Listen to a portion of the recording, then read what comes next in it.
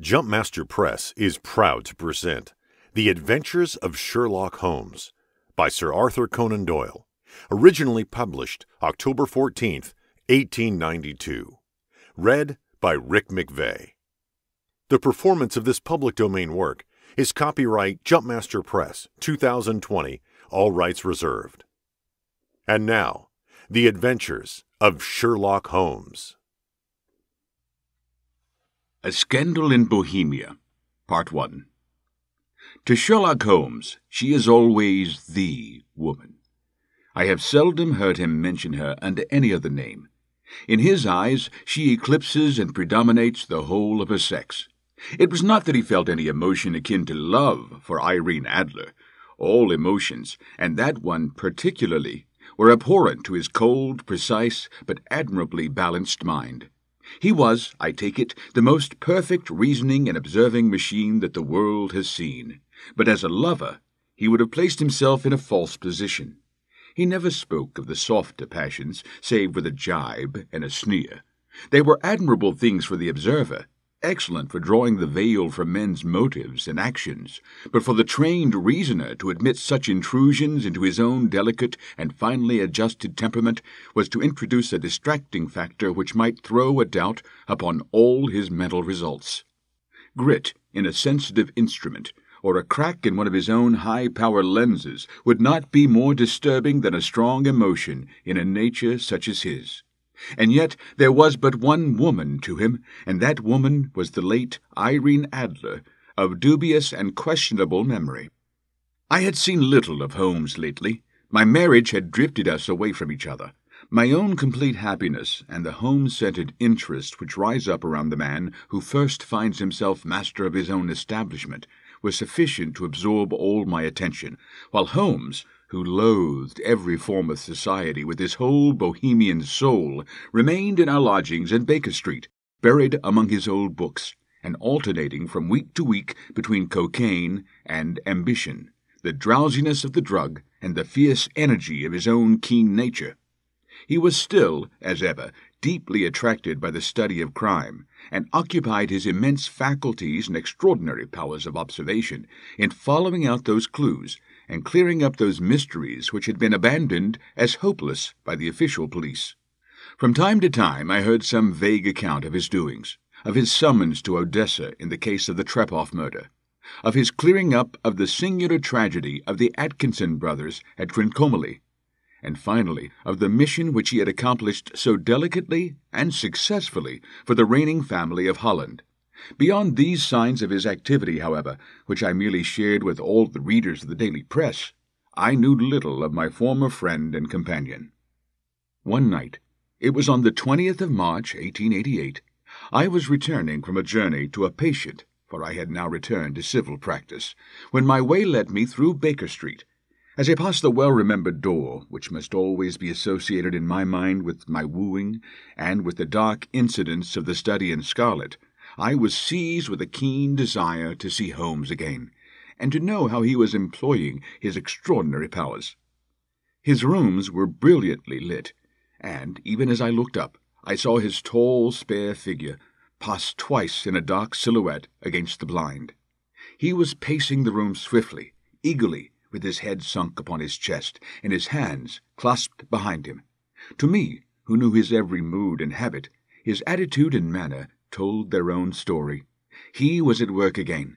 He had risen out of his drug-created dreams, and was hot upon the scent of some new problem. I rang the bell, and was shown up to the chamber which had formerly been, in part, my own. His manner was not effusive. It seldom was. But he was glad, I think, to see me. With hardly a word spoken, but with a kindly eye, he waved me to an armchair, threw across his case of cigars, and indicated a spirit case and a gasogene in the corner. Then he stood before the fire and looked me over in his singular introspective fashion. "Wedlock suits you," he remarked.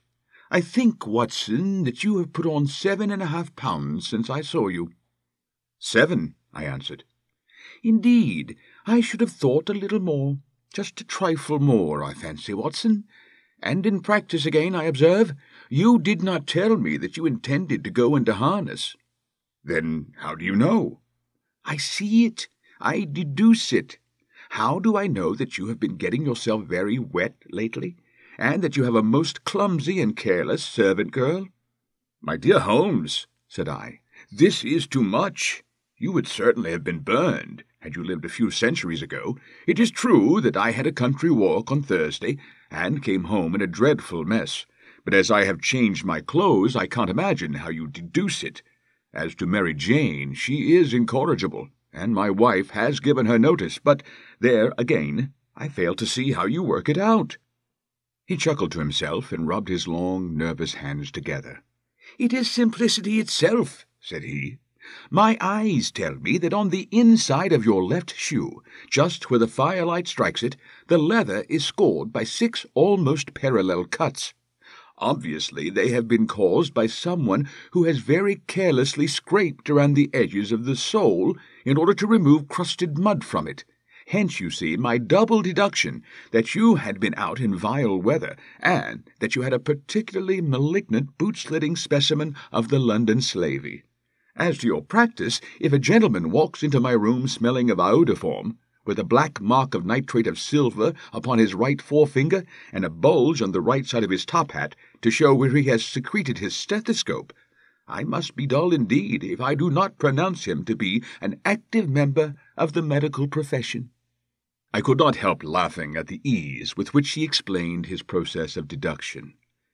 "When I hear you give your answers," I remarked, "the thing always appears to me to be so ridiculously simple that I could easily do it myself, though at each successive instance of your reasoning I am baffled until you explain your process, and yet I believe that my eyes are as good as yours."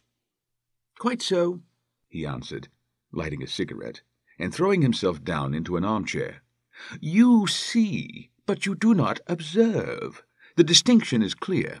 For example, you have frequently seen the steps which lead up from the hall to this room?" "Frequently." "How often?" "Well, some hundreds of times." "Then how many are there?" "How many? I don't know." "Quite so. You have not observed, and yet you have seen. That is just my point. Now, I know that there are 17 steps, because I have both seen and observed. By the way, since you are interested in these little problems, and since you are good enough to chronicle 1 or 2 of my trifling experiences, you may be interested in this." He threw over a sheet of thick, pink-tinted notepaper, which had been lying open upon the table. "It came by the last post," said he. "Read it aloud." The note was undated, and without either signature or address. "There will call upon you tonight at 7:45, it said, "a gentleman who desires to consult you upon a matter of the very deepest moment. Your recent services to one of the royal houses of Europe have shown that you are one who may safely be trusted with matters which are of an importance which can hardly be exaggerated. This account of you we have from all quarters received. Be in your chamber, then, at that hour, and do not take it amiss if your visitor wear a mask." "That is indeed a mystery," I remarked. "What do you imagine that it means?" "I have no data yet. It is a capital mistake to theorize before one has data. Insensibly one begins to twist facts to suit theories, instead of theories to suit facts. But the note itself, what do you deduce from it?" I carefully examined the writing, and the paper upon which it was written. "The man who wrote it was presumably well-to-do," I remarked, endeavouring to imitate my companion's processes. "Such paper could not be bought under £0.50 a packet. It is peculiarly strong and stiff." "Peculiar, that is the very word," said Holmes. "It is not an English paper at all. Hold it up to the light."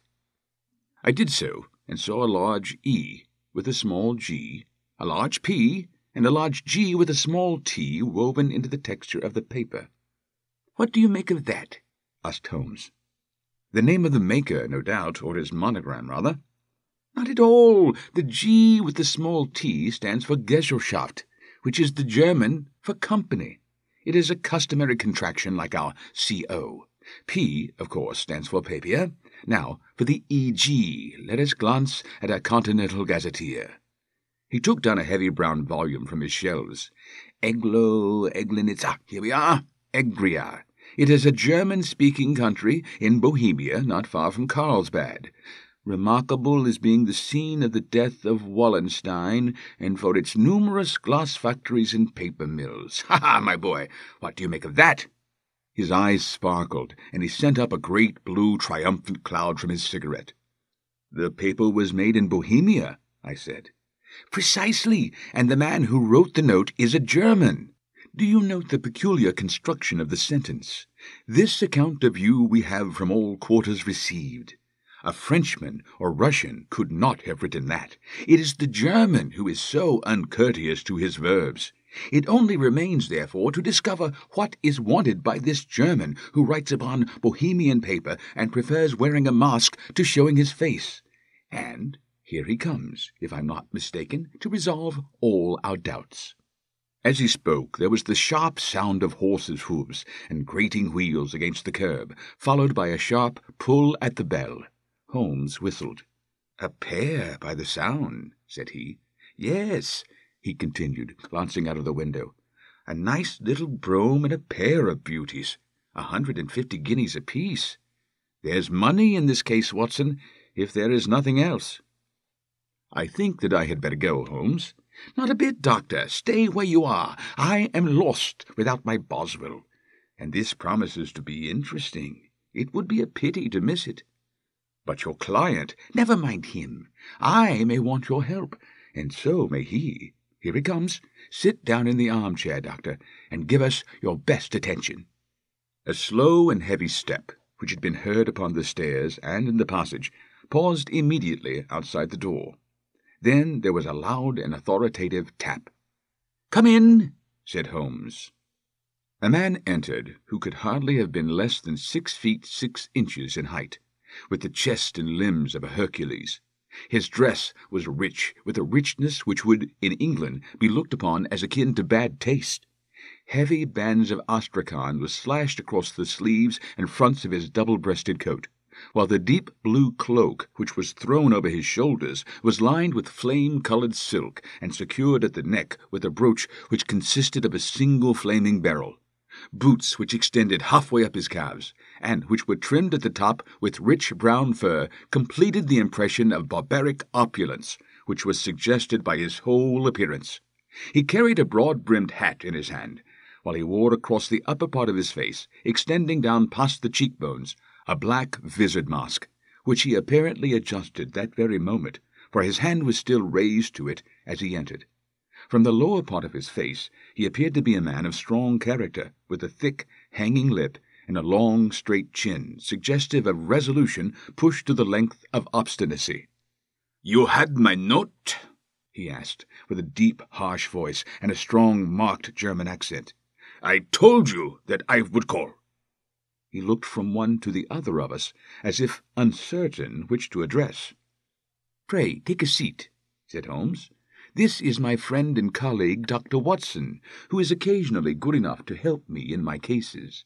Whom have I the honour to address?" "You may address me as the Count von Kram, a Bohemian nobleman. I understand that this gentleman, your friend, is a man of honour and discretion, whom I may trust with a matter of the most extreme importance. If not, I should much prefer to communicate with you alone." I rose to go, but Holmes caught me by the wrist and pushed me back into my chair. "It is both or none," said he. "You may say before this gentleman anything which you may say to me." The Count shrugged his broad shoulders. "Then I must begin," said he, "by binding you both to absolute secrecy for 2 years. At the end of that time, the matter will be of no importance. At present, it is not too much to say that it is of such weight. It may have an influence upon European history." "I promise," said Holmes. "And I?" "You will excuse this mask," continued our strange visitor. "The august person who employs me wishes his agent to be unknown to you, and I may confess at once that the title by which I have just called myself is not exactly my own." "I was aware of it," said Holmes dryly. "The circumstances are of great delicacy, and every precaution has to be taken to quench what might grow to be an immense scandal, and seriously compromise one of the reigning families of Europe. To speak plainly, the matter implicates the great house of Ormstein, hereditary kings of Bohemia." "I was also aware of that," murmured Holmes, settling himself down in his armchair and closing his eyes. Our visitor glanced with some apparent surprise at the languid, lounging figure of the man who had been, no doubt, depicted to him as the most incisive reasoner and most energetic agent in Europe. Holmes slowly reopened his eyes and looked impatiently at his gigantic client. "If your Majesty would condescend to state your case," he remarked, "I should be better able to advise you." The man sprang from his chair and paced up and down the room in uncontrollable agitation. Then, with a gesture of desperation, he tore the mask from his face and hurled it upon the ground. "You are right," he cried. "I am the king. Why should I attempt to conceal it?" "Why, indeed?" murmured Holmes. "Your Majesty had not spoken before I was aware that I was addressing Wilhelm Gottschalk Sigismund von Ormstein, Grand Duke of Cassel-Felstein and hereditary king of Bohemia." "But you can understand," said our strange visitor, sitting down once more and passing his hand over his high white forehead. "You can understand that I am not accustomed to doing such business in my own person. Yet the matter was so delicate that I could not confide it to an agent without putting myself in his power. I have come incognito from Prague for the purpose of consulting you." "Then pray consult," said Holmes, shutting his eyes once more. "The facts are briefly these. Some 5 years ago, during a lengthy visit to Warsaw, I made the acquaintance of the well-known adventuress Irene Adler. The name is no doubt familiar to you." "Kindly look her up in my index, Doctor," murmured Holmes without opening his eyes. For many years he had adopted a system of docketing all paragraphs concerning men and things, so that it was difficult to name a subject or a person on which he could not at once furnish information. In this case I found her biography sandwiched in between that of a Hebrew rabbi and that of a staff commander who had written a monograph upon the deep-sea fishes. "Let me see," said Holmes. "Born in New Jersey in the year 1858, contralto, La Scala, prima donna, Imperial Opera of Warsaw. Yes, retired from operatic stage. Living in London. Quite so. Your Majesty, as I understand, became entangled with this young person, wrote her some compromising letters, and is now desirous of getting those letters back." "Precisely so. But how—" "Was there a secret marriage?" "None." "No legal papers or certificates?" "None." "Then I fail to follow, Your Majesty. If this young person should produce her letters for blackmailing or for other purposes, how is she to prove their authenticity?" "There is the writing." "Pooh, forgery." "My private notepaper?" "Stolen." "My own seal?" "Imitated." "My photograph?" "Bought." "We were both in the photograph." "Oh, dear, that is very bad. Your Majesty has indeed committed an indiscretion." "I was mad, insane." "You have compromised yourself seriously." "I was only Crown Prince then. I was young. I am but 30 now." "It must be recovered." "We have tried and failed." "Your Majesty must pay. It must be bought." "She will not sell." "Stolen, then?" 5 attempts have been made. Twice burglars in my pay ransacked her house. Once we diverted her luggage when she travelled. Twice she has been waylaid. There has been no result." "No sign of it?" "Absolutely none." Holmes laughed. "It is quite a pretty little problem," said he. "But a very serious one to me," returned the king reproachfully. "Very, indeed. And what does she propose to do with the photograph?" "To ruin me." "But how?" "I am about to be married." "So I have heard." "To Clotilde Lothman von Saxe-Meiningen, second daughter of the King of Scandinavia. You may know the strict principles of her family. She is herself the very soul of delicacy. A shadow of a doubt as to my conduct would bring the matter to an end." And Irene Adler? Threatened to sell them the photograph. And she will do it. I know, she will do it. You do not know her, but she has a soul of steel. She has the face of the most beautiful of women, and the mind of the most resolute of men. Rather than I should marry another woman, there are no lengths to which she would not go. None. You are sure that she has not sent it yet? I am sure. And why? Because she has said that she would send it on the day when the betrothal was publicly proclaimed. That will be next Monday. Oh, then we have 3 days yet, said Holmes with a yawn. That is very fortunate, as I have 1 or 2 matters of importance to look into just at present. Your Majesty will, of course, stay in London for the present. Certainly. You will find me at the Langham under the name of the Count von Kram. Then I shall drop you a line to let you know how we progress. Pray do so. I shall be all anxiety. Then, as to money, you have carte blanche. Absolutely. I tell you that I would give 1 of the provinces of my kingdom to have that photograph. And for present expenses? The king took a heavy cami-leather bag from under his cloak and laid it on the table. There are 300 pounds in gold, and 700 in notes, he said. Holmes scribbled a receipt upon a sheet of his notebook and handed it to him. And Mademoiselle's address? He asked. Is Bryony Lodge, Serpentine Avenue, St. John's Wood. Holmes took a note of it. One other question, said he. Was the photograph a cabinet? It was. Then good night, Your Majesty, and I trust that we shall soon have some good news for you. And good night, Watson, he added, as the wheels of the royal brougham rolled down the street. If you will be good enough to call tomorrow afternoon at 3 o'clock, I should like to chat this little matter over with you. Part 2. At 3 o'clock precisely, I was at Baker Street, but Holmes had not yet returned. The landlady informed me that he had left the house shortly after 8 o'clock in the morning. I sat down beside the fire, however, with the intention of awaiting him, however long he might be.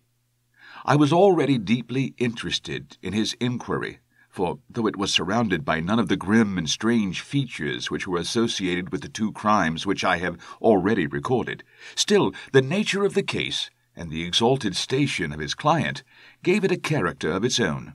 Indeed, apart from the nature of the investigation which my friend had on hand, there was something in his masterly grasp of a situation, and his keen, incisive reasoning, which made it a pleasure to me to study his system of work and to follow the quick, subtle methods by which he disentangled the most inextricable mysteries. So accustomed was I to his invariable success that the very possibility of his failing had ceased to enter into my head.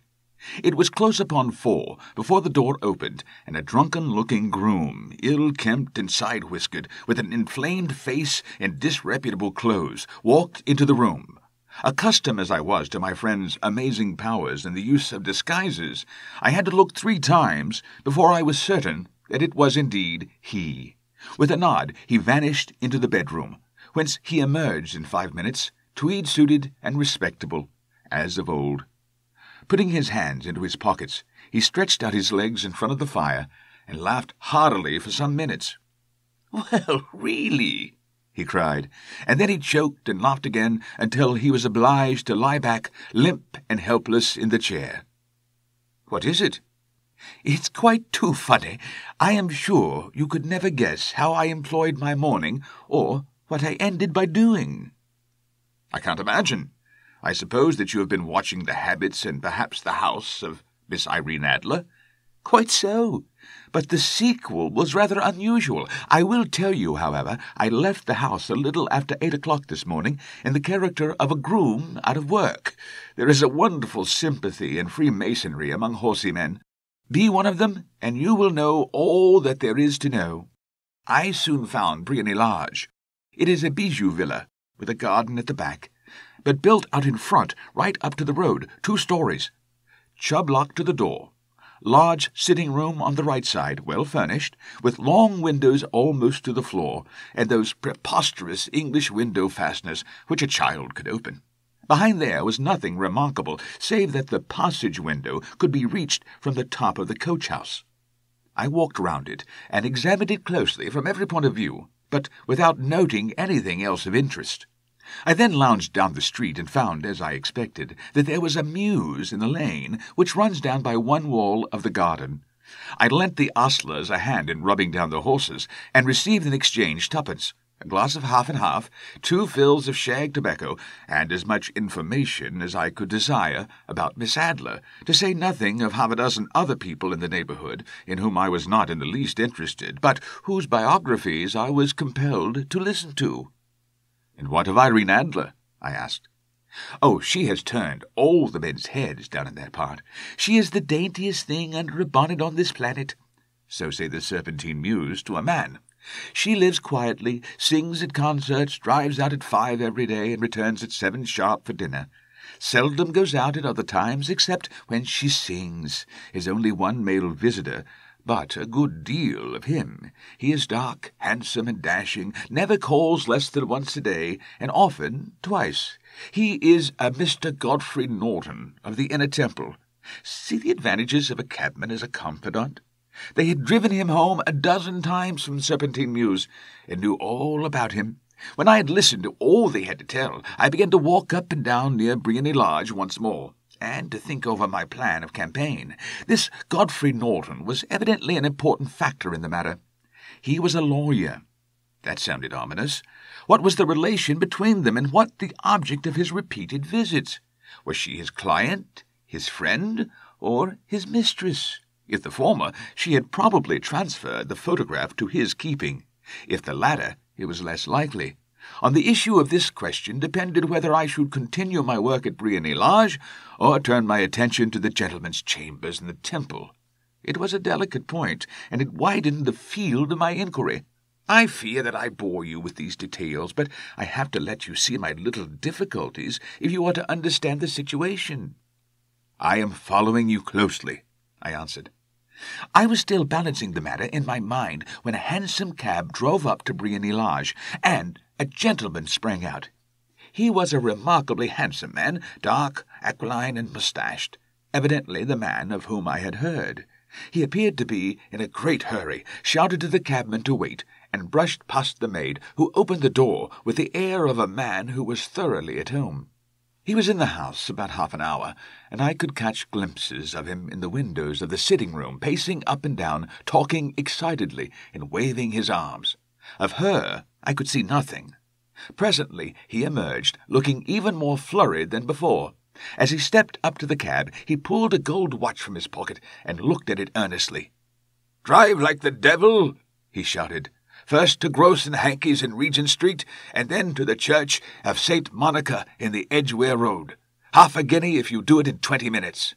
Away they went, and I was just wondering whether I should not do well to follow them, when up the lane came a neat little landau, the coachman with his coat only half-buttoned, and his tie under his ear, while all the tags of his harness were sticking out of the buckles.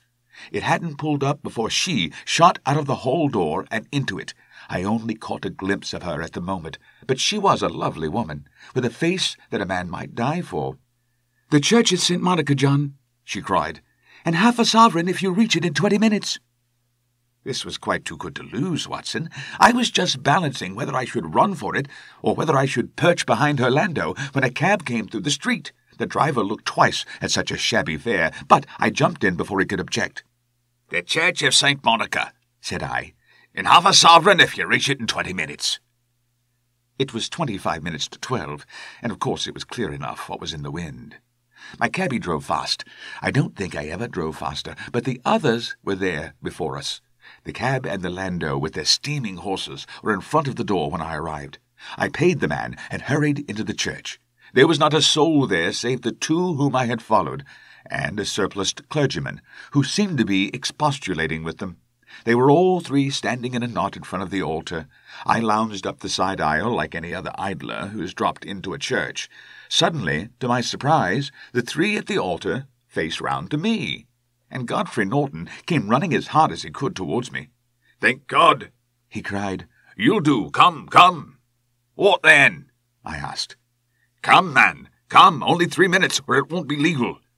I was half-dragged up to the altar, and before I knew where I was, I found myself mumbling responses which were whispered in my ear, and vouching for things of which I knew nothing, and generally assisting in the secure tying up of Irene Adler, spinster, to Godfrey Norton, bachelor. It was all done in an instant, and there was the gentleman thanking me on one side and the lady on the other, while the clergyman beamed on me in front. It was the most preposterous position in which I ever found myself in my life, and it was the thought of it that started me laughing just now. It seems that there had been some informality about their license, that the clergyman absolutely refused to marry them without a witness of some sort, and that my lucky appearance saved the bridegroom from having to sally out into the street in search of a best man. The bride gave me a sovereign, and I mean to wear it on my watch chain in memory of the occasion. "This is a very unexpected turn of affairs," said I. "And what then?" Well, I found my plans very seriously menaced. It looked as if the pair might take an immediate departure, and so necessitate very prompt and energetic measures on my part. At the church door, however, they separated, he driving back to the temple, and she to her own house. "I shall drive out in the park at 5 as usual," she said, as she left him. I heard no more. They drove away in different directions, and I went off to make my own arrangements. "Which are?" "Some cold beef and a glass of beer," he answered, ringing the bell. "I have been too busy to think of food, and I am likely to be busier still this evening. By the way, Doctor, I shall want your cooperation." "I shall be delighted." "You don't mind breaking the law?" "Not in the least." "Nor running a chance of arrest?" "Not in a good cause." "Oh, the cause is excellent." "Then I am your man." "I was sure that I might rely on you." "But what is it you wish?" "When Mrs. Turner has brought in the tray, I will make it clear to you. Now," he said, as he turned hungrily on the simple fare that our landlady had provided, "I must discuss it while I eat, for I have not much time. It is nearly 5 now. In 2 hours we must be on the scene of action. Miss Irene, or Madame, rather, returns from her drive at 7. We must be at Briony Lodge to meet her." "And what then?" "You must leave that to me. I've already arranged what is to occur. There is only one point on which I must insist. You must not interfere, come what may. You understand?" "I am to be neutral?" "To do nothing whatever. There will probably be some small unpleasantness. Do not join in it. It will end in my being conveyed into the house. 4 or 5 minutes afterwards, the sitting-room window will open. You are to station yourself close to that open window." "Yes." "You are to watch me, for I will be visible to you." "Yes." "And when I raise my hand, so, you will throw into the room what I give you to throw, and will, at the same time, raise the cry of fire. You quite follow me?" "Entirely." "It is nothing very formidable," he said, taking a long cigar-shaped roll from his pocket. "It is an ordinary plumber's smoke rocket, fitted with a cap at either end to make it self-lighting. Your task is confined to that. When you raise your cry of fire, it will be taken up by quite a number of people. You may then walk to the end of the street, and I will rejoin you in 10 minutes. I hope that I have made myself clear." "I am to remain neutral, to get near the window, to watch you, and at the signal to throw in this object, then to raise the cry of fire, and to wait you at the corner of the street." "Precisely." "Then you may entirely rely on me." "That is excellent. I think perhaps it is almost time that I prepare for the new role I have to play." He disappeared into his bedroom and returned in a few minutes in the character of an amiable and simple-minded nonconformist clergyman. His broad black hat, his baggy trousers, his white tie, his sympathetic smile, and general look of peering and benevolent curiosity were such as Mr. John Hare alone could have equalled. It was not merely that Holmes changed his costume. His expression, his manner, his very soul seemed to vary with every fresh part that he assumed. The stage lost a fine actor, even as science lost an acute reasoner, when he became a specialist in crime. It was 6:15 when we left Baker Street, and it still wanted 10 minutes to the hour when we found ourselves in Serpentine Avenue. It was already dusk, and the lamps were just being lighted as we paced up and down in front of Briony Lodge. waiting for the coming of its occupant. The house was just such as I had pictured it from Sherlock Holmes' succinct description, but the locality appeared to be less private than I expected. On the contrary, for a small street in a quiet neighborhood, it was remarkably animated. There was a group of shabbily dressed men smoking and laughing in a corner, a scissors grinder with his wheel, 2 guardsmen who were flirting with a nurse girl, and several well-dressed young men who were lounging up and down with cigars in their mouths. "You see," remarked Holmes as we paced to and fro in front of the house, "this marriage rather simplifies matters. The photograph becomes a double-edged weapon now. The chances are that she would be as averse to its being seen by Mr. Godfrey Norton as our client is to its coming to the eyes of his princess. Now the question is, where are we to find the photograph?" "Where indeed? It is most unlikely that she carries it about with her. It is cabinet size, too large for easy concealment about a woman's dress. She knows that the king is capable of having her waylaid and searched. 2 attempts of the sort have already been made. We may take it, then, that she does not carry it about with her." "Where, then?" "Her banker or her lawyer. There is that double possibility, but I am inclined to think neither. Women are naturally secretive, and they like to do their own secreting.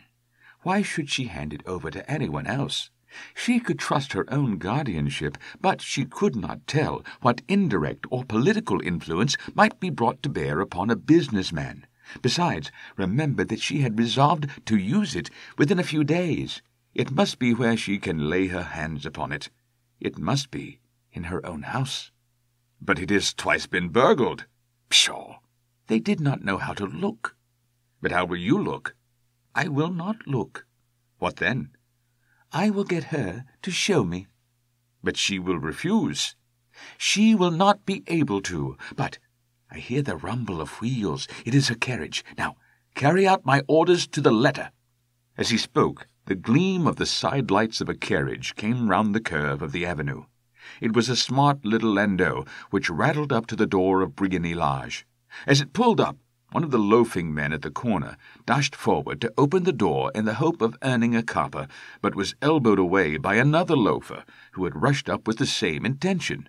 A fierce quarrel broke out, which was increased by the 2 guardsmen, who took sides with one of the loungers, and by the scissors grinder, who was equally hot upon the other side. A blow was struck, and in an instant the lady, who had stepped from her carriage, was the centre of a little knot of flushed and struggling men who struck savagely at each other with their fists and sticks. Holmes dashed into the crowd to protect the lady, but just as he reached her, he gave a cry and dropped to the ground, with the blood running freely down his face. At his fall, the guardsmen took to their heels in one direction and the loungers in the other, while a number of better-dressed people, who had watched the scuffle without taking part in it, crowded in to help the lady and to attend to the injured man. Irene Adler, as I will still call her, had hurried up the steps, but she stood at the top with her superb figure outlined against the lights of the hall, looking back into the street. "Is the poor gentleman much hurt?" she asked. "He's dead!" cried several voices. "No, no, there is life in him," shouted another. "But he'll be gone before you can get him to hospital." "He's a brave fellow," said a woman. "They would have had the lady's purse and watch if it hadn't been for him. They were a gang, and a rough one, too. Ah, he's breathing now." "He can't lie in the street. May we bring him in, ma'am?" "Surely. Bring him into the sitting-room. There's a comfortable sofa. This way, please." Slowly and solemnly he was borne into Briony Lodge and laid out in the principal room, while I still observed the proceedings from my post by the window. The lamps had been lit, but the blinds had not been drawn, so that I could see Holmes as he lay upon the couch. I do not know whether he was seized with compunction at that moment for the part he was playing, but I know that I never felt more heartily ashamed of myself in my life than when I saw the beautiful creature against whom I was conspiring, or the grace and kindliness with which she waited upon the injured man. And yet it would be the blackest treachery to Holmes to draw back now from the part which he had entrusted to me. I hardened my heart and took the smoke rocket from under my ulster. After all, I thought, we are not injuring her, we are but preventing her from injuring another. Holmes had sat up upon the couch, and I saw him motion like a man who is in need of air. A maid rushed across and threw open the window. At the same instant I saw him raise his hand, and at the signal I tossed my rocket into the room with a cry of "Fire!" The word was no sooner out of my mouth than the whole crowd of spectators, well-dressed and ill, gentlemen, ostlers, and servant-maids, joined in a general shriek of "Fire!" Thick clouds of smoke curled through the room and out at the open window. I caught a glimpse of rushing figures, and a moment later the voice of Holmes from within, assuring them that it was a false alarm. Slipping through the shouting crowd, I made my way to the corner of the street, and in 10 minutes was rejoiced to find my friend's arm in mine, and to get away from the scene of uproar. He walked swiftly and in silence for some few minutes, until we had turned down one of the quiet streets which led toward the Edgware Road. "You did it very nicely, Doctor," he remarked. "Nothing could have been better. It is all right." "You have the photograph?" "I know where it is." "And how did you find out?" "She showed me, as I told you she would." "I am still in the dark."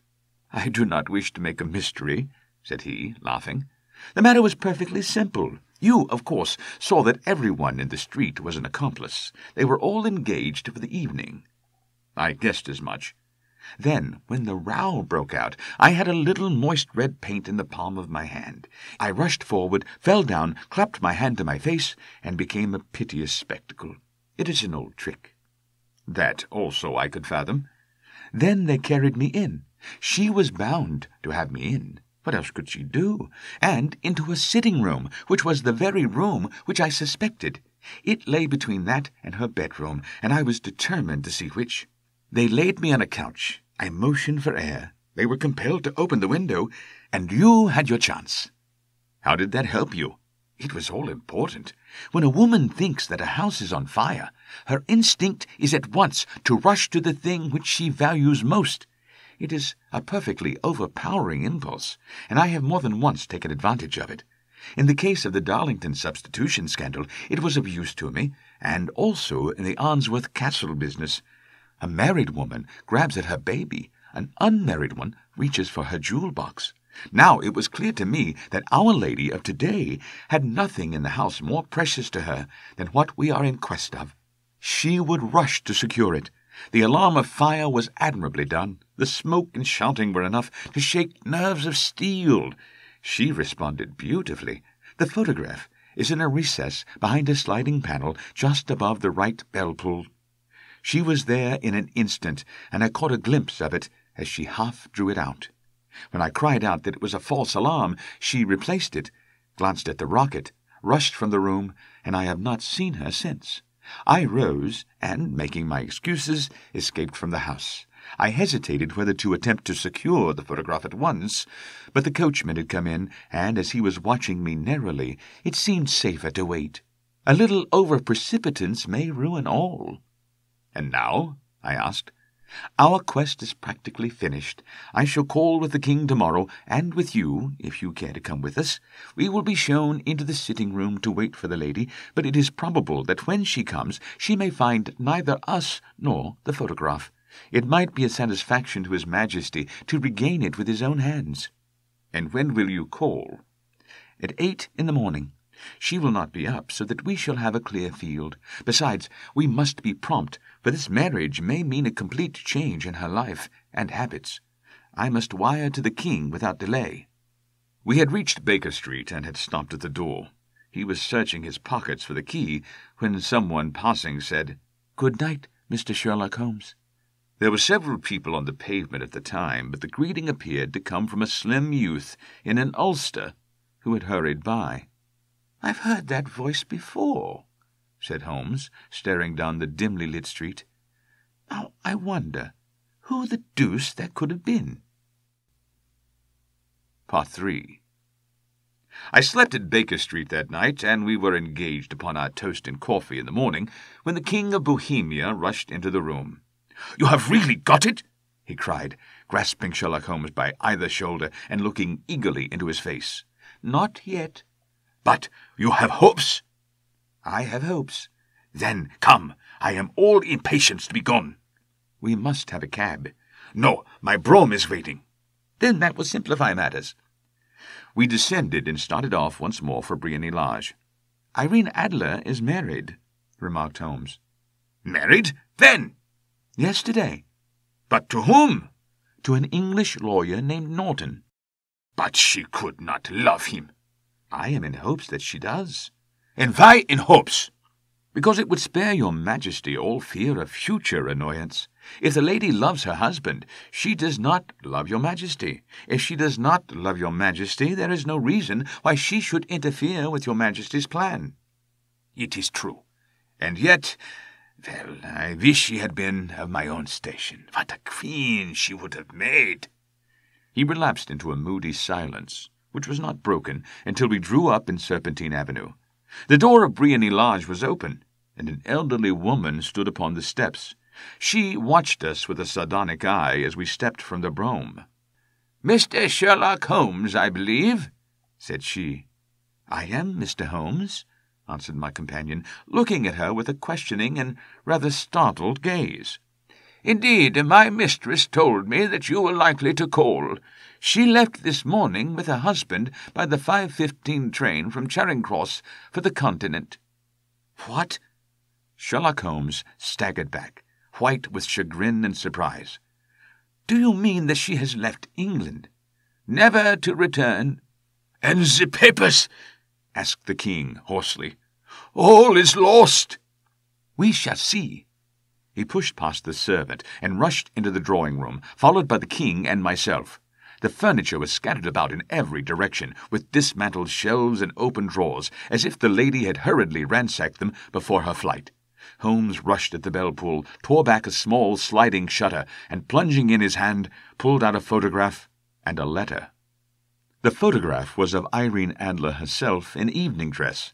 The letter was superscribed to Sherlock Holmes, Esquire, to be left till called for. My friend tore it open, and we all three read it together. It was dated at midnight of the preceding night, and ran in this way. "My dear Mr. Sherlock Holmes, you really did it very well. You took me in completely. Until after the alarm of fire, I had not a suspicion. But then, when I found how I had betrayed myself, I began to think. I had been warned against you months ago. I had been told that if the king employed an agent, it would certainly be you, and your address had been given me. Yet with all this, you made me reveal what you wanted to know. Even after I became suspicious, I found it hard to think evil of such a dear, kind old clergyman. But, you know, I have been trained as an actress myself. Male costume is nothing new to me. I often take advantage of the freedom which it gives. I sent John, the coachman, to watch you, ran upstairs, got into my walking clothes, as I call them, and came down just as you departed. Well, I followed you to your door, and so made sure that I was really an object of interest to the celebrated Mr. Sherlock Holmes. Then I, rather imprudently, wished you good night, and started for the Temple to see my husband. We both thought the best resource was flight, when pursued by so formidable an antagonist. So you will find the nest empty when you call tomorrow. As to the photograph, your client may rest in peace. I love and am loved by a better man than he. The king may do what he will, without hindrance from one whom he has cruelly wronged. I keep it only to safeguard myself, and to preserve a weapon which will always secure me from any steps which he might take in the future. I leave a photograph which he might care to possess. And I remain, dear Mr. Sherlock Holmes, very truly yours, Irene Norton, nay, Adler." "What a woman! Oh, what a woman!" cried the King of Bohemia, when we had all three read the epistle. "Did I not tell you how quick and resolute she was? Would she not have made an admirable queen? Is it not a pity that she was not on my level?" "From what I have seen of the lady, she seems indeed to be on a very different level to your Majesty," said Holmes coldly. "I am sorry that I have not been able to bring your Majesty's business to a more successful conclusion." "On the contrary, my dear sir," cried the king, "nothing could be more successful. I know that her word is inviolate. The photograph is now as safe as if it were in the fire." "I'm glad to hear your Majesty say so." "I am immensely indebted to you. Pray, tell me in what way I can reward you. This ring—" He slipped an emerald snake ring from his finger and held it out upon the palm of his hand. "Your Majesty has something which I should value even more highly," said Holmes. "You have but to name it." "This photograph." The king stared at him in amazement. "Irene's photograph?" he cried. "Certainly, if you wish it." "I thank your Majesty. Then there is no more to be done in the matter. I have the honour to wish you a very good morning."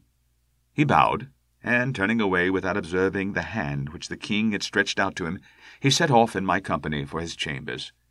And that was how a great scandal threatened to affect the kingdom of Bohemia, and how the best plans of Mr. Sherlock Holmes were beaten by a woman's wit. He used to make merry over the cleverness of women, but I have not heard him do it of late, and when he speaks of Irene Adler, or when he refers to her photograph, it is always under the honourable title of The Woman. The Red-Headed League. I had called upon my friend, Mr. Sherlock Holmes, one day in the autumn of last year, and found him in deep conversation with a very stout, florid-faced, elderly gentleman with fiery red hair. With an apology for my intrusion, I was about to withdraw when Holmes pulled me abruptly into the room and closed the door behind me. "You could not possibly have come at a better time, my dear Watson," he said cordially. "I was afraid that you were engaged." "So I am, very much so." "Then I can wait in the next room." "Not at all. This gentleman, Mr. Wilson, has been my partner and helper in many of my most successful cases, and I have no doubt that he will be of the utmost use to me in yours also." The stout gentleman half rose from his chair and gave a bob of greeting, with a quick little questioning glance from his small, fat, encircled eyes. "Try the settee," said Holmes, relapsing into his armchair and putting his fingertips together, as was his custom when in judicial moods. "I know, my dear Watson, that you share my love of all that is bizarre and outside the conventions and humdrum routine of everyday life.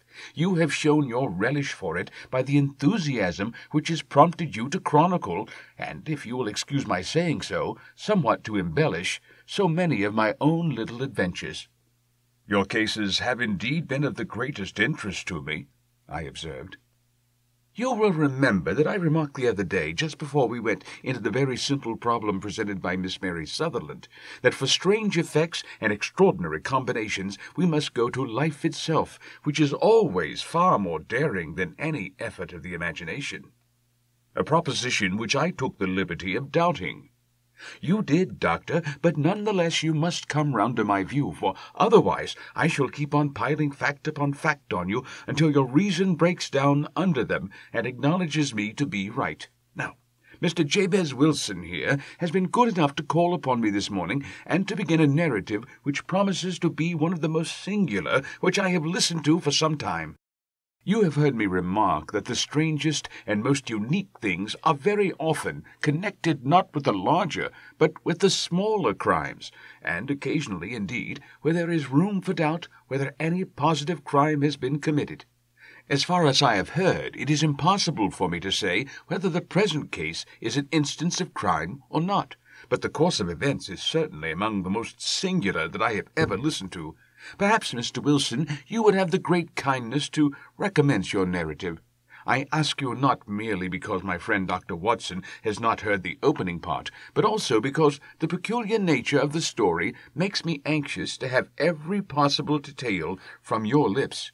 As a rule, when I've heard some slight indication of the course of events, I'm able to guide myself by the thousands of other similar cases which occur to my memory. In the present instance, I am forced to admit that the facts are, to the best of my belief, unique." The portly client puffed at his chest with an appearance of some little pride, and pulled a dirty and wrinkled newspaper from the inside pocket of his greatcoat.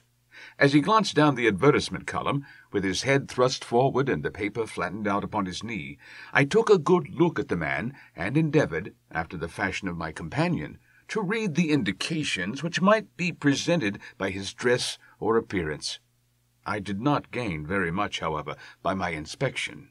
Our visitor bore every mark of being an average commonplace British tradesman, obese, pompous, and slow.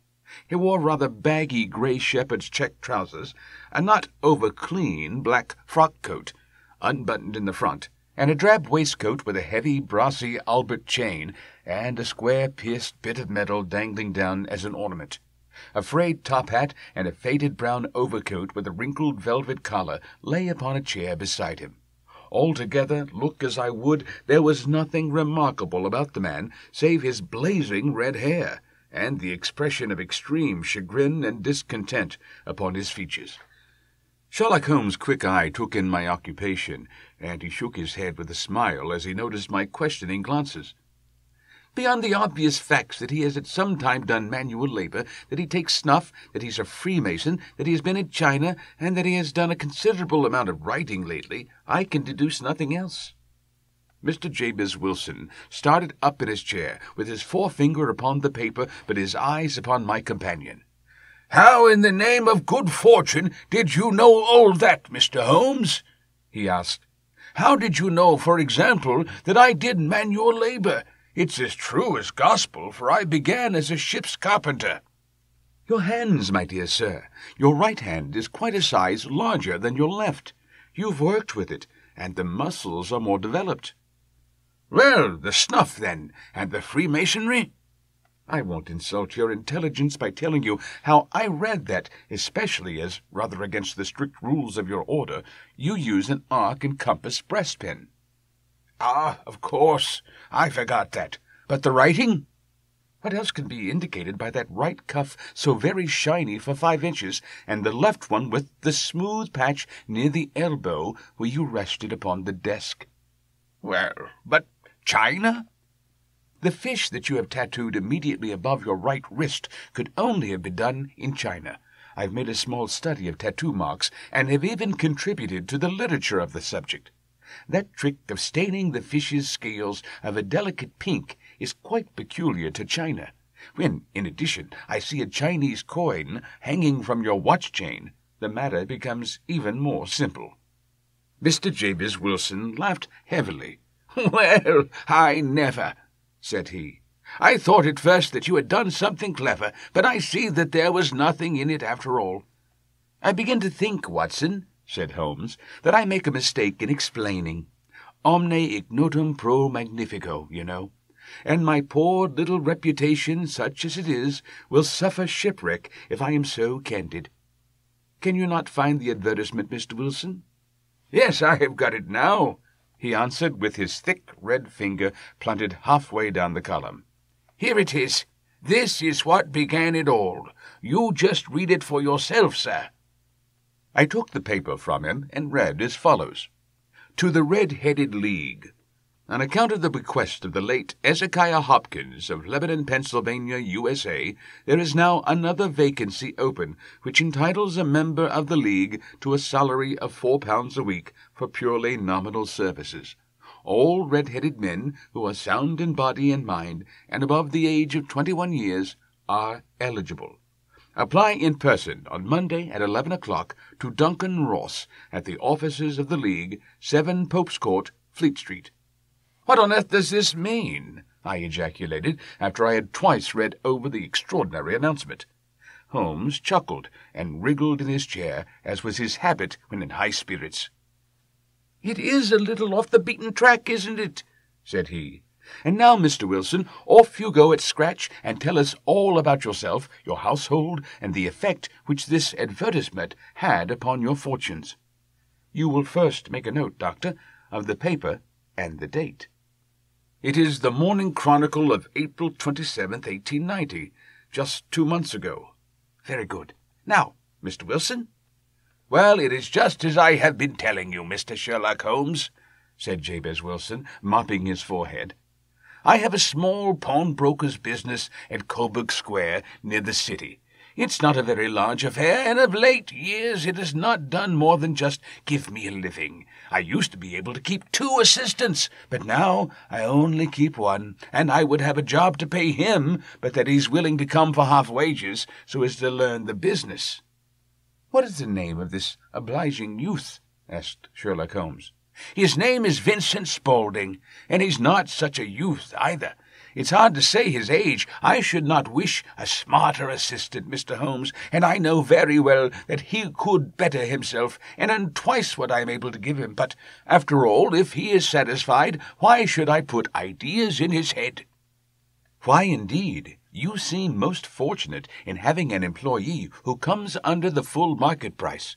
It is not a common experience among employers in this age. I don't know that your assistant is not as remarkable as your advertisement." "Oh, he has his faults, too," said Mr. Wilson. "Never was such a fellow for photography, snapping away with a camera when he ought to be improving his mind, and then diving down into the cellar like a rabbit into its hole to develop his pictures.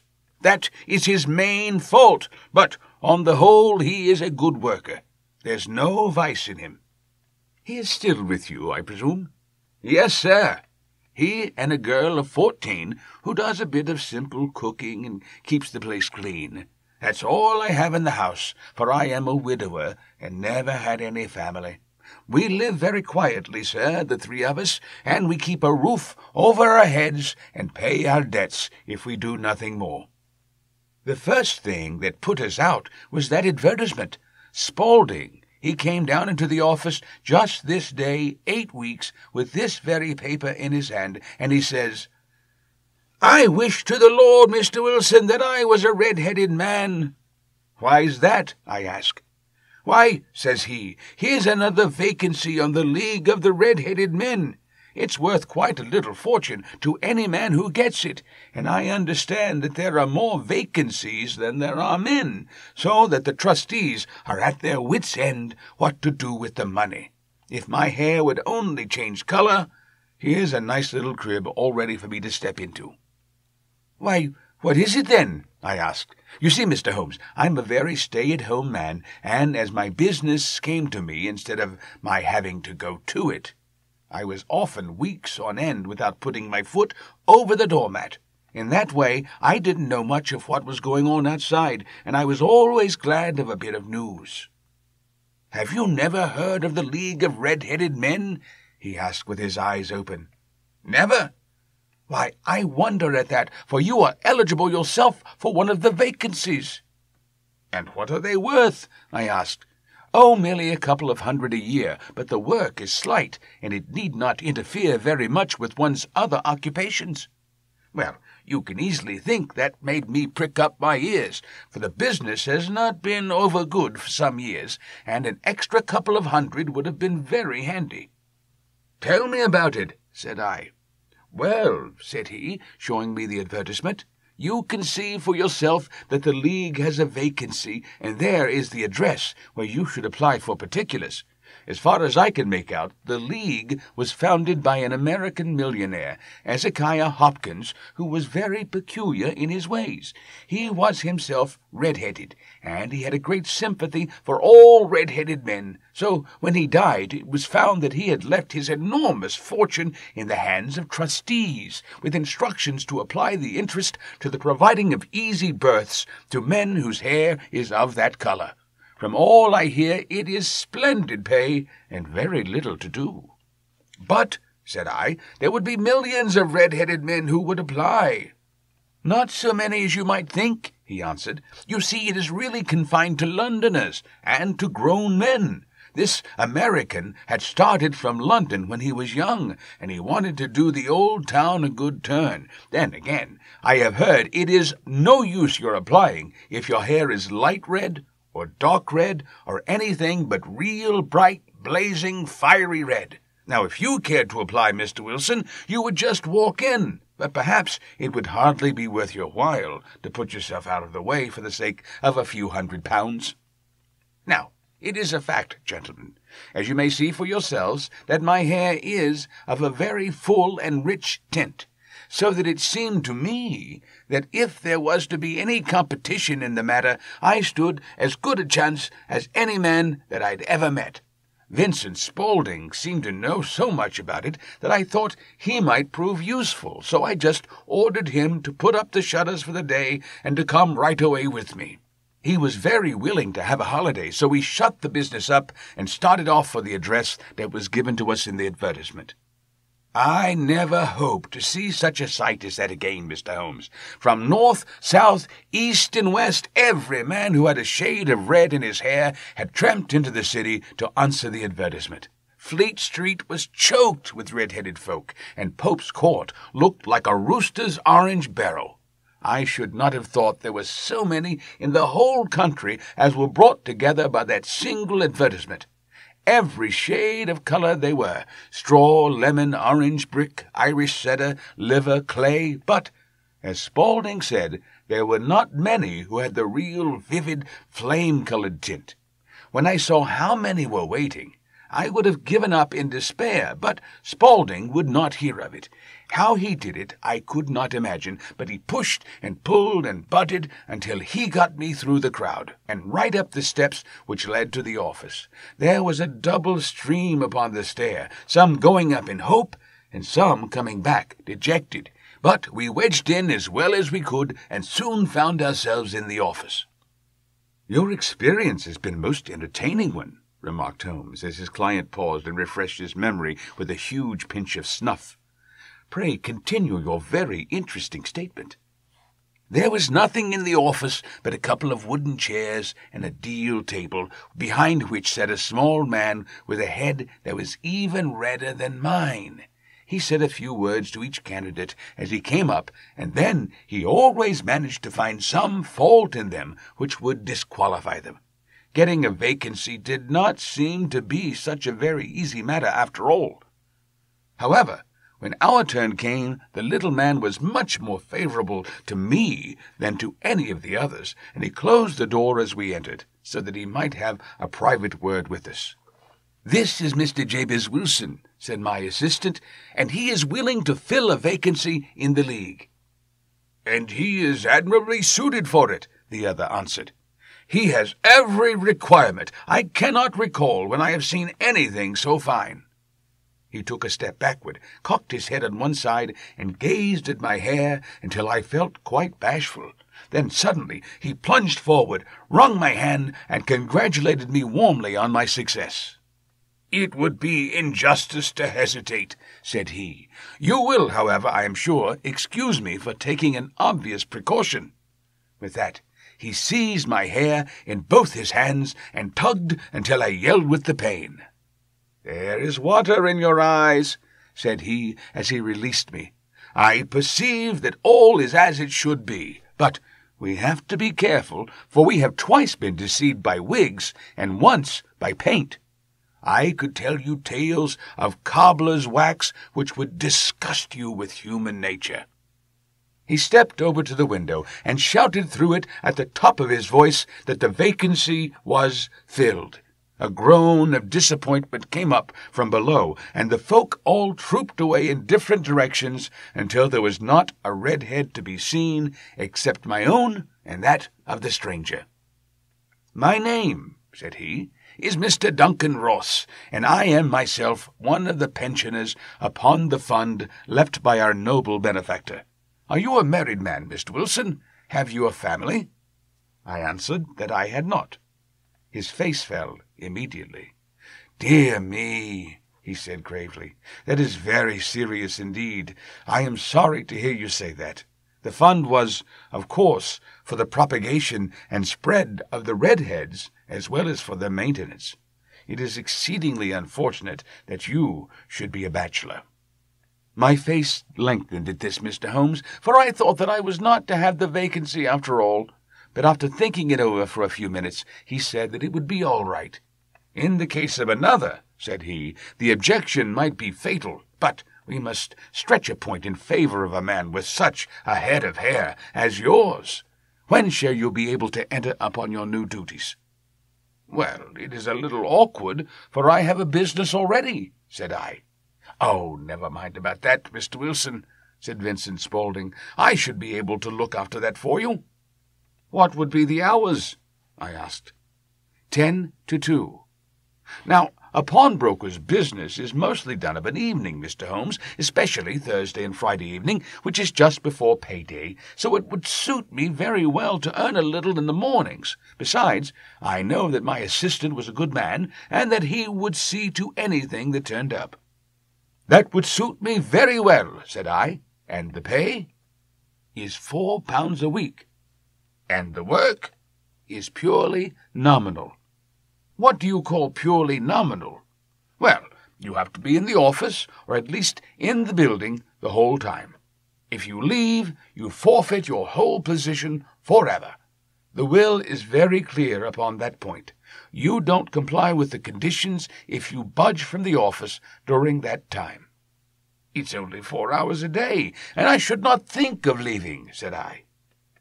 "No excuse will avail," said Mr. Duncan Ross, "neither sickness, nor business, nor anything else. There you must stay, or you lose your billet." "And the work?" "Is to copy out the Encyclopedia Britannica. There is the first volume of it in that press. You must find your own ink, pens, and blotting paper, but we provide this table and chair. Will you be ready tomorrow?" "Certainly," I answered. "Then goodbye, Mr. Jabez Wilson, and let me congratulate you once more on the important position which you have been fortunate enough to gain." He bowed me out of the room, and I went home with my assistant, hardly knowing what to say or do, I was so pleased at my good fortune. Well, I thought over the matter all day, and by evening I was in low spirits again, for I had quite persuaded myself that the whole affair must be some great hoax or fraud, though what its object might be I could not imagine. It seemed altogether past belief that anyone could make such a will, or that they would pay such a sum for doing anything so simple as copying out the Encyclopedia Britannica. Vincent Spaulding did what he could to cheer me up, but by bedtime I had reasoned myself out of the whole thing. However, in the morning I determined to have a look at it anyhow, so I brought a penny bottle of ink, and with a quill pen and 7 sheets of foolscap paper, I started off for Pope's Court. Well, to my surprise and delight, everything was as right as possible. The table was set out ready for me, and Mr. Duncan Ross was there to see that I got fairly to work. He started me off upon the letter A, and then he left me, but he would drop in from time to see that all was right with me. At 2 o'clock he bade me good day, complimented me upon the amount that I had written, and locked the door of the office after me. This went on day after day, Mr. Holmes, and on Saturday the manager came in and planked down 4 golden sovereigns from my week's work. It was the same next week, and the same the week after. Every morning I was there at 10, and every afternoon I left by 2. By degrees Mr. Duncan Ross took to coming in only once of a morning, and then, after a time, he did not come in at all. Still, of course, I never dared to leave the room for an instant, for I was not sure when he might come, and the billet was such a good one, and suited me so well, that I would not risk the loss of it. 8 weeks passed away like this, and I had written about abbots, and archery, and armour, and architecture, and Attica, and hoped with diligence that I might get on the bees before very long. It cost me something in foolscap, and I had pretty nearly filled a shelf with my writings, and then, suddenly, the whole business came to an end. To an end? Yes, sir, and no later than this morning I went to my work as usual at 10 o'clock, but the door was shut and locked with a little square of cardboard hammered on the middle of the panel with a tack. Here it is, and you can read it for yourself. He held up a piece of white cardboard about the size of a sheet of notepaper. It read in this fashion: "The Red-Headed League is dissolved, October 9th, 1890. Sherlock Holmes and I surveyed this curt announcement and the rueful face behind it, until the comical side of the affair so completely overtopped every other consideration that we both burst out in a roar of laughter. "I cannot see that there is anything very funny," cried our client, flushing up to the roots of his flaming head. If you can do nothing better than laugh at me, I can go elsewhere." "No, no," cried Holmes, shoving him back into the chair from which he had half risen. "I really wouldn't miss your case for the world. It is most refreshingly unusual, but there is, if you will excuse my saying so, something just a little funny about it. Pray, what steps did you take when you found the card upon the door?" "I was staggered, sir. I did not know what to do. Then I called at the officers round, but none of them seemed to know anything about it. Finally, I went to the landlord, who is an accountant living on the ground floor, and I asked him if he could tell me what had become of the Red-Headed League. He said that he had never heard of any such body. Then I asked him who Mr. Duncan Ross was. He answered that the name was new to him. "Well," said I, "the gentleman in number 4. "What, the red-headed man?" "Yes." "No," said he. "His name was William Morris. He was a solicitor, and was using my room as a temporary convenience until his new premises were ready. He moved out yesterday." "Where could I find him?" "Oh, at his new offices. He did tell me the address. Yes, 17 King Edward Street, near St. Paul's." I started off, Mr. Holmes, but when I got to the address, it was a manufactory of artificial kneecaps, and no one in it had ever heard of either Mr. William Morris or Mr. Duncan Ross. "And what did you do then?" asked Holmes. "I went home to Saxe Coburg Square, and I took the advice of my assistant. But he could not help me in any way. He could only say that if I waited, I should hear by post. But that was not quite good enough, Mr. Holmes. I did not wish to lose such a place without a struggle, so, as I had heard that you were good enough to give advice to poor folk who were in need of it, I came right away to you." "And you did very wisely," said Holmes. "Your case is an exceedingly remarkable one, and I shall be happy to look into it. From what you've told me, I think that it is possible that graver issues hang from it than might at first appear." "Grave enough," said Mr. Jabez Wilson.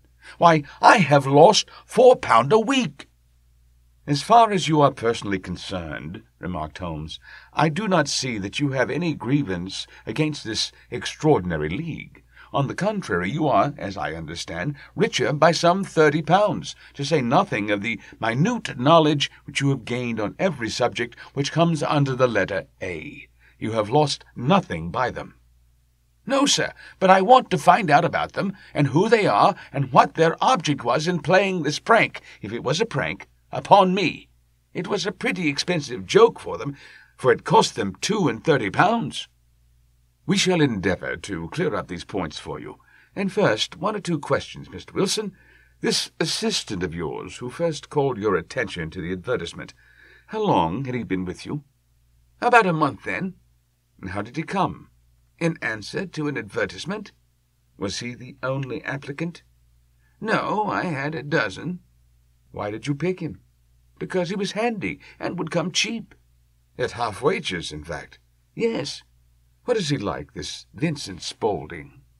"Small, stout-built, very quick in his ways, no hair on his face, though he's not short of 30. Has a white splash of acid upon his forehead." Holmes sat up in his chair in considerable excitement. "I thought as much," said he. "Have you ever observed that his ears are pierced for earrings?" "Yes, sir. He told me that a gypsy had done it for him when he was a lad." Said Holmes, sinking back in deep thought. "He is still with you?" "Oh, yes, sir. I've only just left him." "And has your business been attended to in your absence?" "Nothing to complain of, sir. There's never very much to do of a morning." "That will do, Mr. Wilson. I shall be happy to give you an opinion upon the subject in the course of a day or 2. Today is Saturday, and I hope that by Monday we may come to a conclusion." "Well, Watson," said Holmes, when our visitor had left us, "what do you make of it all?" "I make nothing of it," I answered frankly. "It is a most mysterious business." "As a rule," said Holmes, "the more bizarre a thing is, the less mysterious it proves to be. It is your commonplace, featureless crimes which are really puzzling, just as a commonplace face is the most difficult to identify. But I must be prompt over this matter." "What are you going to do, then?" I asked. "To smoke," he answered. It is quite a three-pipe problem, and I beg that you won't speak to me for 50 minutes. He curled himself up in his chair, with his thin knees drawn up to his hawk-like nose, and there he sat with his eyes closed and his black clay pipe thrusting out like the bill of some strange bird. I had come to the conclusion that he had dropped asleep, and indeed was nodding myself, when he suddenly sprang out of his chair with the gesture of a man who has made up his mind, and put his pipe down upon the mantelpiece. "Sarasate plays at the St. James Hall this afternoon," he remarked. "What do you think, Watson? Could your patient spare you for a few hours?" "I have nothing to do today. My practice is never very absorbing." "Then put on your hat and come. I am going through the city first, and we can have some lunch on the way.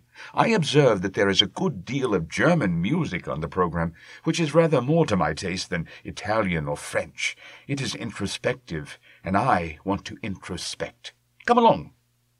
We travelled by the Underground as far as Aldersgate, and a short walk took us to Saxe-Coburg Square, the scene of the singular story which we had listened to in the morning.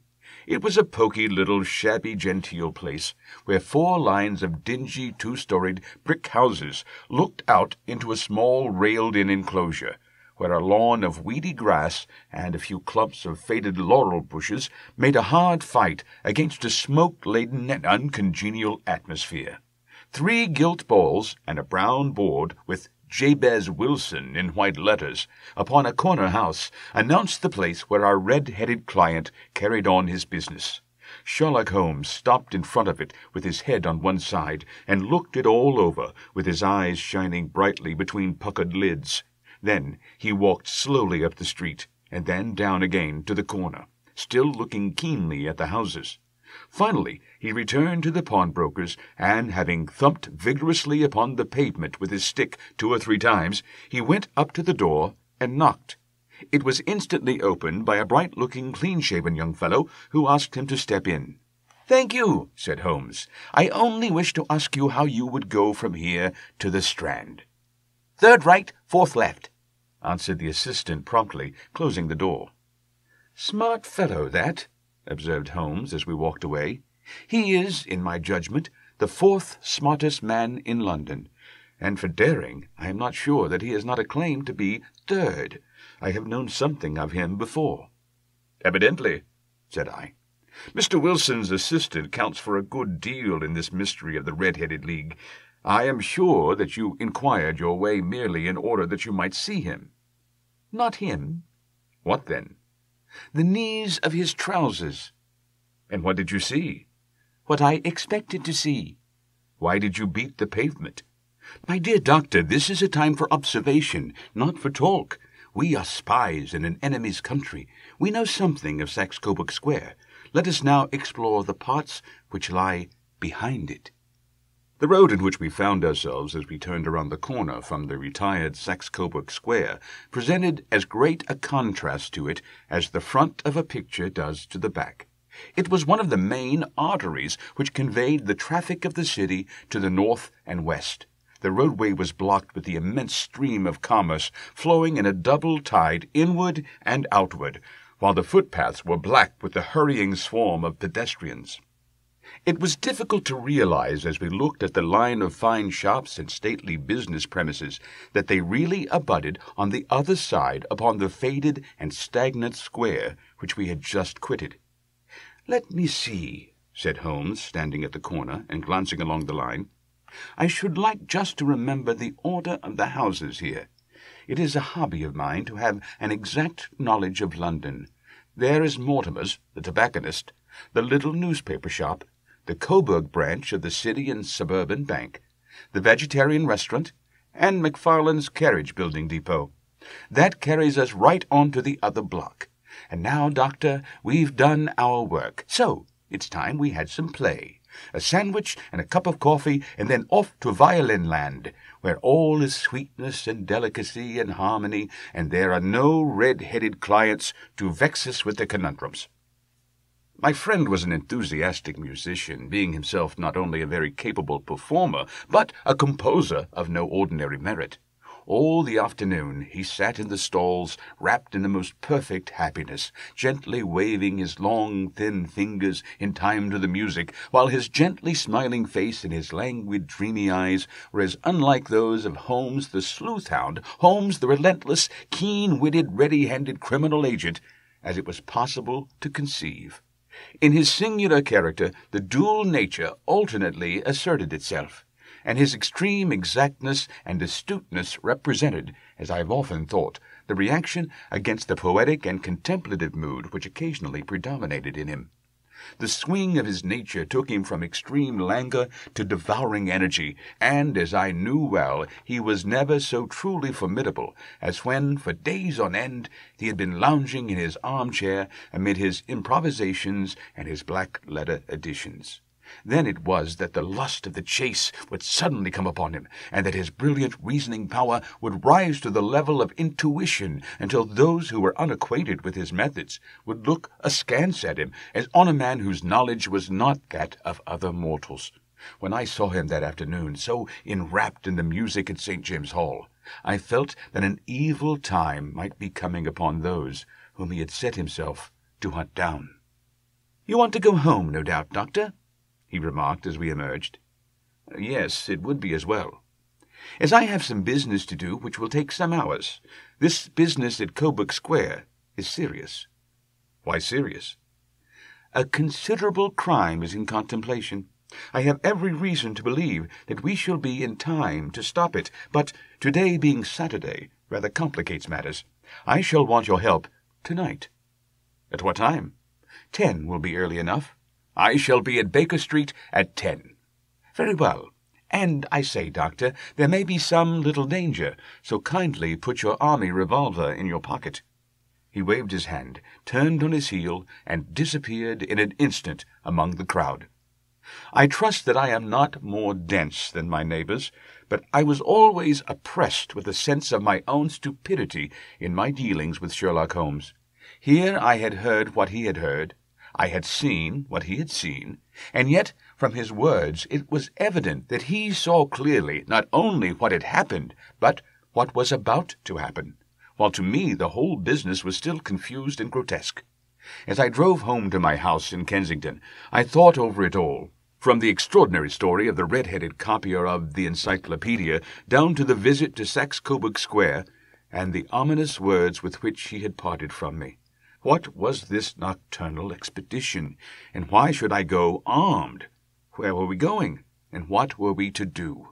I had the hint from Holmes that this smooth-faced pawnbroker's assistant was a formidable man, a man who might play a deep game. I tried to puzzle it out, but gave up in despair and set the matter aside until night should bring an explanation. It was 9:15 when I started from home and made my way across the park, and so through Oxford Street to Baker Street. 2 hansoms were standing at the door, and as I entered the passage I heard the sound of voices from above. On entering his room, I found Holmes in animated conversation with 2 men, one of whom I recognized as Peter Jones, the official police agent, while the other was a long, thin, sad-faced man with a very shiny hat and oppressively respectable frock-coat. "Ah, our party is complete," said Holmes, buttoning up his pea-jacket and taking his heavy hunting crop from the rack. "Watson, I think you know Mr. Jones of Scotland Yard. Let me introduce you to Mr. Merryweather, who is to be our companion in tonight's adventure." "We're hunting in couples again, Doctor, you see," said Jones in his consequential way. "Our friend here is a wonderful man for starting a chase. All he wants is an old dog to help him do the running down." "I hope a wild goose may not prove to be the end of our chase," observed Mr. Merryweather gloomily. "You may place considerable confidence in Mr. Holmes, sir," said the police agent loftily. "He has his own little methods, which are, if he won't mind my saying so, just a little too theoretical and fantastic, but he has the makings of a detective in him. It is not too much to say that once or twice, as in that business of the Sholto murder and the Agra treasure, he has been more nearly correct than the official force." "Oh, if you say so, Mr. Jones, it is all right," said the stranger with deference. Still, I confess that I miss my rubber. It is the first Saturday night for 27 years that I have not had my rubber." "I think you will find," said Sherlock Holmes, "that you will play for a higher stake tonight than you have ever done yet, and that the play will be more exciting. For you, Mr. Merryweather, the stake will be some £30,000, and for you, Jones, it will be the man upon whom you wish to lay your hands." "John Clay, the murderer, thief, smasher, and forger. He's a young man, Mr. Merryweather, but he is at the head of his profession, and I would rather have my bracelets on him than on any criminal in London. He's a remarkable man, is young John Clay. His grandfather was a royal duke, and he himself has been to Eton and Oxford. His brain is as cunning as his fingers, and though we meet signs of him at every turn, we never know where to find the man himself. He'll crack a crib in Scotland one day, and be raising money to build an orphanage in Cornwall the next. I've been on his track for years, and have never set eyes on him yet." "I hope that I may have the pleasure of introducing you tonight. I've had one or two little turns also with Mr. John Clay, and I agree with you that he is at the head of his profession. It is past 10, however, and quite time that we started. If you two would take the first hansom, Watson and I will follow in the second." Sherlock Holmes was not very communicative during the long drive, and lay back in the cab, humming the tunes which he had heard in the afternoon. We rattled through an endless labyrinth of gas-lit streets until we emerged into Farrington Street. "We are close there now," my friend remarked. "This fellow Merryweather is a bank director, and personally interested in the matter. I thought it as well to have Jones with us also. He is not a bad fellow, though an absolute imbecile in his profession. He has one positive virtue. He is as brave as a bulldog, and as tenacious as a lobster if he gets his claws upon anyone. Here we are, and they are waiting for us." We had reached the same crowded thoroughfare in which we had found ourselves in the morning. Our cabs were dismissed, and, following the guidance of Mr. Merryweather, we passed down a narrow passage and through a side door, which he opened for us. Within there was a small corridor, which ended in a very massive iron gate. This also was opened, and led down a flight of winding stone steps, which terminated at another formidable gate. Mr. Merryweather stopped to light a lantern, and then conducted us down a dark, earth-smelling passage, and so, after opening a third door, into a huge vault or cellar, which was piled all around with crates and massive boxes. "You are not very vulnerable from above," Holmes remarked as he held up the lantern and gazed about him. "Nor from below," said Mr. Merryweather, striking his stick upon the flags which lined the floor. "Why, dear me, it sounds quite hollow," he remarked, looking up in surprise. "I must really ask you to be a little more quiet," said Holmes severely. "You have already imperilled the whole success of our expedition. Might I beg that you would have the goodness to sit down upon one of these boxes and not to interfere?" The solemn Mr. Merryweather perched himself upon a crate, with a very injured expression upon his face, while Holmes fell upon his knees upon the floor, and, with a lantern and a magnifying lens, began to examine minutely the cracks between the stones. A few seconds sufficed to satisfy him, for he sprang to his feet again and put his glass in his pocket. "We have at least an hour before us," he remarked, "for they can hardly take any steps until the good pawnbroker is safely in bed. Then they will not lose a minute, for the sooner they do their work, the longer time they will have for their escape. We are at present, Doctor, as no doubt you have divined, in the cellar of the city branch of one of the principal London banks. Mr. Merryweather is a chairman of directors, and he will explain to you that there are reasons why the more daring criminals of London should take a considerable interest in this cellar at present." "It is our French gold," whispered the director. "We have had several warnings that an attempt might be made upon it." "Your French gold?" "Yes. We had occasion some months ago to strengthen our resources, and borrowed for that purpose 30,000 Napoleons from the Bank of France.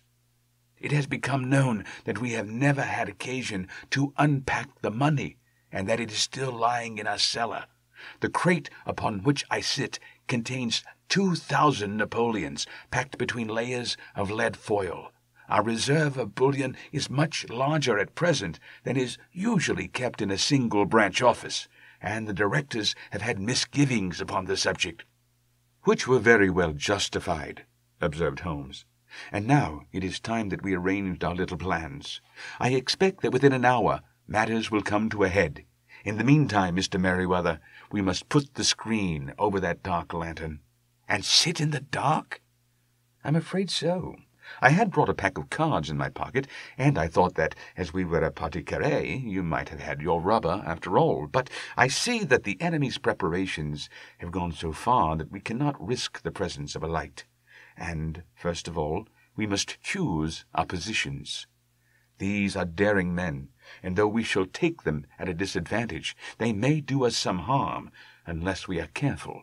I shall stand behind this crate, and you conceal yourselves behind those. Then, when I flash a light upon them, close in swiftly. If they fire, Watson, have no compunction about shooting them down." I placed my revolver, cocked, upon the top of the wooden case behind which I crouched. Holmes shot the slide across the front of his lantern and left us in pitch darkness. Such an absolute darkness as I have never before experienced. The smell of hot metal remained to assure us that the light was still there, ready to flash out at a moment's notice. To me, with my nerves worked up to a pitch of expectancy, there was something depressing and subduing in the sudden gloom, and in the cold, dank air of the vault. "They have but one retreat," whispered Holmes. "That is back through the house into Saxe-Coburg Square. I hope that you have done what I ask you, Jones." "I have an inspector and 2 officers waiting at the front door." "Then we have stopped all the holes, and now we must be silent and wait." What a time it seemed! From comparing notes afterwards, it was but an hour and a quarter. Yet it appeared to me that the night must have almost gone and the dawn be breaking above us. My limbs were weary and stiff, for I feared to change my position, yet my nerves were worked up to the highest pitch of tension, and my hearing was so acute that I could not only hear the gentle breathing of my companions, but I could distinguish the deeper, heavier in breath of the bulky Jones from the thin, sighing note of the bank director. From my position I could look over the case in the direction of the floor. Suddenly my eyes caught the glint of a light. At first it was but a lurid spark upon the stone pavement. Then it lengthened out until it became a yellow line, and then, without any warning or sound, a gash seemed to open, and a hand appeared, a white, almost womanly hand, which felt about in the center of the little area of light. For a minute or more the hand, with its writhing fingers, protruded out of the floor. Then it was withdrawn as suddenly as it appeared, and all was dark again, save the single lurid spark which marked a chink between the stones. Its disappearance, however, was but momentary. With a rending, tearing sound, one of the broad white stones turned over upon its side and left a square, gaping hole, through which streamed the light of a lantern. Over the edge there peeped a clean-cut, boyish face, which looked keenly about it, and then, with a hand on either side of the aperture, drew itself shoulder-high and waist-high, until one knee rested upon the edge. In another instant he stood at the side of the hole, and was hauling after him a companion, lithe and small like himself, with a pale face and a shock of very red hair.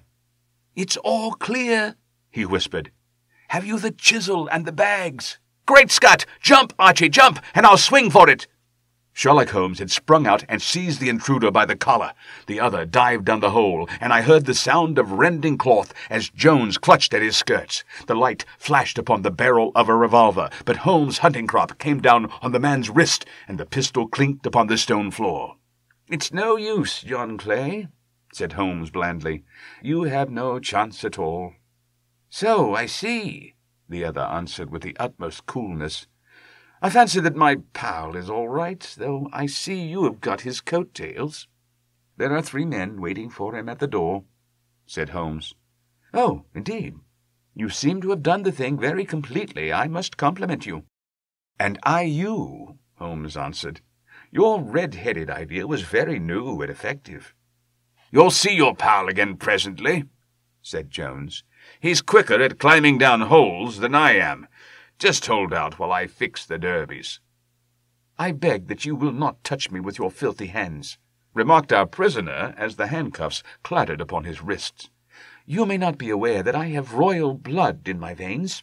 Have the goodness also, when you address me, always to say 'sir' and 'please.'"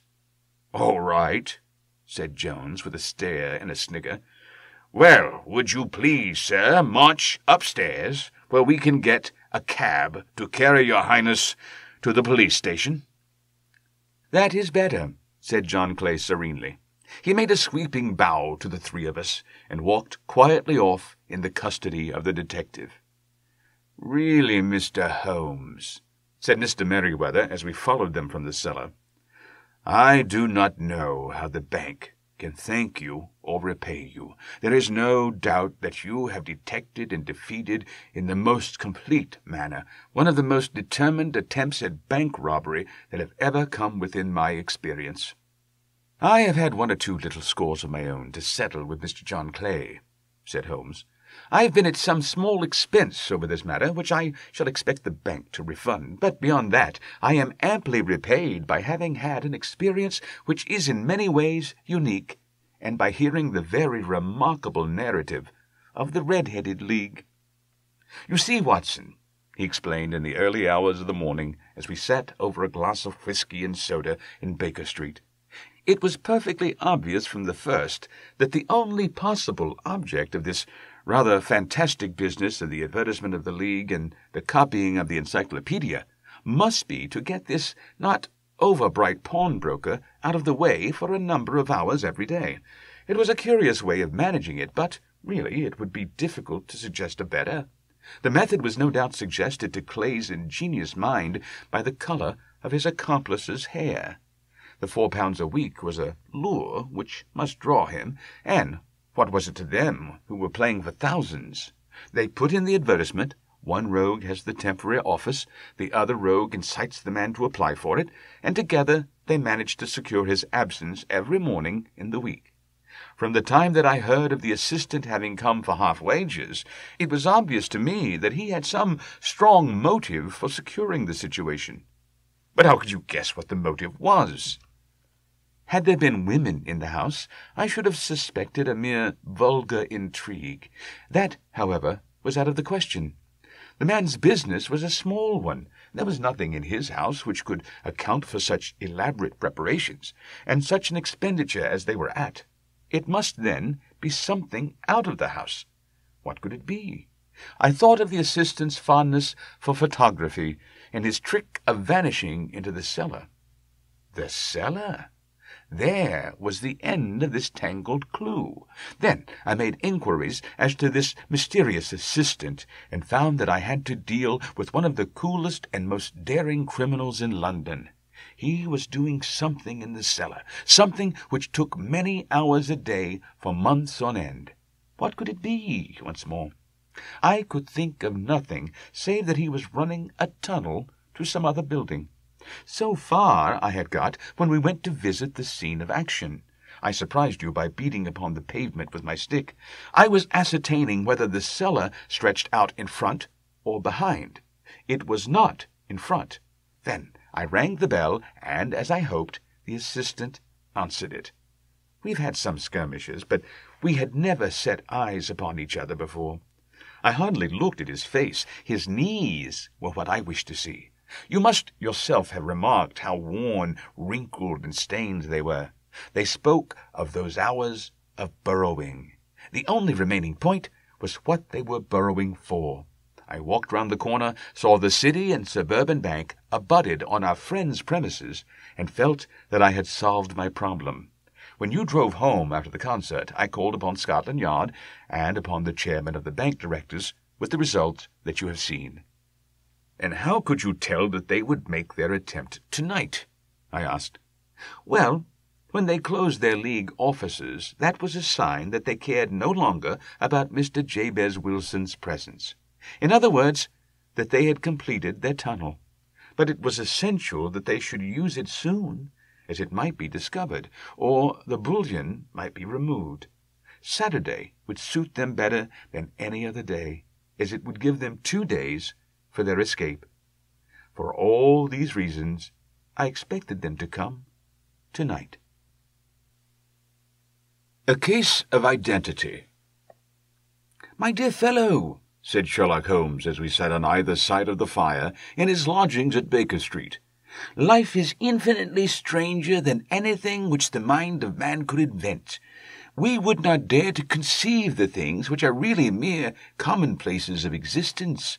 If we could fly out of that window hand in hand, hover over this great city, gently remove the roofs, and peep in at the queer things which are going on, the strange coincidences, the plannings, the cross-purposes, the wonderful chains of events working through generations and leading to the most ultra results, it would make all fiction, with its conventionalities and foreseen conclusions, most stale and unprofitable."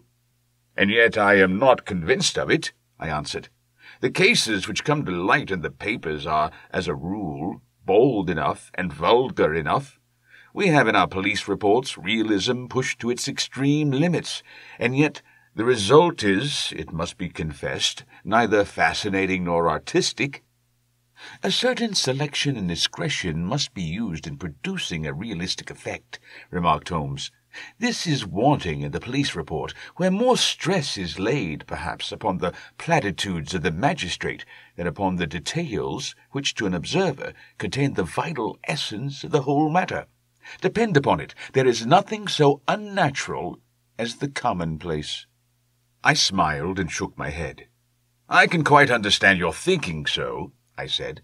"Of course, in your position of unofficial adviser and helper to everybody who is absolutely puzzled throughout 3 continents, you are brought in contact with all that is strange and bizarre. But here—" I picked up the morning paper from the ground. "Let us put it to a practical test. Here is the first heading upon which I come. 'A husband's cruelty to his wife.' There is a half a column of print, but I know, without reading it, that it is all perfectly familiar to me. There is, of course, the other woman, the drink, the push, the blow, the bruise, the sympathetic sister or landlady. The crudest of writers could invent nothing more crude." "Indeed, your example is an unfortunate one for your argument," said Holmes, taking the paper and glancing his eye down it. "This is the Dundas separation case, and, as it happens, I was engaged in clearing up some small points in connection with it. The husband was a teetotaler. There was no other woman, and the conduct complained of was that he had drifted into the habit of winding up every meal by taking out his false teeth and hurling them at his wife, which, you will allow, is not an action likely to occur to the imagination of the average storyteller. Take a pinch of snuff, Doctor, and acknowledge that I have scored over you in your example." He held out his snuff-box of old gold with a great amethyst in the centre of the lid. Its splendour was in such contrast to his homely ways and simple life that I could not help commenting upon it. "Ah," said he, "I forgot that I had not seen you for some weeks. It is a little souvenir from the King of Bohemia in return for my assistance in the case of the Irene Adler papers." "And the ring?" I asked, glancing at a remarkable brilliant which sparkled upon his finger. "It was from the reigning family of Holland, though the matter in which I served them was of such delicacy that I cannot confide it even to you, who have been good enough to chronicle 1 or 2 of my little problems." "And have you any on hand just now?" I asked with interest. "Some 10 or 12, but none which present any feature of interest. They are important, you understand, without being interesting. Indeed, I have found that it is usually in unimportant matters that there is a field for the observation, and for the quick analysis of cause and effect, which gives the charm to an investigation. The larger crimes are apt to be the simpler, for the bigger the crime, the more obvious, as a rule, is the motive.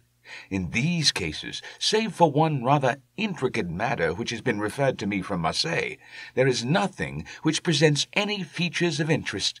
It is possible, however, that I may have something better before very many minutes are over, for this is one of my clients, or I am much mistaken."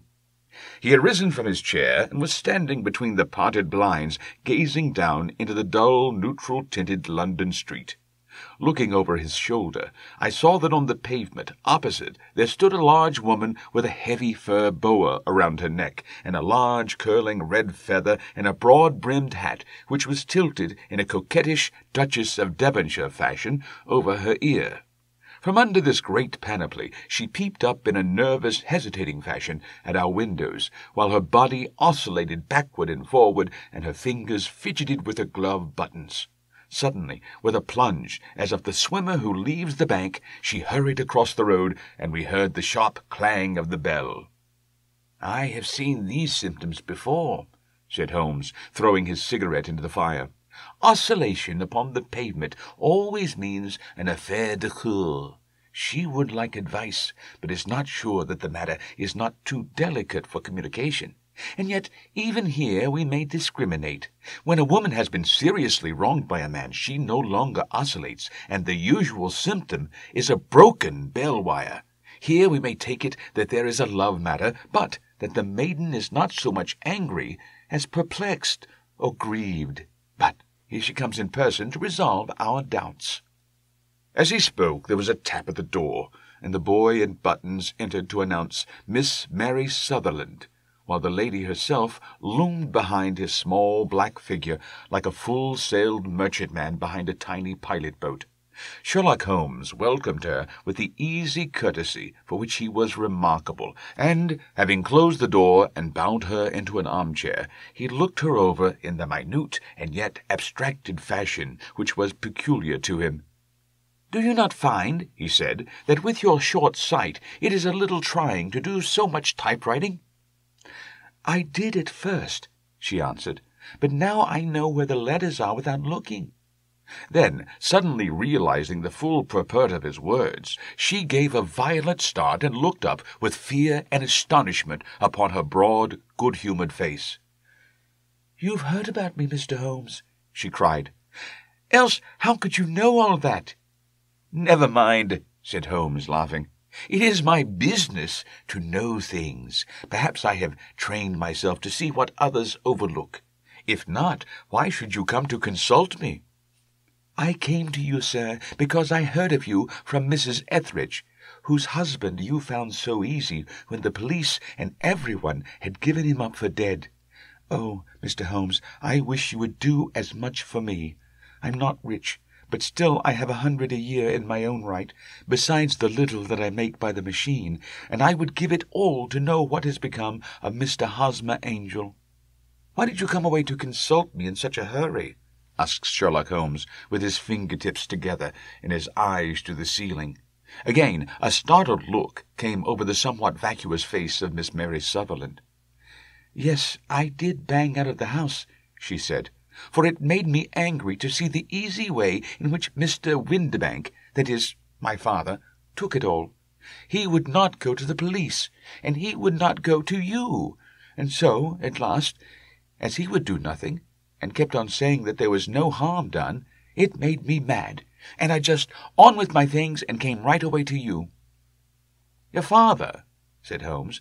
"Your stepfather, surely, since the name is different."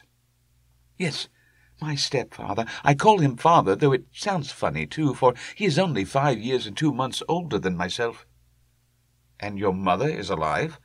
"Oh, yes, mother is alive and well. I wasn't pleased, Mr. Holmes, when she married again so soon after father's death, and a man who was nearly 15 years younger than herself. Father was a plumber in the Tottenham Court Road, and he left a tidy business behind him, which mother carried on with Mr. Hardy, the foreman. But when Mr. Windibank came, he made her sell the business, for he was very superior, being a traveller in wines. They got £4,700 for the goodwill and interest, which wasn't near as much as father could have got if he'd been alive." I had expected to see Sherlock Holmes impatient under this rambling and inconsequential narrative, but, on the contrary, he had listened with the greatest concentration of attention. "Your own little income," he asked, "does it come out of the business?" "Oh, no, sir. It is quite separate, and was left me by my Uncle Ned in Auckland. It is in New Zealand stock, paying 4.5%. £2,500 was the amount, but I can only touch the interest."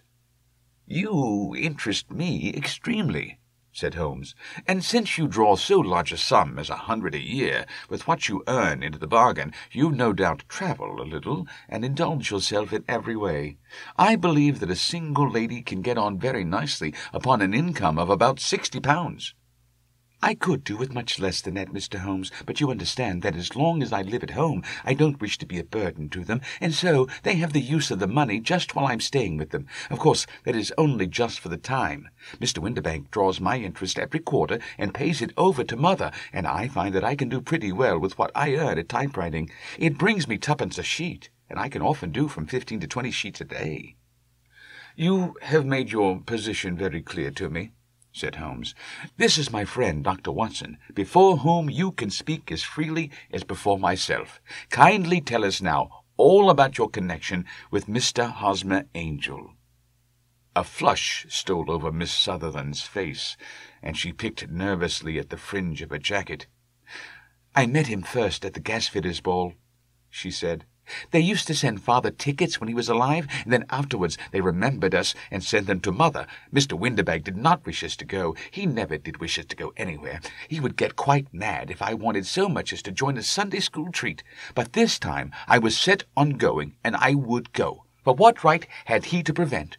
He said the folk were not fit for us to know, when all Father's friends were to be there, and he said that I had nothing fit to wear, when I had my purple plush that I never so much as taken out of the drawer. At last, when nothing else would do, he went off to France upon the business of the firm, but we went, Mother and I, with Mr. Hardy, who used to be our foreman, and it was there I met Mr. Hosmer Angel." "I suppose," said Holmes, "that when Mr. Windibank came back from France he was very annoyed at you for having gone to the ball?" "Oh, well, he was very good about it. He laughed, I remembered, and shrugged his shoulders, and said there was no use denying anything to a woman, for she would have her way." "I see. Then at the gasfitters' ball you met, as I understand, a gentleman called Mr. Hosmer Angel." "Yes, sir. I met him that night, and he called next day to ask if we'd got home all safe, and after that we met him, and that is to say, Mr. Holmes, I met him twice for walks, but after that Father came back again, and Mr. Hosmer Angel could not come to the house any more." "No?" "Well, you know, Father didn't like anything of the sort. He wouldn't have any visitors if he could help it, and he used to say that a woman should be happy in her own family circle, but then, as I used to say to Mother, a woman wants her own circle to begin with, and I'd not got mine yet." "But how about Mr. Hosmer Angel? Did he make no attempt to see you?" "Well, Father was going off to France again in a week, and Hosmer wrote and said that it would be safer and better not to see each other until he'd gone. We could write in the meantime, and he used to write every day. I took the letters in the morning, so there was no need for Father to know." "Were you engaged to the gentleman at this time?" "Oh, yes, Mr. Holmes, we were engaged after the first walk that we took. Hosmer, Mr. Angel, was a cashier in an office in Leadenhall Street, and—" "What office?" "That's the worst of it, Mr. Holmes. I don't know." "Where did he live, then?" "He slept on the premises." "And you don't know his address?" "No, except that it was Leadenhall Street." "Where did you address your letters, then?" "To the Leadenhall Street post office, to be left till called for. He said that if they were sent to the office he would be chaffed by all the other clerks about having letters from a lady, so I offered to typewrite them, like he did his, but he wouldn't have that, for he said that when I wrote them they seemed to come from me, but when they were typewritten he always felt that the machine had come between us. That would just show you how fond he was of me, Mr. Holmes, and the little things that he would think of." "It was most suggestive," said Holmes. "It has long been an axiom of mine that the little things are infinitely the most important. Can you remember any other little things about Mr. Hosmer Angel?" "He was a very shy man, Mr. Holmes. He would rather walk with me in the evening than in the daylight, for he had said that he hated to be conspicuous. Very retiring and gentlemanly he was. Even his voice was gentle. He'd had the quinsy and swollen glands when he was young, he told me, and it had left him with a weak throat and a hesitating, whispering fashion of speech. He was always well dressed, very neat and plain, but his eyes were weak, just as mine are, and he wore tinted glasses against the glare." "Well, and what happened when Mr. Windibank, your stepfather, returned to France?" "Mr. Hosmer Angel came to the house again and proposed that we should marry before Father came back. He was in dreadful earnest, and made me swear, with my hand on the testament, that whatever happened I would always be true to him. Mother said that he was quite right to make me swear, and that it was a sign of his passion. Mother was all in his favour from the first, and was even fonder of him than I was. Then, when they talked of marrying within the week, I began to ask about Father, but they both said never to mind about Father, but just to tell him afterwards, and Mother said she would make it all right with him. I didn't quite like that, Mr. Holmes. It seemed funny that I should ask his leave, as he was only a few years older than me, but I didn't want to do anything on the sly, so I wrote to Father at Bordeaux, where the company has its French offices, but the letter came back to me on the very morning of the wedding. It missed him, then? Yes, sir, for he had started to England just before it arrived. Ha! That was unfortunate. Your wedding was arranged, then, for the Friday. Was it to be in church? Yes, sir, but very quietly. It was to be at St. Saviour's near King's Cross, and we were to have breakfast afterwards at the St. Pancras Hotel. Hosmer came for us in a hansom, but as there were two of us, he put us both into it and stepped himself into a four-wheeler, which happened to be the only other cab in the street. We got to the church first, and when the four-wheeler drove up, we waited for him to step out, but he never did. And when the cabman got down from the box and looked, there was no one there. The cabman said that he could not imagine what had become of him, for he had seen him get in with his own eyes. That was last Friday, Mr. Holmes, and I have never seen or heard anything since then to throw any light upon what became of him. It seems to me that you have been very shamefully treated, said Holmes. Oh, no, sir, he was too good and kind to leave me so. Why, all the morning he was saying to me that, whatever happened, I was to be true, and even if something quite unforeseen occurred to separate us, I was always to remember that I was pledged to him, and that he would claim his pledge sooner or later. It seems strange talk for a wedding morning, but what has happened since gives a meaning to it. Most certainly it does. Your own opinion is, then, that some unforeseen catastrophe has occurred to him? Yes, sir, I believe that he foresaw some danger, or else he would not have talked so, and then I think that what he foresaw happened. But you have no notion as to what it could have been? None. One more question. How did your mother take the matter? She was angry, and said that I was never to speak of the matter again. And your father, did you tell him? Yes, and he seemed to think with me that something had happened, and that I should hear of Hosmer again. As he said, what interest could anyone have in bringing me to the doors of the church and then leaving me? Now, if he had borrowed my money, or if he had married me and got my money settled on him, there might be some reason, but Hosmer was very independent about money, and never would look at a shilling of mine. And yet, what could have happened, and why could he not write? Oh, it drives me half mad to think of it, and I can't sleep a wink at night. She pulled a little handkerchief out of her muff and began to sob heavily into it. I shall glance into the case for you, said Holmes, rising, and I have no doubt that we shall reach some definite result. Let the weight of the matter rest upon me now, and do not let your mind dwell upon it further. Above all, try to let Mr. Hosmer Angel vanish from your memory, as he has done from your life. Then you don't think I'll see him again? I fear not. Then what has happened to him? You will leave that question in my hands. I should like an accurate description of him, and any letters of his which you can spare. I advertised for him in last Saturday's Chronicle, said she. Here is the slip, and here are 4 letters from him. Thank you. And your address? Number 31 Lion Place, Camberwell. Mr. Angel's address you never had, I understand. Where is your father's place of business? He travels for Westhouse and Marbank, the great claret importers of Fenchurch Street. Thank you. You have made your statement very clearly. You will leave the papers here, and remember the advice which I have given you. Let the whole incident be a sealed book, and do not allow it to affect your life. You are very kind, Mr. Holmes, but I cannot do that. I shall be true to Hosmer. He shall find me ready when he comes back. For all the preposterous hat and the vacuous face, there was something noble in the simple faith of our visitor which compelled our respect. She laid her little bundle of papers upon the table and went her way, with the promise to come again whenever she might be summoned. Sherlock Holmes sat silent for a few minutes with his fingertips still pressed together. his legs stretched out in front of him, and his gaze directed upward to the ceiling. Then he took down from the rack the old and oily clay pipe, which was to him as a counsellor, and, having lit it, he leaned back in his chair, with the thick blue cloud wreaths spinning up from him, and a look of infinite languor in his face. "Quite an interesting study, that maiden," he observed. "I found her more interesting than a little problem, which, by the way, is rather a trite one. You will find parallel cases, if you consult my index, in Andover in 77, and there was something of the sort at The Hague last year. Old as is the idea, however, there were one or two details which were new to me, but the maiden herself was most instructive." "You appeared to read a good deal upon her, which was quite invisible to me," I remarked. "Not invisible, but unnoticed, Watson. You did not know where to look, and so you missed all that was important. I can never bring you to realize the importance of sleeves, the suggestiveness of thumbnails, or the great issues that may hang from a bootlace.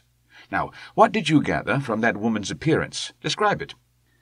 "Well, she had a slate-coloured, broad-brimmed straw hat with a feather of a brickish red. Her jacket was black, with black beads sewn upon it, and a fringe of little black jet ornaments. Her dress was brown, rather darker than coffee colour, with a little purple plush at the neck and sleeves. Her gloves were greyish, and worn through at the right forefinger. Her boots I didn't observe. She had small, round, hanging gold earrings, and a general air of being fairly well-to-do in a vulgar, comfortable, easy-going way." Sherlock Holmes clapped his hands softly together and chuckled. "'Pon my word, Watson, you are coming along wonderfully. You have really done very well indeed. It is true that you have missed everything of importance, but you have hit upon the method, and you have a quick eye for colour. Never trust to general impressions, my boy, but concentrate yourself upon details. My first glance is always at a woman's sleeve. In a man it is perhaps better first to take the knee of the trousers. As you observe, this woman had plush upon her sleeves, which is a most useful material for showing traces. The double line, a little above the wrist, where the typewriter presses against the table, was beautifully defined. The sewing machine of the hand-type leaves a similar mark, but only on the left arm, and on the side of it farthest from the thumb, instead of being right across the broadest part, as this was. I then glanced at her face, and, observing the dint of a pince-nez at either side of her nose, I ventured a remark upon short sight and typewriting, which seemed to surprise her. It surprised me. But surely it was obvious. I was then much surprised and interested on glancing down to observe that, though the boots which she was wearing were not unlike each other, they were really odd ones, the one having a slightly decorated toe-cap and the other a plain one. One was buttoned only in the 2 lower buttons out of 5, and the other at the 1st, 3rd, and 5th. Now, when you see that a young lady, otherwise neatly dressed, has come away from home with odd boots, half-buttoned, it is no great deduction to say that she came away in a hurry. "And what else?" I asked, keenly interested, as I always was, by my friend's incisive reasoning. "I noted in passing that she had written a note before leaving home, but after being fully dressed. You observed that her right glove was torn at the forefinger, but you did not apparently see that both glove and finger were stained with violet ink.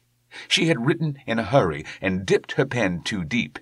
It must have been this morning, or the mark would not remain clear upon the finger. All this is amusing, though rather elementary, but I must go back to business, Watson. Would you mind reading me the advertised description of Mr. Hosmer Angel?" I held the little printed slip to the light. "Missing," it said, "on the morning of the 14th, a gentleman named Hosmer Angel, about 5 feet 7 inches in height, strongly built, sallow complexion, black hair, a little bald in the centre, bushy, black side whiskers and moustache, tinted glasses, slight infirmity of speech, was dressed, when last seen, in black frock-coat faced with silk, black waistcoat, gold Albert chain, and grey Harris tweed trousers, with brown gaiters over elastic-sided boots. known to have been employed in an office in Leadenhall Street. Anyone bringing—" "That will do," said Holmes. "As to the letters," he continued, glancing over them, "they are very commonplace, absolutely no clue in them to Mr. Angel, save that he quotes Balzac once. There is one remarkable point, however, which will no doubt strike you." "They are typewritten," I remarked. "Not only that, but the signature is typewritten. Look at the neat little Hosmer Angel at the bottom. There is a date, you see, but no superscription except Leadenhall Street, which is rather vague. The point about the signature is very suggestive. In fact, we may call it conclusive." "Of what?" "My dear fellow, is it possible you do not see how strongly it bears upon the case?" "I cannot say that I do, unless it were that he wished to be able to deny his signature if an action for breach of promise were instituted." "No, that was not the point. However, I shall write 2 letters, which should settle the matter. One is to a firm in the city.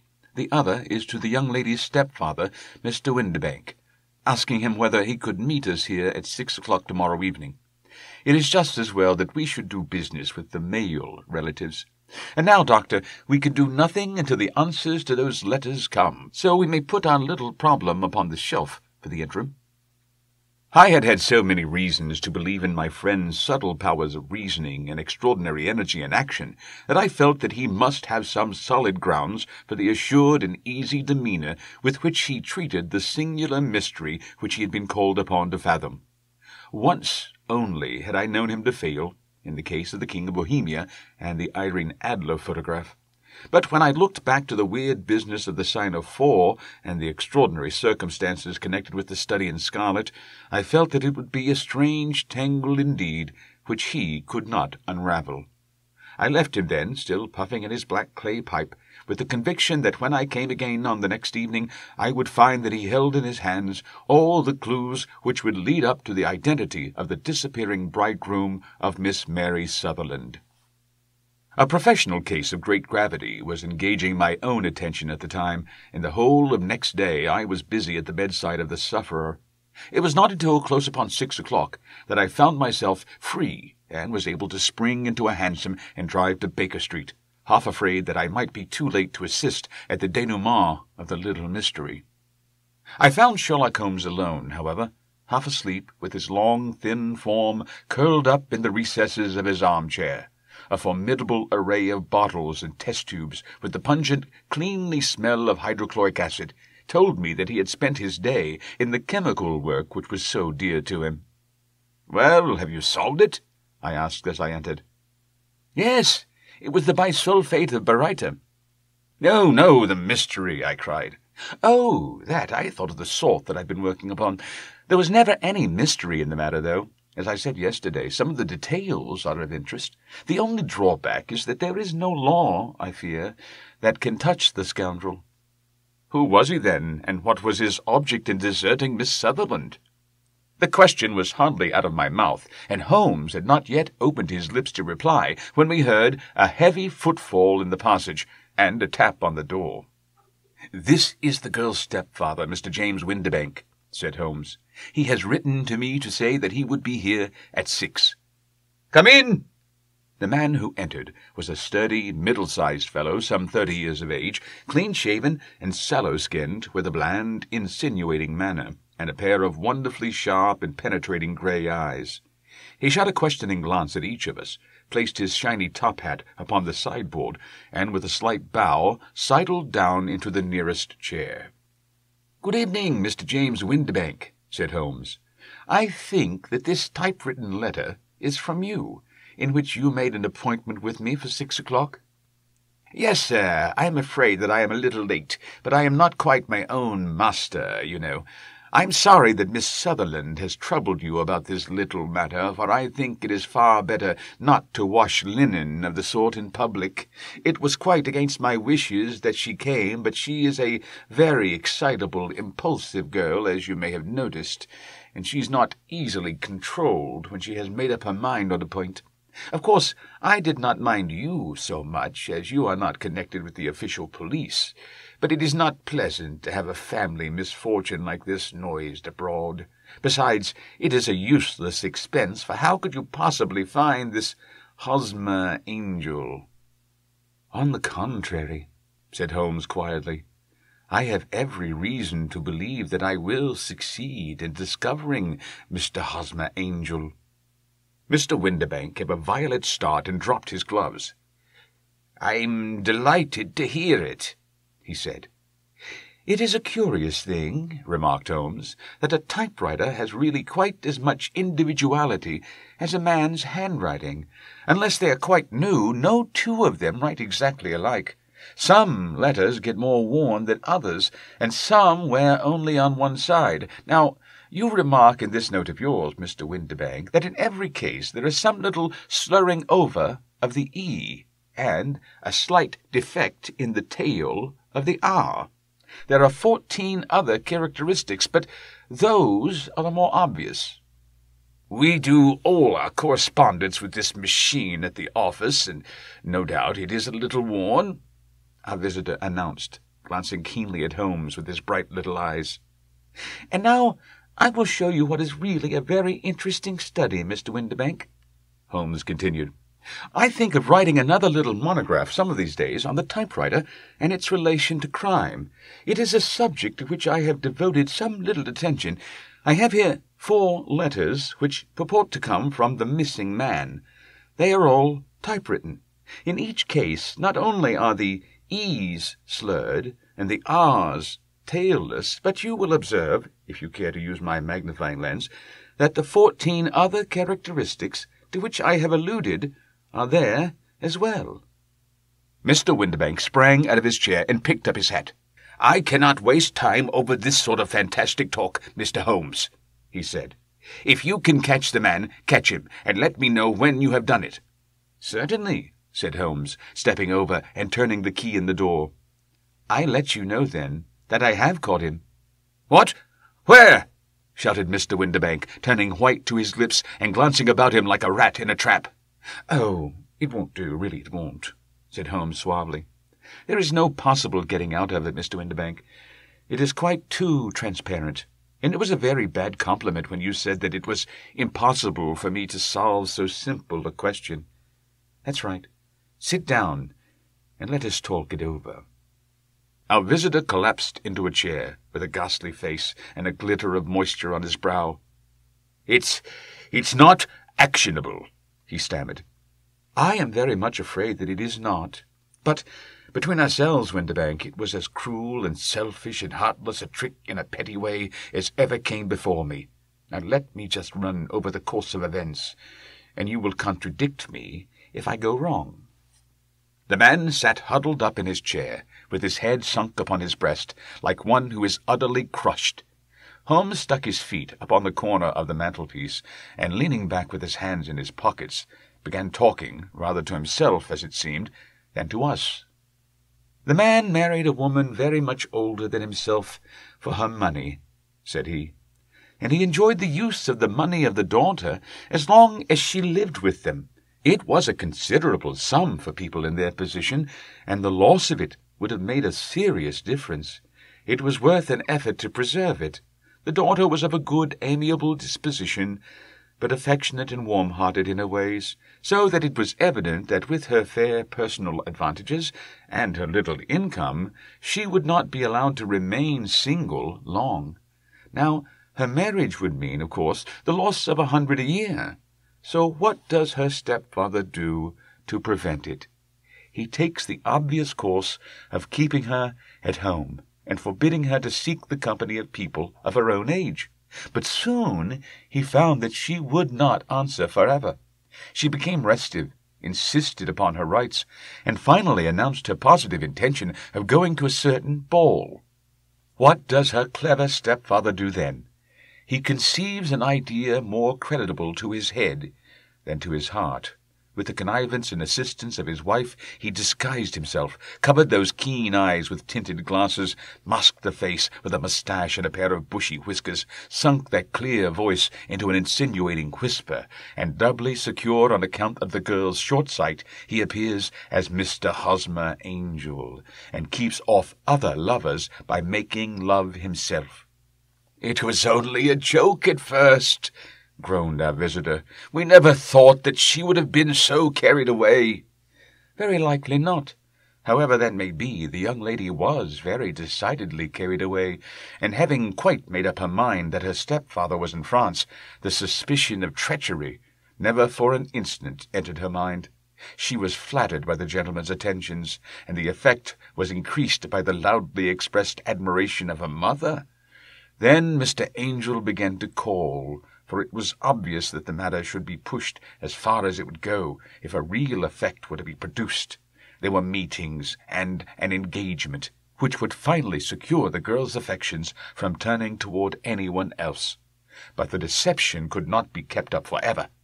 These pretended journeys to France were rather cumbrous. The thing to do was clearly to bring the business to an end in such a dramatic manner that it would leave a permanent impression upon the young lady's mind, and prevent her from looking upon any other suitor for some time to come.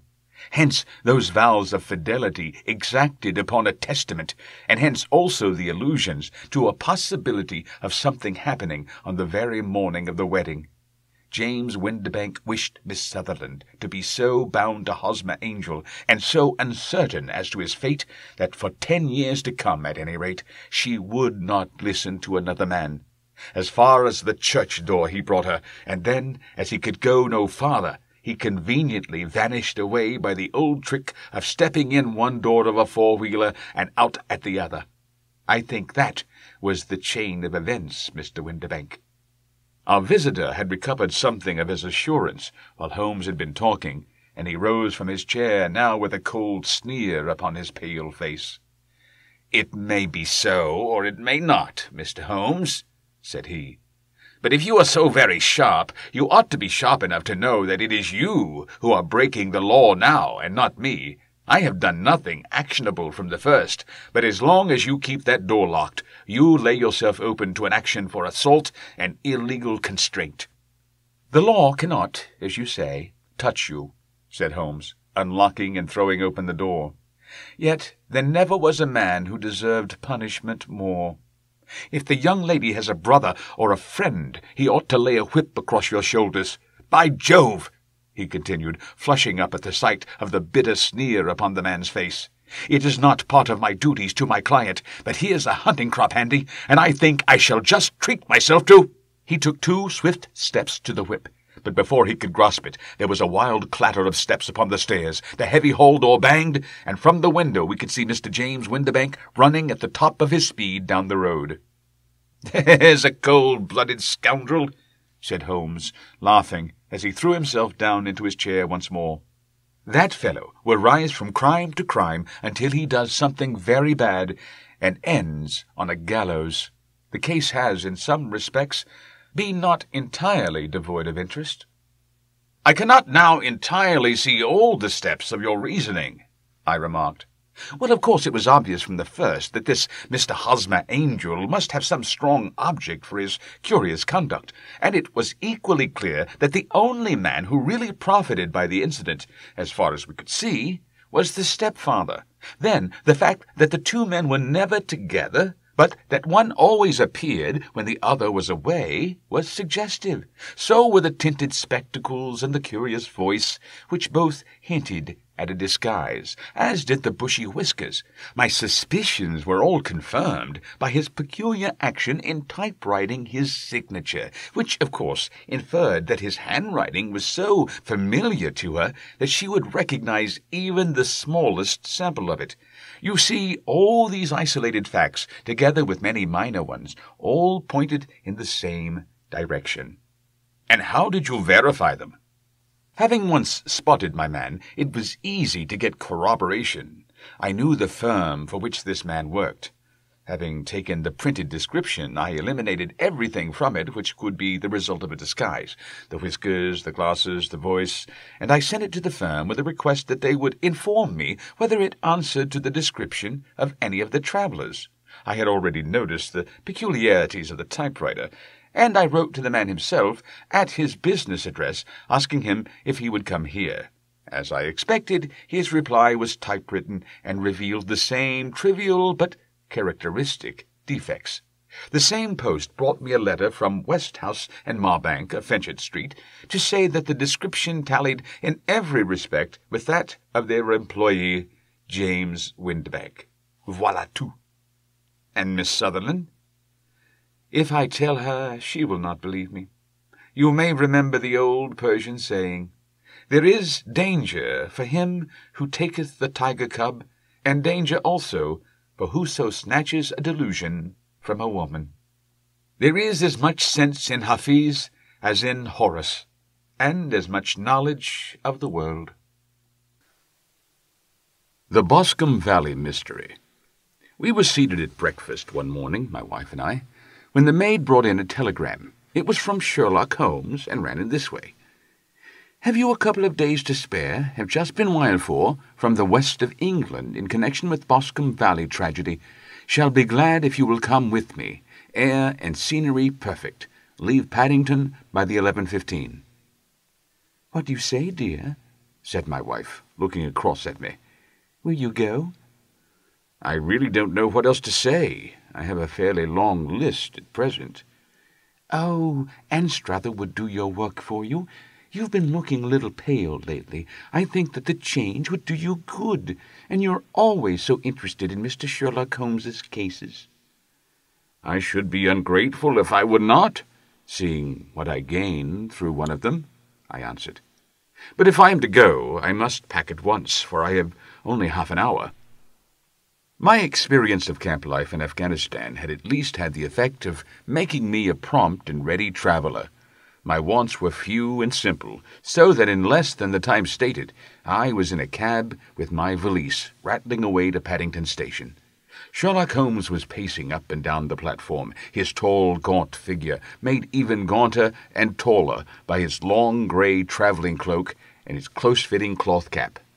"It is really very good of you to come, Watson," said he. "It makes a considerable difference to me having someone with me on whom I can thoroughly rely. Local aid is always either worthless or else biased. If you will keep the 2 corner seats, I shall get the tickets." We had the carriage to ourselves, save for an immense litter of papers which Holmes had brought with him. Among those he rummaged and read, with intervals of note-taking and of meditation, until we were past Reading. Then he suddenly rolled them all into a gigantic ball and tossed them up onto the rack. "Have you heard anything of the case?" he asked. "Not a word. I've not seen a paper for some days." "The London press has not had very full accounts.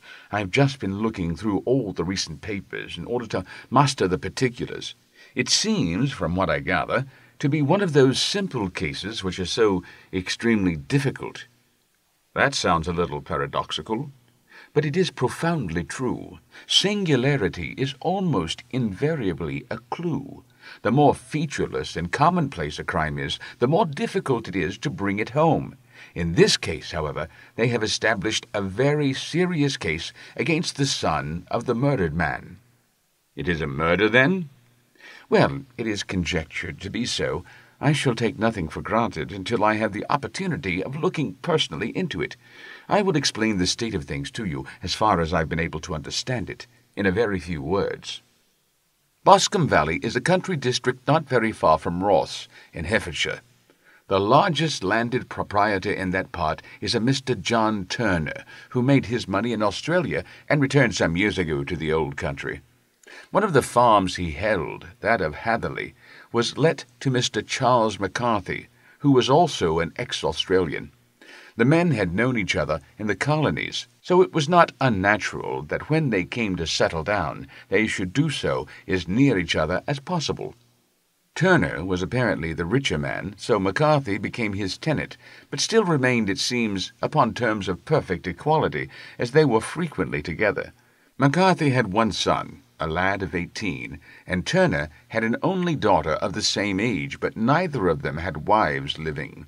They appear to have avoided the society of the neighbouring English families, and to have led retired lives, though both the McCarthys were fond of sport, and were frequently seen at the race meetings in the neighbourhood. McCarthy kept 2 servants, a man and a girl. Turner had a considerable household, some half-dozen at the least. This is as much as I've been able to gather about the families. Now, for the facts. On June 3rd, that is, on Monday last, McCarthy left his house at Hatherley about 3 in the afternoon and walked down to the Boscombe pool, which is a small lake formed by the spreading out of the stream which runs down the Boscombe valley. He had been out with his serving man in the morning at Ross, and he had told the man that he must hurry, as he had an appointment of importance to keep at 3. From that appointment he never came back alive. From Hatherley farmhouse to the Boscombe pool is 1/4 of a mile, and 2 people saw him as he passed over the ground. One was an old woman, whose name is not mentioned, and the other was William Crowder, a gamekeeper in the employ of Mr. Turner. Both these witnesses deposed that Mr. McCarthy was walking alone. The gamekeeper adds that within a few minutes of his seeing Mr. McCarthy pass, he had seen his son, Mr. James McCarthy, going the same way with a gun under his arm. To the best of his belief, the father was actually in sight at the time, and the son was following him. He thought no more of the matter until he heard in the evening of the tragedy that had occurred. The 2 McCarthys were seen after the time when William Crowder, the gamekeeper, lost sight of them. The Boscombe pool is thickly wooded round, with just a fringe of grass and of reeds round the edge. A girl of 14, Patience Moran, who was the daughter of the lodge-keeper of the Boscombe Valley estate, was in one of the woods picking flowers. She states that while she was there she saw, at the border of the wood and close by the lake, Mr. McCarthy and his son, and that they appeared to be having a violent quarrel. She heard Mr. McCarthy, the elder, using very strong language to his son, and she saw the latter raise up his hand as if to strike his father. She was so frightened by their violence that she ran away and told her mother when she reached home that she had left the 2 McCarthys quarrelling near Boscombe pool, and that she was afraid that they were going to fight. She had hardly said the words when young Mr. McCarthy came running up to the lodge to say that he had found his father dead in the wood, and to ask for the help of the lodge-keeper. He was much excited, without either his gun or his hat, and his right hand and sleeve were observed to be stained with fresh blood. On following him, they found the dead body stretched out upon the grass beside the pool. The head had been beaten in by repeated blows of some heavy and blunt weapon. The injuries were such as might have very well been inflicted by the butt end of his son's gun, which was found lying on the grass within a few paces of the body. Under these circumstances, the young man was instantly arrested, and a verdict of wilful murder having been returned at the inquest on Tuesday, he was on Wednesday brought before the magistrates at Ross, who have referred the case to the next assizes. These are the main facts of the case, as they came out before the coroner and the police court. "I could hardly imagine a more damning case," I remarked. "If ever circumstantial evidence pointed to a criminal, it does so here." "Circumstantial evidence is a very tricky thing," answered Holmes thoughtfully. "It may seem to point very straight to one thing, but if you shift your own point of view a little, you may find it pointing in an equally uncompromising manner to something entirely different. It must be confessed, however, that the case looks exceedingly grave against the young man, and it is very possible that he is indeed the culprit. There are several people in the neighbourhood, however, and among them Miss Turner, the daughter of the neighbouring landowner, who believe in his innocence, and who have retained Lestrade, whom you may recollect in connection with the study in scarlet, to work out the case in his interest. Lestrade, being rather puzzled, has referred the case to me, and hence it is that 2 middle-aged gentlemen are flying westward at 50 miles an hour instead of quietly digesting their breakfasts at home." "I am afraid," said I, "that the facts are so obvious that you will find little credit to be gained out of this case."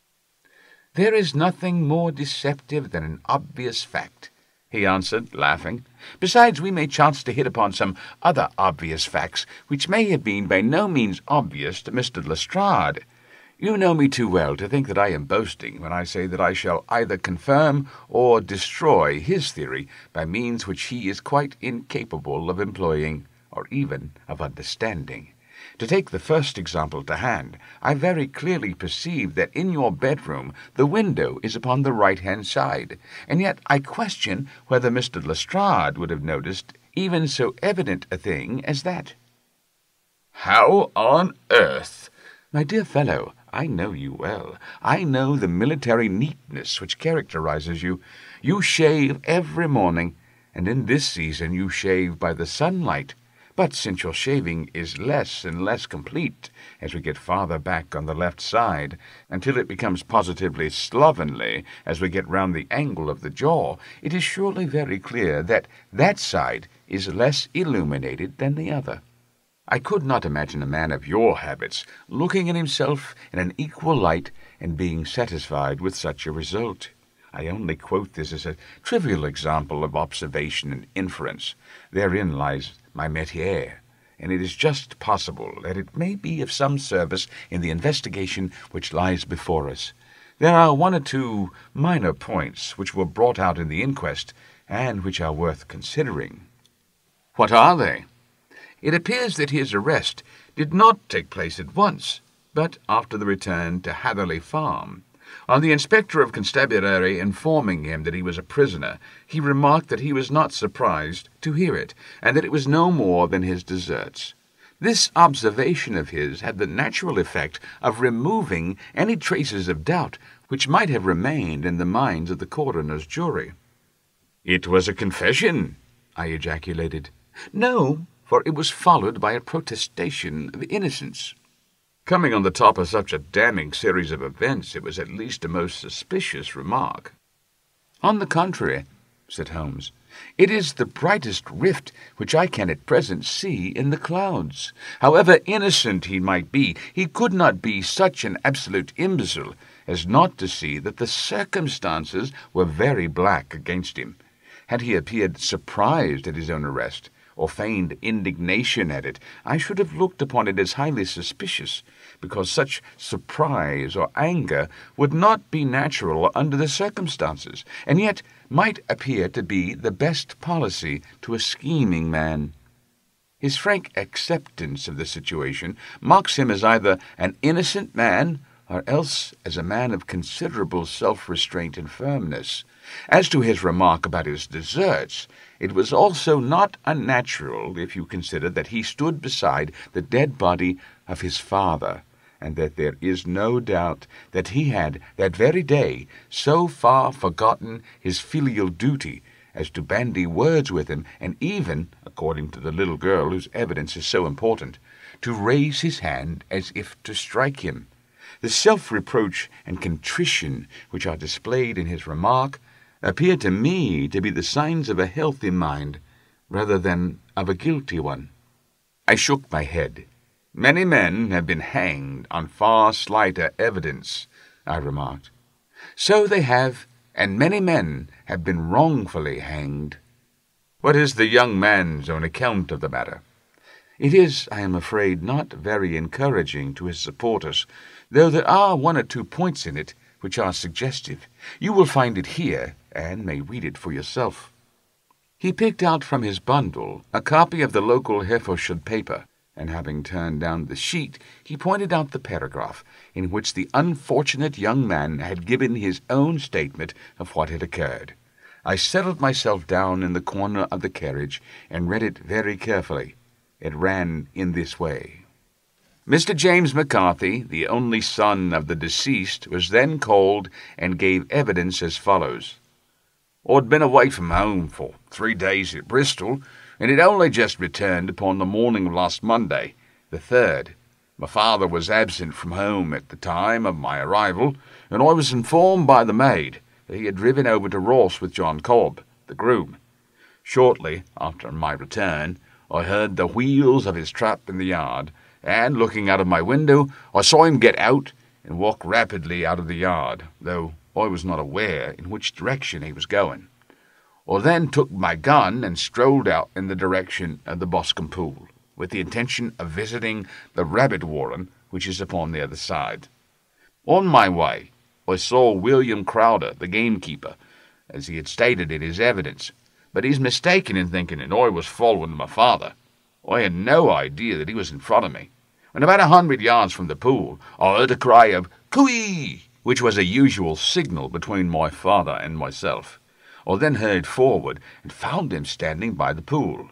He appeared to be much surprised at seeing me, and asked me rather roughly what I was doing there.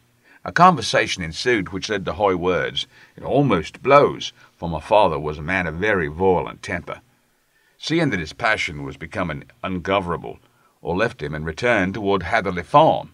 I had not gone more than 150 yards, however, when I heard a hideous outcry behind me, which caused me to run back again. I found my father expiring upon the ground with his head terribly injured. I dropped my gun and held him in my arms, but he almost instantly expired. I knelt beside him for some minutes, and then made my way to Mr. Turner's lodgekeeper, his house being the nearest, to ask for assistance. I saw no one near my father when I returned, and I have no idea how he came by his injuries. He was not a popular man, being somewhat cold and forbidding in his manners, but he had, as far as I know, no active enemies. I know nothing further of the matter. The Coroner. Did your father make any statement to you before he died? Witness. He mumbled a few words, but I could only catch some allusion to a rat. The Coroner. What did you understand by that? Witness. It conveyed no meaning to me. I thought he was delirious. The Coroner. What was the point upon which you and your father had this final quarrel? Witness. I should prefer not to answer. The Coroner. I am afraid I must press it. Witness. It is really impossible for me to tell you. I can assure you that it has nothing to do with the sad tragedy which followed. The Coroner. That is for the court to decide. I need not point out to you that your refusal to answer will prejudice your case considerably in any future proceedings which may arise. Witness. I must still refuse. The Coroner. I understand that the cry of "Cooey" was a common signal between you and your father. Witness. It was. The Coroner. How was it, then, that he uttered it before he saw you, and before he even knew that you had returned from Bristol? Witness, with considerable confusion. I do not know. A juryman. Did you see nothing which aroused your suspicion when you returned on hearing the cry and found your father fatally injured? Witness. Nothing definite. The Coroner. What do you mean? Witness. I was so disturbed and excited as I rushed out into the open that I could think of nothing except of my father. Yet I have a vague impression that as I ran forward, something lay upon the ground to the left of me. It seemed to me to be something grey in colour, a coat of some sort, or plaid perhaps. When I rose from my father, I looked around for it, but it was gone. Do you mean that it disappeared before you went for help? Yes, it was gone. You cannot say what it was. No, I had a feeling something was there. How far from the body? 12 yards or so. And how far from the edge of the wood? About the same. Then, if it was removed, it was while you were within 12 yards of it? Yes, but with my back towards it. This concluded the examination of the witness. I see, said I, as I glanced down the column, that the Coroner in his concluding remarks was rather severe upon young McCarthy. He calls attention, and with reason, to the discrepancy about his father having signalled to him before seeing him, and also to his refusal to give details of his conversation with his father, and his singular account of his father's dying words. They are all, as he remarks, very much against the son. Holmes laughed softly to himself and stretched himself out upon the cushioned seat. Both you and the Coroner have been at some pains, said he, to single out the very strongest points in the young man's favour. Don't you see that you alternately give him credit for having too much imagination and too little? Too little if he could not invent a cause of quarrel which would give him the sympathy of the jury. Too much if he evolved from his own inner consciousness anything so outre as a dying reference to a rat, and the incident of the vanishing cloth. No, sir, I shall approach this case from the point of view that what this young man says is true, and that we shall see whither that hypothesis will lead us. And now, here is my pocket Petrock, and not another word shall I say of this case until we are on the scene of action. We lunch at Swindon, and I see that we shall be there in 20 minutes. It was nearly 4 o'clock when we at last, after passing through the beautiful Stroud Valley and over the broad gleaming Severn, found ourselves at the pretty little country town of Ross. A lean, ferret-like man, furtive and sly-looking, was waiting for us upon the platform. In spite of the light brown dust coat and leather leggings which he wore in deference to his rustic surroundings, I had no difficulty in recognizing Lestrade of Scotland Yard. With him we drove to the Hereford Arms, where a room had already been engaged for us. "I've ordered a carriage," said Lestrade, as we sat over a cup of tea.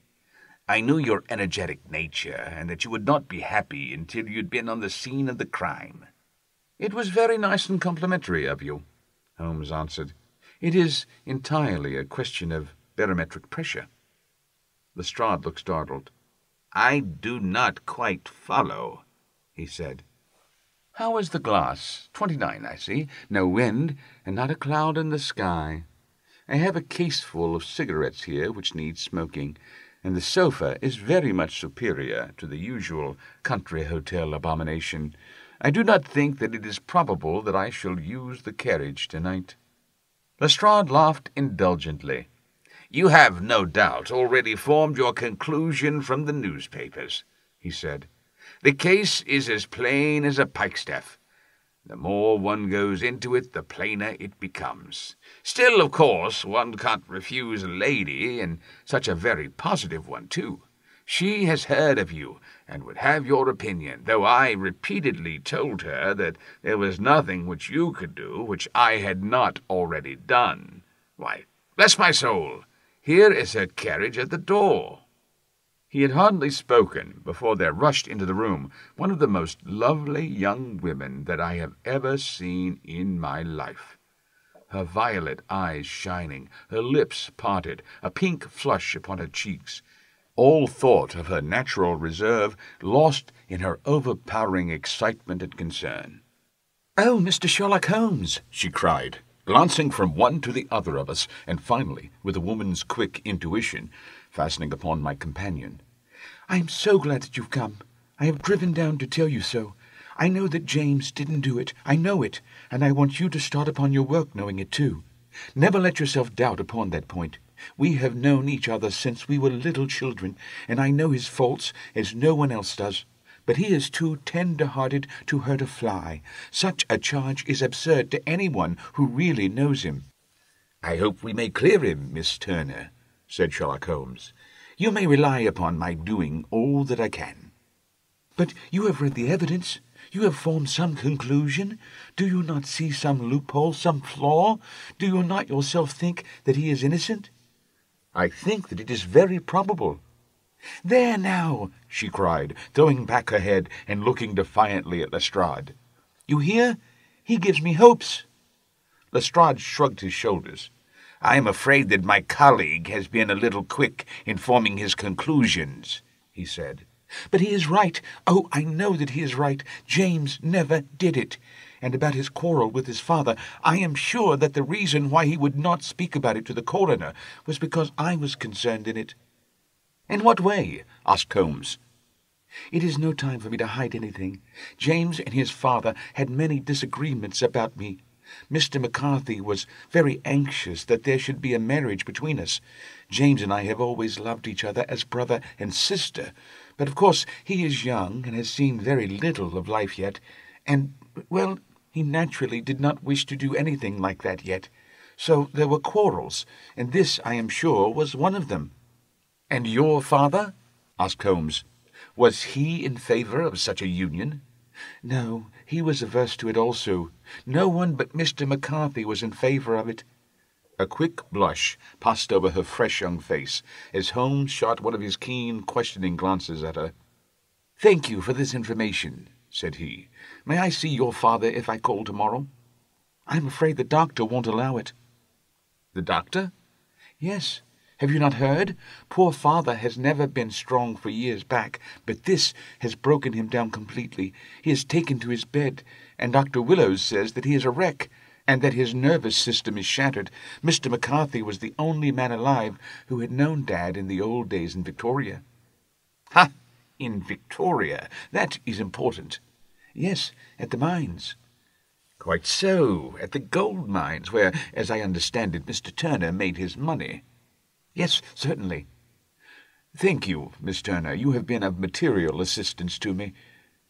You will tell me if you have any news tomorrow. No doubt you will go to the prison to see James. Oh, if you do, Mr. Holmes, do tell him that I know him to be innocent."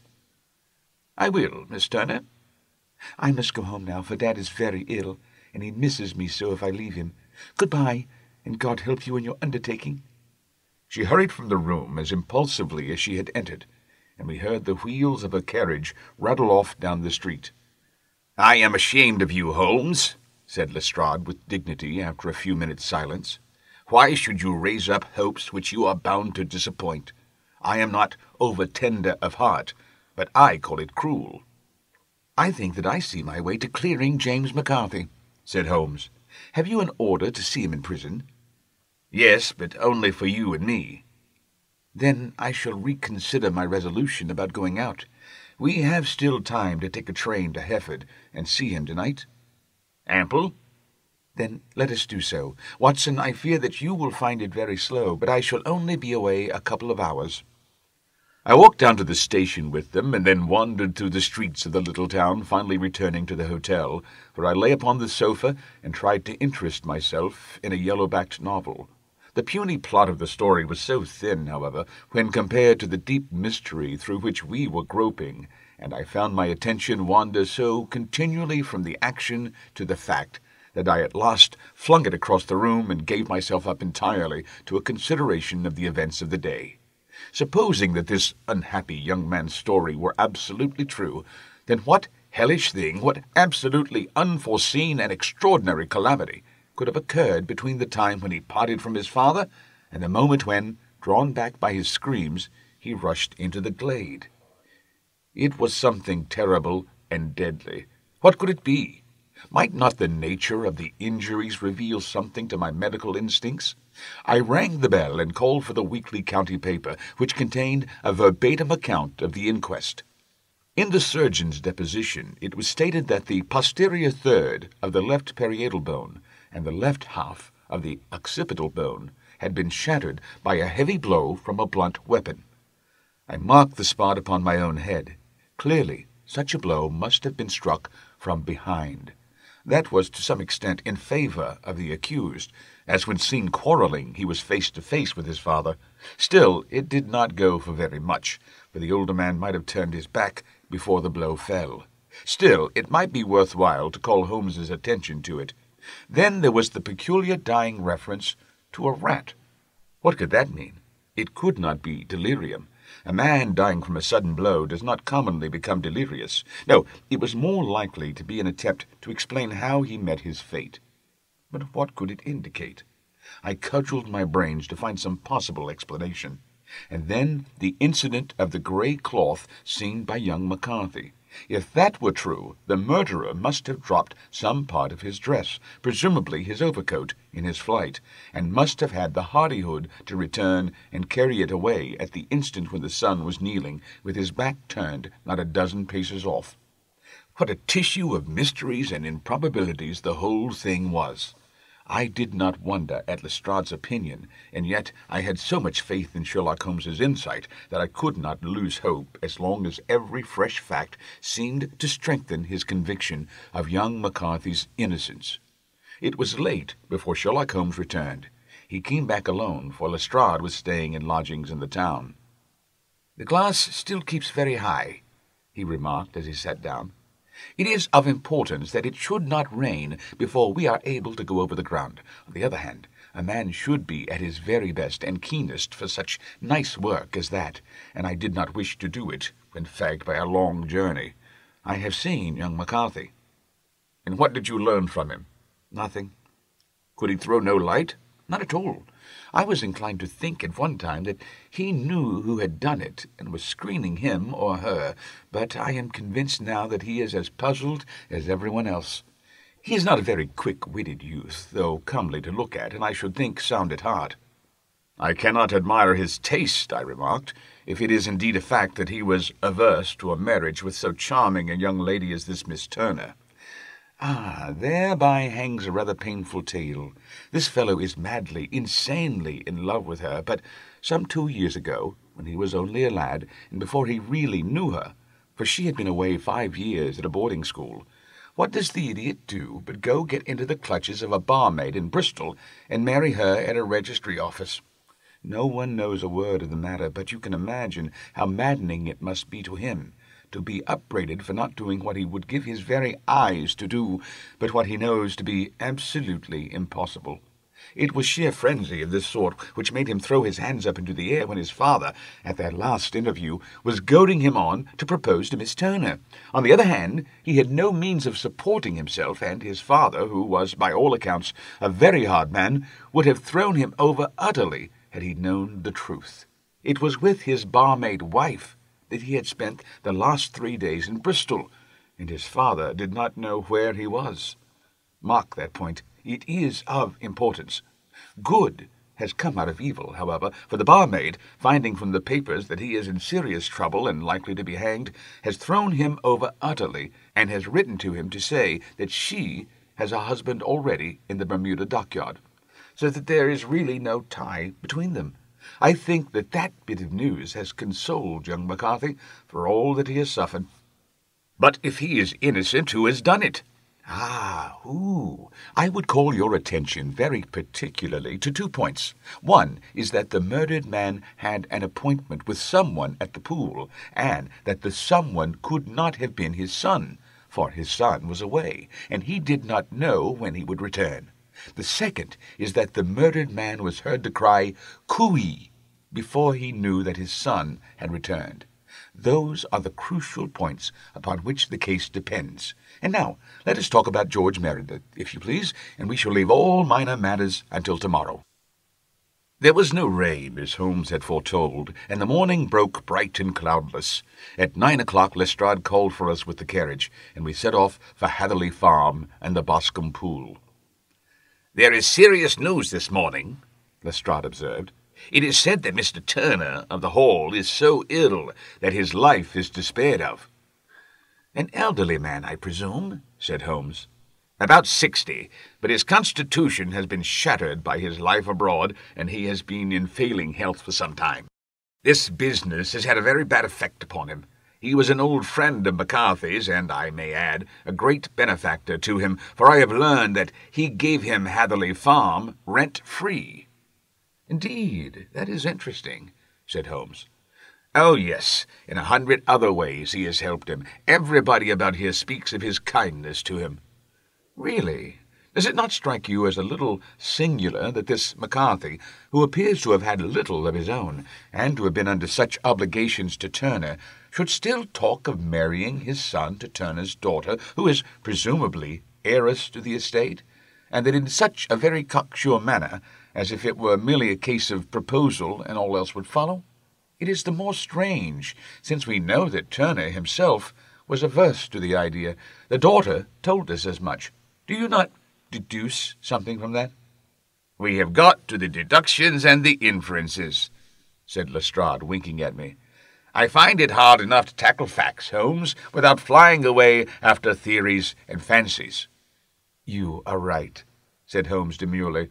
"You do find it very hard to tackle the facts." "Anyhow, I have grasped one fact, which you seem to find it difficult to get hold of," replied Lestrade with some warmth. "And that is?" "That McCarthy Sr. met his death from McCarthy Jr., and that all theories to the contrary are the merest moonshine." "Well, moonshine is brighter than fog," said Holmes, laughing. "But I'm very much mistaken if this is not Hatherley Farm upon the left." "Yes, that is it." It was a widespread, comfortable-looking building, two-storied, slate-roofed, with great yellow blotches of lichen upon the grey walls. The drawn blinds and the smokeless chimneys, however, gave it a stricken look, as though the weight of this horror still lay heavy upon it. We called at the door, and the maid, at Holmes's request, showed us the boots which her master wore at the time of his death, and also a pair of the son's, though not the pair which he had then had. Having measured these very carefully from 7 or 8 different points, Holmes desired to be led to the courtyard, from which we all followed the winding track which led to Boscombe Pool. Sherlock Holmes was transformed when he was hot upon such a scent as this. Men who had only known the quiet thinker and logician of Baker Street would have failed to recognize him. His face flushed and darkened, his brows were drawn into 2 hard black lines, while his eyes shone out from beneath them with a steely glitter. His face was bent downward, his shoulders bowed, his lips compressed, and the veins stood out like whipcord in his long, sinewy neck. His nostrils seemed to dilate with a purely animal lust for the chase, and his mind was so absolutely concentrated upon the matter before him that a question or remark fell unheeded upon his ears, or, at the most, only provoked a quick, impatient snarl in reply. Swiftly and silently he made his way along the track which ran through the meadows, and so by way of the woods to the Boscombe Pool. It was damp, marshy ground, as is all that district, and there were marks of many feet, both upon the path and amid the short grass which bounded it on either side. Sometimes Holmes would hurry on, sometimes stop dead, and once he made quite a little detour into the meadow. Lestrade and I walked behind him, the detective indifferent and contemptuous, while I watched my friend with the interest which sprang from the conviction that every one of his actions was directed toward a definite end. The Boscombe Pool, which is a little reed-girt sheet of water some 50 yards across, is situated at the boundary between the Hatherley Farm and the private park of the wealthy Mr. Turner. Above the woods which lined it upon the farther side, we could see the red jutting pinnacles which marked the site of the rich landowner's dwelling. On the Hatherley side of the pool, the woods grew very thick, and there was a narrow belt of sodden grass 20 paces across between the edge of the trees and the reeds which lined the lake. Lestrade showed us the exact spot at which the body had been found, and indeed so moist was the ground that I could plainly see the traces which had been left by the fall of the stricken man. To Holmes, as I could see by his eager face and peering eyes, very many other things were to be read upon the trampled grass. He ran round like a dog who is picking up a scent, and then turned upon my companion. "What did you go into the pool for?" he asked. "I fished about with a rake. I thought there might be some weapon or other trace, but how on earth—" "Oh, tut-tut, I have no time. That left foot of yours with its inward twist is all over the place. A mole could trace it, and there it vanishes among the reeds. Oh, how simple it would all have been had I been here before they came like a herd of buffalo and wallowed all over it. Here is where the party with the lodge-keeper came, and they have covered all tracks for 6 or 8 feet round the body. But here are 3 separate tracks of the same feet." He drew out a lens and lay down upon his waterproof to have a better view, talking all the time rather to himself than to us. "These are young McCarthy's feet. Twice he was walking, and once he ran swiftly, so that the soles are deeply marked and the heels hardly visible. That bears out his story. He ran when he saw his father on the ground. Then here are the father's feet as he paced up and down. What is this, then? It is the butt end of the gun as the son stood listening. And this? What have we here? Tiptoes! Tiptoes! Square, too. Quite unusual boots. They come, they go, they come again. Of course, that was for the cloak. Now, where did they come from?" He ran up and down, sometimes losing, sometimes finding the track, until we were well within the edge of the wood and under the shadow of a great beech, the largest tree in the neighborhood. Holmes traced his way to the farther side of this, and lay down once more upon his face with a little cry of satisfaction.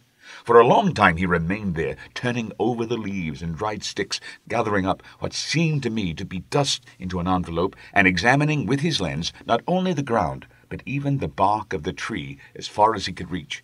A jagged stone was lying among the moss, and this also he carefully examined and retained. Then he followed a pathway through the wood until he came to the high road where all traces were lost. "It has been a case of considerable interest," he remarked, returning to his natural manner.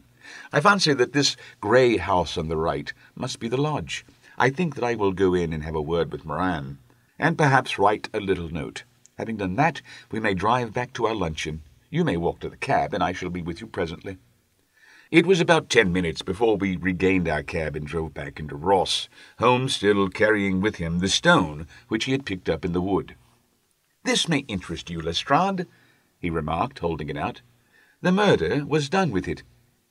"I see no marks." "There are none." "How do you know, then?" "The grass was growing under it. It had only lain there a few days. There was no sign of a place whence it had been taken. It corresponds with the injuries. There is no sign of any other weapon." "And the murderer?" "Is a tall man, left-handed, limps with the right leg, wears thick-soled shooting boots and a grey cloak, smokes Indian cigars, uses a cigar-holder, and carries a blunt penknife in his pocket. There are several other indications, but these may be enough to aid us in our search." Lestrade laughed.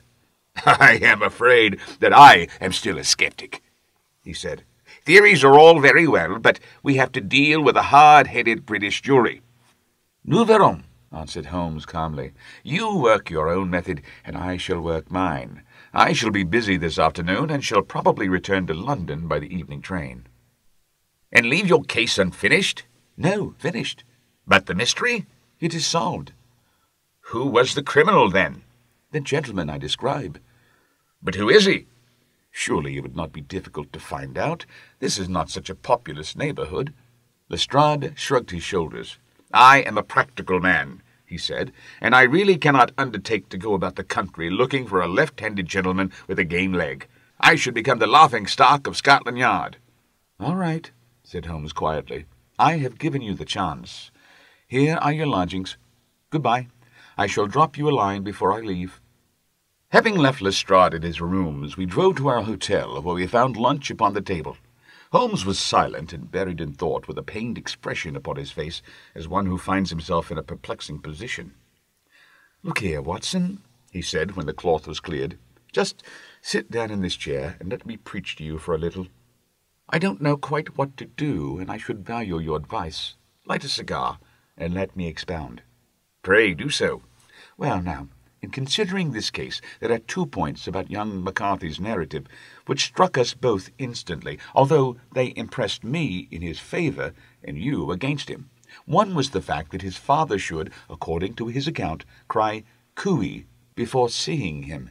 The other was his singular dying reference to a rat.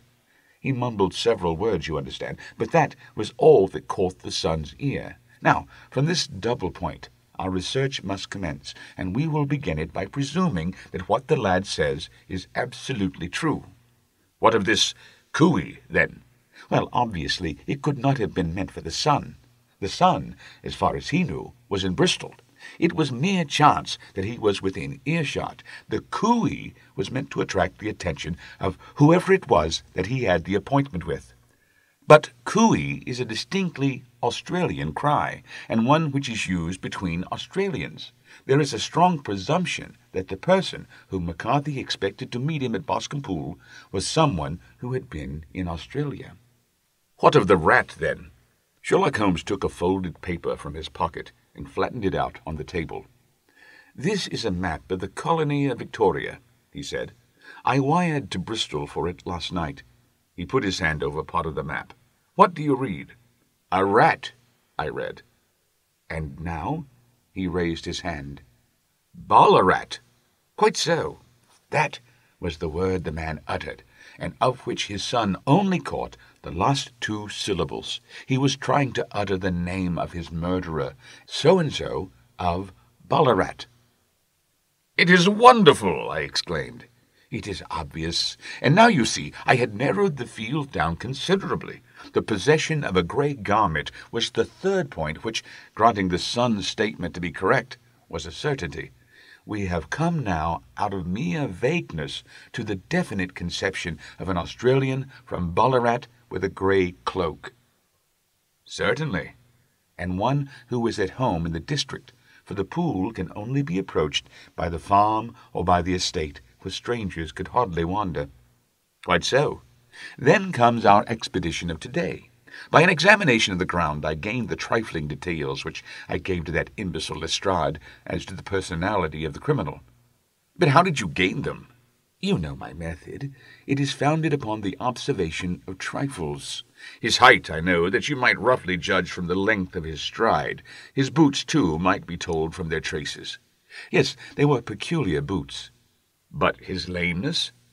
The impression of his right foot was always less distinct than his left. He put less weight upon it. Why? Because he limped. He was lame. But his left-handedness? You were yourself struck by the nature of the injury as recorded by the surgeon at the inquest. The blow was struck from immediately behind, and yet was upon the left side. Now, how can that be, unless it were by a left-handed man?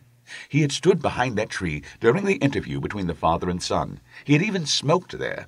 I found the ash of a cigar, which my special knowledge of tobacco ashes enables me to pronounce as an Indian cigar. I have, as you know, devoted some attention to this, and written a little monograph on the ashes of 140 different varieties of pipe, cigar, and cigarette tobacco. Having found the ash, I then looked round and discovered the stump among the moss where he had tossed it. It was an Indian cigar, of the variety which are rolled in Rotterdam. And the cigar holder? I could see that the end had not been in his mouth. Therefore he used a holder. The tip had been cut off, not bitten off, but the cut was not a clean one, so I deduced a blunt penknife.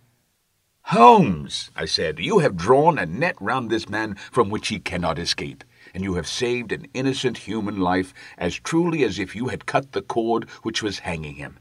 I see the direction in which all this points. The culprit is—" "Mr. John Turner," cried the hotel waiter, opening the door of our sitting-room and ushering in a visitor. The man who entered was a strange and impressive figure.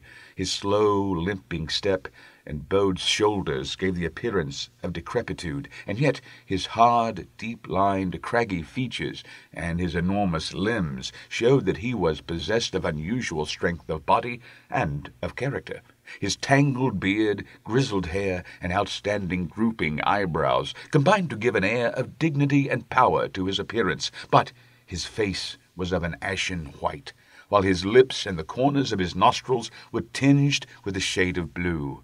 It was clear to me at a glance that he was in the grip of some deadly and chronic disease. "Pray sit down on the sofa," said Holmes gently. "You had my note?" "Yes, the lodge-keeper brought it up. You said that you wished to see me here to avoid scandal." "I thought people would talk if I went to the hall." "Why did you wish to see me?" He looked across at my companion with despair in his weary eyes, as though his question was already answered. "Yes," said Holmes, answering the look rather than the words. "It is so. I know all about McCarthy." The old man sank his face in his hands. "God help me," he cried, "but I would not have let the young man come to harm. I give you my word that I would have spoken out if it went against him at the assizes." "I'm glad to hear you say so," said Holmes gravely. "I would have spoken now, had it not been for my dear girl. It will break her heart when she hears that I am arrested." "It may not come to that," said Holmes. "What? I am no official agent. I understand that it was your daughter who required my presence here, and I am acting in her interest. Young McCarthy must be got off, however." "I am a dying man," said old Turner. "I've had diabetes for years. My doctor says it's a question whether I should live a month. Yet I would rather die under my own roof than in a jail." Holmes rose and sat down at the table with his pen in his hand and a bundle of papers before him. "Just tell us the truth," he said. "I shall jot down the facts. You will sign it, and Watson here can witness it. Then I could produce your confession at the last extremity to save young McCarthy. I promise you that I shall not use it unless it is absolutely needed." "He's as well," said the old man. "It's a question whether I should live to the assizes, so it matters little to me. But I should wish to spare Alice the shock. And now I will make the thing clear to you. It's been a long time in the acting, but it will not take me long to tell. You didn't know this dead man, McCarthy. He was a devil incarnate, I tell you. God keep you out of the clutches of a man such as he. His grip has been upon me these 20 years, and he has blasted my life. I'll tell you first how I came to be in his power. It was in the early 60s at the diggings. I was a young chap then, hot-blooded and reckless, ready to turn my hand at anything. I got among bad companions, took to drink, had no luck with my claim, took to the bush, and in a word, became what you would call over here a highway robber. There were 6 of us. We had a wild, free life of it, sticking up a station from time to time, or stopping the wagons on the road to the diggings. Black Jack of Ballarat was the name I went under, and our party is still remembered in the colony as the Ballarat Gang. One day, a gold convoy came down from Ballarat to Melbourne, and we lay in wait for it and attacked it. There were 6 troopers and 6 of us, so it was a close thing, but we emptied 4 of their saddles at the first volley. 3 of our boys were killed, however, before we got the swag. I put my pistol to the head of the wagon driver, who was this very man McCarthy. I wish to the Lord I had shot him then, but I spared him, though I saw his wicked little eyes fixed on my face, as though to remember every feature. We got away with the gold, became wealthy men, and made our way over to England without being suspected. There I parted from my old pals and determined to settle down to a quiet and respectable life. I bought this estate, which chanced to be in the market, and I set myself to do a little good with my money, to make up for the way in which I'd earned it. I'm married, too, and though my wife died young, she left me my dear little Alice. Even when she was just a baby, her wee hand seemed to lead me down the right path as nothing else had ever done. In a word, I turned over a new leaf and did my best to make up for the past. All was going well when McCarthy laid his grip upon me. I'd gone up to town about an investment when I met him at Regent Street with hardly a coat to his back or a boot to his foot. "Here we are, Jack," says he, touching me on the arm. "We'll be as good as a family to you. There's 2 of us, me and my son, and you can have the keeping of us. If you don't, it's a fine law-abiding country in England. There's always a policeman within hail." Well, down they came to the West Country. There was no shaking 'em off. There they have lived rent-free on my best land ever since. There was no rest for me, no peace, no forgetfulness. Turn where I would, there was his cunning, grinning face at my elbow. It grew worse as Alice grew up, for he soon saw I was more afraid of her, knowing my past, than of the police. Whatever he wanted, he must have, and whatever it was, I gave him without question, land, money, houses, until at last he asked a thing which I could not give. He asked for Alice. His son, you see, had grown up, and so had my girl, and as I was known to be in weak health, it seemed a fine stroke to him that his lad should step into the whole property.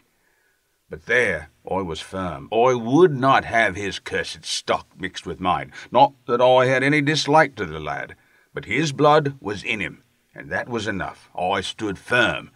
McCarthy threatened. I braved him to do his worst. We were to meet at the pool midway between our houses to talk it over. When I went down there, I found him talking with his son, so I smoked a cigar and waited behind a tray until he should be alone. But as I listened to his talk, all that was black and bitter in me seemed to come uppermost.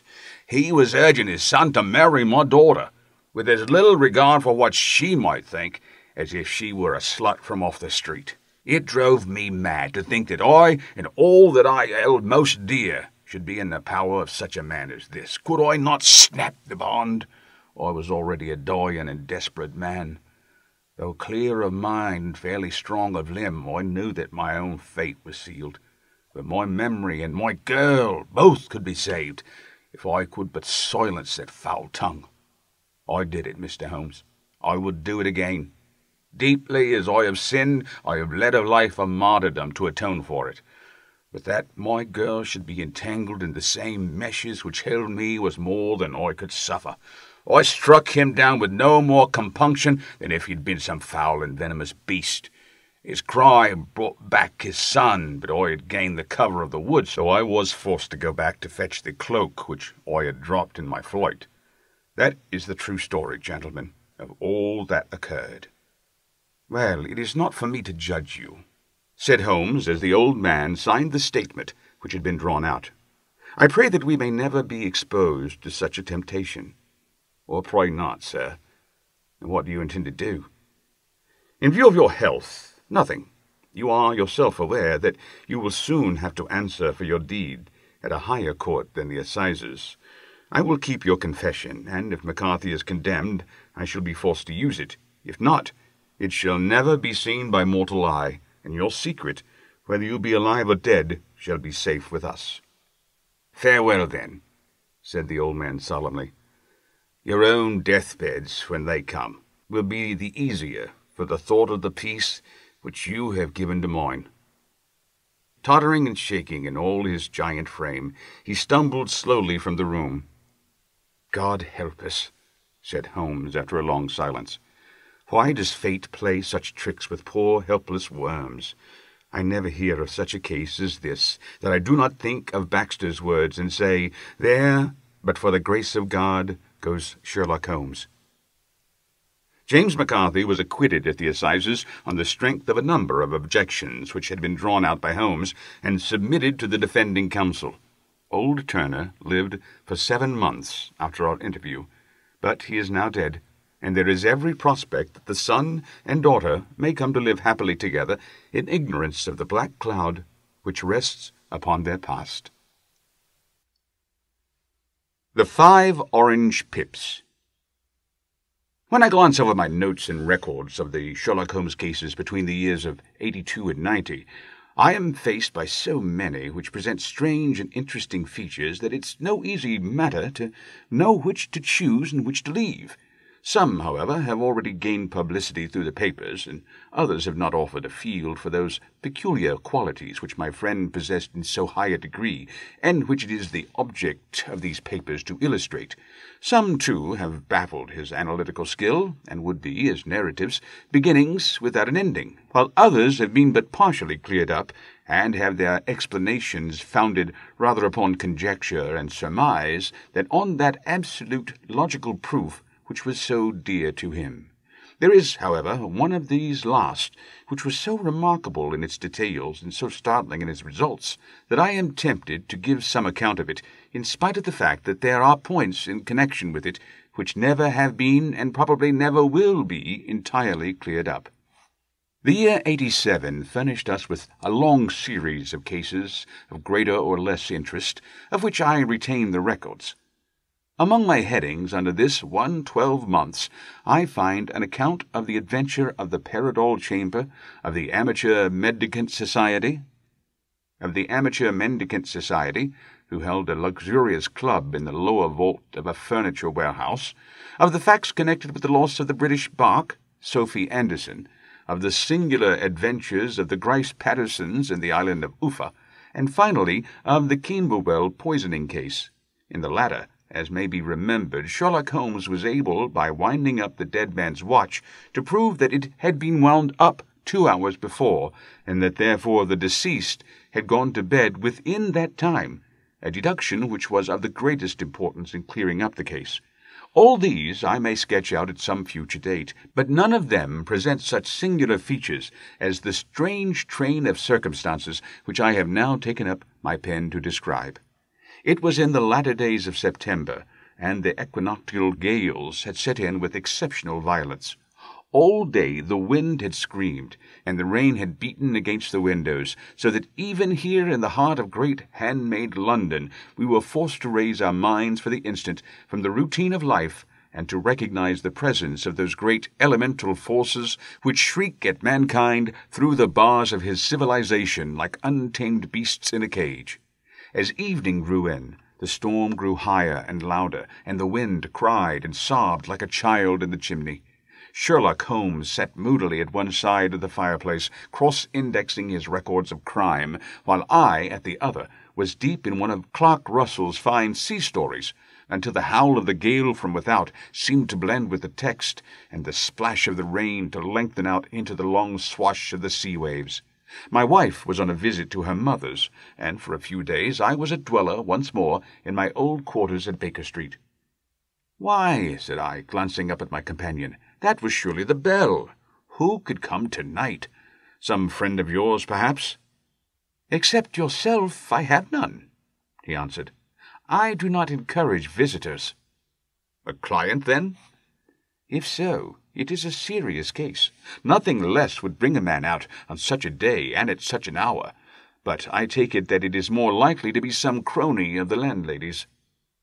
Sherlock Holmes was wrong in his conjecture, however, for there came a step in the passage and a tapping on the door. He stretched out his long arm to turn the lamp away from himself and towards the vacant chair upon which a newcomer must sit. "Come in," said he. The man who entered was young, some 22 at the outside, well-groomed and trimly clad, with something of refinement and delicacy in his bearing. The streaming umbrella which he held in his hand, and his long shining waterproof, told of the fierce weather through which he had come. He looked about him anxiously in the glare of the lamp, and I could see that his face was pale and his eyes heavy, like those of a man who is weighed down with some great anxiety. "I owe you an apology," he said, raising his golden pince-nez to his eyes. "I trust that I am not intruding. I fear that I have brought some traces of the storm and rain into your snug chamber." "Give me your coat and umbrella," said Holmes. "They may rest here on the hook, and will be dry presently. You have come up from the southwest, I see." "Yes, from Horsham." "That clay and chalk mixture which I see upon your toe-caps is quite distinctive." "I have come for advice." "That is easily got." "And help." "That is not always so easy." "I've heard of you, Mr. Holmes. I heard from Major Prendergast how you saved him in the Tankerville Club scandal." "Ah, of course. He was wrongfully accused of cheating at cards." "He said that you could solve anything." "He said too much." "That you are never beaten." "I have been beaten 4 times, 3 times by men, and once by a woman." "But what is that compared with the number of your successes?" "It is true that I have been generally successful." "Then you may be so with me." "I beg that you will draw your chair up to the fire and favour me with some details as to your case." "It is no ordinary one." "None of those which come to me are. I am the last court of appeal." "And yet I question, sir, whether in all your experience you have ever listened to a more mysterious and inexplicable chain of events than those which have happened in my own family." "You fill me with interest," said Holmes. "Pray give us the essential facts from the commencement, and I can afterwards question you as to those details which seem to me to be most important." The young man pulled his chair up and pushed his wet feet out toward the blaze. "My name," said he, "is John Openshaw, but my own affairs have, as far as I can understand, little to do with this awful business. It is a hereditary matter, so in order to give you an idea of the facts, I must go back to the commencement of the affair. You must know that my grandfather had 2 sons, my uncle Elias and my father Joseph. My father had a small factory in Coventry, which he enlarged at the time of the invention of bicycling. He was a patentee of the Openshaw unbreakable tire, and his business met with such success that he was able to sell it and to retire upon a handsome competence. My uncle Elias immigrated to America when he was a young man and became a planter in Florida, where he was reported to have done very well. At the time of the war he fought in Jackson's army and afterwards under Hood, where he rose to be a colonel. When Lee laid down his arms, my uncle returned to his plantation, where he remained for 3 or 4 years. About 1869 or 1870 he came back to Europe and took a small estate in Sussex, near Horsham. He had made a very considerable fortune in the States, and his reason for leaving them was his aversion to the Negroes and his dislike of the Republican policy in extending the franchise to them. He was a singular man, fierce and quick-tempered, very foul-mouthed when he was angry, and of a most retiring disposition. During all the years that he lived at Horsham, I doubt if he ever set foot in the town. He had a garden and 2 or 3 fields round his house, and there he would take his exercise, though very often for weeks on end he would never leave his room. He drank a great deal of brandy and smoked very heavily, but he would see no society and did not want any friends, not even his own brother. He didn't mind me. In fact, he took a fancy to me. For at the time when he saw me first, I was a youngster of 12 or so. This would be in the year 1878, after he'd been 8 or 9 years in England. He begged my father to let me live with him, and he was very kind to me in his way. When he was sober, he used to be fond of playing backgammon and draughts with me, and he would make me his representative both with the servants and with the tradespeople, so that by the time I was 16 I was quite master of the house. I kept all the keys and could go where I liked and do what I liked, so long as I did not disturb him in his privacy. There was one singular exception, however, for he had a single room, a lumber room, up among the attics, which was invariably locked, and which he would never permit either me or anyone else to enter. For the boy's curiosity, I have peeped through the keyhole, but I was never able to see more than such a collection of old trunks and bundles as would be expected in such a room. One day, it was March, 1883, a letter with a foreign stamp lay upon the table in front of the Colonel's plate. It was not a common thing for him to receive letters, for his bills were all paid in ready money, and he had no friends of any sort. "From India," said he, as he took it up. "Pondicherry postmark. What can this be?" Opening it hurriedly, out there jumped 5 little dried orange pips, which pattered down upon his plate. I began to laugh at this, but the laugh was struck from my lips at the sight of his face. His lip had fallen, his eyes were protruding, his skin the colour of putty, and he glared at the envelope which he still held in his trembling hand. "K, K, K," he shrieked, and then, my God, my sins have overtaken me." "What is it, uncle?" I cried. "Death," said he, and rising from the table he retired to his room, leaving me palpitating with horror. I took up the envelope and saw scrawled in red ink upon the inner flap, just above the gum, the letter K, 3 times repeated. There was nothing else save the 5 dried pips. What could be the reason of his overpowering terror? I left the breakfast table, and as I ascended the stair I met him coming down with an old rusty key, which must have belonged to the attic, in one hand, and a small brass box, like a cash-box, in the other. "They may do what they like, but I'll checkmate them still," said he with an oath. "Tell Mary that I shall want a fire in my room today, and send down to Fordham, the Horsham lawyer." I did as he ordered, and when the lawyer arrived, I was asked to step up to the room. The fire was burning brightly, and in the grate there was a mass of black, fluffy ashes, as of burned papers, while the brass box stood open and empty beside it. As I glanced at the box, I noticed, with a start, that upon the lid was printed the treble K, which I had read in the morning upon the envelope.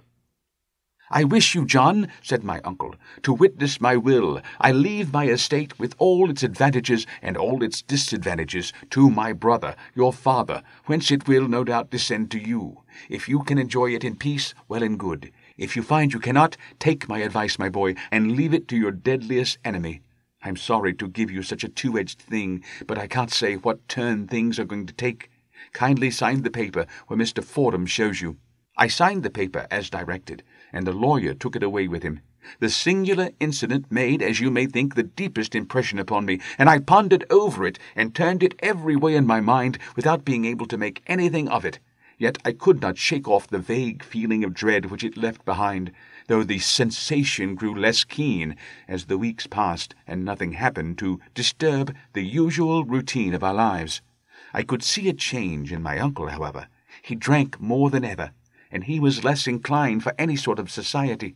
Most of his time he would spend in his room, with the door locked upon the inside, but sometimes he would emerge in a sort of drunken frenzy and would burst out of the house and tear about the garden with a revolver in his hand, screaming out that he was afraid of no man, and that he was not to be cooped up like a sheep in a pen by man or devil. When these hot fits were over, however, he would rush tumultuously in at the door and lock and bar it behind him. like a man who can brazen it out no longer against the terror which lies at the roots of his soul. At such time I have seen his face, even on a cold day, glisten with moisture, as though it were new raised from a basin. Well, to come to the end of the matter, Mr. Holmes, and not to abuse your patience, there came a night when he made one of those drunken sallies from which he never came back. We found him, when we went to search for him, face downward in a little green-scummed pool, which lay at the foot of the garden. There was no sign of any violence, and the water was but 2 feet deep, so that the jury, having regard to his known eccentricity, brought in a verdict of suicide. But I, who knew how he winced from the very thought of death, had much ado to persuade myself that he had gone out of his way to meet it. The matter passed, however, and my father entered into possession of the estate, and of some £14,000, which lay to his credit at the bank. "One moment," Holmes interposed. "Your statement is, I foresee, one of the most remarkable to which I have ever listened. Let me have the date of the reception by your uncle of the letter, and the date of his supposed suicide." "The letter arrived on March 10th, 1883. His death was 7 weeks later, upon the night of May 2nd. "Thank you. Pray proceed." "When my father took over the Horsham property, he, at my request, made a careful examination of the attic, which had been always locked up. We found the brass box there, although its contents had been destroyed. On the inside of the cover was a paper label with the initials of K.K.K. repeated upon it, and letters, memoranda, receipts, and a register written beneath. These, we presume, indicated the nature of the papers which had been destroyed by Colonel Openshaw. For the rest, there was nothing of much importance in the attic, save a great many scattered papers and notebooks bearing upon my uncle's life in America. Some of them were of the war time, and showed that he had done his duty well, and had borne the repute of a brave soldier. Others were of a date during the reconstruction of the Southern States, which were mostly concerned with politics, for he had evidently taken a strong part in opposing the carpet-bag politicians who had been sent down from the North. Well, it was the beginning of '84 when my father came to live at Horsham, and all went as well as possible with us until the January of '85. On the 4th day, after the New Year, I heard my father give a sharp cry of surprise as we sat together at the breakfast table.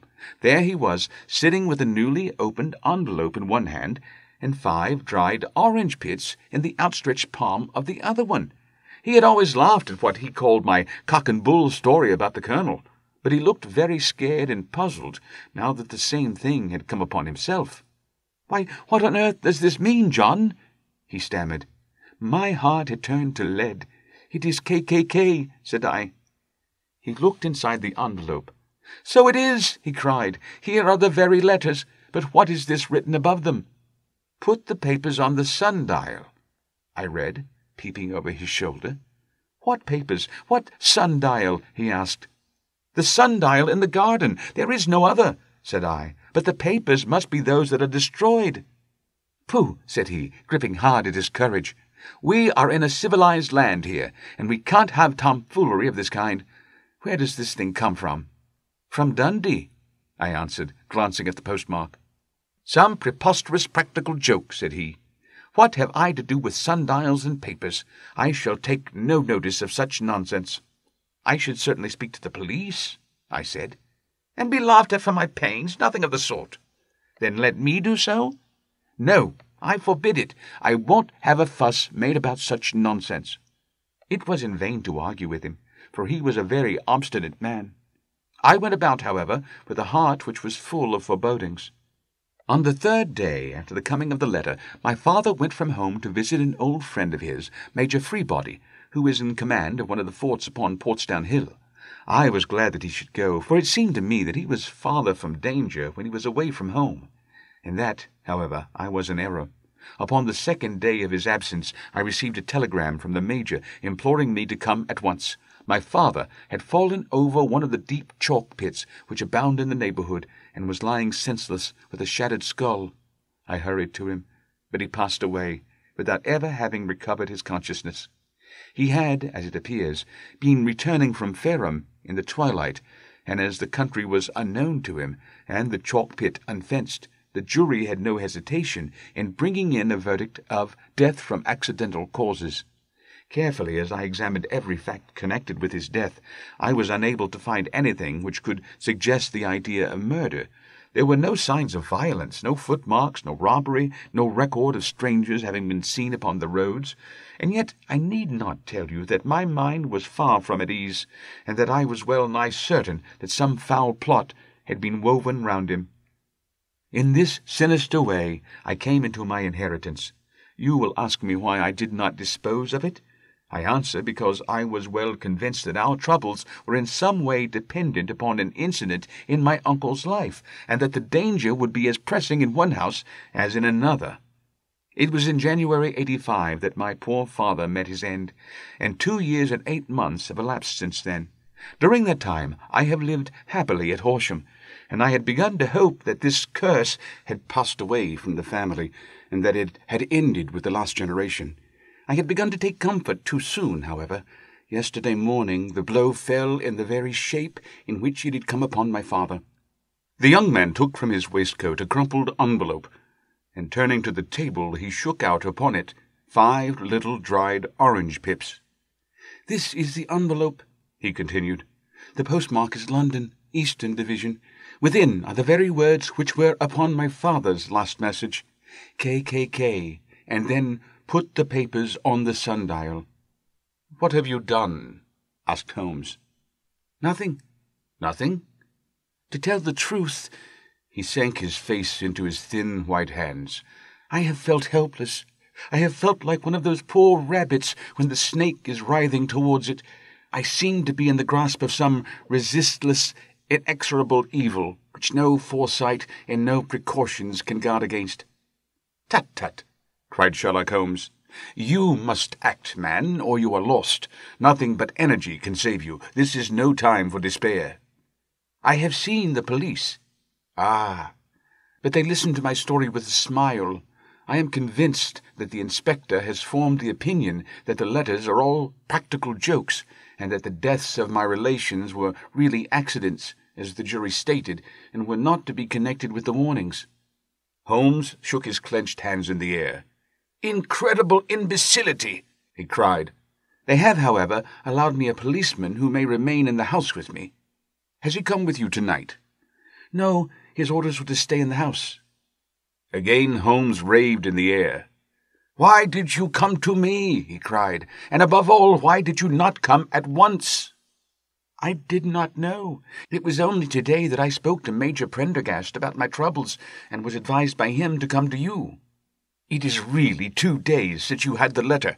We should have acted before this. You have no further evidence, I suppose, than that which you have placed before us, no suggestive detail which might help us?"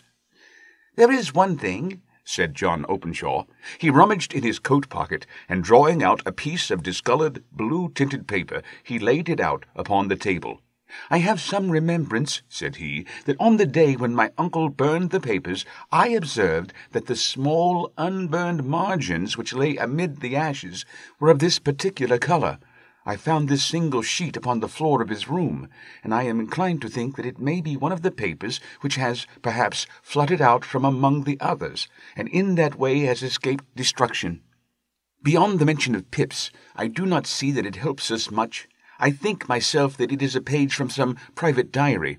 The writing is undoubtedly my uncle's." Holmes moved the lamp, and we both bent over the sheet of paper, which showed by its ragged edge that it had indeed been torn from a book. It was headed March 1869, and beneath were the following enigmatical notices. 4th, Hudson came, same old platform. 7th, set the pips on Macaulay, Paramore, and John Swain of St. Augustine. 8th, Macaulay cleared. 10th, John Swain cleared. 12th, visited Paramore. All well. "Thank you," said Holmes, folding up the paper and returning it to our visitor.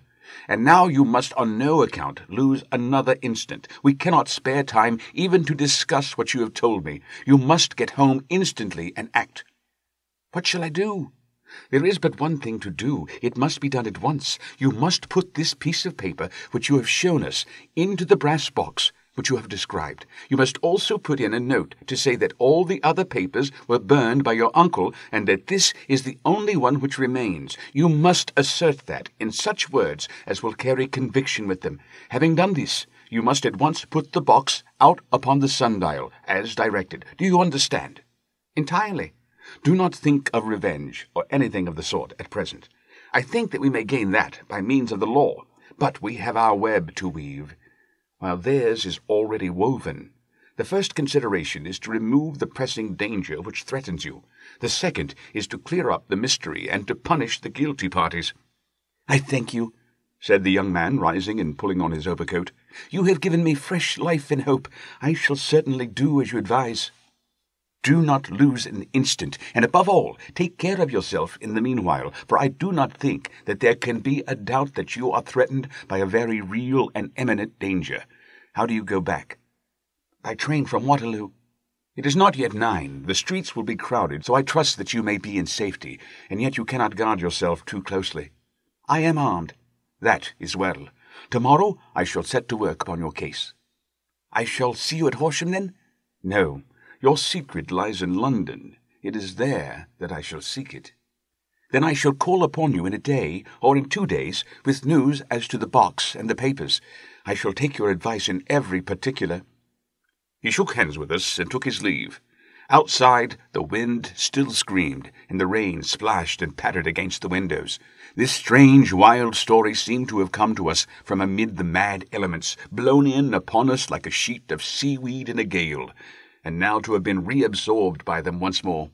Sherlock Holmes sat for some time in silence, with his head sunk forward and his eyes bent upon the red glow of the fire. Then he lit his pipe, and leaning back in his chair, he watched the blue smoke rings as they chased each other up to the ceiling. "I think, Watson," he remarked at last, "that of all our cases we have had none more fantastic than this. Save perhaps the sign of 4. Well, yes, save perhaps that. And yet this John Openshaw seems to me to be walking amid even greater perils than did the Sholtos. But have you, I asked, formed any definite conception as to what these perils are? There can be no question as to their nature, he answered. Then what are they? Who is this KKK, and why does he pursue this unhappy family? Sherlock Holmes closed his eyes and placed his elbows upon the arms of his chair, with his fingertips together. The ideal reasoner, he remarked, would, when he had once been shown a single fact in all its bearings, deduce from it not only all the chain of events which led up to it, but also all the results which would follow from it. As Cuvier could correctly describe a whole animal by the contemplation of a single bone, so the observer who has thoroughly understood one link in a series of incidents should be able to accurately state all the other ones, both before and after. We have not yet grasped the results which the reason alone can attain to. Problems may be solved in the study which have baffled all those who have sought a solution by the aid of their senses. To carry the art, however, to its highest pitch, it is necessary that the reasoner should be able to utilize all the facts which have come to his knowledge, and this in itself implies, as you will readily see, a possession of all knowledge, which, even in these days of free education and encyclopedias, is a somewhat rare accomplishment. It is not so impossible, however, that a man should possess all knowledge which is likely to be useful to him in his work, and this I have endeavored in my case to do. If I remember rightly, you, on one occasion, in the early days of our friendship, defined my limits in a very precise fashion. Yes, I answered, laughing. It was a singular document. Philosophy, astronomy, and politics were marked at 0, I remember. Botany variable. Geology profound as regards the mud stains from any region within 50 miles of town. Chemistry eccentric. Anatomy unsystematic, sensational literature and crime records unique, violin player, boxer, swordsman, lawyer, and self-poisoner by cocaine and tobacco. Those, I think, were the main points of my analysis. Holmes grinned at the last item.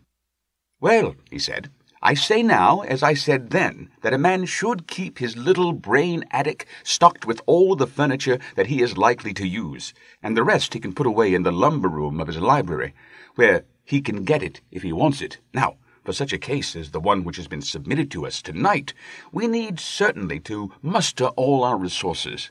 Kindly hand me down the letter K of the American Encyclopedia, which stands upon the shelf beside you. Thank you. Now, let us consider the situation and see what may be deduced from it. In the first place, we may start with a strong presumption that Colonel Openshaw had some very strong reason for leaving America. Men at his time of life do not change all their habits and exchange willingly the charming climate of Florida for the lonely life of an English provincial town. His extreme love of solitude in England suggests the idea that he was in fear of someone or something, so we may assume, as a working hypothesis, that it was fear of someone or something which drove him from America. As to what it was he feared, we can only deduce that by considering the formidable letters which were received by himself and his successors. Did you remark the postmarks of those letters? The first was from Pondicherry, the second from Dundee, and the third from London. From East London. What do you deduce from that? They are all seaports, that the writer was on board of a ship. Excellent! We have already a clue. There can be no doubt that the strong probability, is that the writer was on board of a ship. And now, let us consider another point. It is the case of Pondicherry. 7 weeks elapsed between the threat and its fulfillment. In Dundee, it was only some 3 or 4 days. Does that suggest anything? A greater distance to travel. But the letter had also a greater distance to come. Then I do not see the point. There is at least a presumption that the vessel in which the man or men are is a sailing ship. It looks as if they always send their singular warning or token before them when starting upon their mission. You see how quickly the deed followed the sign when it came from Dundee. If they had come from Pondicherry in a steamer, they would have arrived almost as soon as their letter. But, as a matter of fact, 7 weeks elapsed. I think that those 7 weeks represented the difference between the mail boat which brought the letter and the sailing vessel which brought the writer. It is possible. More than that, it is probable. And now you see the deadly urgency of this new case, and why I urged young Openshaw to caution. The blow has always fallen at the end of the time which it would take the senders to travel the distance. But this one comes from London, and therefore we cannot count upon delay. Good God! I cried. What can it mean, this relentless persecution? The papers which Openshaw carried are obviously of vital importance to the person or persons in the sailing ship. I think that it is quite clear that there must be more than one of them. A single man could not have carried out 2 deaths in such a way as to deceive a coroner's jury. There must have been several in it, and they must have been men of resource and determination. Their papers they mean to have, be the holder of them who it may. In this way, you see, KKK ceases to be the initials of an individual and becomes the badge of a society. But of what society? Have you never, said Sherlock Holmes, bending forward and sinking his voice, have you never heard of the Ku Klux Klan? I never have. Holmes turned over the leaves of the book upon his knee. Here it is, he said presently. Ku Klux Klan, a name derived from the fanciful resemblance to the sound produced by cocking a rifle. This terrible secret society was formed by some ex-Confederate soldiers in the southern states after the Civil War, and it rapidly formed local branches in different parts of the country, notably in Tennessee, Louisiana, the Carolinas, Georgia, and Florida. Its power was used for political purposes, principally for the terrorizing of the Negro voters and the murdering and driving from the country of those who were opposed to its views. Its outrages were usually preceded by a warning sent to the marked man in some fantastic but generally recognized shape, a sprig of oak leaves in some parts, melon seeds or orange pips in others. On receiving this, the victim might either openly abjure his former ways or might fly from the country. If he braved the matter out, death would unfailingly come upon him, and usually in some strange and unforeseen manner. So perfect was the organization of the society, and so systematic its methods, that there is hardly a case upon record where any man succeeded in braving it with impunity, or in which any of its outrages were traced home to the perpetrators. For some years the organization flourished in spite of the efforts of the United States government and of the better classes of the community in the South. Eventually, in the year 1869, the movement rather suddenly collapsed, although there have been sporadic outbreaks of the same sort since that date. "You will observe," said Holmes, laying down the volume, "that the sudden breaking up of the society was coincident with the disappearance of Openshaw from America with their papers. It may well have been cause and effect. It is no wonder that he and his family have some of the more implacable spirits upon their track. You can understand that this register and diary may implicate some of the first men in the South, and that there may be many who will not sleep easy at night until it is recovered. Then the pages we have seen is such as we might expect. It ran, if I remember right, sent the pips to A, B, and C, that is, sent the societies warning to them. Then there are successive entries that A and B cleared, or left the country, and finally that C was visited with, I fear, a sinister result for C. Well, I think, Doctor, that we may let some light into this dark place, and I believe that the only chance young Openshaw has, in the meantime, is to do what I have told him. There is nothing more to be said or to be done tonight. So hand me over my violin. Let us try to forget for half an hour the miserable weather and the still more miserable ways of our fellow men." It had cleared in the morning, and the sun was shining with a subdued brightness through the dim veil which hangs over the great city. Sherlock Holmes was already at breakfast when I came down. "You will excuse me from not waiting for you," said he. "I have, I foresee, a very busy day before me in looking into this case of young Openshaw's." "What steps will you take?" I asked. "It will very much depend upon the results of my first inquiries. I may have to go down to Horsham after all." "You will not go there first?" "No, I shall commence with the city. Just ring the bell, and the maid will bring up your coffee." As I waited, I lifted the unopened newspaper from the table and glanced my eye over it. It rested upon a heading which sent a chill to my heart. "Holmes!" I cried. "You are too late." "Ah," said he, laying down his cup. "I feared as much. How was it done?" He spoke calmly, but I could see that he was deeply moved. My eye caught the name of Openshaw and the heading, "Tragedy near Waterloo Bridge." Here is the account. "Between 9 and 10 last night, Police Constable Cook of the H Division, on duty near Waterloo Bridge, heard a cry for help and a splash in the water. The night, however, was extremely dark and stormy, so that, in spite of the help of several passers-by, it was quite impossible to effect a rescue. The alarm, however, was given, and by the aid of the water police the body was eventually recovered. It proved to be that of a young gentleman whose name, as it appears from an envelope which was found in his pocket, was John Openshaw, and whose residence is near Horsham. It is conjectured that he may have been hurrying down to catch the last train from Waterloo Station, and that, in his haste and the extreme darkness, he missed his path and walked over the edge of one of the small landing places for river steamboats. The body exhibited no traces of violence, and there can be no doubt that the deceased had been the victim of an unfortunate accident, which should have the effect of calling the attention of the authorities to the condition of the riverside landing stages." We sat in silence for some minutes, Holmes more depressed and shaken than I had ever seen him.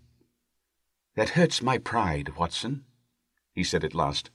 "It is a petty feeling, no doubt, but it hurts my pride. It becomes a personal matter with me now, and if God sends me health I shall set my hand upon this gang. That he should come to me for help, and that I should send him away to his death—" He sprang from his chair and paced about the room in uncontrollable agitation, with a flush upon his sallow cheeks and a nervous clasping and unclasping of his long, thin hands. "They must be cunning devils," he exclaimed at last. "How could they have decoyed him down there?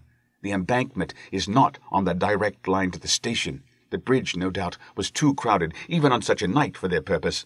Well, Watson, we shall see who will win in the long run. I'm going out now. To the police? No. I shall be my own police. When I have spun the web, they may take the flies, but not before." All day I was engaged in my professional work, and it was late in the evening before I returned to Baker Street. Sherlock Holmes had not come back yet. It was nearly 10 o'clock before he entered, looking pale and worn. He walked up to the sideboard, and tearing a piece from the loaf, he devoured it voraciously, washing it down with a long draught of water. "You are hungry," I remarked. "Starving. It had escaped my memory. I have had nothing since breakfast." "Nothing? Not a bite?" "I've had no time to think of it." "And how have you succeeded?" "Well?" "You have a clue?" "I have them in the hollow of my hand. Young Openshaw shall not long remain unavenged." "Why, Watson, let us put their own devilish trademark upon them. It is well thought of." "What do you mean?" He took an orange from the cupboard, and tearing it to pieces, he squeezed out the pips upon the table. Of these he took 5 and thrust them into an envelope. On the inside of the flap he wrote S.H. for J.O. Then he sealed it and addressed it to Captain James Calhoun, Bark, Lone Star, Savannah, Georgia. "That will await him when he enters port," said he, chuckling. "It may give him a sleepless night. He will find it as sure a precursor to his fate as Openshaw did before him." "And who is this Captain Calhoun?" "The leader of the gang. I shall have the others, but he first." "How did you trace it, then?" He took a large sheet of paper from his pocket, all covered with dates and names. "I have spent the whole day," said he, "over Lloyd's registers and files of the old papers, following the future career of every vessel which touched at Pondicherry in January and February in '83. There were 36 ships of fair tonnage which were reported there during those months. Of these, one, the Lone Star, instantly attracted my attention, since, although it was reported as having cleared from London, the name is that which is given to one of the states of the Union. Texas, I think. I was not and am not sure which, but I knew that the ship must have an American origin." "What then?" "I searched the Dundee records, and when I found that the bark Lone Star was there in January '85, my suspicion became a certainty. I then inquired as to the vessels which lay at present in the port of London." "Yes." "The Lone Star had arrived here last week. I went down to the Albert Dock and found that she had been taken down the river by the early tide this morning, homeward bound to Savannah. I wired to Gravesend and learned that she had passed some time ago, and as the wind is easterly, I have no doubt that she is now past the Goodwins and not very far from the Isle of Wight." "What will you do then?" "Oh, I have my hand upon him. He and the 2 mates are, as I learn, the only native-born Americans in the ship. The others are Finns and Germans. I know also that they were all 3 away from the ship last night. I had it from the stevedore who has been loading their cargo. By the time that their sailing ship reaches Savannah, the mail boat will have carried this letter, and the cable will have informed the police of Savannah that these 3 gentlemen are badly wanted here upon a charge of murder. There is ever a flaw, however, in the best laid of human plans, and the murderers of John Openshaw were never to receive the orange pips, which would show them that another, as cunning and as resolute as themselves, was upon their track. Very long and very severe were the equinoctial gales that year. We waited long for news of the Lone Star of Savannah, but none ever reached us. We did at last hear that somewhere, far out in the Atlantic, a shattered stern-post of a boat was seen swinging in the trough of a wave, with the letters L.S. carved upon it, and that is all which we shall ever know of the fate of the Lone Star. The Man with the Twisted Lip. Isa Whitney, brother of the late Elias Whitney, D.D., principal of the Theological College of St. George's, was much addicted to opium. The habit grew upon him, as I understand, from some foolish freak when he was at college. For having read De Quincey's description of his dreams and sensations, he had drenched his tobacco with laudanum in an attempt to produce the same effects. He found, as so many more have done, that the practice is easier to attain than to get rid of, and for many years he continued to be a slave to the drug, an object of mingled horror and pity to his friends and relatives. I can see him now, with yellow, pasty face, drooping lids, and pin-point pupils, all huddled in a chair, the wreck and ruin of a noble man. One night, it was in June, '89, there came a ring to my bell, about the hour when a man gives his first yawn and glances at the clock. I sat up in my chair, and my wife laid her needlework down in her lap and made a little face of disappointment. "A patient," said she. "You'll have to go out." I groaned, for I was newly come back from a weary day. We heard the door open, a few hurried words, and then quick steps upon the linoleum. Our own door flew open, and a lady, clad in some dark-coloured stuff with a black veil, entered the room. "You will excuse my calling so late," she began, and then, suddenly losing her self-control, she ran forward, threw her arms about my wife's neck, and sobbed upon her shoulder. "Oh, I am in such trouble," she cried. "I do so want a little help." "Why," said my wife, pulling up her veil, "it is Kate Whitney. How you startled me, Kate. I had not an idea who you were when you came in." "I don't know what to do, so I came straight to you." That was always the way. Folk who were in grief came to my wife like birds to a lighthouse. "It was very sweet of you to come. Now, you must have some wine and water, and sit here comfortably and tell us all about it. Or should you rather that I sent James off to bed?"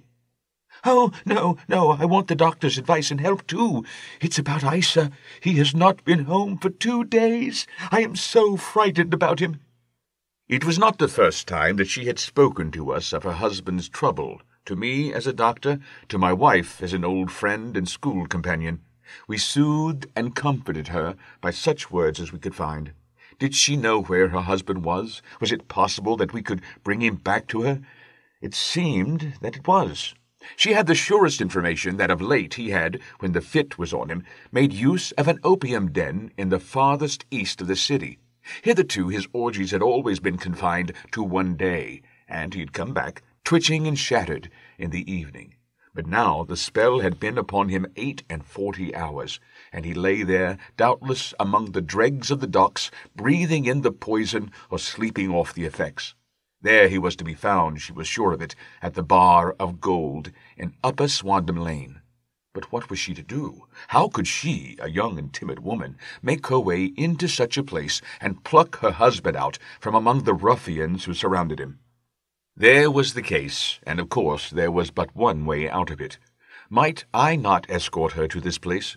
And then, as a second thought, why should she come at all? I was Isa Whitney's medical adviser, and as such I had influence over him. I could manage it better if I were alone. I promised her on my word that I would send him home in a cab within 2 hours if he were indeed at the address which she had given me. And so in 10 minutes I had left my armchair and cheery sitting-room behind me, and was speeding eastward in a hansom on a strange errand, as it seemed to me at the time, though the future only could show how strange it was to be. But there was no great difficulty in the first stage of my adventure. Upper Swandam Lane is a vile alley lurking behind the high wharves which line the north side of the river to the east of London Bridge, between a slop shop and a gin shop, approached by a steep flight of steps leading down to a black gap like the mouth of a cave. I found the den in which I was in search. Ordering my cab to wait, I passed down the steps, worn hollow in the centre by the ceaseless tread of drunken feet, and by the light of a flickering oil lamp above the door, I found the latch and made my way into a long, low room, thick and heavy with the brown opium smoke, and terraced with wooden berths like the forecastle of an emigrant ship. Through the gloom one could dimly catch a glimpse of bodies lying in strange, fantastic poses, bowed shoulders, bent knees, heads thrown back, and chins pointing upward, with here and there a dark, lacklustre eye turned upon the newcomer. Out of the black shadows there glimmered little red circles of light, now bright, now faint, as the burning poison waxed or waned in the bowls of the metal pipes. The most lay silent, but some muttered to themselves, and others talked together in a strange, low, monotonous voice, their conversation coming in gushes, and then suddenly tailing off into silence, each mumbling out his own thoughts and paying little heed to the words of his neighbour. At the farther end was a small brazier of burning charcoal, beside which, on a three-legged wooden stool, there sat a tall, thin old man, with his jaw resting upon his two fists and his elbows upon his knees, staring into the fire. As I entered, a sallow Malay attendant had hurried up with a pipe for me and a supply of the drug, beckoning me to an empty booth. "Thank you, I have not come to stay," said I. "There is a friend of mine here, Mr. Isa Whitney, and I wish to speak with him." There was a movement and an exclamation from my right, and peering through the gloom, I saw Whitney, pale, haggard, and unkempt, staring out at me. "My God, it's Watson!" said he. He was in a pitiable state of reaction, with every nerve in a twitter. "I say, Watson, what o'clock is it?" "Nearly 11. "Of what day?" "Of Friday, June 19th. "Good heavens! I thought it was Wednesday. It is Wednesday. What do you want to frighten a chap for?" He sank his face onto his arms and began to sob in a high treble key.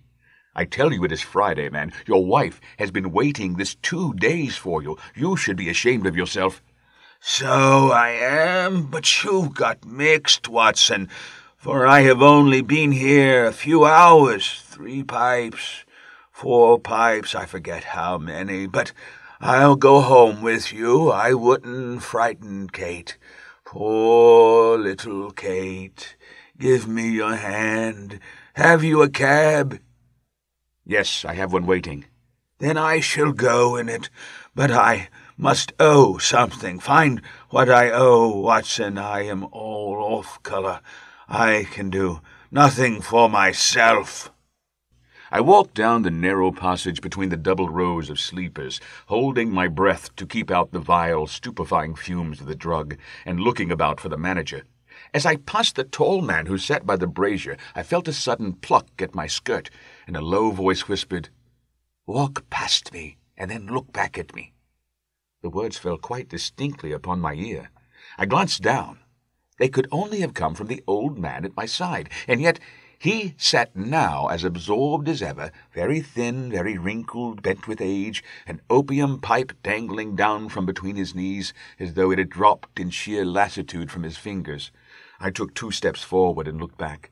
It took all my self-control to prevent me from breaking out into a cry of astonishment. He had turned his back so that none could see him but I. His form had filled out, his wrinkles were gone, the dull eyes had regained their fire, and there, sitting by the fire and grinning at my surprise, was none other than Sherlock Holmes. He made a slight motion to me to approach him, and instantly, as he turned his face half round to the company once more, subsided into a doddering, loose-lipped senility. "Holmes," I whispered, "what on earth are you doing in this den?"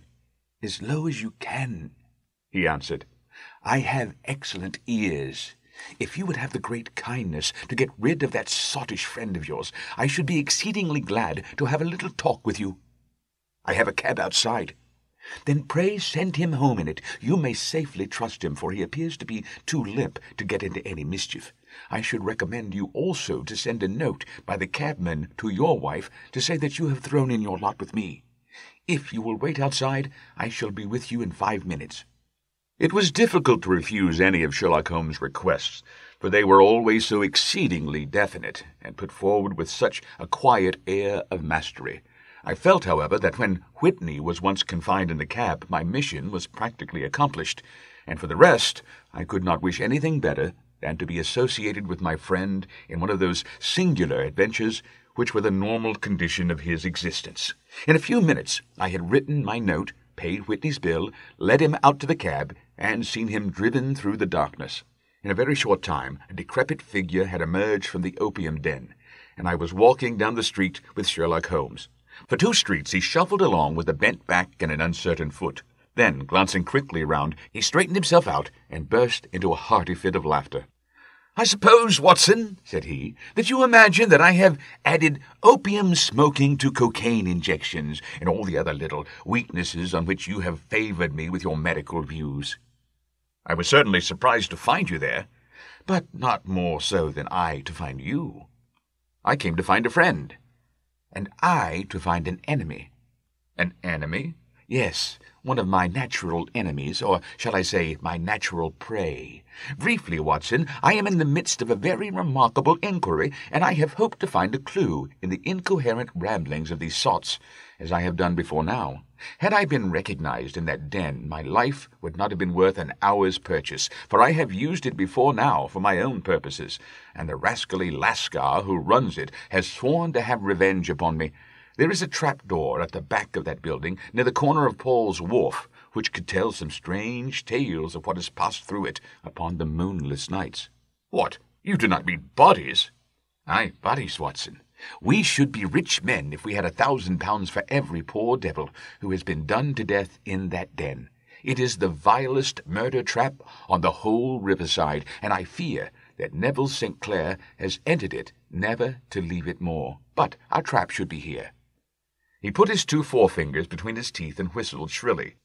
A signal which was answered by a similar whistle from the distance, followed shortly by the rattle of wheels and the clink of horses' hooves. "Now, Watson," said Holmes, as a tall dog-cart rushed up through the gloom, throwing out 2 golden tunnels of yellow light from its side lanterns.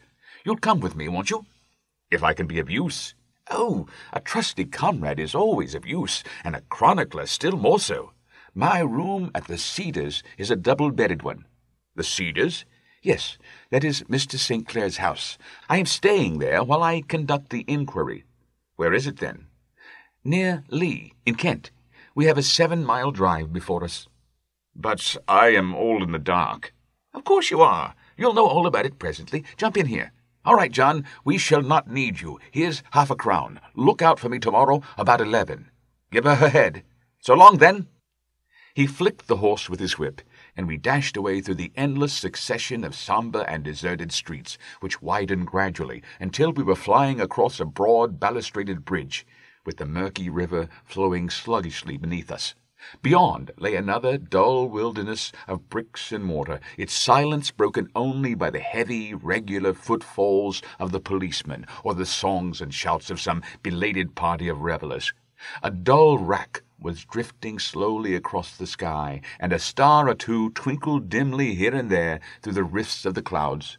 Holmes drove in silence, with his head sunk upon his breast, and the air of a man who is lost in thought, while I sat beside him, curious to learn what this new quest might be which seemed to tax his powers so sorely, and yet afraid to break in upon the current of his thoughts. We had driven several miles, and were beginning to get to the fringe of the belt of suburban villas, when he shook himself, shrugged his shoulders, and lit up his pipe with the air of a man who has satisfied himself that he is acting for the best. "You have a grand gift of silence, Watson," said he. "It makes you quite invaluable as a companion. Upon my word, it is a great thing for me to have someone to talk to, for my own thoughts are not over-pleasant. I was wondering what I should say to this dear little woman tonight when she meets me at the door." "You forget that I know nothing about it." "I shall just have time to tell you the facts of the case before we get to Lee. It seems absurdly simple, and yet somehow I can get nothing to go upon. There's plenty of thread, no doubt, but I can't get the end of it into my hand. Now, I'll state the case clearly and concisely to you, Watson, and maybe you can see a spark where all is dark to me." "Proceed, then." "Some years ago, to be definite in May 1884, there came to Lee a gentleman, Neville St. Clair by name, who appeared to have plenty of money. He took a large villa, laid out the grounds very nicely, and lived generally in good style. By degrees he made friends in the neighborhood, and in 1887 he married the daughter of a local brewer, by whom he now has 2 children. He had no occupation, but was interested in several companies, and went into town as a rule in the morning, returning by the 5:14 from Cannon Street every night. Mr. St. Clair is now 37 years of age, is a man of temperate habits, a good husband, a very affectionate father, and a man who is popular with all who know him. I may add that his whole debts at the present moment, as far as we've been able to ascertain, amounts to £88 10s, while he has £220 standing to his credit in the Capital and Counties Bank. There is no reason, therefore, to think that money troubles have been weighing upon his mind. Last Monday, Mr. Neville St. Clair went into town rather earlier than usual, remarking before he started that he had 2 important commissions to perform, and that he would bring his little boy home a box of bricks. Now, by the merest chance, His wife received a telegram upon the same Monday, very shortly after his departure, to the effect that a small parcel of considerable value, which she had been expecting, was waiting for her at the offices of the Aberdeen Shipping Company. Now, if you are well up in your London, you will know that the office of the company is in Fresno Street, which branches out of Upper Swandam Lane, where you found me tonight. Mrs. St. Clair had her lunch, started for the city, did some shopping, proceeded to the company's office, got her packet, and found herself at exactly 4:35 walking through Swandam Lane on her way back to the station. Have you followed me so far? It is very clear. If you remember, Monday was an exceedingly hot day, and Mrs. St. Clair walked slowly, glancing about in the hope of seeing a cab, as she did not like the neighborhood in which she found herself. While she was walking in this way down Swandam Lane, she suddenly heard an ejaculation or cry, and was struck cold to see her husband looking down at her and, as it seemed to her, beckoning to her from a second-floor window. The window was open, and she distinctly saw his face, which she described as being terribly agitated. He waved his hands frantically to her, and then vanished from the window so suddenly that it seemed to her that he had been plucked back by some irresistible force from behind. One singular point which struck her quite feminine eye was that, although he wore some dark coat, such as he had started to town in, he had on neither collar nor necktie. Convinced that something was amiss with him, she rushed down the steps, for the house was none other than the opium den in which you found me tonight, and running through the front room, she attempted to ascend the stairs which led to the first floor. At the foot of the stairs, however, she met this Lascar scoundrel of whom I have spoken, who thrust her back, and, aided by a Dane who acts as an assistant there, pushed her out into the street. Filled with the most maddening doubts and fears, she rushed down the lane, and by rare good fortune met in Fresno Street a number of constables with an inspector, all on their way to their beat. The inspector and 2 men accompanied her back, and in spite of the continued resistance of the proprietor, they made their way to the room in which Mr. St. Clair had last been seen. There was no sign of him there. In fact, in the whole of that floor there was no one to be found save a crippled wretch of hideous aspect, who, it seemed, made his home there. Both he and the Lascar stoutly swore that no one else had been in the front room during the afternoon. So determined was their denial that the inspector was staggered, and had almost come to believe that Mrs. St. Clair had been deluded when, with a cry, she sprang at a small deal box which lay upon the table and tore the lid from it. Out there fell a cascade of children's bricks. It was the toy which he had promised to bring home. This discovery, and the evident confusion which the crippled showed, made the inspector realize that the matter was serious. The rooms were carefully examined, and results all pointed to an abominable crime. The front room was plainly furnished as a sitting room, and led into a small bedroom which looked out upon the back of one of the wharves. Between the wharf and the bedroom windows is a narrow strip which is dry at low tide, but covered at high tide with at least 4.5 feet of water. The bedroom window was a broad one, and opened from below. On examination, traces of blood were to be seen upon the window-sill, and several scattered drops were visible upon the wooden floor of the bedroom. Thrust away behind a curtain in the front room were all the clothes of Mr. Neville St. Clair, with the exception of his coat. His boots, his socks, his hat, and his watch, all were there. There were no signs of violence upon any of these garments, and there were no other traces of Mr. Neville St. Clair. Out of the window he must have apparently gone, for no other exit could be discovered, and the ominous blood-stains upon the sill gave little promise that he could save himself by swimming, for the tide was at its very highest at the moment of the tragedy. And now as to the villains who seemed to be immediately implicated in the matter. The Lascar was known to be a man of the vilest antecedents, but as, by Mrs. St. Clair's story, he was known to have been at the foot of the stair within a very few seconds of a husband's appearance at the window, he could hardly have been more than an accessory to the crime. His defense was one of absolute ignorance, and he protested that he had no knowledge as to the doings of Hugh Boone, his lodger, and that he could not account in any way for the presence of the missing gentleman's clothes. So much for the Lascar manager. Now for the sinister cripple who lives upon the second floor of the opium den, and who was certainly the last human being whose eyes rested upon Neville St. Clair. His name is Hugh Boone, and his hideous face is one which is familiar to every man who goes much to the city. He is a professional beggar, though in order to avoid the police regulations, he pretends to a small trade in wax vestas. Some little distance down Threadneedle Street, upon the left-hand side, there is, as you may have remarked, a small angle in the wall. Here it is that this creature takes his daily seat, cross-legged, with his tiny stock of matches on his lap, and as he is a piteous spectacle, a small rain of charity descends into the greasy leather cap which lies upon the pavement beside him. I have watched the fellow more than once before ever I thought of making his professional acquaintance, and I have been surprised at the harvest which he has reaped in a short time. His appearance, you see, is so remarkable that no one can pass him without observing him. A shock of orange hair, a pale face disfigured by a horrible scar, which, by its contraction, has turned up the outer edge of his upper lip, a bulldog chin, and a pair of very penetrating dark eyes, which present a singular contrast to the colour of his hair, all mark him out from amid the common crowd of mendicants, and so, too, does his wit, for he is ever ready with a reply to any piece of chaff which may be thrown at him by the passers-by.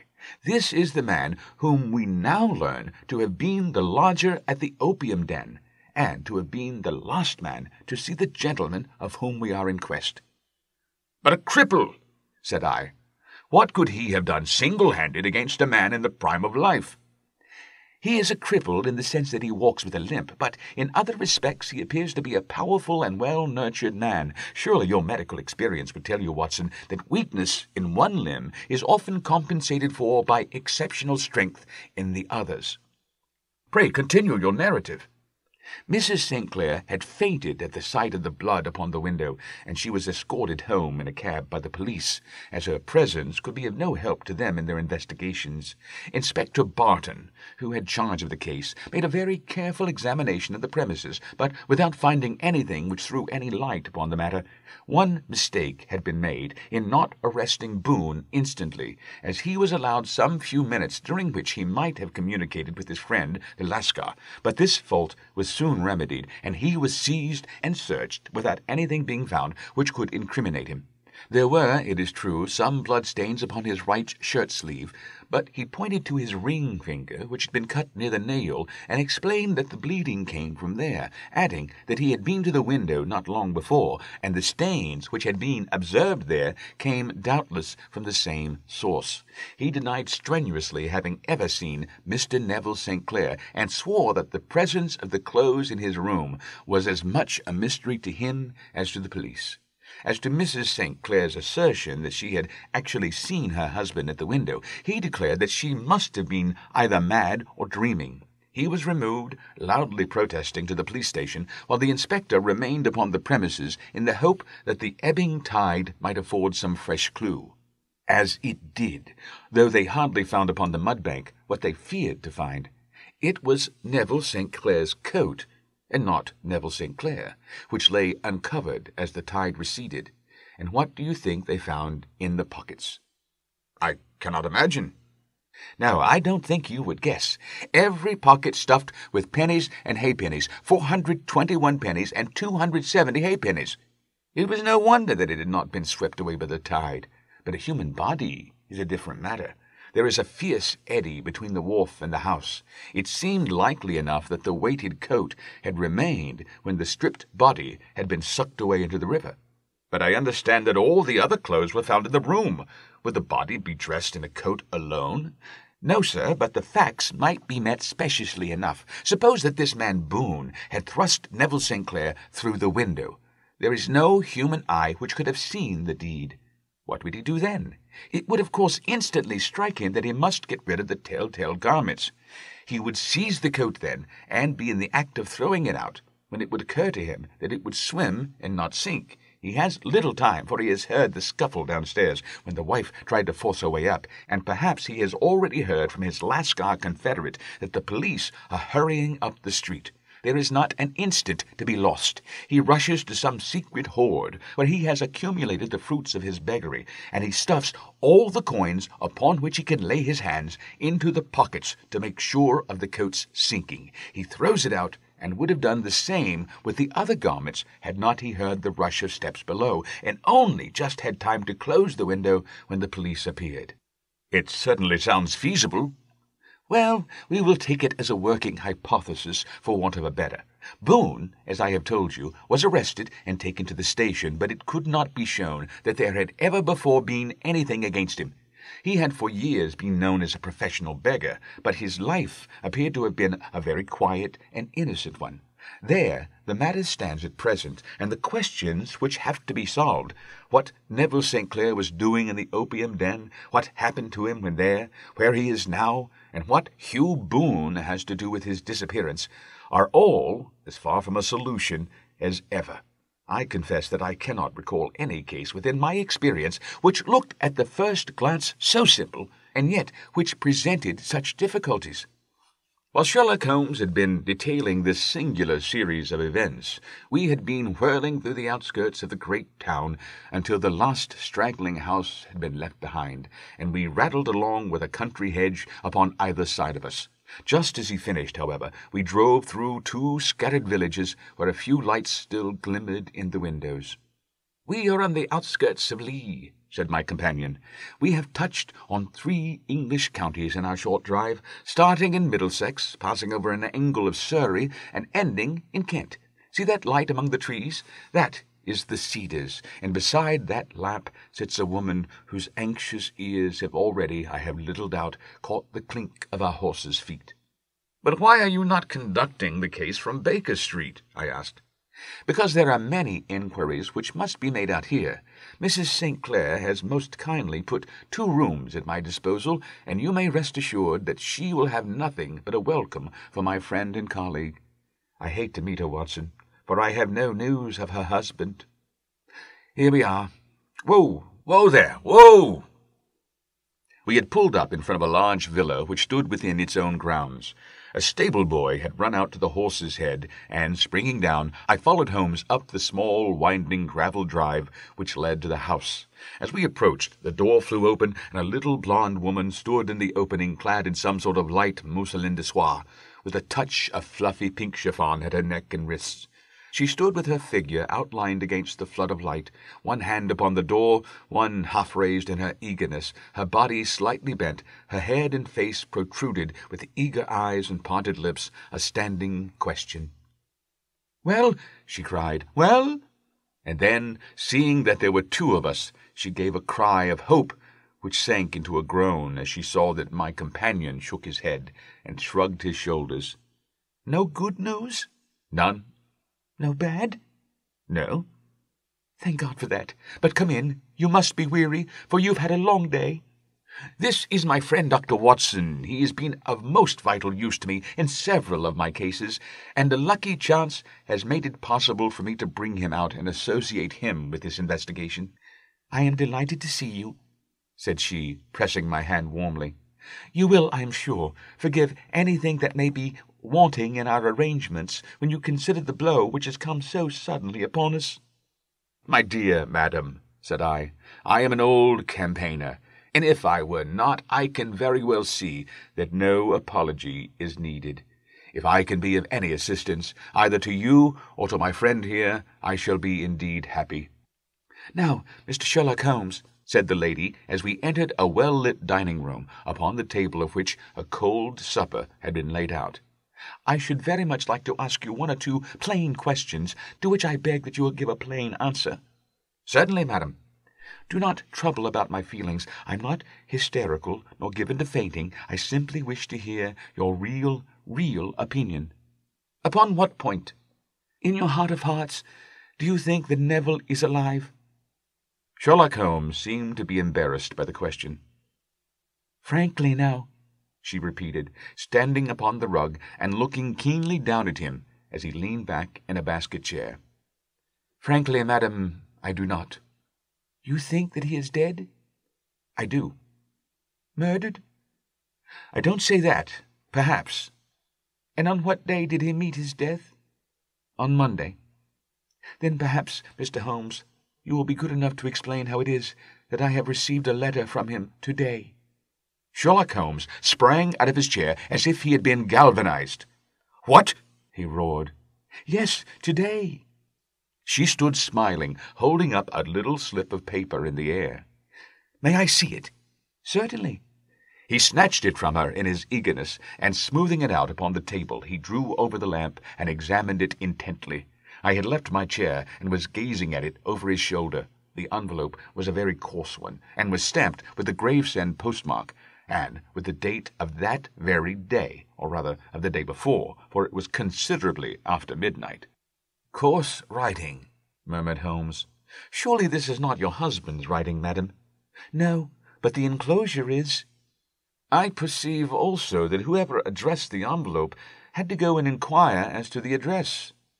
"How can you tell that?" "The name, you see, is in perfectly black ink, which has dried itself. The rest is of the greyish colour, which shows that blotting paper has been used. If it had been written straight off and then blotted, none would be of a deep black shade. This man has written the name, and then there has been a pause before he wrote the address, which can only mean that he was not familiar with it. It is, of course, a trifle, but there is nothing so important as trifles. Let us now see the letter. Ah, there has been an enclosure here." "Yes, there was a ring, his signet ring." "And you are sure that this is your husband's hand?" "One of his hands." "One?" "His hand when he wrote hurriedly. It is very unlike his usual writing, and yet I know it well." "Dearest, do not be frightened. All will come well. There is a huge error, which it may take some little time to rectify. Wait in patience. Neville." "Written in pencil, upon the fly-leaf of a book, octavo style, no watermark. Posted today in Gravesend by a man with a dirty thumb. Ha! And the flap has been gummed, if I am not very much in error, by a person who has been chewing tobacco. And you have no doubt that this is your husband's hand, madam?" "None. Neville wrote those words." "And they were posted today at Gravesend. Well, Mrs. Sinclair, the clouds lighten, though I should not venture to say that the danger is over." "But he must be alive, Mr. Holmes?" "Unless this is a clever forgery to put us on the wrong scent. The ring, after all, proves nothing. It may have been taken from him." No, it is his very own writing." "Very well. It may, however, have been written on Monday, and only posted today." "That is possible." "If so, much may have happened between." "Oh, you must not discourage me, Mr. Holmes. I know that all is well with him. There is so keen a sympathy between us that I should know if evil came upon him. On the very day that I saw him last, he cut himself in the bedroom, and yet I in the dining-room rushed upstairs instantly with the utmost certainty that something had happened. Do you think that I would respond to such a trifle and yet be ignorant of his death? I have seen too much not to know that the impression of a woman may be more valuable than the conclusion of an analytical reasoner, and in this letter you certainly have a very strong piece of evidence to corroborate your view. But if your husband is alive and able to write letters, why should he remain away from you?" "I cannot imagine. It is unthinkable." "And on Monday he made no remarks before leaving you?" "No." "And you were surprised to see him at Swandam Lane?" "Very much so." "Was the window open?" "Yes." "Then he might have called to you." "He might." "He only, as I understand, gave an inarticulate cry?" "Yes." "A call for help, you thought?" "Yes. He waved his hands." "But it might have been a cry of surprise. Astonishment at the unexpected sight of you might cause him to throw up his hands?" "It is possible." "And you thought he was pulled back?" "He disappeared so suddenly." "He might have leaped back. You did not see anyone else in the room?" "No, but this horrible man confessed to have been there, and the Lascar was at the foot of the stairs." "Quite so. Your husband, as far as you could see, had his ordinary clothes on?" "But without his collar or tie. I distinctly saw his bare throat." "Has he ever spoken of Swandam Lane?" "Never." "Had he ever shown any signs of having taken opium?" "Never." "Thank you, Mrs. Sinclair. Those are the principal points about which I wish to be absolutely clear. We shall now have a little supper and then retire, for we may have a very busy day tomorrow." A large and comfortable double-bedded room had been placed at our disposal, and I was quickly between the sheets, for I was weary after my night of adventure. Sherlock Holmes was a man, however, who, when he had an unsolved problem upon his mind, would go for days, and even for a week, without rest, turning it over, rearranging his facts, looking at it from every point of view, until he had either fathomed it or convinced himself that his data were insufficient. It was soon evident to me that he was now preparing for an all-night sitting. He took off his coat and waistcoat, put on a large blue dressing-gown, and then wandered about the room collecting pillows from his bed and cushions from the sofa and armchairs. With these he constructed a sort of Eastern divan, upon which he perched himself cross-legged, with an ounce of shag tobacco and a box of matches laid out in front of him. In the dim light of the lamp, I saw him sitting there, an old briar pipe between his lips, his eyes fixed vacantly upon the corner of the ceiling, the blue smoke curling up from him, silent, motionless, with the light shining upon his strong-set, aquiline features. So he sat, as I dropped off to sleep, and so he sat, when a sudden ejaculation caused me to wake up, and I found the summer sun shining into the apartment. The pipe was still between his lips, the smoke still curled upward, and the room was full of a dense tobacco haze, but nothing remained of the heap of shag which I had seen upon the previous night. "Awake, Watson?" he asked. "Yes." "Game for a morning drive?" "Certainly." "Then dress. No one is stirring yet, but I know where the stable-boy sleeps, and we shall soon have the trap out." He chuckled to himself as he spoke, his eyes twinkled, and he seemed a different man to the sombre thinker of the previous night. As I dressed, I glanced at my watch. It was no wonder that no one was stirring. It was 25 minutes past 4. I had hardly finished when Holmes returned with the news that the boy was putting in the horse. "I want to test a little theory of mine," said he, pulling on his boots. "I think, Watson, that you are now standing in the presence of one of the most absolute fools in Europe. I deserve to be kicked from here to Charing Cross. But I think I have the key of the affair now." "And where is it?" I asked, smiling. "In the bathroom," he answered. "Oh, yes, I am not joking," he continued, seeing my look of incredulity. "I have just been there, and I have taken it out, and I have got it in this Gladstone bag. Come on, my boy, and we shall see whether it will not fit the lock." We made our way downstairs as quietly as possible and out into the bright morning sunshine. In the road stood our horse and trap, with the half-clad stable-boy waiting at the head. We both sprang in, and away we dashed down the London road. A few country carts were stirring, bearing in vegetables to the metropolis, but the lines of villas on either side were as silent and lifeless as some city in a dream. "It has been in some points a singular case," said Holmes, flicking the horse on into a gallop. "I confess that I have been as blind as a mole, but it is better to learn wisdom late than never to learn it at all." In town, the earliest risers were just beginning to look sleepily from their windows as we drove through the streets of the Surrey side. Passing down the Waterloo Bridge Road, we crossed over the river, and dashing up Wellington Street, wheeled sharply to the right and found ourselves in Bow Street. Sherlock Holmes was well known to the force, and the two constables at the door saluted him. One of them held the horse's head, while the other led us in. "Who is on duty?" asked Holmes. "Inspector Bradstreet, sir." "Ah, Bradstreet, how are you?" A tall, stout official had come down the stone-flagged passage, in a peaked cap and frogged jacket. "I wish to have a quiet word with you, Bradstreet." "Certainly, Mr. Holmes. Step into my room here." It was a small office-like room, with a huge ledger upon the table and a telephone projecting from the wall. The inspector sat down at his desk. "What can I do for you, Mr. Holmes?" "I called about that beggarman, Boone, the one who was charged with being concerned in the disappearance of Mr. Neville St. Clair of Lee." "Yes, he was brought up and remanded for further inquiries." "So I heard. You have him here?" "In the cells." "Is he quiet?" "Oh, he gives no trouble, but he is a dirty scoundrel." "Dirty?"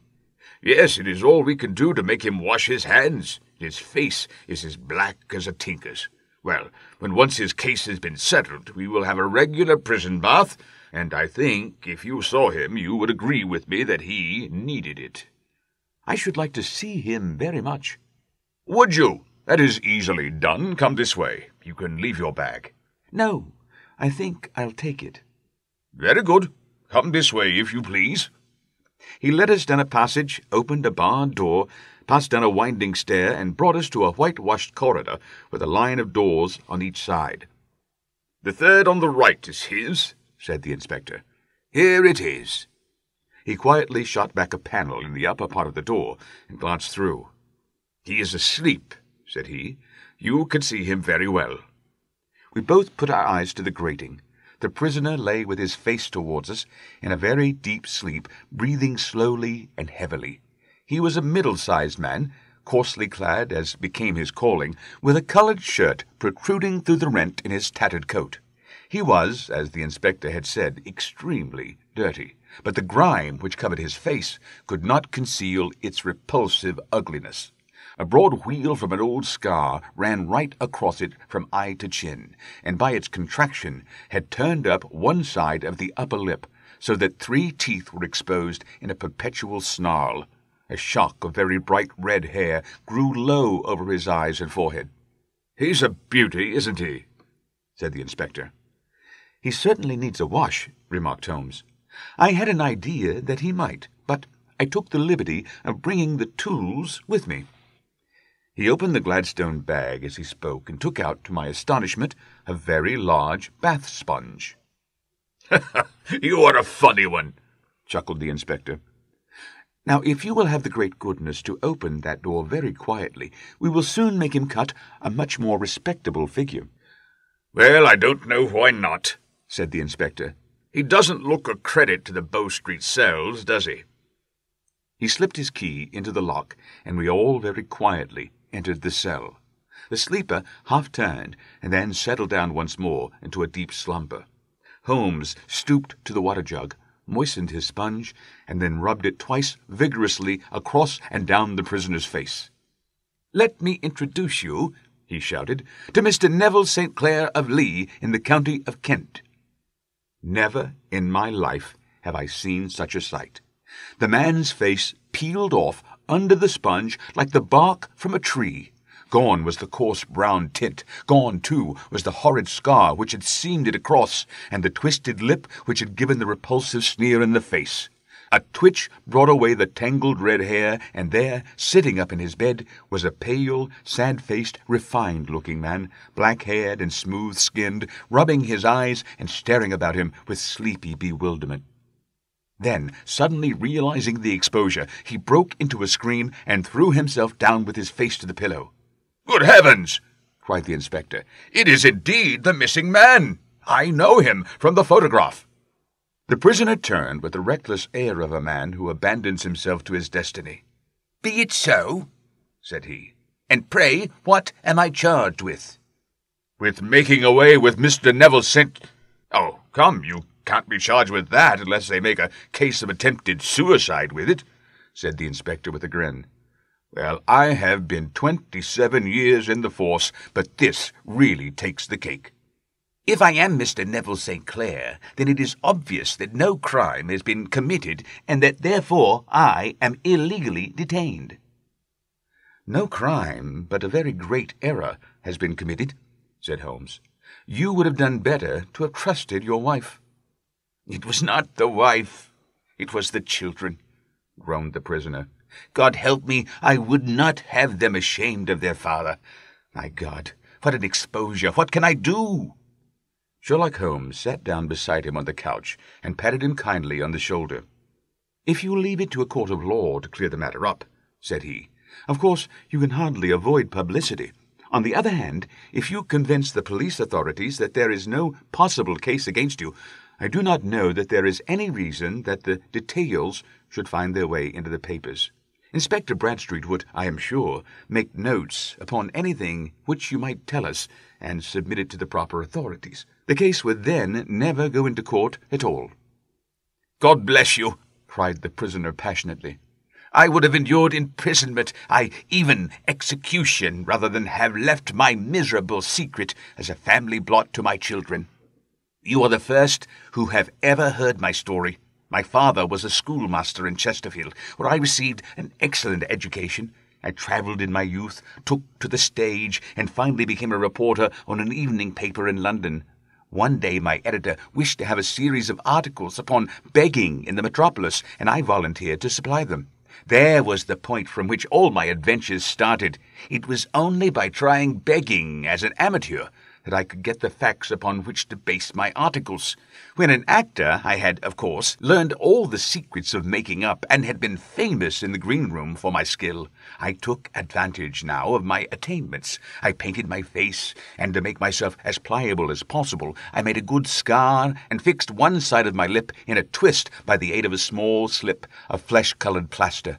Then, with a red head of hair and an appropriate dress, I took my station in the business part of the city, ostensibly as a match-seller, but really as a beggar. For 7 hours I plied my trade, and when I returned home in the evening, I found to my surprise that I had received no less than 26 shillings 4pence. I wrote my articles and thought little more of the matter until some time later I backed a bill for a friend and had a writ served upon me for £25. I was at my wit's end where to get the money, but a sudden idea came to me. I begged a fortnight's grace from the creditor, asked for a holiday from my employers, and spent the time in begging in the city under my disguise. In 10 days I had the money and had paid the debt. Well, you can imagine how hard it was to settle down to arduous work at £2 a week, when I knew that I could earn as much in a day by smearing my face with a little paint, laying my cap on the ground, and sitting still.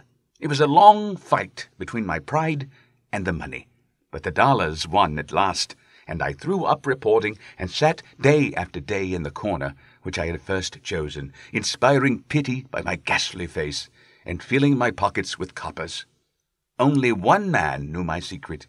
He was the keeper of a low den in which I used to lodge in Swandam Lane, where I could every morning emerge as a squalid beggar, and in the evenings transform myself into a well-dressed man about town. This fellow, a lascar, was well paid by me for his rooms, so that I knew that my secret was safe in his possession. Well, very soon I found that I was saving considerable sums of money. I do not mean that any beggar in the streets of London could earn £700 a year, which is less than my average takings, but I had exceptional advantages in my power of making up, and also in the facility of repartee, which improved by practice and made me quite a recognized character in the city. All day a stream of pennies, varied by silver, poured in upon me, and it was a very bad day in which I failed to take £2. As I grew richer, I grew more ambitious, took a house in the country, and eventually married without anyone having a suspicion as to my real occupation. My dear wife knew that I had business in the city. She little knew what. Last Monday I had finished for the day and was dressing in my room above the opium den when I looked out of my window and saw, to my horror and astonishment, that my wife was standing in the street, with her eyes fixed full upon me. I gave a cry of surprise, threw up my arms to cover my face, and rushing to my confidant, the lascar, entreated him to prevent anyone from coming up to me.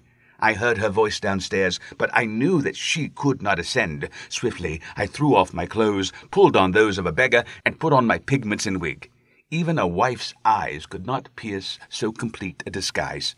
But then it occurred to me that there might be a search in the room, and that the clothes might betray me. I threw open the window, reopening by my violence a small cut which I had inflicted upon myself in the bedroom that morning.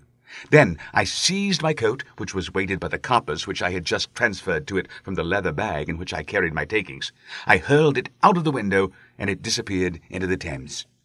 The other clothes would have followed, but at that moment there was a rush of constables up the stairs, and a few minutes after I found, rather I confess to my relief, that instead of being identified as Mr. Neville St. Clair, I was arrested as his murderer. I do not know that there is anything else for me to explain. I was determined to preserve my disguise as long as possible, and hence my preference for a dirty face. Knowing that my wife would be terribly anxious, I slipped off my ring and confided it to the lascar at a moment when no constable was watching me, together with a hurried scrawl telling her that she had no cause to fear. "That note only reached her yesterday," said Holmes. "Good God, what a week she must have spent!" "The police have watched this Lascar," said Inspector Bradstreet, "and I can quite understand that he might find it difficult to post a letter unobserved. Probably he handed it to some sailor customer of his who forgot all about it for some days." "That was it," said Holmes, nodding approvingly. "I have no doubt of it. But have you never been prosecuted for begging?" "Many times, but what was a fine to me?" "It must stop here, however," said Bradstreet. "If the police are to hush this thing up, there must be no more of Hugh Boone." "I have sworn it by the most solemn oaths which a man can take." "In that case, I think that it is probable that no further steps may be taken. But if you are found again, then all must come out. I am sure, Mr. Holmes, that we are very much indebted to you for having cleared the matter up. I wish I knew how you reached your results." "I reached this one," said my friend, "by sitting upon 5 pillows and consuming an ounce of shag. I think, Watson, that if we drive to Baker Street, we shall just be in time for breakfast." The Adventure of the Blue Carbuncle. I had called upon my friend Sherlock Holmes upon the second morning after Christmas, with the intention of wishing him the compliments of the season. He was lounging upon the sofa in a purple dressing-gown, a pipe-rack within his reach upon the right, and a pile of crumpled morning papers, evidently newly studied, near at hand. Beside the couch was a wooden chair, and on the angle of the back hung a very seedy and disreputable hard-felt hat, much the worse for wear, and cracked in several places. A lens and a forceps lying upon the seat of the chair suggested that the hat had been suspended in this manner for the purpose of examination. "You are engaged," said I. "Perhaps I interrupt you." "Not at all. I am glad to have a friend with whom I can discuss my results. The matter is a perfectly trivial one." He jerked his thumb in the direction of the old hat. "But there are points in connection with it which are not entirely devoid of interest and even of instruction." I seated myself in his armchair and warmed my hands before his crackling fire, for a sharp frost had set in, and the windows were thick with the ice crystals. "I suppose," I remarked, "that, homely as it looks, this thing has some deadly story linked on to it, that it is the clue which will guide you in the solution of some mystery and the punishment of some crime." No crime," said Sherlock Holmes, laughing. "Only one of those whimsical little incidents which will happen when you have 4 million human beings all jostling each other within the space of a few square miles. Amid the action and reaction of so dense a swarm of humanity, every possible combination of events may be expected to take place, and many a little problem will be presented which may be striking and bizarre without being criminal. We have already had experience of such." "So much so," I remarked, "that of the last 6 cases which I have added to my notes, 3 have been entirely free of any legal crime." "Precisely. You allude to my attempt to recover the Irene Adler papers, to the singular case of Miss Mary Sutherland, and to the adventure of the man with the twisted lip. Well, I have no doubt that this small matter will fall into the same innocent category. You know Peterson, the commissionaire?" "Yes." "It is to him that this trophy belongs." "It is his hat?" No, he found it. Its owner is unknown. I beg that you will look upon it not as a battered billycock, but as an intellectual problem, and first as to how it came here. It arrived upon Christmas morning in company with a good fat goose, which is, I have no doubt, roasting at this moment in front of Peterson's fire. The facts are these. About 4 o'clock on Christmas morning, Peterson, who, as you know, is a very honest fellow, was returning from some small jollification and was making his way homeward down Tottenham Court Road. In front of him he saw, in the gaslight, a tallish man walking with a slight stagger and carrying a white goose slung over his shoulder. As he reached the corner of Goodge Street, a row broke out between this stranger and a little knot of roughs. One of the latter knocked off the man's hat, on which he raised his stick to defend himself, and swinging it over his head, smashed the shop window behind him. Peterson had rushed forward to protect the stranger from his assailants, but the man, shocked at having broken the window and seeing an official-looking person in uniform rushing towards him, dropped his goose, took to his heels, and vanished amid the labyrinth of small streets which lie at the back of Tottenham Court Road. The roughs had also fled at the appearance of Peterson, so that he was left in possession of the field of battle, and also of the spoils of victory in the shape of this battered hat and a most unimpeachable Christmas goose, which surely he restored to the owner. My dear fellow, there lies the problem. It is true that, for Mrs. Henry Baker, was printed upon a small card which was tied to the bird's left leg. It is also true that the initials H.B. are legible upon the lining of this hat. But as there are some thousands of Bakers and some hundreds of Henry Bakers in this city of ours, it is not easy to restore lost property to any one of them. What, then, did Peterson do?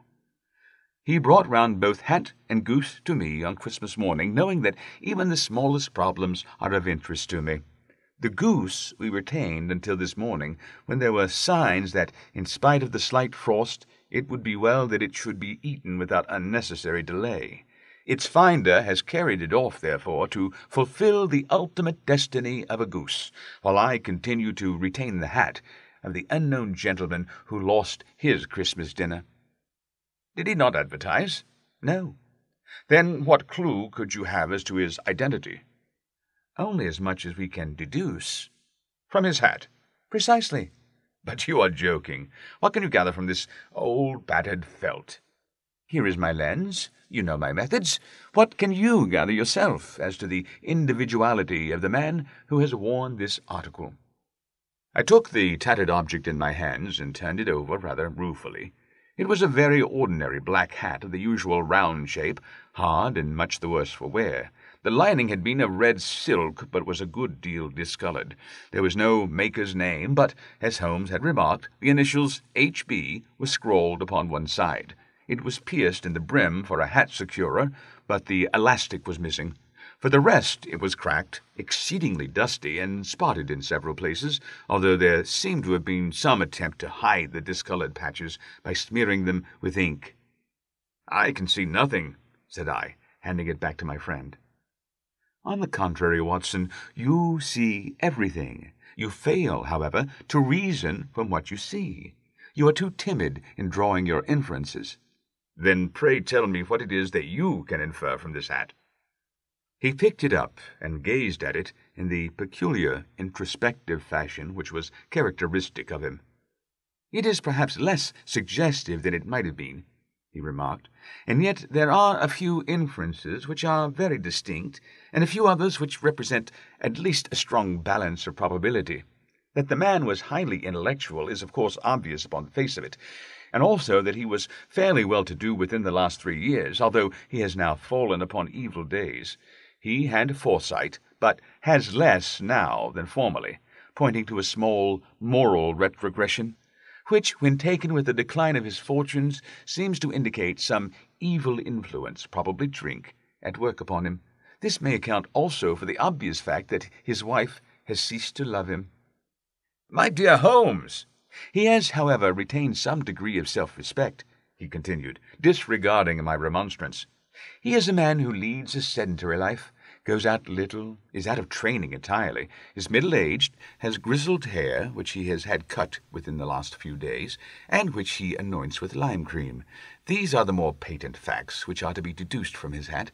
Also, by the way, that it is extremely improbable that he has got gas laid on in his house." "You are certainly joking, Holmes." "Not in the least.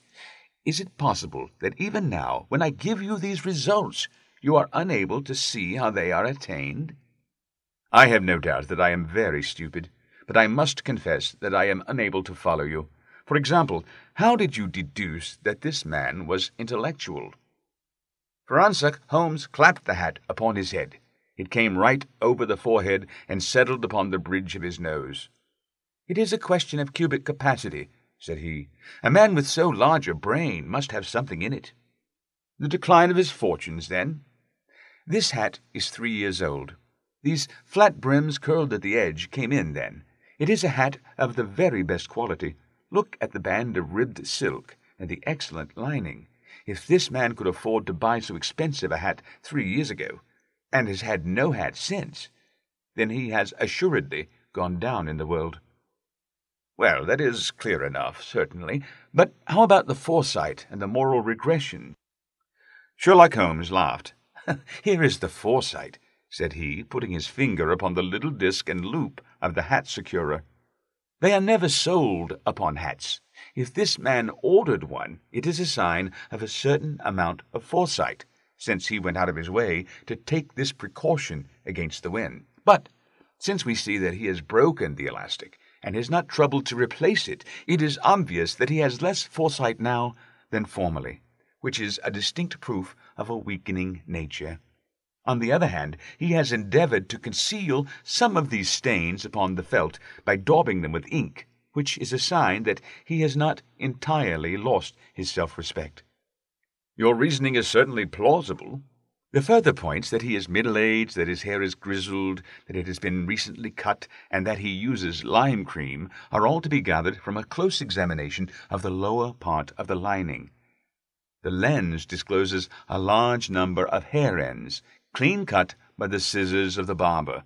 They all appear to be adhesive, and there is a distinct odor of lime cream. This dust, you will observe, is not the gritty grey dust of the street, but the fluffy brown dust of the house, showing that it has been hung up indoors most of the time, while the marks of moisture upon the inside are proof positive that the wearer perspired very freely, and could therefore hardly be in the best of training. But his wife, you said that she had ceased to love him. This hat has not been brushed for weeks. When I see you, my dear Watson, with a week's accumulation of dust upon your hat, and when your wife allows you to go out in such a state, I shall fear that you also have been unfortunate enough to lose your wife's affection. But he might be a bachelor. Nay, he was bringing home the goose as a peace offering to his wife. Remember the card upon the bird's leg? You have an answer to everything. But how on earth do you deduce that the gas is not laid on in his house? One tallow stain, or even two, might come by chance, but when I see no less than 5, I think that there can be little doubt that the individual must be brought into frequent contact with burning tallow, walks upstairs at night, probably, with his hat in one hand and a guttering candle in the other. Anyhow, he never got tallow stains from a gas jet. Are you satisfied? Well, it is very ingenious, said I, laughing. But since, as you said just now, there has been no crime committed and no harm done save the loss of a goose, all this seems to be rather a waste of energy. Sherlock Holmes had opened his mouth to reply when the door flew open, and Peterson, the commissionaire, rushed into the apartment with flushed cheeks and the face of a man who is dazed with astonishment. "The ghost, Mr. Holmes! The ghost, sir!" he gasped. Eh? What of it, then? Has it returned to life and flapped off through the kitchen window? Holmes twisted himself round upon the sofa to get a fairer view of the man's excited face. "See here, sir! See what my wife found in its crop!" He held out his hand and displayed upon the centre of the palm a brilliantly scintillating blue stone, rather smaller than a bean in size, but of such purity and radiance that it twinkled like an electric point in the dark hollow of his hand. Sherlock Holmes sat up with a whistle. "By Jove, Peterson," said he, "this is treasure trove indeed. I suppose you know what you've got." "A diamond, sir? A precious stone. It cuts into glass as though it were putty." "It is more than a precious stone. It is the precious stone." "Not the Countess of Morcar's blue carbuncle?" I ejaculated. "Precisely so. I ought to know its size and shape, seeing that I have read the advertisement about it in the Times every day lately. It is absolutely unique, and its value can only be conjectured, but the reward offered of £1,000 is certainly not within a 20th part of the market price." £1,000? Great Lord of mercy! The commissionaire plumped down into a chair and stared from one to the other of us. "That is the reward, and I have reason to know that there are sentimental considerations in the background which would induce the Countess to part with half her fortune if she could but recover the gem."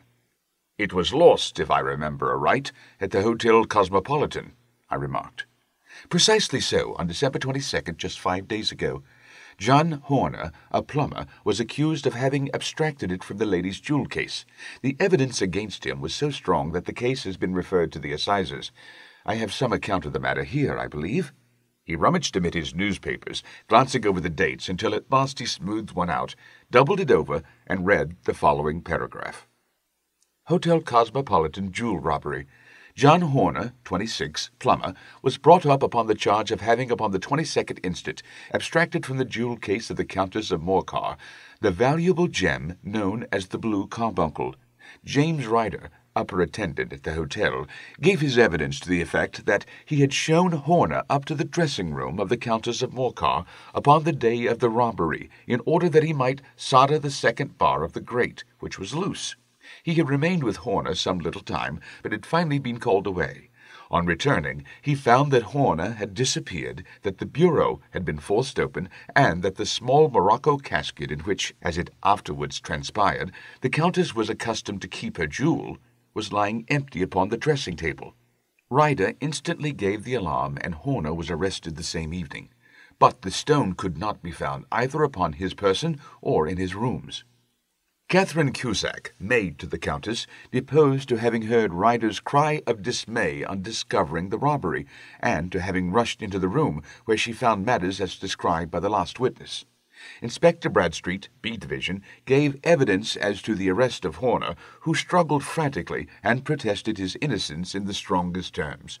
Evidence of a previous conviction for robbery having been given against the prisoner, the magistrate refused to deal summarily with the offence, but referred it to the assizes. Horner, who had shown signs of intense emotion during the proceedings, fainted away at the conclusion and was carried out of court. So much for the police court," said Holmes thoughtfully, tossing aside the paper. "The question for us now to solve is the sequence of events leading from a rifled jewel case at one end to the crop of a goose in Tottenham Court Road at the other. You see, Watson, our little deductions have suddenly assumed a much more important and less innocent aspect. Here is the stone. The stone came from the goose, and the goose came from Mr. Henry Baker, the gentleman with the bad hat, and all the other characteristics with which I have bored you.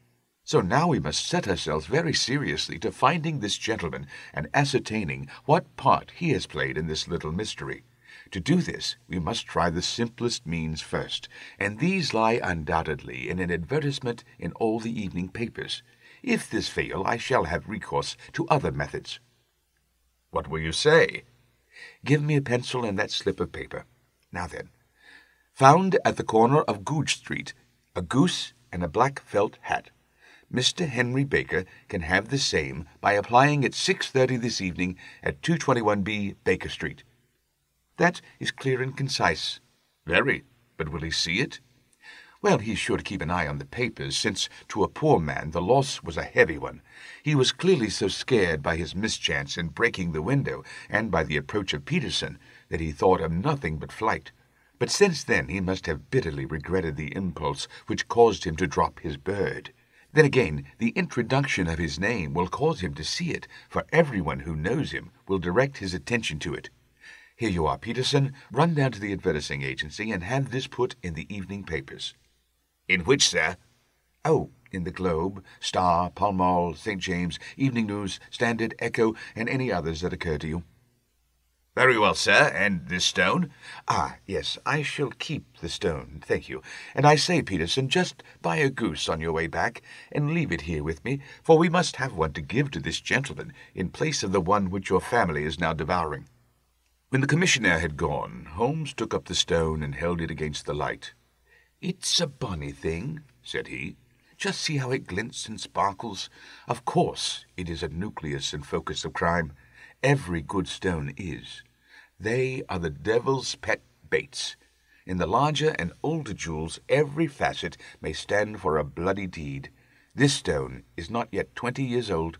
It was found in the banks of the Amoy River in southern China, and is remarkable in having every characteristic of the carbuncle, save that it is blue in shade instead of ruby red. In spite of its youth, it has already a sinister history. There have been 2 murders, a vitriol throwing, a suicide, and several robberies brought about for the sake of this 40-grain weight of crystallized charcoal. Who would think that so pretty a toy would be a purveyor to the gallows and the prison? I'll lock it up in my strong box now and drop a line to the Countess to say that we have it. Do you think that this man Horner is innocent? I cannot tell. Well, then, do you imagine that this other one, Henry Baker, had anything to do with the matter? It is, I think, much more likely that Henry Baker is an absolutely innocent man who had no idea that the bird which he was carrying was of considerably more value than if it were made of solid gold. That, however, I shall determine by a very simple test if we have an answer to our advertisement. And you can do nothing until then? Nothing. In that case, I shall continue my professional round, but I shall come back in the evening at the hour you have mentioned, for I should like to see the solution of so tangled a business. Very glad to see you. I dine at 7. There is a woodcock, I believe. By the way, in view of recent occurrences, perhaps I ought to ask Mrs. Hudson to examine its crop. I had been delayed at a case, and it was a little after 6:30 when I found myself at Baker Street once more. As I approached the house, I saw a tall man in a Scotch bonnet with a coat which was buttoned up to his chin, waiting outside in the bright semicircle which was thrown from the fanlight. Just as I arrived, the door was opened, and we were shown up together to Holmes's room.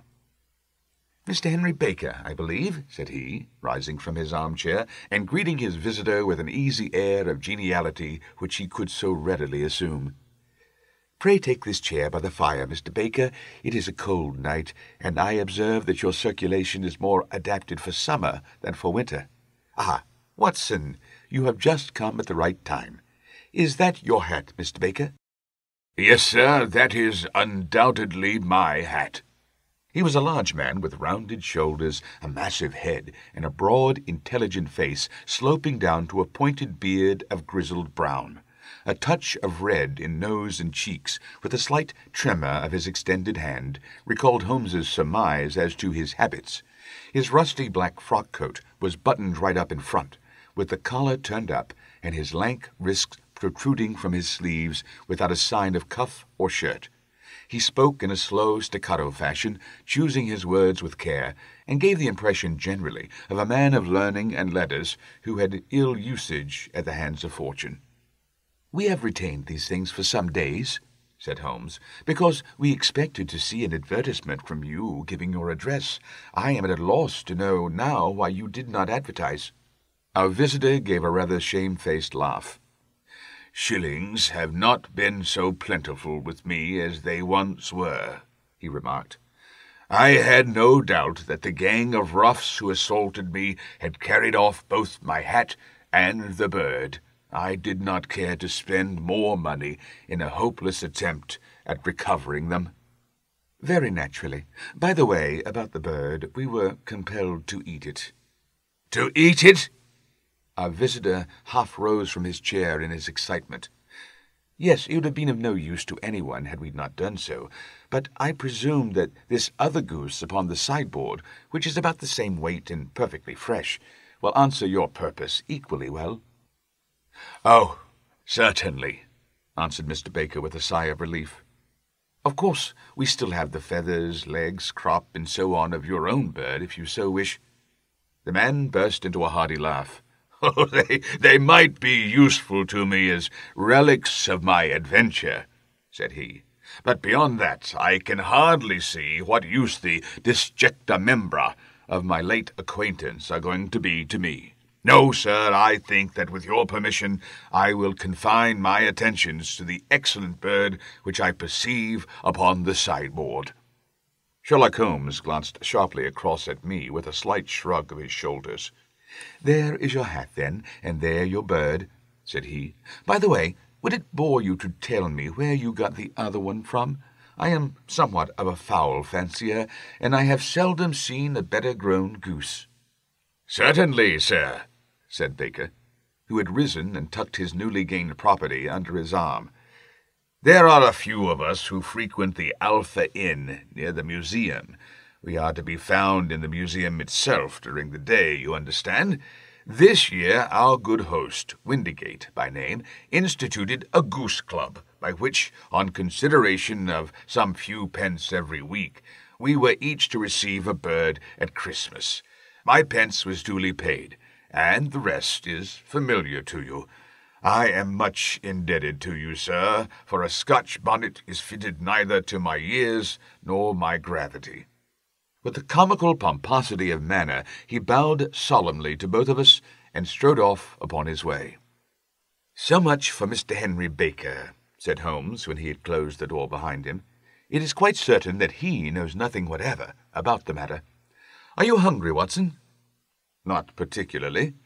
"Then I suggest that we turn our dinner into a supper and follow up this clue while it is still hot." "By all means." It was a bitter night, so we drew on our ulsters and wrapped cravats about our throats. Outside the stars were shining coldly on a cloudless night, and the breath of the passers-by blew out into smoke like so many pistol shots. Our footfalls rang out crisply and loudly as we swung through the Doctor's Quarter, Wimpole Street, Harley Street, and so through Wigmore Street into Oxford Street. In a quarter of an hour we were in Bloomsbury, at the Alpha Inn, which is a small public house at the corner of one of the streets which runs down into Holborn. Holmes pushed open the door of the private bar and ordered 2 glasses of beer from the ruddy-faced, white-aproned landlord. "Your beer should be excellent, if it is as good as your geese," said he. "My geese?" The man seemed surprised. "Yes, I was speaking only half an hour ago to Mr. Henry Baker, who was a member of your goose club." "Ah, yes, I see, but, you see, sir, them's not our geese."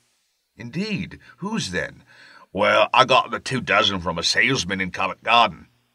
"Indeed? I know some of them. Which was it?" "Breckenridge is his name." "Ah, I don't know him. Well, here's your good health, landlord, and prosperity to your house. Good night." "So, now for Mr. Breckenridge," he continued, buttoning up his coat as we came out into the frosty air. "Remember, Watson, that though we have so homely a thing as a goose at one end of this chain, we have at the other a man who will certainly get 7 years' penal servitude, unless we can establish his innocence. It is possible that our inquiry may but confirm his guilt, but in any case we have a line of investigation which has been missed by the police, and which a singular chance has placed in our hands. Let us follow it out to the bitter end. Faces to the south, then, and quick march." We passed across Holborn, down Endell Street, and so through a zigzag of slums to Covent Garden Market. One of the largest stalls bore the name of Breckenridge upon it, and the proprietor, a horsey-looking man, with a sharp face and trimmed side whiskers, was helping a boy to put up the shutters. "Good evening. It's a cold night," said Holmes. The salesman nodded and shot a questioning glance at my companion. "Sold out of geese, I see," continued Holmes, pointing at the bare slabs of marble. "Bet you have 500 tomorrow morning." "That's no good." "Well, there are some on the stall with the gas flare." "Ah, but I was recommended to you." "Who by?" "The landlord of the Alpha." "Oh, yes, I sent him a couple of dozen."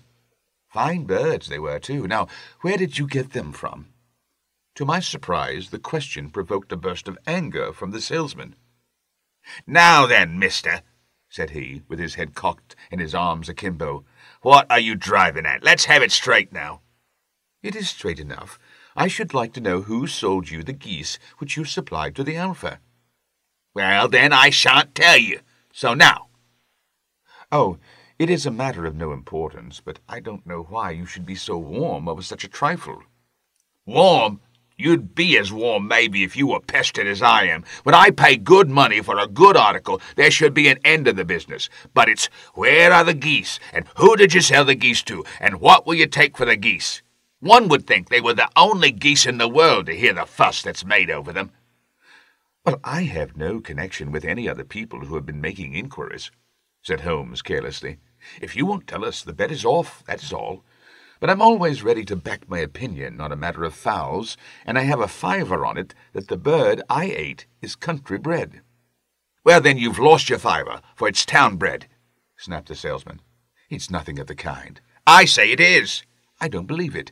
Do you think you know more about fowls than I, who have handled them ever since I was a nipper? I tell you, all those birds that went to the Alpha were town-bred. You'll never persuade me to believe that. Will you bet, then? It's merely taking your money, for I know that I'm right. But I'll have a sovereign on with you, just to teach you not to be obstinate. The salesman chuckled grimly. "Bring me the books, Bill," said he.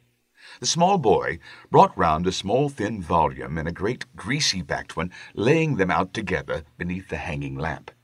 "Now then, Mr. Cocksure," said the salesman, "I thought I was out of geese, but before I finish you'll find there is still one left in my shop. You see this little book? Well, that's the list of folk from whom I buy. You see? Well, then here on this page are the country folk, and the numbers after their names are where their accounts are in the big ledger. Now then, you see this other page in red ink? Well, that's a list of my town suppliers. Now, look at that third name. Just read it out to me." "Mrs. Oakshott, 117 Brixton Road, 249, read Holmes. "Quite so. Now, turn that up in the ledger." Holmes turned to the page indicated. "Here you are. Mrs. Oakshott, 117 Brixton Road, egg and poultry supplier." "Now then, what's the last entry?" "December 22nd, 24 geese at 7 shillings 6 pence. "Quite so. There you are. And underneath?"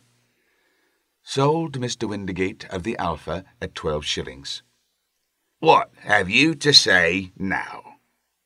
Sherlock Holmes looked deeply chagrined. He drew a sovereign from his pocket and threw it down upon the slab, turning away with the air of a man whose disgust is too deep for words.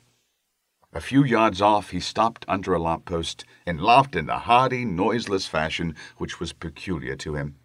When you see a man with whiskers of that cut and the pink-un protruding out of his pocket, you can always draw him by a bet, said he.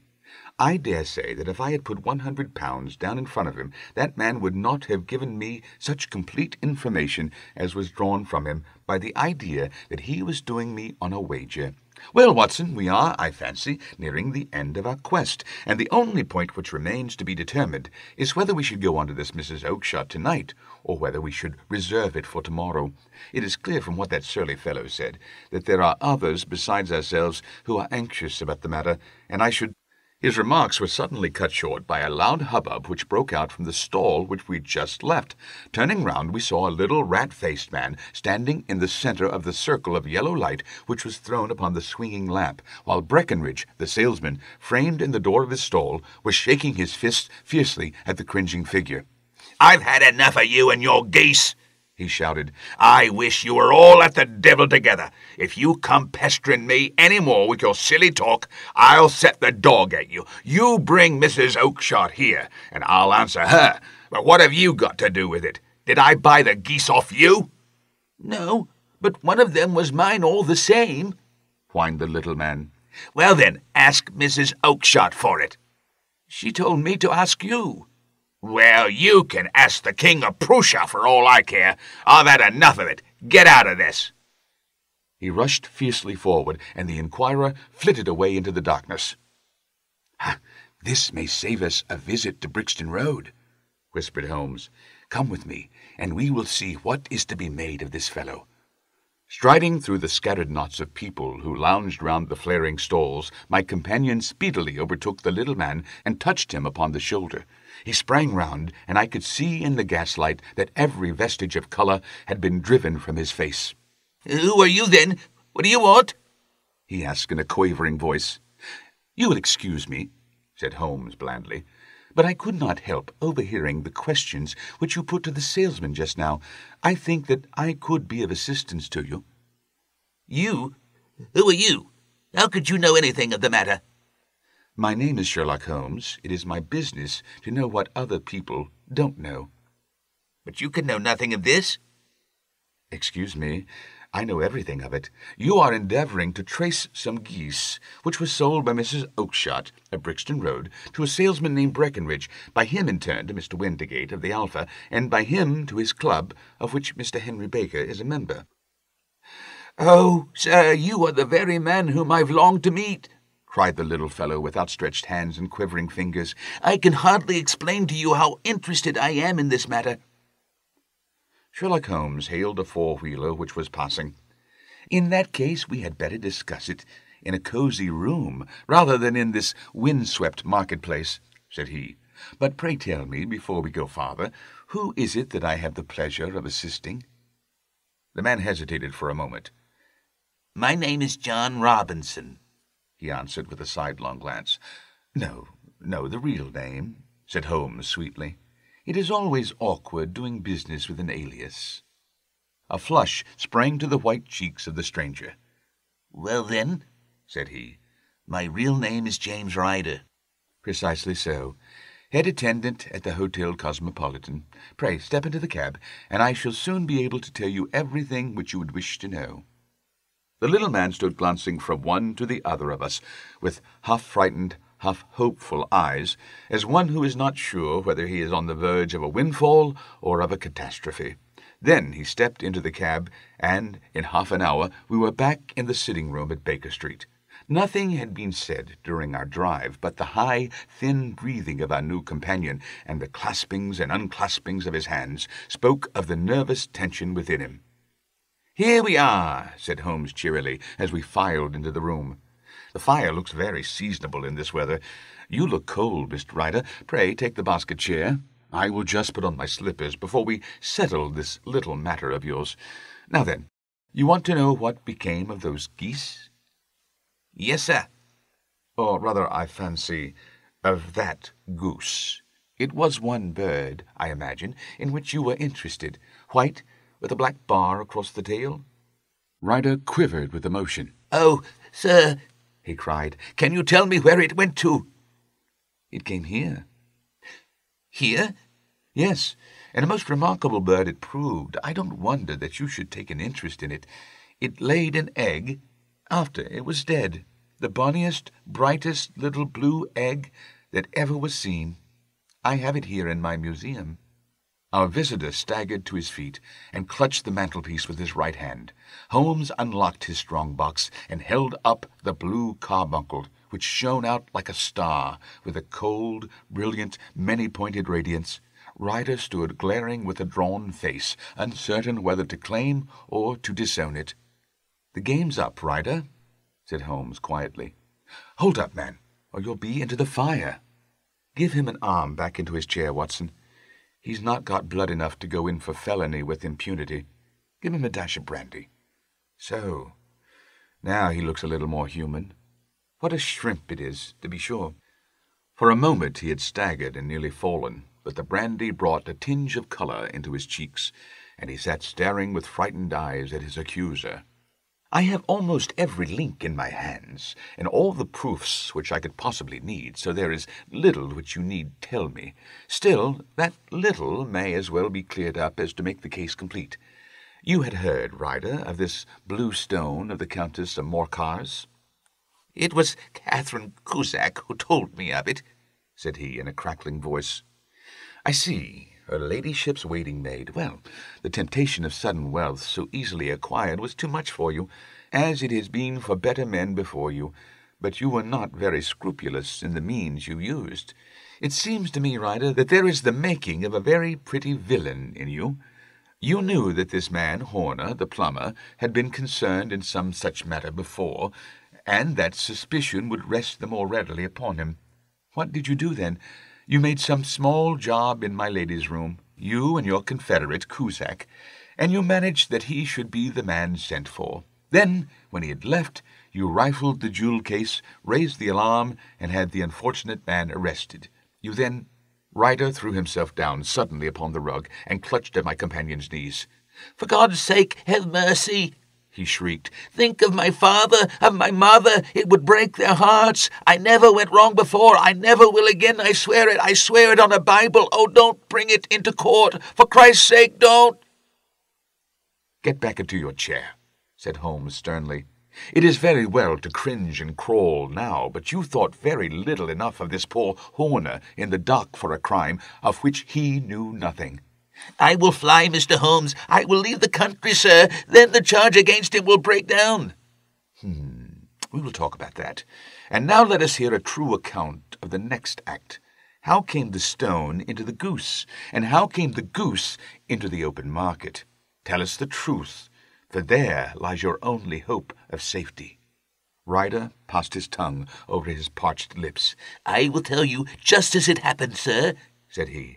When Horner had been arrested, it seemed to me that it would be best for me to get away with the stone at once, for I did not know at what moment the police might not take it into their heads to search me and my room. There was no place about the hotel where it would be safe. I went out, as if on some commission, and I made for my sister's house. She had married a man named Oakshott, and lived in Brixton Road, where she fattened fowls for the market.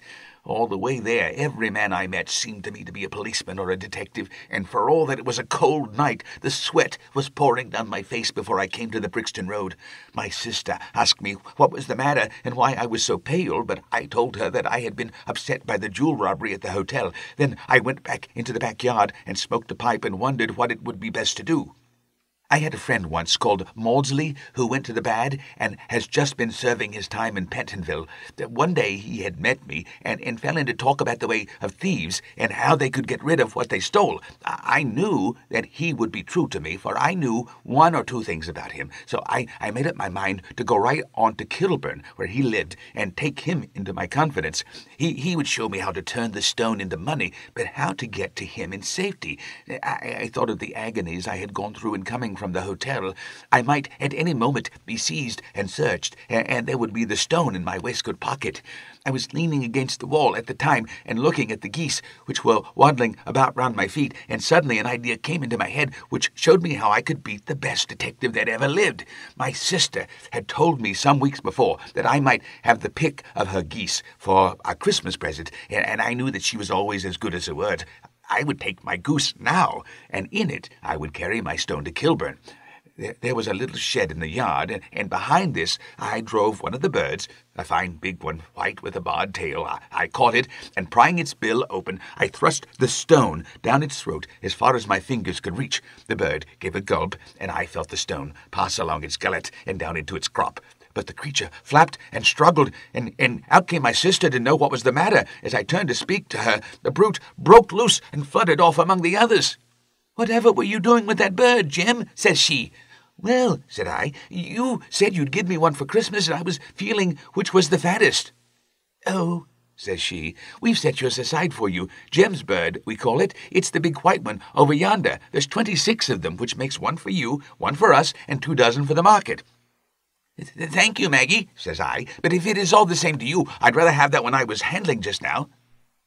"The other is a good 3 pounds heavier," said she, "and we fattened it expressly for you." "Never mind, I'll have the other one, and I'll take it now," said I.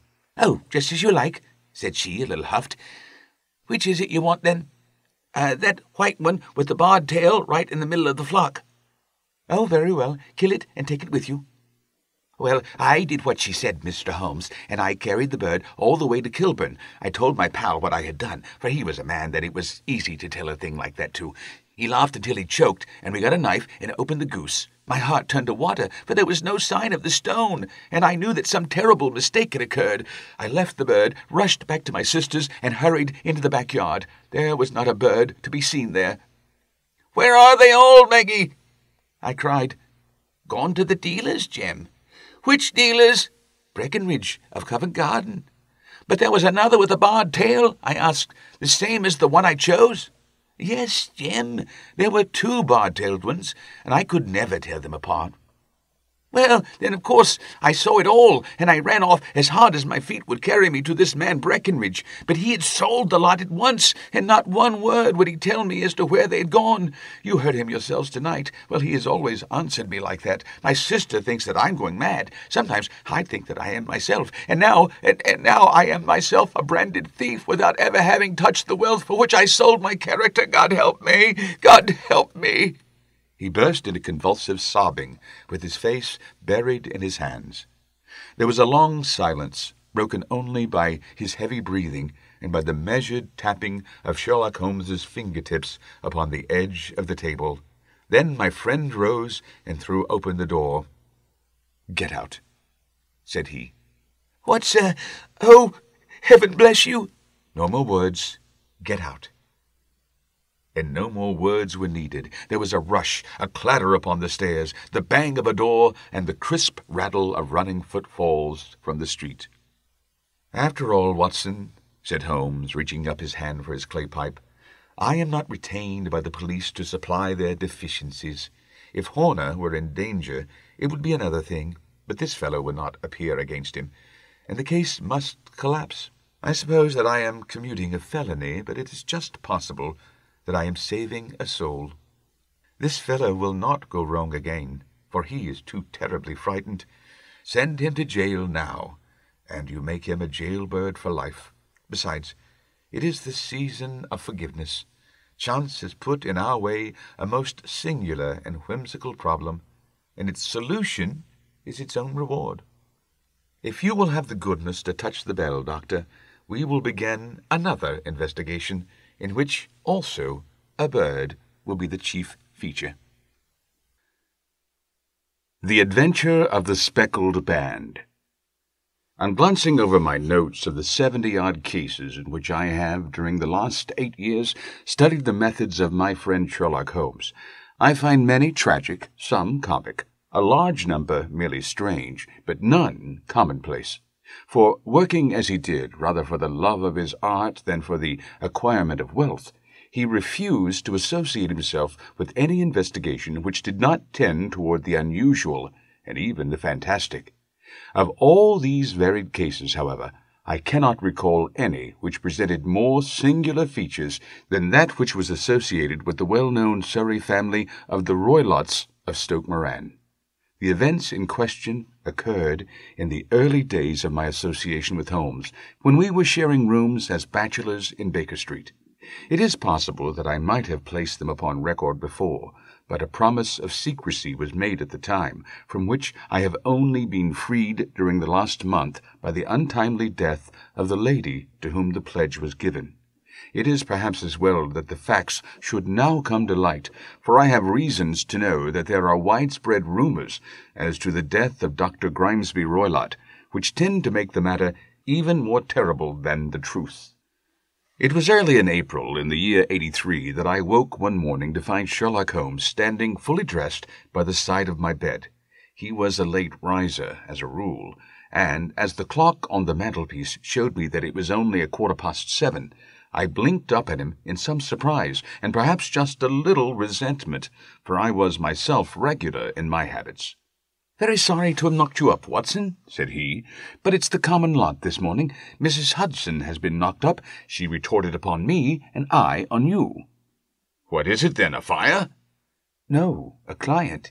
It seems that a young lady has arrived in a considerable state of excitement, who insists upon seeing me. She is waiting now in the sitting-room. Now, when young ladies wander about the metropolis at this hour of the morning, and knock sleepy people up out of their beds, I presume that it is something very pressing which they have to communicate. Should it prove to be an interesting case, you would, I am sure, wish to follow it from the outset.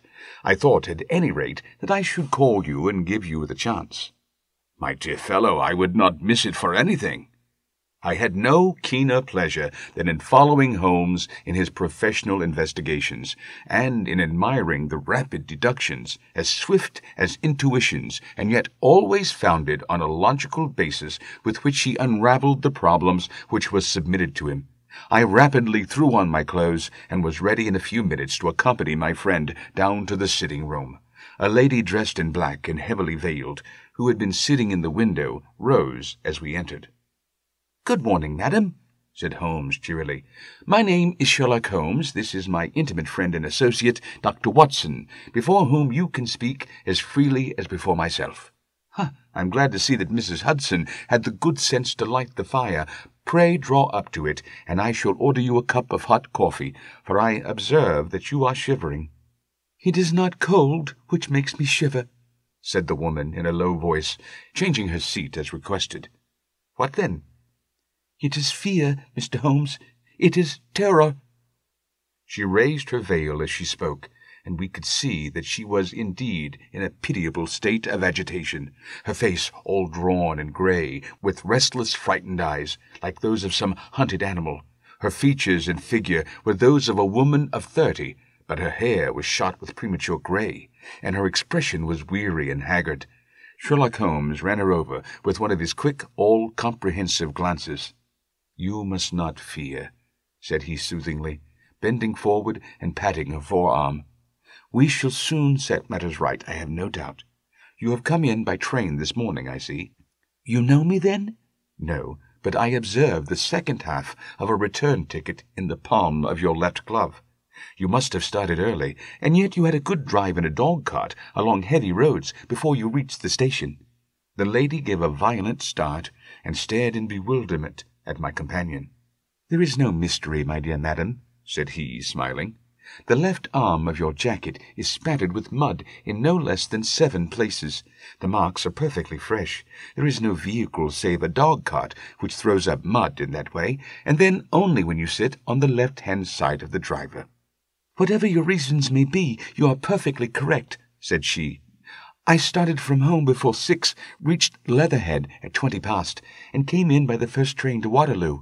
Sir, I can stand this strain no longer. I shall go mad if it continues. I have no one to turn to, none, save only one, who cares for me, and he, poor fellow, can be of little aid.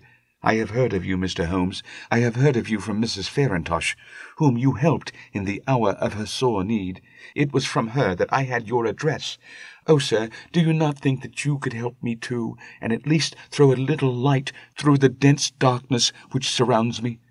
At present it is out of my power to reward you for your services, but in a month or 6 weeks I shall be married, with the control of my own income, and then at least you shall not find me ungrateful."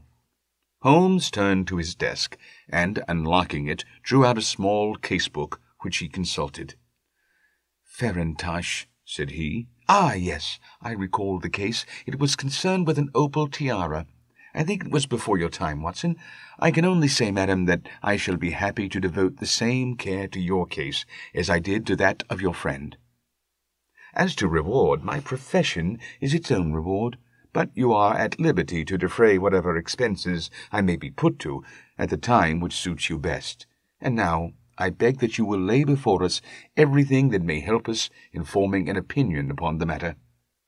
"Alas," replied our visitor, "the very horror of my situation lies in the fact that my fears are so vague, and my suspicions depend so entirely upon small points which might seem trivial to another, that even he to whom of all others I have a right to look for help and advice looks upon all that I tell him about it as the fancies of a nervous woman. He does not say so, but I can read it from his soothing answers and averted eyes. But I have heard, Mr. Holmes, that you can see deeply into the manifold wickedness of the human heart. You may advise me how to walk amid the dangers which encompass me." "I am all attention, madam." "My name is Helen Stoner, and I am living with my stepfather, who is the last survivor of one of the oldest Saxon families in England, the Roylotts of Stoke Moran, on the western border of Surrey." Holmes nodded his head. "The name is familiar to me," said he. "The family was at one time among the richest in England, and the estates extended over borders into Berkshire in the north and Hampshire in the west. In the last century, however, 4 successive heirs were of a dissolute and wasteful disposition, and the family ruin was eventually completed by a gambler in the days of the Regency. Nothing was left save a few acres of ground and the 200-year-old house, which is itself crushed under a heavy mortgage. The last squire dragged out his existence there, living the horrible life of an aristocratic pauper, but his only son, my stepfather, seeing that he must adapt himself to the new conditions, obtained an advance from a relative which enabled him to take a medical degree and went out to Calcutta, where, by his professional skill and his force of character, he established a large practice. In a fit of anger, however, caused by some robberies which had been perpetrated in the house, he beat his native butler to death and narrowly escaped a capital sentence. As it was, he suffered a long term of imprisonment and afterwards returned to England a morose and disappointed man. When Dr. Roylott was in India, he married my mother, Mrs. Stoner, the young widow of Major General Stoner of the Bengal Artillery. My sister Julia and I were twins, and we were only 2 years old at the time of my mother's remarriage. She had a considerable sum of money, not less than £1,000 a year, and this she bequeathed to Dr. Roylott entirely, while we resided with him, with the provision that a certain annual sum should be allowed to each of us in the event of our marriage. Shortly after our return to England, my mother died. She was killed 8 years ago in a railway accident near Crewe. Dr. Roylott then abandoned his attempts to establish himself in practice in London, and took us to live with him in the old ancestral house at Stoke Moran. The money which my mother had left was enough for all our wants, and there seemed to be no obstacle to our happiness. But a terrible change came over our stepfather about this time. Instead of making friends and exchanging visits with our neighbours, who had at first been overjoyed to see a Roylott of Stoke Moran back in the old family seat, he shut himself up in his house and seldom came out save to indulge in ferocious quarrels with whoever might cross his path. Violence of temper, approaching to mania, has been hereditary in the men of the family, and in my stepfather's case it had, I believe, been intensified by his long residence in the tropics. A series of disgraceful brawls took place, 2 of which ended in the police court, until at last he became the terror of the village, and the folks would fly at his approach, for he is a man of immense strength, and absolutely uncontrollable in his anger. Last week he hurled the local blacksmith over a parapet into a stream, and it was only by paying over all the money which I could gather together that I was able to avert another public exposure. He had no friends at all save the wandering gypsies, and he would give those vagabonds leave to encamp upon the few acres of bramble-covered land which represented the family estate, and would accept in return the hospitality of their tents, wandering away with them sometimes for weeks on end. He has a passion also for Indian animals, which are sent over to him by a correspondent, and he has at this moment a cheetah and a baboon, which wander freely over his grounds and are feared by the villagers almost as much as their master. You can imagine from what I say that my poor sister Julia and I had no great pleasure in our lives. No servant would stay with us, and for a long time we did all the work of the house. She was but 30 at the time of her death, and yet her hair had already begun to whiten, even as mine has. Your sister is dead, then? She died just 2 years ago, and it is of her death that I wish to speak to you. You can understand that, living the life which I have described, we were little likely to see anyone of our own age and position. We had, however, an aunt, my mother's maiden sister, Mrs. Honoria Westphail, who lives near Harrow, and we were occasionally allowed to pay short visits at this lady's house. Julia went there at Christmas 2 years ago, and met there a half-pay major of Marines, to whom she became engaged. My stepfather learned of the engagement when my sister returned, and offered no objection to the marriage, but within a fortnight of the day which had been fixed for the wedding, the terrible event occurred which has deprived me of my only companion. Sherlock Holmes had been leaning back in his chair with his eyes closed and his head sunk in a cushion, but he half opened his lids now and glanced across at his visitor. "Pray be precise as to details," said he. "It is easy for me to be so, for every event of that dreadful time is seared into my memory. The manor house is, as I have already said, very old, and only one wing is now inhabited. The bedrooms in this wing are on the ground floor, the sitting rooms being in the central block of the building. Of these 3 bedrooms, the first is Dr. Roylott's, the second my sister's, and the third my own. There is no communication between them, but they all open out into the same corridor. Do I make myself plain?" "Perfectly so." The windows of the 3 rooms open out upon the lawn. That fatal night, Dr. Roylott had gone to his room early, though we knew that he had not retired to rest, for my sister was troubled by the smell of the strong Indian cigars which it was his custom to smoke. She left her room, therefore, and came into mine, where she sat for some time chatting about her approaching wedding. At 11 o'clock she rose to leave me, but she paused at the door and looked back. "Tell me, Helen," said she, "have you ever heard anyone whistle in the dead of the night?" "Never," said I. "I suppose that you could not possibly whistle yourself in your sleep?" "Certainly not. But why?" because during the last few nights I have always, about 3 in the morning, heard a low, clear whistle. I am a light sleeper, and it has awakened me. I cannot tell where it came from, perhaps from the next room, perhaps from the lawn. I thought that I would just ask you whether you had heard it. No, I have not. It must be those wretched gypsies in the plantation. Very likely, and yet if it were on the lawn, I wonder that you did not hear it also. Ah, but I sleep more heavily than you. Well, it is of no great consequence, at any rate. She smiled back at me, closed my door, and a few moments later I heard her key turn in the lock. "Indeed," said Holmes. "Was it your custom always to lock yourselves in at night?" Always. "And why?" I think that I mentioned to you that the doctor kept a cheetah and a baboon. We had no feeling of security unless our doors were locked." "Quite so. Pray proceed with your statement."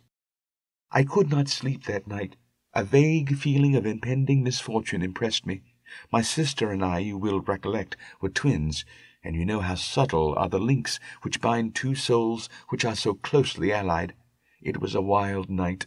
The wind was howling outside, and the rain was beating and splashing against the windows.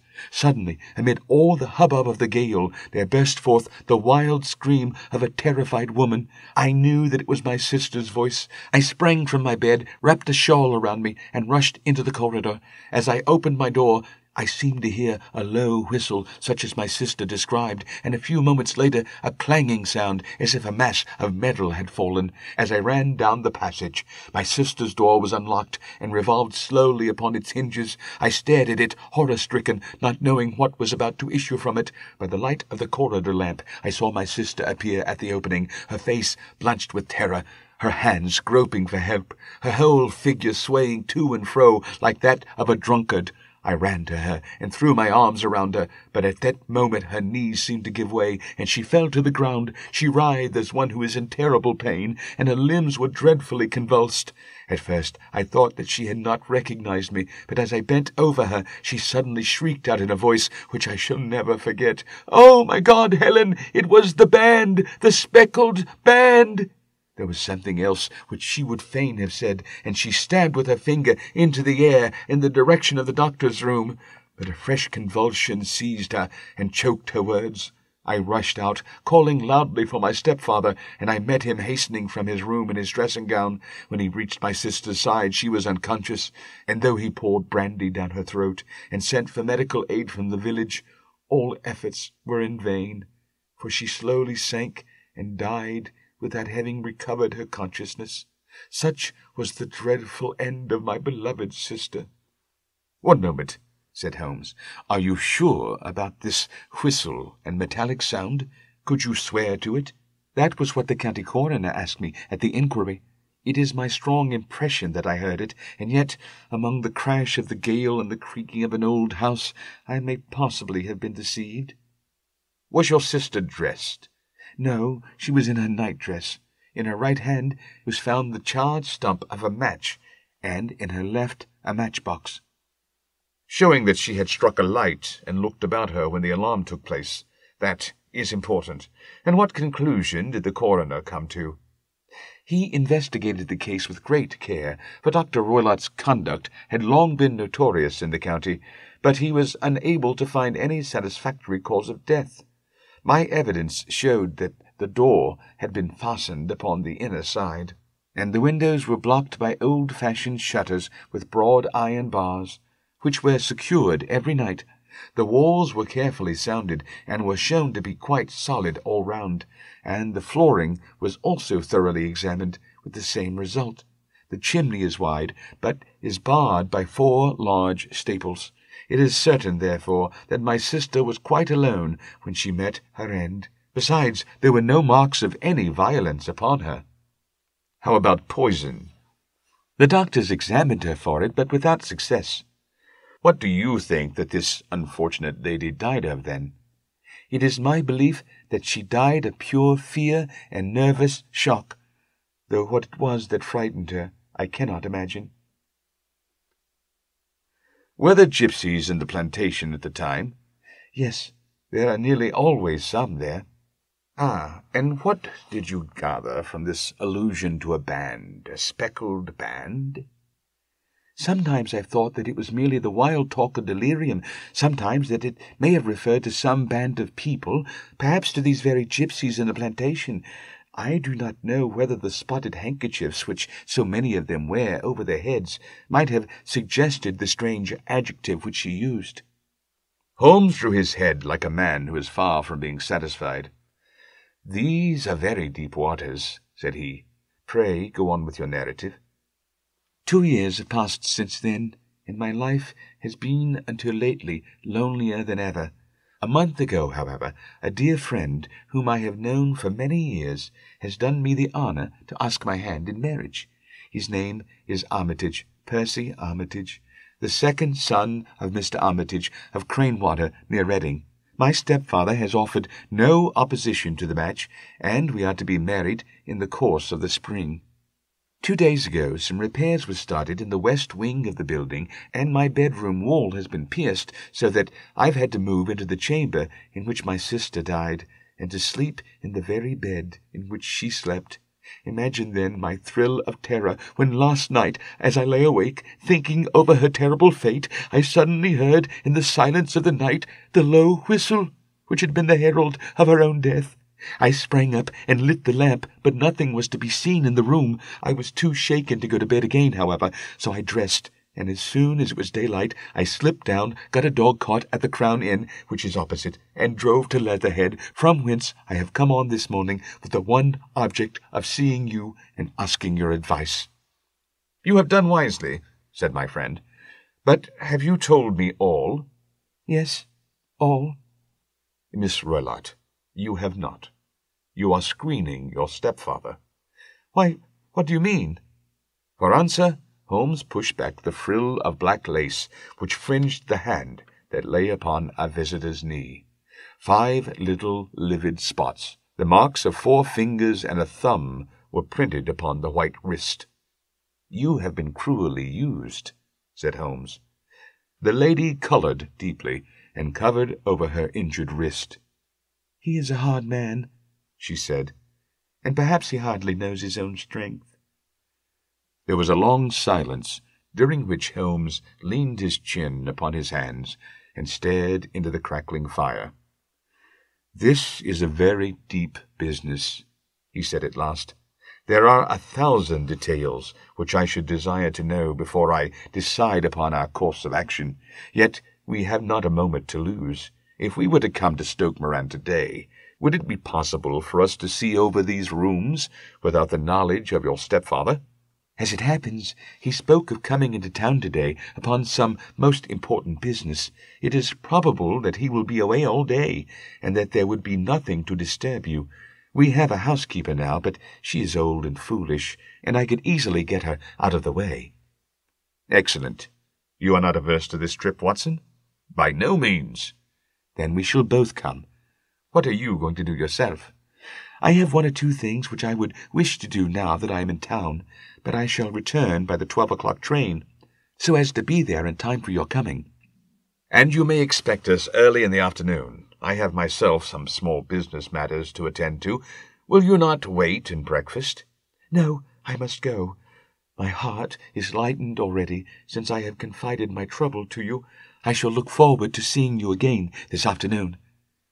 She dropped her thick black veil over her face and glided from the room. "And what do you think of it all, Watson?" asked Sherlock Holmes, leaning back in his chair.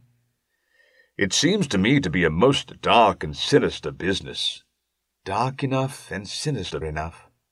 "Yet if the lady is correct in saying that the flooring and walls are sound, and that the door, window, and chimney are impassable, then her sister must have been undoubtedly alone when she met her mysterious end.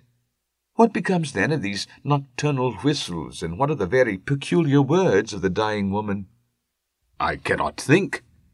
When you combine the idea of whistles at night, the presence of a band of gypsies who are on intimate terms with this old doctor, the fact that we have every reason to believe that the doctor has an interest in preventing his stepdaughter's marriage, the dying allusion to a band, and finally the fact that Miss Helen Stoner heard a metallic clang, which might have been caused by one of those metal bars that secured the shutters falling back into its place, I think there is good ground to think that the mystery may be cleared along those lines.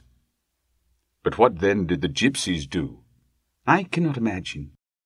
I see many objections to any such theory. And so do I. It is precisely for that reason that we are going to Stoke Moran this day.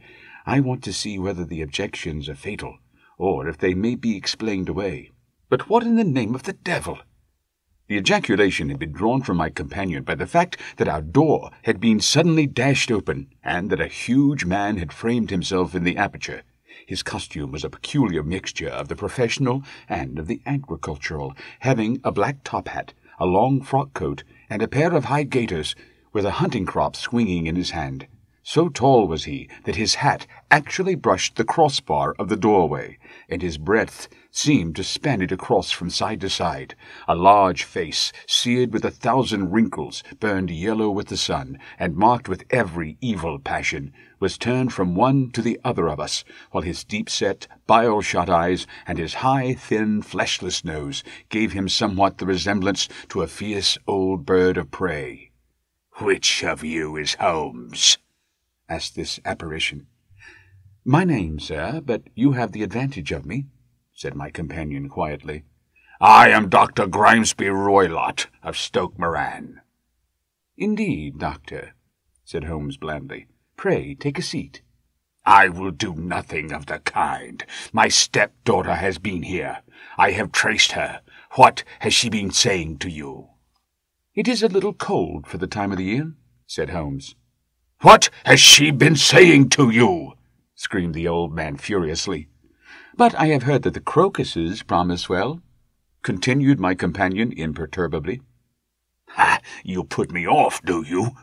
said our new visitor, taking a step forward and shaking his hunting crop. "I know you, you scoundrel. I have heard of you before. You are Holmes the meddler." My friend smiled. "Holmes the busybody." His smile broadened. "Holmes the Scotland Yard Jack in office." Holmes chuckled heartily. "Your conversation is most entertaining," said he. "When you go out, close the door, for there is a decided draught." "I will go when I have had my say. Don't you dare to meddle with my affairs. I know that Miss Stoner has been here. I traced her. I am a dangerous man to fall foul of. See here." He stepped swiftly forward, seized the poker, and bent it into a curve with his huge brown hands. "See that you keep yourself out of my grip," he snarled, and hurling the twisted poker into the fireplace, he strode out of the room. "He seems a very amiable person," said Holmes, laughing. "I am not quite so bulky, but if he had remained, I might have shown him that my grip was not much more feeble than his own." As he spoke, he picked up the steel poker, and, with a sudden effort, straightened it out again. Fancy his having the insolence to confound me with the official detective force. This incident gives zest to our investigation, however, and I only trust that our little friend will not suffer from her imprudence in allowing this brute to trace her. And now, Watson, we shall order breakfast, and afterwards I shall walk down to Doctors' Commons, where I hope to get some data which may help us in this matter. It was nearly 1 o'clock when Sherlock Holmes returned from his excursion. He held in his hand a sheet of blue paper scrawled over with notes and figures. "I have seen the will of the deceased wife," said he. "To determine its exact meaning, I have been obliged to work out the present prices of the investments with which it is concerned. The total income, which at the time of the wife's death was little short of £1,100, is now, through the fall in agricultural prices, not more than £750. Each daughter can claim an income of £250 in case of marriage. It is evident, therefore, that if both girls had married, this beauty would have had a mere pittance, while even one of them would cripple him to a very serious extent.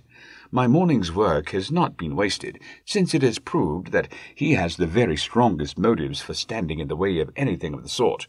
And now, Watson, this is too serious for dawdling, especially as the old man is aware that we are interesting ourselves in his affairs. So, if you're ready, we shall call a cab and drive to Waterloo. I should be very much obliged if you would slip your revolver into your pocket. And Ely's No. 2 is an excellent argument with gentlemen who can twist steel pokers into knots. That and a toothbrush are, I think, all that we need. At Waterloo we were fortunate in catching a train for Leatherhead, where we hired a trap at the station inn and drove for 4 or 5 miles through the lovely Surrey lanes. It was a perfect day, with a bright sun and a few fleecy clouds in the heavens. The trees and wayside hedges were just throwing out their first green shoots, and the air was full of the pleasant smell of the moist earth. To me, at least, there was a strange contrast between the sweet promise of the spring and this sinister quest upon which we were engaged. My companion sat in the front of the trap, his arms folded, his hat pulled down over his eyes, and his chin sunk upon his breast, buried in the deepest thought. Suddenly, however, he started, tapped me on the shoulder, and pointed over the meadows. "Look there," said he. A heavily timbered park stretched up in a gentle slope, thickening into a grove at the highest point. From amid the branches there jutted out the grey gables and high roof-tree of a very old mansion. "Stoke Moran," said he. "Yes, sir, that be the house of Dr. Grimesby Roylott," remarked the driver. "There is some building going on there," said Holmes. "That is where we're going." "There's the village," said the driver, pointing to a cluster of roofs some distance to the left. "But if you want to get to the house, you'll find it shorter to get over this stile, and so, by the footpath, over the fields. There it is, where the lady's walking." "And the lady, I fancy, is Miss Stoner," observed Holmes, shading his eyes. "Yes, I think we had better do as you suggest." We got off, paid our fare, and the trap rattled back on its way to Leatherhead. "I thought it as well," said Holmes as we climbed the stile, "that this fellow should think we had come here as architects, or on some definite business. It may stop his gossip. Good afternoon, Miss Stoner. You see that we have been as good as our word." Our client of the morning had hurried forward to meet us with a face which spoke her joy. "I have been waiting so eagerly for you," she cried, shaking hands with us warmly. "All has turned out splendidly. Dr. Roylott has gone to town, and it is unlikely that he will be back before evening." "We have had the pleasure of making the doctor's acquaintance," said Holmes, and in a few words he sketched out what had occurred. Miss Stoner turned white to the lips as she listened. "Good heavens!" she cried. "He has followed me, then?" "So it appears." "He is so cunning that I never know when I am safe from him. What will he say when he returns?" "He must guard himself, for he may find that there is someone more cunning than himself upon his track. You must lock yourself up from him tonight. If he is violent, we shall take you away to your aunt's at Harrow. Now, we must make the best use of our time, so kindly take us at once to the rooms which we are to examine." The building was of a grey, lichen-blotched stone, with a high central portion and 2 curving wings like the claws of a crab thrown out on each side. In one of these wings the windows were broken and blocked with wooden boards, while the roof was partly caved in, a picture of ruin. The central portion was in little better repair, but the right-hand block was comparatively modern, and the blinds in the windows, with the blue smoke curling up from the chimneys, showed that this was where the family resided. Some scaffolding had been erected against the end wall, and the stonework had been broken into, but there were no signs of any workmen at the moment of our visit. Holmes walked slowly up and down the ill-trimmed lawn and examined with deep attention the outsides of the windows. "This, I take it, belongs to the room in which you used to sleep, the centre one to your sister's, and the one next to the main building to Dr. Roylott's chamber?" "Exactly so, but I am now sleeping in the middle one." "Pending the alterations, as I understand. By the way, there does not seem to be any very pressing need for repairs at that end wall." "There were none. I believe that it was an excuse to move me from my room."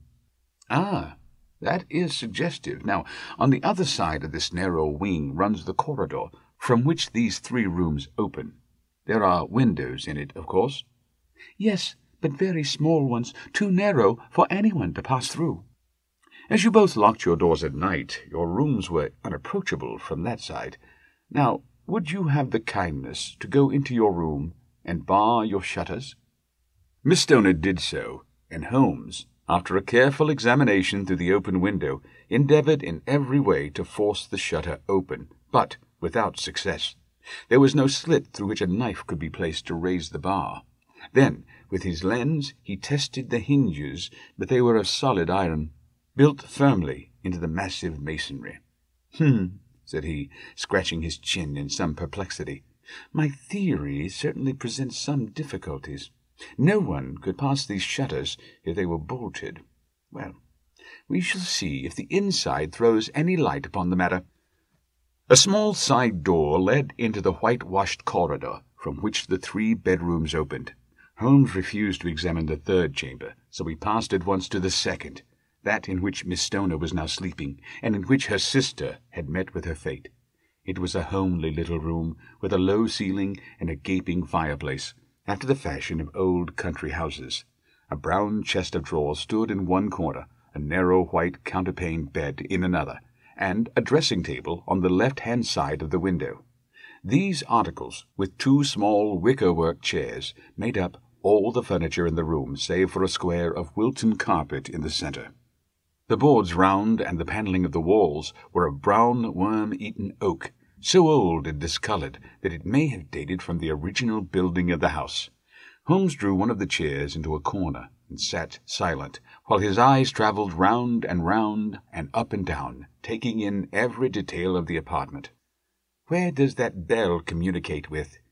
he asked at last, pointing to a thick bell-rope which hung down beside the bed, the tassel actually lying upon the pillow. "It goes to the housekeeper's room." "It looks newer than the other things?" "Yes, it was only put there a couple of years ago." "Your sister asked for it, I suppose?" "No, I never heard of her using it. We used always to get what we wanted for ourselves." "Indeed. It seemed unnecessary to put so nice a bell-pull there. You will excuse me for a few minutes while I satisfy myself as to this floor." He threw himself down upon his face, with his lens in his hand, and crawled swiftly backward and forward, examining minutely the cracks between the boards. Then he did the same with the woodwork with which the chamber was panelled. Finally, he walked over to the bed and spent some time in staring at it and in running his eye up and down the wall. Finally, he took the bell-rope in his hand and gave it a brisk tug. "Why, it's a dummy," said he. "Won't it ring?" "No. It's not even attached to a wire. This is very interesting. You can see now that it is fastened to a hook just above where the little opening for the ventilator is." "How very absurd. I never noticed that before." "Very strange," muttered Holmes, pulling at the rope. "There are 1 or 2 very singular points about this room. For example, what a fool a builder must be to open a ventilator into another room, when, with the same trouble, he might have communicated with the outside air." "That is also quite modern," said the lady. "Done about the same time as the bell-rope?" remarked Holmes. "Yes, there were several little changes carried out about that time." "They seem to have been of a most interesting character. Dummy bell-ropes and ventilators which do not ventilate. With your permission, Miss Stoner, we shall now carry our researches into the inner apartment." Dr. Grimesby Roylott's chamber was larger than that of his stepdaughter, but was as plainly furnished. A camp bed, a small wooden shelf full of books, mostly of a technical character, an armchair beside the bed, a plain wooden chair against the wall, a round table, and a large iron safe were the principal things which met the eye. Holmes walked slowly round and examined each and all of them with the keenest interest. "What's in here?" he asked, tapping the safe. "My stepfather's business papers." "Oh, you have seen inside, then?" "Only once, some years ago. I remember that it was full of papers."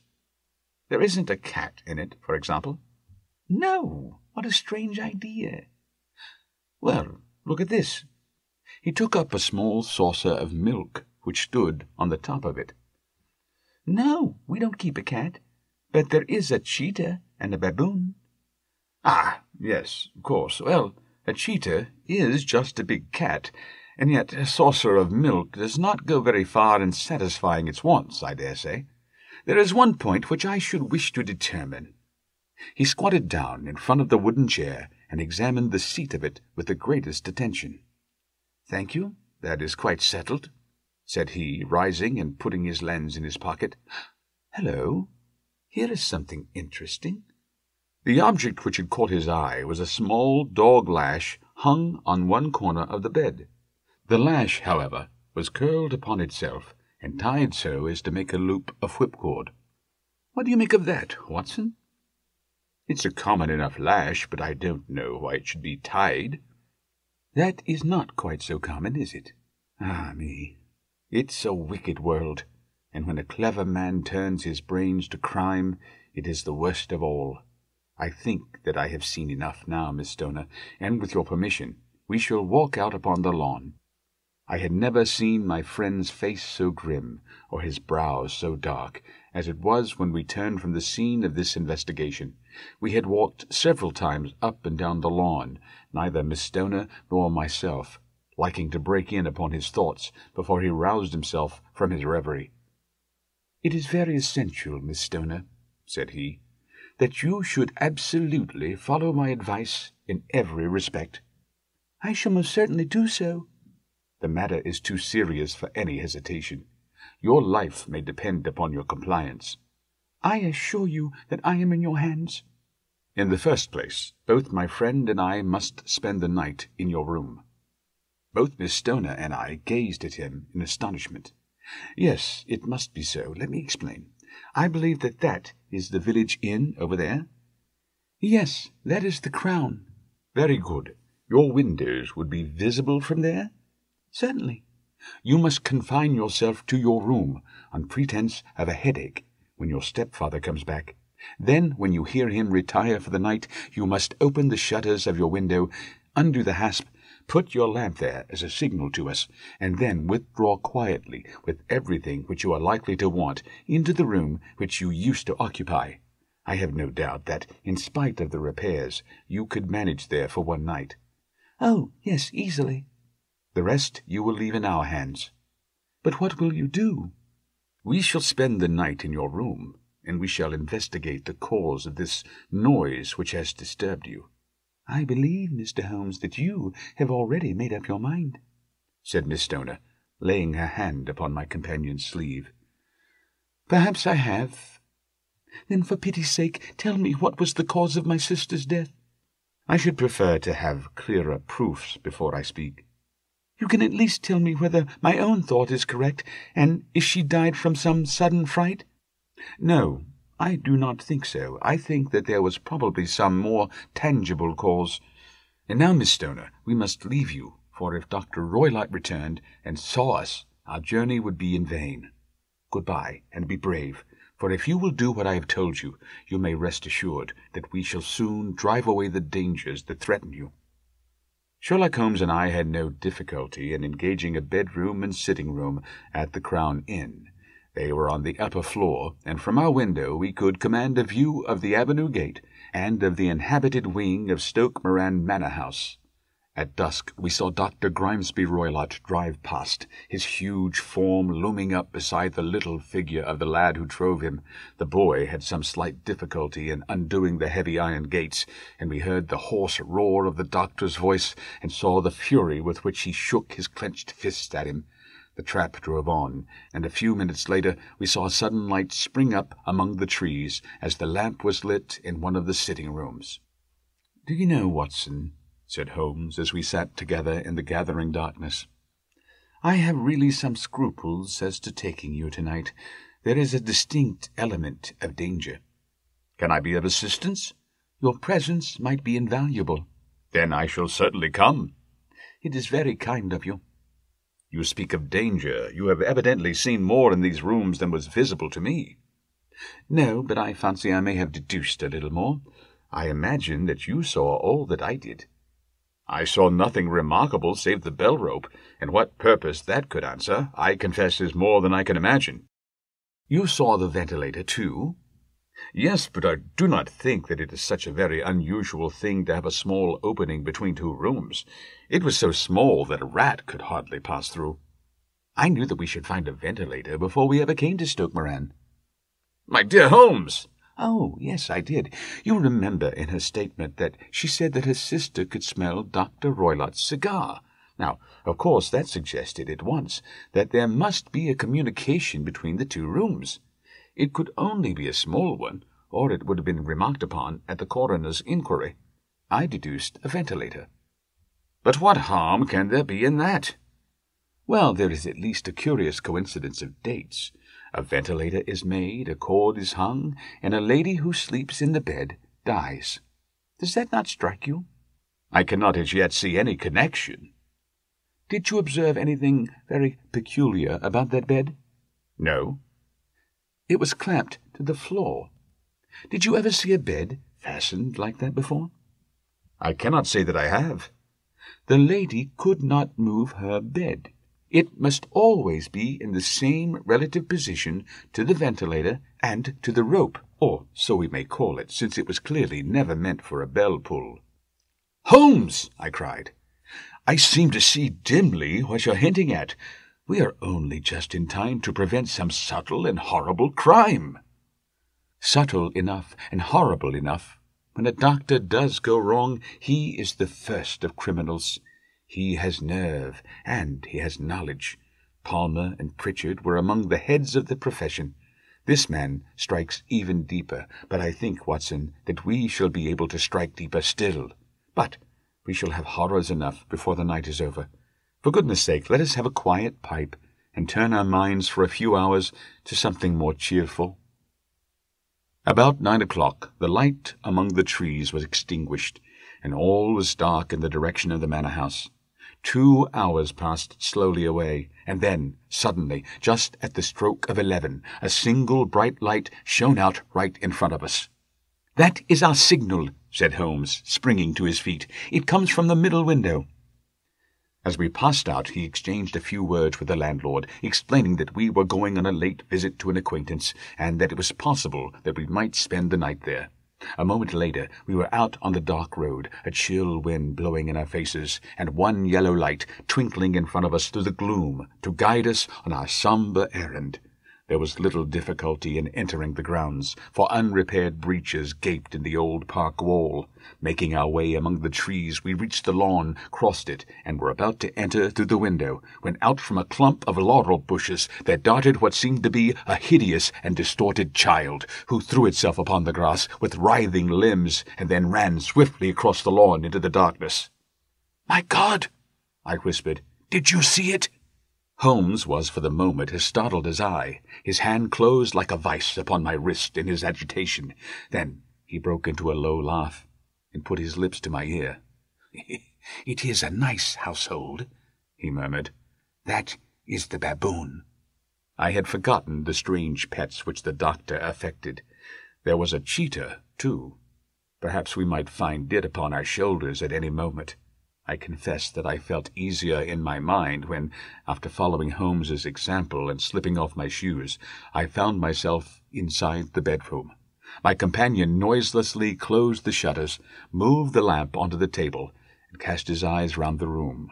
All was as we had seen it in the daytime. Then, creeping up to me, and making a trumpet of his hand, he whispered into my ear again so gently that it was all that I could do to distinguish the words. "The least sound would be fatal to our plans." I nodded to show that I had heard. "We must sit without light. He would see it through the ventilator." I nodded again. "Do not go asleep. Your very life may depend upon it. Have your pistol ready in case we should need it. I will sit on the side of the bed, and you in that chair." I took out my revolver and laid it on the corner of the table. Holmes had brought up a long, thin cane, and this he placed upon the bed beside him. By it he laid the box of matches and the stump of a candle. Then he turned down the lamp, and we were left in darkness. How shall I ever forget that dreadful vigil? I could not hear a sound, not even the drawing of a breath, and yet I knew that my companion sat open-eyed within a few feet of me in the same state of nervous tension in which I was myself. The shutters cut off the least ray of light, and we waited in absolute darkness. From outside came the occasional cry of a night-bird, and once at our very window a long-drawn cat-like whine, which told us that the cheetah was indeed at liberty. Far away we could hear the deep tones of the parish clock, which boomed out every quarter of an hour. How long they seemed, those quarters! 12 struck, and 1, and 2, and 3, and still we sat waiting silently for whatever might befall. Suddenly there was the momentary gleam of a light up in the direction of the ventilator, which vanished immediately, but was succeeded by a strong smell of burning oil and heated metal. Someone in the next room had lit a dark lantern. I heard a gentle sound of movement, and then all was silent once more, though the smell grew stronger. For half an hour I sat with straining ears. Then suddenly another sound became audible, a very gentle, soothing sound, like that of a small jet of steam escaping continually from a kettle. The instant that we heard it, Holmes sprang from the bed, struck a match, and lashed furiously with his cane at the bell-pull. "You see it, Watson!" he yelled. "You see it!" But I saw nothing.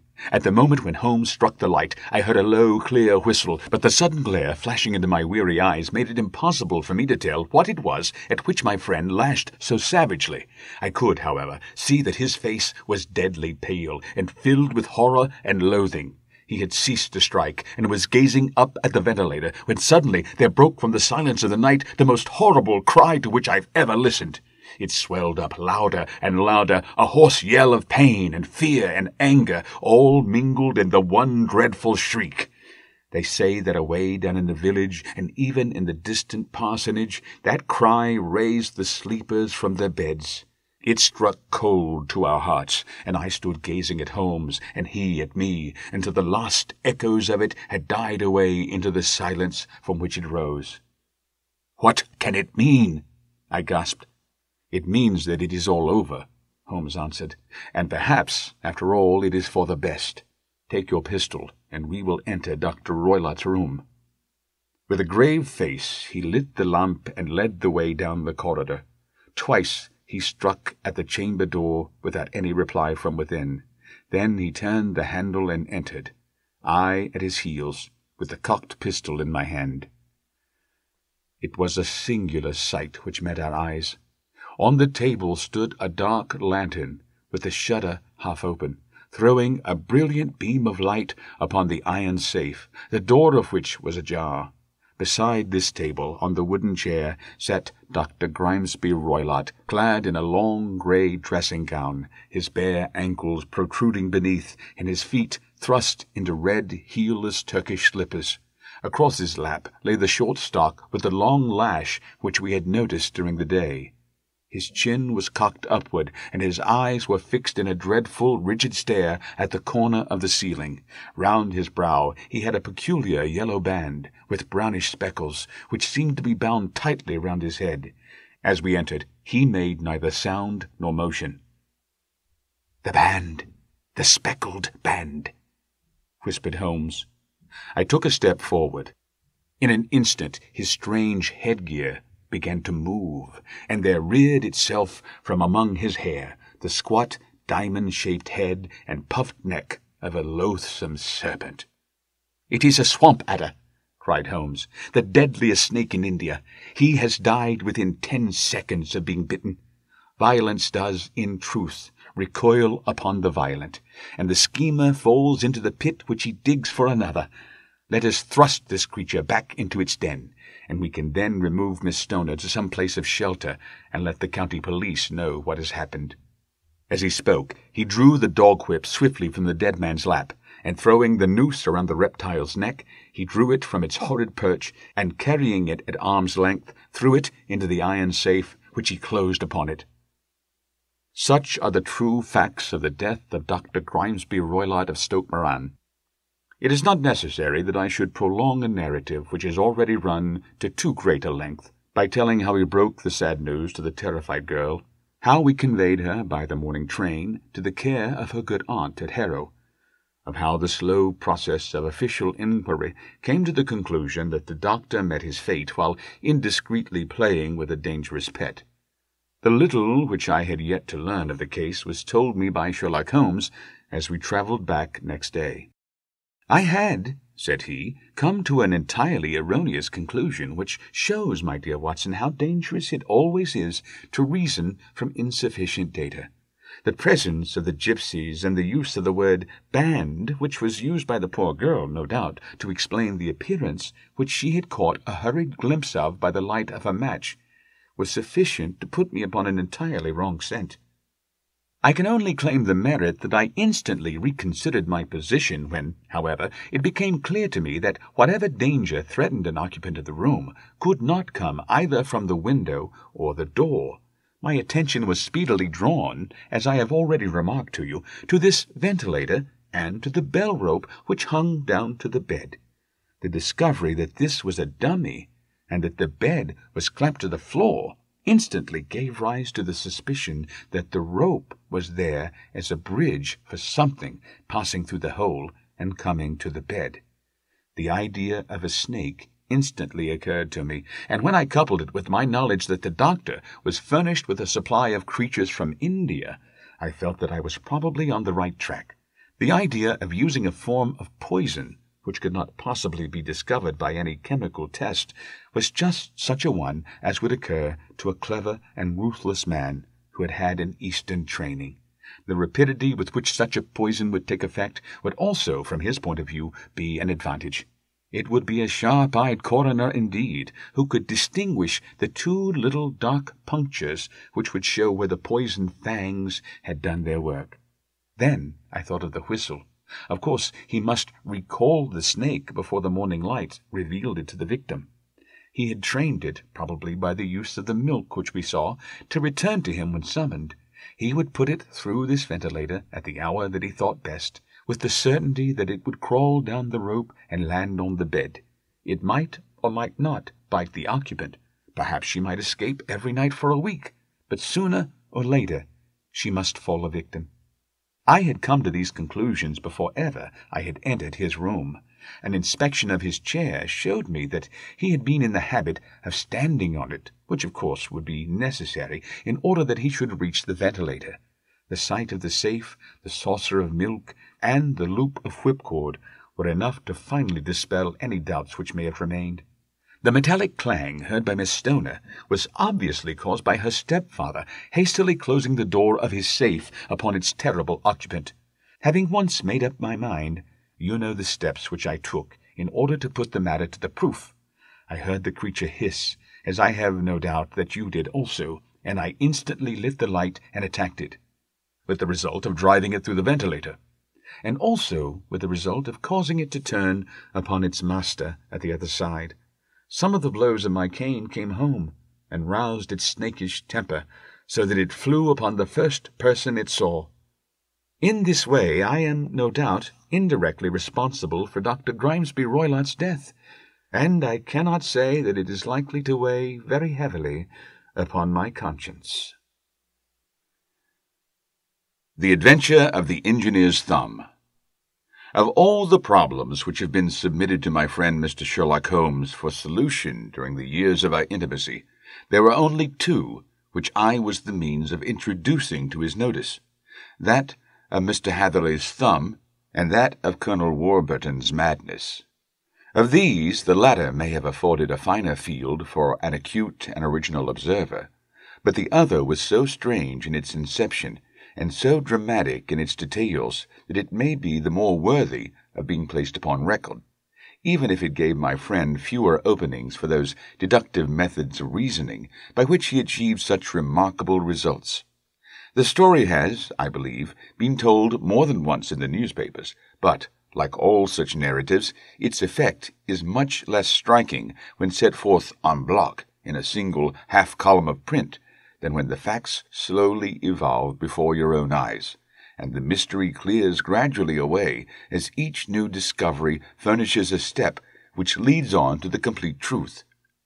At the time, the circumstances made a deep impression upon me, and the lapse of 2 years has hardly served to weaken the effect. It was in the summer of '89, not long after my marriage, that the events occurred which I am now about to summarize. I had returned to civil practice, and had finally abandoned Holmes in his Baker Street rooms, although I continually visited him, and occasionally even persuaded him to forego his Bohemian habits so far as to come and visit us.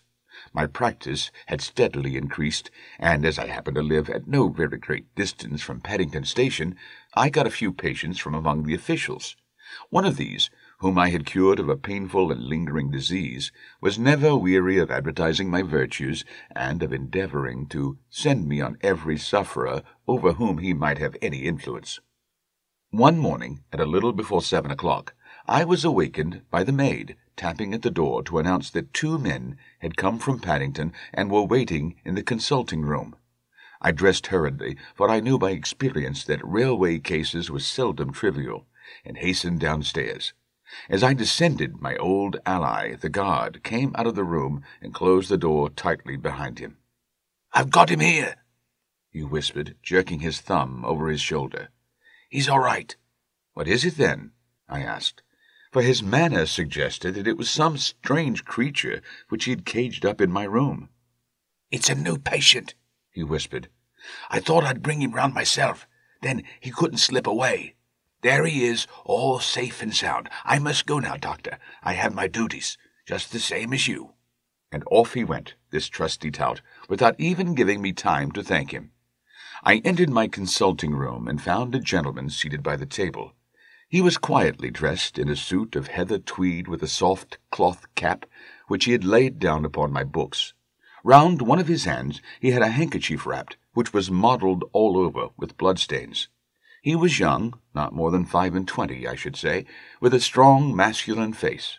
But he was exceedingly pale, and gave me the impression of a man who was suffering from some strong agitation, which it took all his strength of mind to control. "I'm sorry to knock you up so early, Doctor," said he, "but I've had a very serious accident during the night. I came in by train this morning, and on inquiring at Paddington as to where I might find a doctor, a worthy fellow very kindly escorted me here. I gave the maid a card, but I see that she has left it upon the side table." I took it up and glanced at it. "Mr. Victor Hatherley, hydraulic engineer, 16A, Victoria Street, 3rd floor." That was the name, style, and abode of my morning visitor. "I regret that I have kept you waiting," said I, sitting down in my library chair. "You are fresh from a night journey, I understand, which is in itself a monotonous occupation." "Oh, my night could not be called monotonous," said he, and laughed. He laughed very heartily, with a high, ringing note, leaning back in his chair and shaking his sides. All my medical instincts rose up against that laugh. "Stop it!" I cried. "Pull yourself together." And I poured out some water from a carafe. It was useless, however. He was off in one of those hysterical outbursts which come upon a strong nature when some great crisis is over and gone. Presently he came to himself once more, very weary and pale-looking. "I have been making a fool of myself," he gasped. "Not at all. Drink this." I dashed some brandy into the water, and the color began to come back to his bloodless cheeks. "That's better," said he. "And now, Doctor, perhaps you would kindly attend to my thumb, or rather to the place where my thumb used to be." He unwound the handkerchief and held out his hand. It gave even my hardened nerves a shudder to look at it. There were 4 protruding fingers and a horrid, red, spongy surface where the thumb should have been. It had been hacked or torn right out from the roots. "Good heavens!" I cried. "This is a terrible injury. It must have bled considerably." "Yes, it did. I fainted when it was done, and I think that I must have been senseless for a long time. When I came to, I found that it was still bleeding, so I tied one end of my handkerchief very tightly around the wrist and braced it up with a twig." "Excellent. You should have been a surgeon." "It is a question of hydraulics, you see, and came within my own province." "This has been done," said I, examining the wound, "by a very heavy and sharp instrument." "A thing like a cleaver," said he. An accident, I presume? By no means. What, a murderous attack? Very murderous indeed. You horrify me. I sponged the wound, cleaned it, dressed it, and finally covered it over with cotton wadding and carbolized bandages. He lay back without wincing, though he bit his lip from time to time. "How is that?" I asked when I'd finished. "Capital. Between your brandy and your bandage, I feel a new man. I was very weak, but I have had a good deal to go through." "Perhaps you had better not speak of the matter. It is evidently trying to your nerves." "Oh, no, not now. I shall have to tell my tale to the police, but between ourselves, if it were not for the convincing evidence of this wound of mine, I should be surprised if they believed my statement, for it is a very extraordinary one, and I have not much in the way of proof with which to back it up. And even if they believe me, the clues which I can give them are so vague that it is a question whether justice will be done." "Ha!" cried I.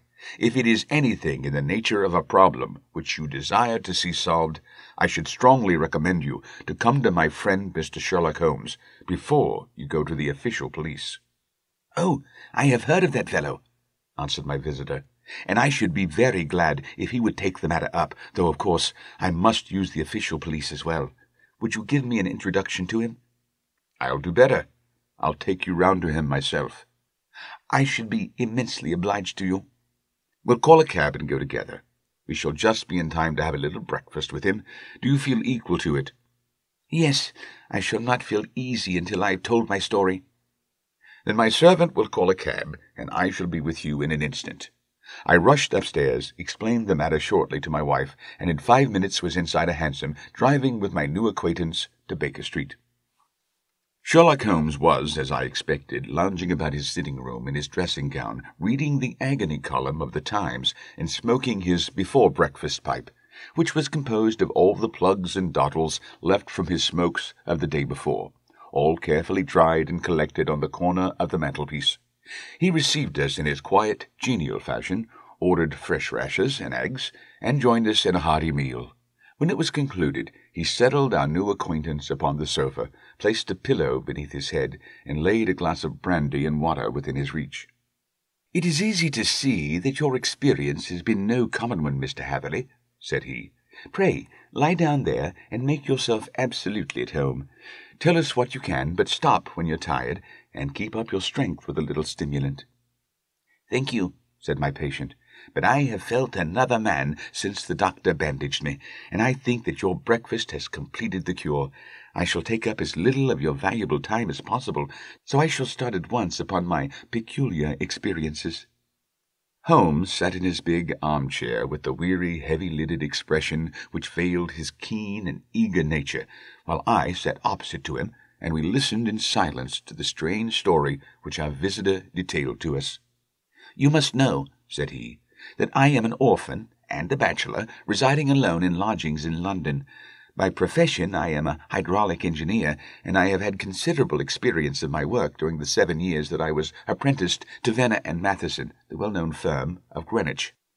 2 years ago, having served my time, and having also come into a fair sum of money through my poor father's death, I determined to start in business for myself, and took professional chambers in Victoria Street. I suppose that everyone finds his first independent start in business a dreary experience. To me, it has been exceptionally so. During 2 years, I have had 3 consultation and 1 small job, and that is absolutely all that my profession has brought me. My gross takings amount to £27 10s. Every day, from 9 in the morning until 4 in the afternoon, I waited in my little den, until at last my heart began to sink, and I came to believe that I should never have any practice at all. Yesterday, however, just as I was thinking of leaving the office, my clerk entered to say there was a gentleman waiting who wished to see me upon business. He brought up a card, too, with the name of Colonel Lysander Stark engraved upon it. Close at his heels came the colonel himself, a man rather over the middle size, but of exceeding thinness. I do not think that I have ever seen so thin a man. His whole face sharpened away into nose and chin, and the skin of his cheeks was drawn quite tense over his outstanding bones. Yet this emaciation seemed to be his natural habit, and due to no disease, for his eye was bright, his step brisk, and his bearing assured. He was plainly but neatly dressed, and his age, I should judge, would be nearer 40 than 30. "Mr. Hatherley," said he, with something of a German accent, "you have been recommended to me, Mr. Hatherley, as being a man who is not only proficient in his profession, but is also discreet and capable of preserving a secret." I bowed, feeling as flattered as any young man would be at such an address. "May I ask who it was who gave me so good a character?" "Well, perhaps it is better that I should not tell you that just at this moment. I have it from the same source that you are both an orphan and a bachelor, and are residing alone in London." "That is quite correct," I answered, "but you will excuse me if I say that I cannot see how all this bears upon my professional qualifications. I understand that it was on a professional matter that you wished to speak to me?" "Undoubtedly so, but you will find that all I say is really to the point. I have a professional commission for you, but absolute secrecy is quite essential. Absolute secrecy, you understand, and of course we may expect that more from a man who is alone than from one who lives in the bosom of his family." "If I promise to keep a secret," said I, "you may absolutely depend upon my doing so." He looked very hard at me as I spoke, and it seemed to me that I had never seen so suspicious and questioning an eye. "Do you promise, then?" said he at last. "Yes, I promise." "Absolute and complete silence before, during, and after? No reference to the matter at all, either in word or writing?" "I have already given you my word." "Very good." He suddenly sprang up, and darting like lightning across the room, he flung open the door. The passage outside was empty. "That's all right," said he, coming back. "I know that clerks are sometimes curious as to their master's affairs. Now we can talk in safety." He drew up his chair very close to mine and began to stare at me again with the same questioning and thoughtful look. A feeling of repulsion and of something akin to fear had begun to rise within me at the strange antics of this fleshless man. Even my dread of losing a client could not restrain me from showing my impatience. "I beg that you will state your business, sir," said I. "My time is of value." Heaven forgive me for that last sentence, but the words came to my lips. "How would 50 guineas for a night's work suit you?" he asked. "Most admirably." "I say a night's work, but an hour's would be nearer the mark. I simply want your opinion about a hydraulic stamping machine which has got out of gear. If you show us what is wrong, we shall soon set it right ourselves. What do you think of such a commission as that?" "The work appears to be light, and the pay munificent." "Precisely so. We shall want you to come tonight by the last train." "Where to?" "To Efford in Berkshire. It is a little place near the borders of Oxfordshire, and within 7 miles of Reading. There is a train from Paddington which would bring you there about 11:15. "Very good. I shall come down in a carriage to meet you." "There is a drive, then?" "Yes, our little place is quite out in the country. It is a good 7 miles from Efford station." "Then we can hardly get there before midnight. I suppose there would be no chance of a train back. I should be compelled to stop the night." "Yes, we could easily give you a shakedown." "That is very awkward. Could I not come at some more convenient hour?" "We have judged it best that you should come late. It is to recompense you for any inconvenience that we are paying to you, a young and unknown man, a fee which would buy an opinion from the very heads of your profession. Still, of course, if you would like to draw out of the business, there is plenty of time to do so." I thought of the 50 guineas, and of how very useful they would be to me. "Not at all," said I.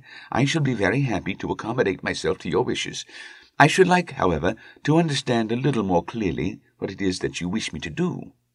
"Quite so. It is very natural that the pledge of secrecy which we have exacted from you should have aroused your curiosity. I have no wish to commit you to anything without your having it all laid before you. I suppose that we are absolutely safe from eavesdroppers?" "Entirely." "Then the matter stands thus. You are probably aware that Fuller's earth is a valuable product, and that it is only found in 1 or 2 places in England?" "I have heard so. Some little time ago I bought a small place, a very small place, within 10 miles of Reading. I was fortunate enough to discover that there was a deposit of fuller's earth in one of my fields. On examining it, however, I found that this deposit was a comparatively small one, and that it formed a link between two very much larger ones upon the right and left, both of them, however, in the grounds of my neighbours. These good people were absolutely ignorant that their land contained that which was quite as valuable as a gold mine. Naturally, it was to my interest to buy their land before they discovered its true value, but unfortunately I had no capital by which I could do this. I took a few of my friends into the secret, however, and they suggested that we should quietly and secretly work our own little deposit, and that in this way we should earn the money which would enable us to buy the neighbouring fields. This we have now been doing for some time, and in order to help us in our operations, we erected a hydraulic press. This press, as I have already explained, has got out of order, and we wish your advice upon the subject. We guard our secret very jealously, however, and if it once became known that we had hydraulic engineers coming to our little house, it would soon rouse inquiry, and then, if the facts came out, it would be goodbye to any chance of getting these fields and carrying out our plans. That is why I have made you promise me that you will not tell a human being that you are going to Effort tonight. I hope that I make it all plain." "I quite follow you," said I. "The only point which I could not quite understand was what use you could make of a hydraulic press in excavating fuller's earth, which, as I understand, is dug out like gravel from a pit." "Ah," said he carelessly, "we have our own process. We compress the earth into bricks so as to remove them without revealing what they are. But that is a mere detail. I have taken you fully into my confidence now, Mr. Hatherley, and I have shown you how I trust you." He rose as he spoke. "I shall expect you, then, at Effort at 11:15. "I shall certainly be there." "And not a word to a soul." He looked at me with a last long questioning gaze, and then, pressing my hand in a cold, dank grasp, he hurried from the room. Well, when I came to think it all over in cool blood, I was very much astonished, as you may both think, at this sudden commission which had been entrusted to me. On the one hand, of course, I was glad, for the fee was at least tenfold what I should have asked had I set a price upon my own services, and it was possible that this order might lead to other ones. On the other hand, the face and manner of my patron had made an unpleasant impression upon me, and I could not think that his explanation of the fuller's earth was sufficient to explain the necessity for my coming at midnight, and his extreme anxiety lest I should tell anyone of my errand. However, I threw all fears to the wind, ate a hearty supper, drove to Paddington, and started off, having obeyed to the letter the injunction as to holding my tongue. At Reading I had to change not only my carriage but my station. However, I was in time for the last train to Effort, and I reached the little dim-lit station after 11 o'clock. I was the only passenger who got out there, and there was no one upon the platform save a single sleepy porter with a lantern. As I passed out through the wicket gate, however, I found my acquaintance of the morning waiting in the shadow upon the other side. Without a word, he grasped my arm and hurried me into a carriage, the door of which was standing open. He drew up the windows on either side, tapped on the woodwork, and away we went as fast as the horse could go. "One horse?" interjected Holmes. "Yes, only one." "Did you observe the colour?" "Yes, I saw it by the side lights when I was stepping into the carriage. It was a chestnut." "Tired-looking or fresh?" "Oh, fresh and glossy." "Thank you. I'm sorry to have interrupted you. Pray continue your most interesting statement." Away we went then, and we drove for at least an hour. Colonel Lysander Stark had said that it was only 7 miles, but I should think, from the rate that we seemed to go, and from the time that we took, that it must have been nearer 12. He sat at my side in silence all the time, and I was aware, more than once when I glanced in his direction, that he was looking at me with great intensity. The country roads seemed to be not very good in that part of the world, for we lurched and jolted terribly. I tried to look out of the windows to see something of where we were, but they were made of frosted glass, and I could make out nothing save the occasional bright blur of a passing light. Now and then I hazarded some remark to break the monotony of the journey, but the Colonel answered only in monosyllables, and the conversation soon flagged. At last, however, the bumping of the road was exchanged for the crisp smoothness of a gravel drive, and the carriage came to a stand. Colonel Lysander Stark sprang out, and, as I followed after him, pulled me swiftly into a porch which gaped in front of us. We stepped, as it were, right out of the carriage and into the hall, so that I failed to catch the most fleeting glance at the front of the house. The instant that I had crossed the threshold, the door slammed heavily behind us, and I heard faintly the rattle of the wheels as the carriage drove away. It was pitch dark inside the house, and the Colonel fumbled about looking for matches and muttering under his breath. Suddenly a door opened at the other end of the passage, and a long golden bar of light shot out in our direction. It grew broader, and a woman appeared with a lamp in her hand, which she held above her head, pushing her face forward and peering at us. I could see that she was pretty, and from the gloss with which the light shone upon her dark dress, I knew that it was a rich material. She spoke a few words in a foreign tongue in a tone as though asking a question, and when my companion answered in a gruff monosyllable, she gave such a start that the lamp nearly fell from her hand. Colonel Stark went up to her, whispered something in her ear, and then, pushing her back into the room from whence she had come, he walked towards me again with the lamp in his hand. "Perhaps you will have the kindness to wait in this room for a few minutes," said he, throwing open another door. It was a quiet, little, plainly furnished room, with a round table in the centre, on which several German books were scattered. Colonel Stark laid down the lamp on the top of a harmonium beside the door. "I shall not keep you waiting an instant," said he, and vanished into the darkness. I glanced at the books upon the table, and, in spite of my ignorance of German, I could see that 2 of them were treatises on science, the others being volumes of poetry. Then I walked across to the window, hoping that I might catch some glimpse of the countryside, but an oak shutter, heavily barred, was folded across it. It was a wonderfully silent house. There was an old clock ticking loudly somewhere in the passage, but otherwise everything was deadly still. A vague feeling of uneasiness began to steal over me. Who were these German people, and what were they doing living in this strange, out-of-the-way place? And where was the place? I was 10 miles or so from Eyford, that was all I knew. But whether north, south, east, or west, I had no idea. For that matter, Reading and possibly other large towns were within that radius, so the place might not be so secluded after all. Yet it was quite certain from the absolute stillness that we were in the country. I paced up and down the room, humming a tune under my breath to keep up my spirits, and feeling that I was thoroughly earning my 50-guinea fee. Suddenly, without any preliminary sound, in the midst of the utter stillness, the door of my room swung slowly open. The woman was standing in the aperture, the darkness of the hall behind her, the yellow light from my lamp beating upon her eager and beautiful face. I could see at a glance that she was sick with fear, and the sight sent a chill to my own heart.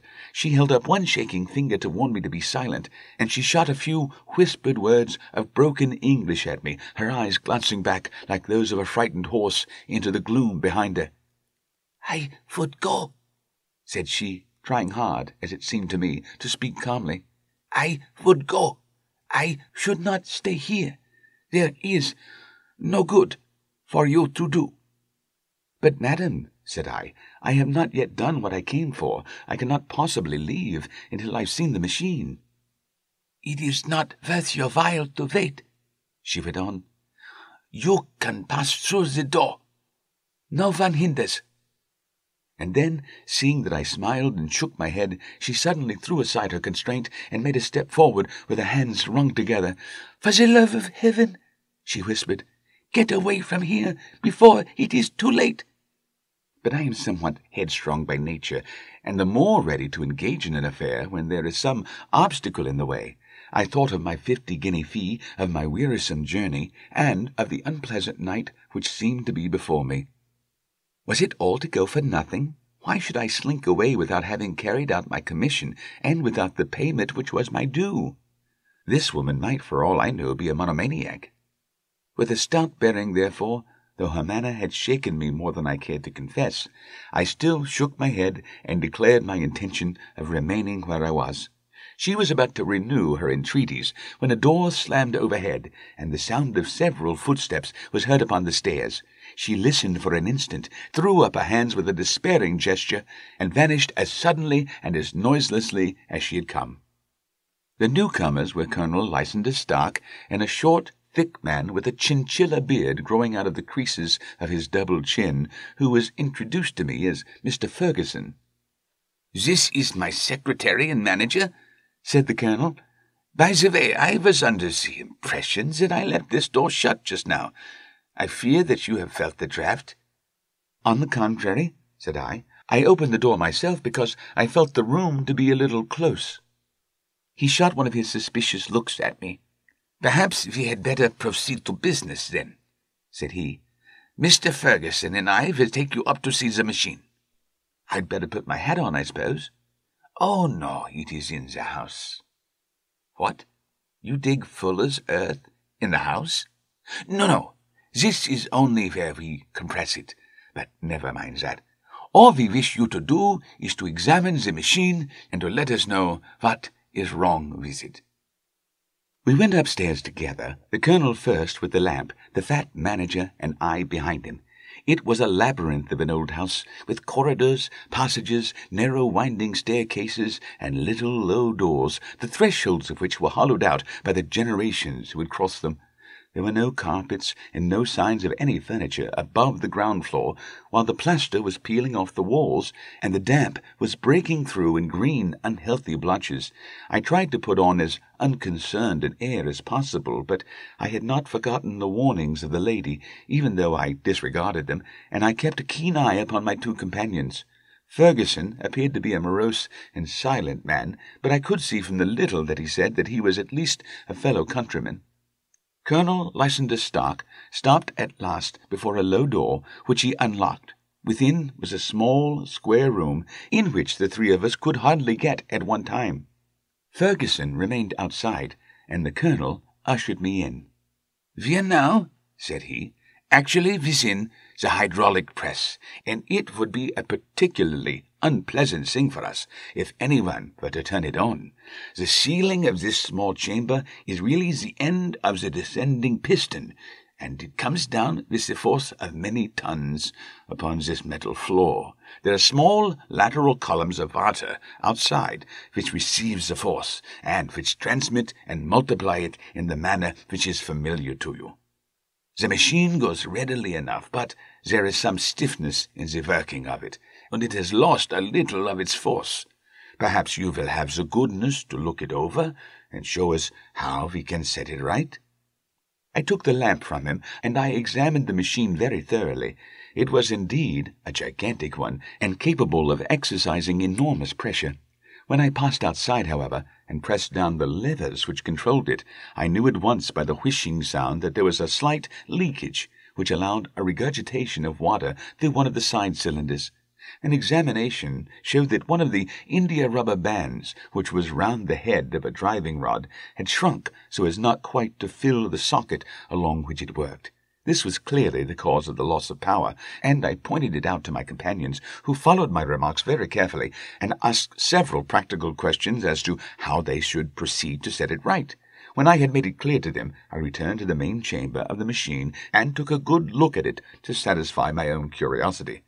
It was obvious at a glance that the story of the Fuller's earth was the merest fabrication, for it would be absurd to suppose that so powerful an engine could be designed for so inadequate a purpose. The walls were of wood, but the floor consisted of a large iron trough, and when I came to examine it, I could see a crust of metallic deposit all over it. I had stooped and was scraping at this to see exactly what it was when I heard a muttered exclamation in German and saw the cadaverous face of the Colonel looking down at me. "What are you doing there?" he asked. I felt angry at having been tricked by so elaborate a story as that which he had told me. "I was admiring your Fuller's earth," said I. "I think that I should be better able to advise you as to your machine if I knew what the exact purpose was for which it was used."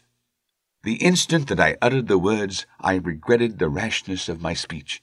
His face set hard, and a baleful light sprang up in his grey eyes. "Very well," said he. "You shall know all about the machine." He took a step backward, slammed the little door, and turned the key in the lock. I rushed toward it and pulled at the handle, but it was quite secure, and did not give the least to my kicks and shoves. "Hello!" I yelled. "Hello, Colonel! Let me out!" And then, suddenly in the silence, I heard a sound which sent my heart into my mouth. It was the clank of the levers and the swish of the leaking cylinder. He had set the engine at work. The lamp still stood upon the floor where I had placed it when examining the trough.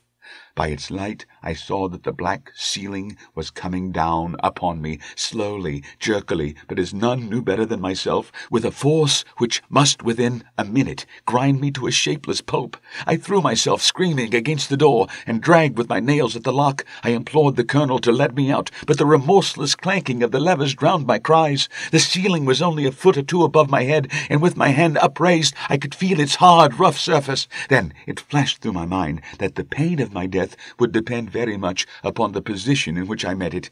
If I lay on my face, the weight would come upon my spine, and I shuddered to think of that dreadful snap. Easier the other way, perhaps, and yet had I the nerve to lie and look up at that deadly black shadow wavering down on me? Already I was unable to stand erect, when my eye caught something which brought a gush of hope back to my heart. I have said that, though the floor and ceiling were of iron, the walls were of wood. As I gave a last hurried glance around, I saw a thin line of yellow light between two of the boards, which broadened and broadened as a small panel was pushed backward. For an instant I could hardly believe that here was indeed a door which led away from death. The next instant I threw myself through, and lay half fainting upon the other side. The panel had closed again behind me, but the crash of the lamp, and a few moments afterwards the clang of the two slabs of metal, told me how narrow had been my escape. I was recalled to myself by a frantic plucking at my wrist, and I found myself lying upon the stone floor of a narrow corridor, while a woman bent over me and tugged at me with her left hand, while she held a candle in her right. It was the same good friend whose warning I had so foolishly rejected. "Come, come," she cried breathlessly. "They will be here in a moment. They will see that you are not there. Oh, do not waste this so precious time, but come." This time, at least, I did not scorn her advice. I staggered to my feet and ran with her along the corridor and down a winding stair. The latter led to another broad passage, and just as we reached it, we heard the sound of running feet and the shout of two voices, one answering the other from the floor on which we were, and from the one beneath. My guide stopped and looked about her like one who is at her wit's end. Then she threw open a door which led into a bedroom, through the window of which the moon was shining brightly. "It is your only chance," said she. "It is high, but it may be that you can jump it." As she spoke, a light sprang into view at the further end of the passage, and I saw the lean figure of Colonel Lysander Stark rushing forward with a lantern in one hand and a weapon like a butcher's cleaver in the other. I rushed across the bedroom, flung open the window, and looked out. How quiet and sweet and wholesome the garden looked in the moonlight, and it could not be more than 30 feet down. I clambered out upon the sill, but I hesitated to jump until I should have heard what passed between my saviour and the ruffian who pursued me. If she were ill-used, then at any risks I was determined to go back to her assistance. The thought had hardly flashed through my mind before he was at the door, pushing his way past her, but she threw her arms around him and tried to hold him back. "Fritz, Fritz!" she cried in English. "Remember your promise after the last time. You said it should not be again. He will be silent. Oh, he will be silent." "You are mad, Elise," he shouted, struggling to break away from her. "You will be the ruin of us. He has seen too much. Let me pass, I say." He dashed her to one side, and rushing to the window, cut at me with his heavy weapon. I had let myself go, and was hanging by the hands to the sill when his blow fell. I was conscious of a dull pain, my grip loosened, and I fell into the garden below. I was shaken but not hurt by the fall, so I picked myself up and rushed off among the bushes as hard as I could run, for I understood that I was far from being out of danger yet. Suddenly, however, as I ran, a deadly dizziness and sickness came over me. I glanced down at my hand, which was throbbing painfully, and then, for the first time, saw that my thumb had been cut off, and that the blood was pouring from my wound. I endeavoured to tie my handkerchief round it, but there came a sudden buzzing in my ears, and the next moment I fell in a dead dead faint among the rose bushes. How long I remained unconscious, I cannot tell. It must have been a very long time, for the moon had sunk, and a bright morning was breaking when I came to myself. My clothes were all sodden with dew, and my coat sleeve was drenched with blood from my wounded thumb. The smarting of it recalled in an instant all the particulars of my night's adventure, and I sprang to my feet with a feeling that I might hardly yet be safe from my pursuers. But, to my astonishment, when I came to look round me, neither house nor garden were to be seen. I had been lying in an angle of the hedge close by the high road, and just a little lower down was a long building which proved, upon my approaching it, to be the very station at which I had arrived upon the previous night. Were it not for the ugly wound upon my hand, all that had passed during those dreadful hours might have been an evil dream. Half dazed, I went into the station and asked about the morning train. There would be one to Reading in less than an hour. The same porter was on duty, I found, as had been there when I arrived. I inquired of him whether he had ever heard of Colonel Lysander Stark. The name was strange to him. Had he observed a carriage the night before waiting for me? No, he had not. Was there a police station anywhere near? There was one about 3 miles off. It was too far for me to go, weak and ill as I was. I determined to wait until I got back to town before telling my story to the police. It was a little past 6 when I arrived, so I went first to have my wound dressed, and then the doctor was kind enough to bring me along here. I put the case into your hands, and I shall do exactly what you advise." We both sat in silence for some little time after listening to this extraordinary narrative. Then Sherlock Holmes pulled down from the shelf one of the ponderous commonplace books in which he placed his cuttings. "Here is an advertisement which will interest you," said he. "It appeared in all the papers about a year ago. Listen to this. Lost on the 9th instant, Mr. Jeremiah Hayling, aged 26, a hydraulic engineer. Left his lodgings at 10 o'clock at night, and has not been heard of since. Was dressed in etc., etc. That represents the last time that the Colonel needed to have his machine overhauled, I fancy." "Good heavens!" cried my patient. "Then that explains what the girl said."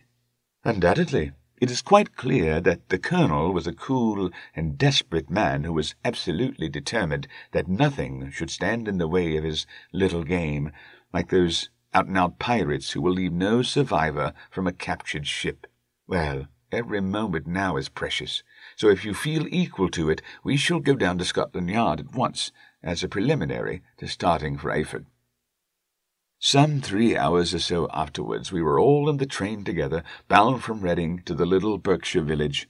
There were Sherlock Holmes, the hydraulic engineer, Inspector Bradstreet of Scotland Yard, a plain-clothesman, and myself. Bradstreet had spread an ordnance map of the county out upon the seat, and was busy with his compasses drawing a circle with Eyford for its centre. "There you are," said he. "That circle is drawn at a radius of 10 miles from the village. The place we want must be somewhere near that line. You said 10 miles, I think, sir?" "It was an hour's good drive." "And you think that they brought you back all that way when you were unconscious?" "They must have done so. I have a confused memory, too, of having been lifted and conveyed somewhere." "What I cannot understand," said I, "is why they should have spared you when they found you lying fainting in the garden. Perhaps the villain was softened by the woman's entreaties."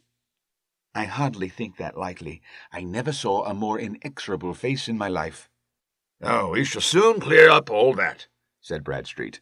"Well, I've drawn my circle, and I only wish I knew at what point upon it the folk that we are in search of are to be found." "I think I could lay my finger on it," said Holmes quietly. "Really now," cried the inspector, "you have formed your opinion. Come now, we shall see who agrees with you. I say it is south, for the country is more deserted there." "And I say east," said my patient. "I am for west," remarked the plainclothesman. "There are several quiet little villages up there." "And I am for north," said I, "because there are no hills there, and our friend says that he did not notice the carriage go up any." "Come," cried the inspector, laughing, "it is a very pretty diversity of opinion. We have boxed the compass among us. Who do you give your casting vote to?" You're all wrong. But we can't all be. Oh, yes, you can. This is my point.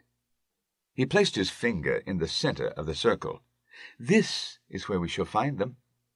But the 12-mile drive? Gasped Hatherley. 6 out and 6 back. Nothing simpler. You say yourself that the horse was fresh and glossy when you got in. How could it be that if it had gone 12 miles over heavy roads? Indeed, it is a likely ruse enough, observed Bradstreet thoughtfully. Of course, there can be no doubt as to the nature of this gang. Not at all, said Holmes. They are coiners on a large scale, and have used the machine to form the amalgam which has taken the place of silver. We've known for some time that a clever gang was at work, said the inspector. They have been turning out half-crowns by the thousand. We even traced them as far as Reading, but could get no farther, for they had covered their tracks in a way that showed that they were very old hands. But now, thanks to this lucky chance, I think that we have got them right enough. But the inspector was mistaken, for those criminals were not destined to fall into the hands of justice. As we rolled into Eyford Station, we saw a gigantic column of smoke, which streamed up from behind a small clump of trees in the neighborhood and hung like an immense ostrich feather over the landscape. "A house on fire?" asked Bradstreet, as the train streamed off again on its way. "Yes, sir," said the station master. "When did it break out?" "I hear that it was during the night, sir, but it's got worse, and the whole place is in a blaze." "Whose house is it?" "Dr. Beeches."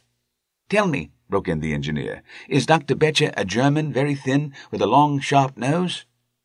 The station master laughed heartily. "No, sir. Dr. Beecher is an Englishman, and there isn't a man in the parish who has a better lined waistcoat. But he has a gentleman staying with him, a patient, as I understand, who is a foreigner, and he looks as if a little good Berkshire beef would do him no harm." The station master had not finished his speech before we were all hastening in the direction of the fire. The road topped a low hill, and there was a great, widespread, whitewashed building in front of us, spouting fire at every chink and window, while in the garden in front 3 fire engines were vainly striving to keep the flames under. "That's it!" cried Hatherley in intense excitement. "There is the gravel drive, and there are the rose bushes where I lay. That second window is the one that I jumped from." "Well, at least," said Holmes, "you have had your revenge upon them. There can be no question that it was your oil lamp which, when it was crushed in the press, set fire to the wooden walls, though no doubt they were too excited in the chase after you to observe it at the time. Now, keep your eyes open in this crowd for your friends of last night, though I very much fear that they are a good 100 miles off by now." And Holmes' fears came to be realized, for from that day to this no word has ever been heard either of the beautiful woman, the sinister German, or the morose Englishman. Early that morning a peasant had met a cart containing several people, and some very bulky boxes driving rapidly in the direction of Reading, but there all traces of the fugitives disappeared, and even Holmes's ingenuity failed ever to discover the least clue as to their whereabouts. The firemen had been much perturbed at the strange arrangements which they had found within, and still more so by discovering a newly severed human thumb upon a window-sill of the second floor. About sunset, however, their efforts were at last successful, and they subdued the flames, but not before the roof had fallen in and the whole place been reduced to such absolute ruin that, save some twisted cylinders and iron piping, not a trace remained of the machinery which had cost our unfortunate acquaintance so dearly. Large masses of nickel and of tin were discovered, stored in an outhouse, but no coins were to be found, which may have explained the presence of those bulky boxes which have been already referred to. How our hydraulic engineer had been conveyed from the garden to the spot where he recovered his senses might have remained forever a mystery were it not for the soft mould, which told a very plain tale.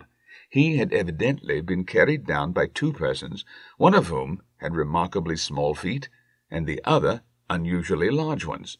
On the whole, it was most probable that the silent Englishman, being less bold or less murderous than his companion, had assisted the woman to bear the unconscious man out of the way of danger. "Well," said our engineer ruefully, as we took our seats to return once more to London, "it has been a pretty business for me. I've lost my thumb, and I've lost a 50-guinea fee. And what have I gained?" "Experience," said Holmes, laughing. "Indirectly it may be of value, you know. You have only to put it into words to gain the reputation of being excellent company for the remainder of your existence." The Adventure of the Noble Bachelor. The Lord St. Simon marriage and its curious termination have long ceased to be a subject of interest in those exalted circles in which the unfortunate bridegroom moves. Fresh scandals have eclipsed it, and their more piquant details have drawn the gossips away from this 4-year-old drama. As I have reason to believe, however, that the full facts have never been revealed to the general public, and as my friend Sherlock Holmes had a considerable share in clearing the matter up, I feel that no memoir of him would be complete without some little sketch of this remarkable episode. It was a few weeks before my own marriage, during the days when I was still sharing rooms with Holmes in Baker Street, that he came home from an afternoon stroll to find a letter on the table waiting for him. I had remained indoors all day, for the weather had taken a sudden turn to rain, with high autumnal winds, and the Jezail bullet, which I had brought back in one of my limbs as a relic of my Afghan campaign, throbbed with dull persistence. With my body in one easy chair and my legs upon another, I had surrounded myself with a cloud of newspapers until, at last, saturated with the news of the day, I tossed them all aside and lay listless, watching the huge crest and monogram upon the envelope upon the table, and wondering lazily who my friend's noble correspondent could be. "Here is a very fashionable epistle," I remarked as he entered. "Your morning letters, if I remember right, were from a fishmonger and a tide-waiter." "Yes, my correspondence is certainly the charm of variety," he answered, smiling, "and the humbler are usually the more interesting. This looks like one of those unwelcome social summonses which call upon a man either to be bored or to lie." He broke the seal and glanced over the contents. "Oh, come, it may prove to be something of interest after all." "Not social, then?" "No, distinctly professional." "And from a noble client?" "One of the highest in England." "My dear fellow, I congratulate you." "I assure you, Watson, without affectation, that the status of my client is a matter of less moment to me than the interest of his case. It is just possible, however, that also may not be wanting in this new investigation. You have been reading the papers diligently of late, have you not?" "It looks like it," said I, ruefully, pointing to a huge bundle in the corner. "I have had nothing else to do." "It is fortunate, for you will perhaps be able to post me up. I read nothing except the criminal news in the agony column. The latter is always instructive, but if you have followed recent events so closely, you must have read about Lord St. Simon and his wedding." "Oh, yes, with the deepest interest." "That is well. The letter which I hold in my hand is from Lord St. Simon. I will read it to you, and in return you must turn over these papers and let me have whatever bears upon the matter. This is what he says. My dear Mr. Sherlock Holmes, Lord Backwater tells me that I may place implicit reliance upon your judgment and discretion. I have determined, therefore, to call upon you and to consult you in reference to the very painful event which has occurred in connection with my wedding. Mr. Lestrade, of Scotland Yard, is acting already in the matter, but he assures me that he sees no objection to your cooperation, and that he even thinks that it might be of some assistance. I will call at 4 o'clock in the afternoon, and should you have any other engagement at that time, I hope that you will postpone it, as this matter is of paramount importance. Yours faithfully, St. Simon. It is dated from Grosvenor Mansions, written with a quill pen, and the noble lord has had the misfortune to get a smear of ink upon the outer side of his right little finger," remarked Holmes, as he folded up the epistle. "He says 4 o'clock. It is 3 now. He will be here in an hour." "Then I have just time, with your assistance, to get clear upon the subject. turn over those papers and arrange the extracts in their order of time, while I take a glance as to who our client is." He picked up a red-covered volume from a line of books of reference beside the mantelpiece. "Here he is," said he, sitting down and flattening it out upon his knee. "Lord Robert Walsingham de Vere St. Simon, second son of the Duke of Balmoral. Arms, azure. 3 caltrops and chief over a fess sable. Born in 1846. He's 41 years of age, which is mature for marriage. Was Under-Secretary for the Colonies in the late administration. The Duke, his father, was at one time Secretary for Foreign Affairs. They inherit Plantagenet blood by direct descent, and Tudor on the distaff side. Well, there's nothing very instructive in all this. I think that I must turn to you, Watson, for something more solid." "I have very little difficulty in finding what I want," said I, "for the facts are quite recent, and the matter struck me as remarkable. I feared to refer them to you, however, as I knew that you had an inquiry on hand, and that you disliked the intrusion of other matters." "Oh, you mean the little problem of the Grosvenor Square furniture van? That is quite cleared up now, though, indeed, it was obvious from the first. Pray, give me the results of your newspaper selections." Here is the first notice which I can find. It is in the personal column of the Morning Post, and dates, as you see, some weeks back. "A marriage has been arranged," it says, "and will, if rumour is correct, very shortly take place between Lord Robert St. Simon, second son of the Duke of Balmoral, and Miss Hattie Doran, the only daughter of Aloysius Doran, Esquire, of San Francisco, California, USA. That is all." "Terse and to the point," remarked Holmes, stretching his long, thin legs toward the fire.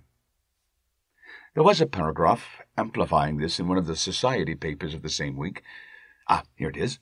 "There will soon be a call for protection in the marriage market, for the present free trade principle appears to tell heavily against our home product.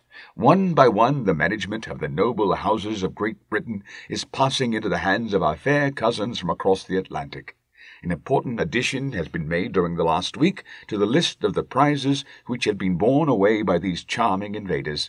Lord St. Simon, who has shown himself for over 20 years proof against the little god's arrows, has now definitely announced his approaching marriage with Miss Hattie Doran, the fascinating daughter of a California millionaire.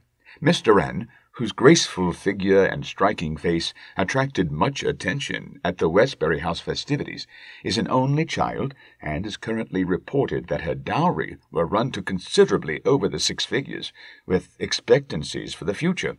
As it is an open secret that the Duke of Balmoral has been compelled to sell his pictures within the last few years, and as Lord St. Simon has no property of his own save the small estate of Birchmoor, it is obvious that the Californian heiress is not the only gainer by an alliance which will enable her to make the easy and common transition from a Republican lady to a British peeress."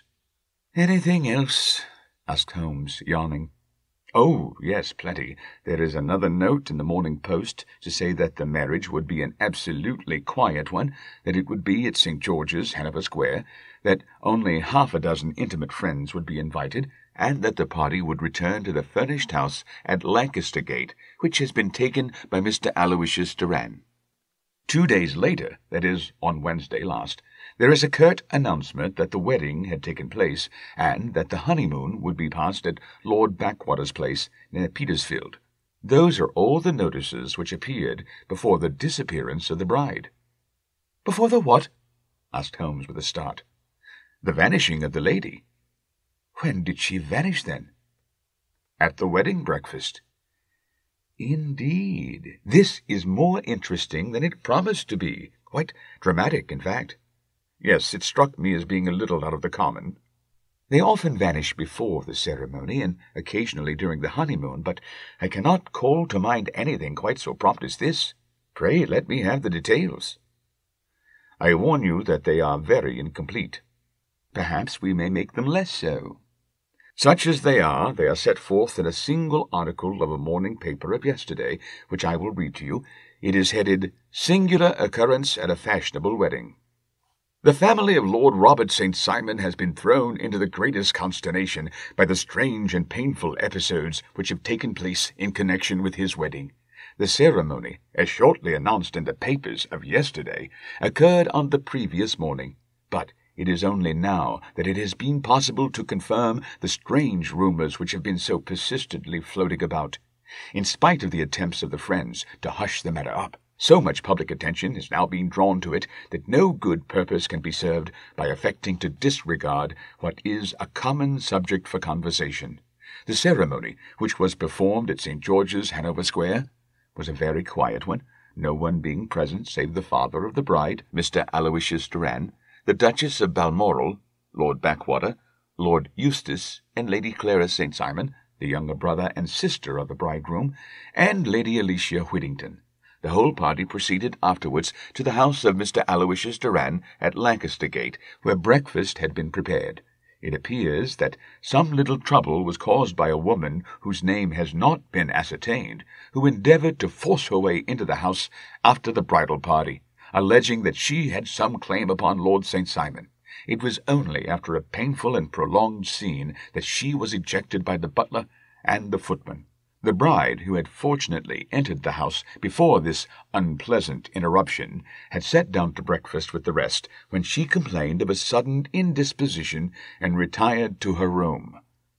Her prolonged absence having caused some comment, her father followed her, but learned from her maid that she had only come up to her chamber for an instant, caught up an ulster and bonnet, and hurried down to the passage. One of the footmen declared that he had seen a lady leave the house thus apparelled, but had refused to credit that it was his mistress, believing her to be with the company. On ascertaining that his daughter had disappeared, Mr. Aloysius Doran, in conjunction with the bridegroom, instantly put themselves in communication with the police, and very energetic inquiries are being made, which will probably result in a speedy clearing up of this very singular business. Up to a late hour last night, however, nothing had transpired as to the whereabouts of the missing lady. There are rumours of foul play in the matter, and it is said that the police have caused the arrest of the woman who had caused the original disturbance, in the belief that, from jealousy or some other motive, she may have been concerned in the strange disappearance of the bride. And is that all? Only one little item in another of the morning papers, but it is a suggestive one. And it is that Miss Flora Millar, the lady who had caused the disturbance, has actually been arrested. It appears that she was formerly a danseuse at the Allegro, and that she has known the bridegroom for some years. There are no further particulars, and the whole case is in your hands now, so far as it has been set forth in the public press. And an exceedingly interesting case it appears to be. I would not have missed it for worlds. But there is a ring at the bell, Watson, and as the clock makes it a few minutes after 4, I have no doubt that this will prove to be our noble client. Do not dream of going, Watson, for I very much prefer having a witness, if only as check to my own memory. Lord Robert St. Simon, announced our page boy, throwing open the door. A gentleman entered, with a pleasant, cultured face, high-nosed and pale, with something perhaps of petulance about the mouth, and with the steady, well-opened eye of a man whose pleasant lot it had ever been to command and to be obeyed. His manner was brisk, and yet his general appearance gave an undue impression of age, for he had a slight forward stoop and a little bend of the knees as he walked. His hair, too, as he swept off his very curly-brimmed hat, was grizzled around the edges and thin upon the top. As to his dress, it was careful to the verge of foppishness, with high collar, black frock coat, white waistcoat, yellow gloves, patent leather shoes, and light-coloured gaiters. He advanced slowly into the room, turning his head from left to right, and swinging in his right hand the cord which held his golden eyeglasses. "Good day, Lord St. Simon," said Holmes, rising and bowing. "Pray take the basket-chair. This is my friend and colleague, Dr. Watson. Draw up a little to the fire, and we will talk this matter over." "A most painful matter to me, as you can most readily imagine, Mr. Holmes. I have been cut to the quick. I understand that you have already managed several delicate cases of this sort, sir, though I presume that they were hardly from the same class of society." "No, I am descending." "I beg pardon?" My last client of the sort was a king. Oh, really? I had no idea. And which king? The king of Scandinavia. What? Had he lost his wife? You can understand, said Holmes suavely, that I extend to the affairs of my other clients the same secrecy which I promised to you in yours. Of course. Very right, very right. I'm sure I beg pardon. As to my own case, I am ready to give you any information which may assist you in forming an opinion. Thank you. I have already learned all that is in the public prints, nothing more. I presume that I may take it as correct. This article, for example, as to the disappearance of the bride. Lord St. Simon glanced over it. Yes, it is correct as far as it goes. But it needs a great deal of supplementing before anyone could offer an opinion. I think that I may arrive at my facts most directly by questioning you. Pray do so. When did you first meet Miss Hattie Doran? In San Francisco, a year ago. You were traveling in the States? Yes. Did you become engaged then? No. But you were on a friendly footing? I was amused by her society, and she could see that I was amused. Her father is very rich. He is said to be the richest man on the Pacific slope. And how did he make his money? In mining. He had nothing a few years ago. Then he struck gold, invested it, and came up by leaps and bounds. Now, what is your own impression as to the young lady's, your wife's, character? The nobleman swung his glasses a little faster and stared down into the fire. You see, Mr. Holmes, said he, my wife was 20 before her father became a rich man. During that time she ran free in a mining camp and wandered through woods or mountains, so that her education has come from nature rather than from the schoolmaster. She is what we call in England a tomboy, with a strong nature, wild and free, unfettered by any sort of traditions. She is impetuous, volcanic, I was about to say. She is swift in making up her mind and fearless in carrying out her resolutions. On the other hand, I would not have given her the name which I have the honour to bear. He gave a little stately cough.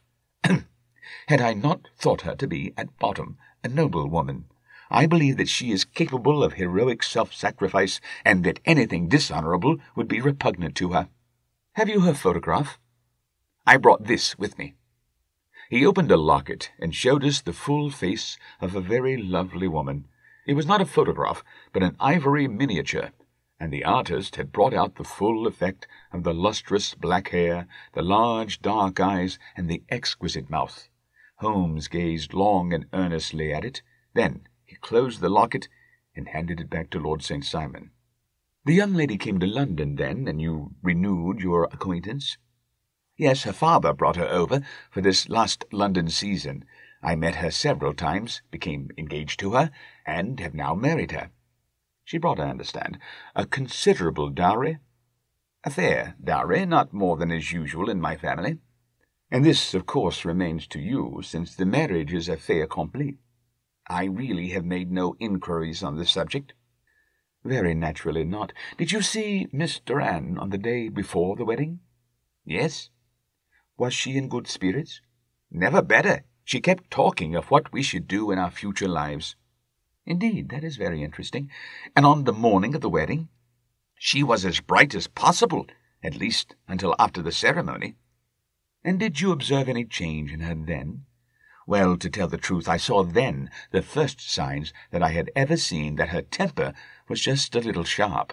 The incident, however, was too trivial to relate, and can have no possible bearing upon the case.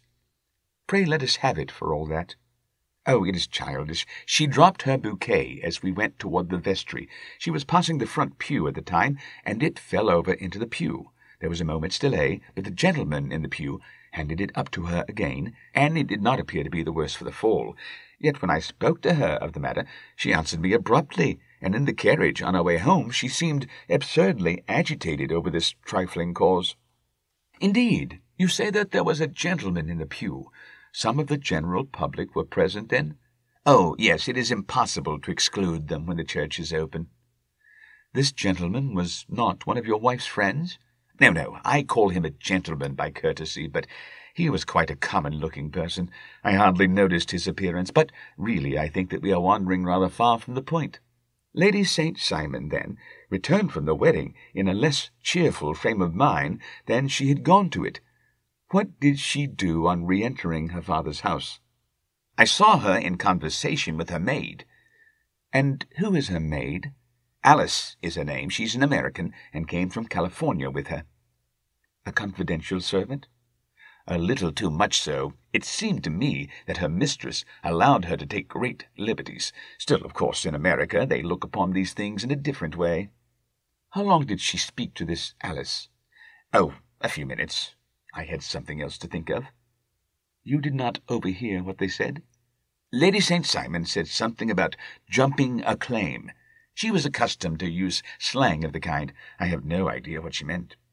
American slang is very expressive sometimes. And what did your wife do when she finished speaking to her maid? She walked into the breakfast room. On your arm? No, alone. She was very independent in little matters like that. Then, after we had sat down for 10 minutes or so, she rose hurriedly, muttered some words of apology, and left the room. She never came back. But this maid, Alice, as I understand, deposes that she went to her room, covered her bride's dress with a long ulster, put on a bonnet, and went out. Quite so. And she was afterwards seen walking into Hyde Park in company with Flora Millar, a woman who is now in custody and who had already made a disturbance at Mr. Durand's house that morning. Ah, yes, I should like a few particulars as to this young lady and your relations to her. Lord St. Simon shrugged his shoulders and raised his eyebrows. We have been on a friendly footing for some years. I may say on a very friendly footing. She used to be at the Allegro. I have not treated her ungenerously, and she had no just cause of complaint against me.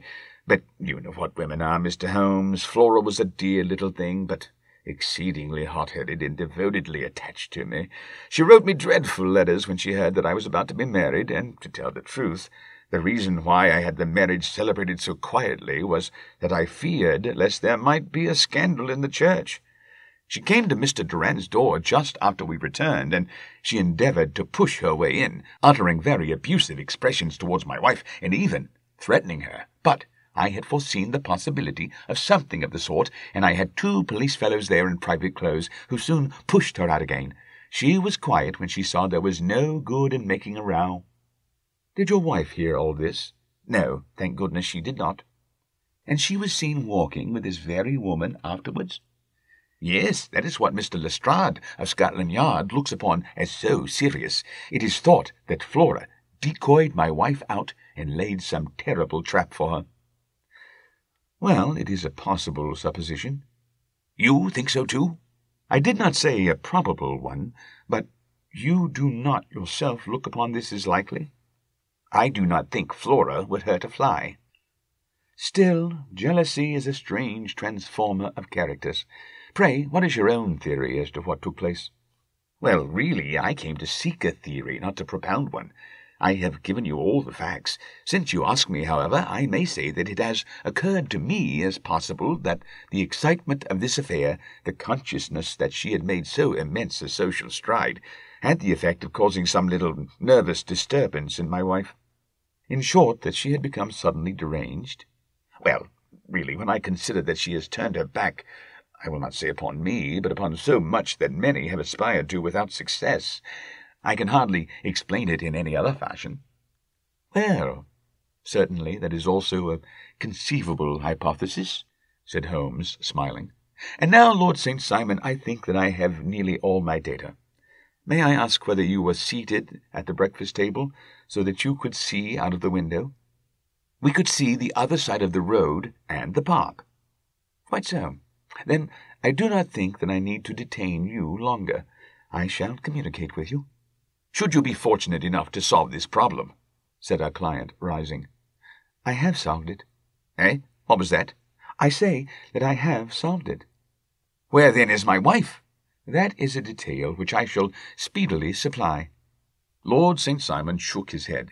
I am afraid that it will take wiser heads than yours or mine, he remarked, and bowing in a stately, old-fashioned manner, he departed.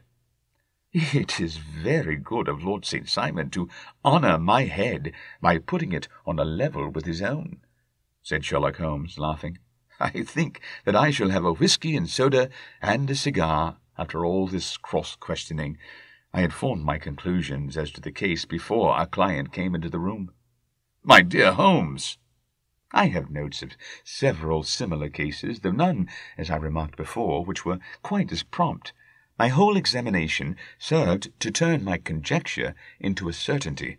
Circumstantial evidence is occasionally very convincing, as when you find a trout in the milk, to quote Thoreau's example. But I have heard all that you have heard, without, however, the knowledge of pre-existing cases which serves me so well.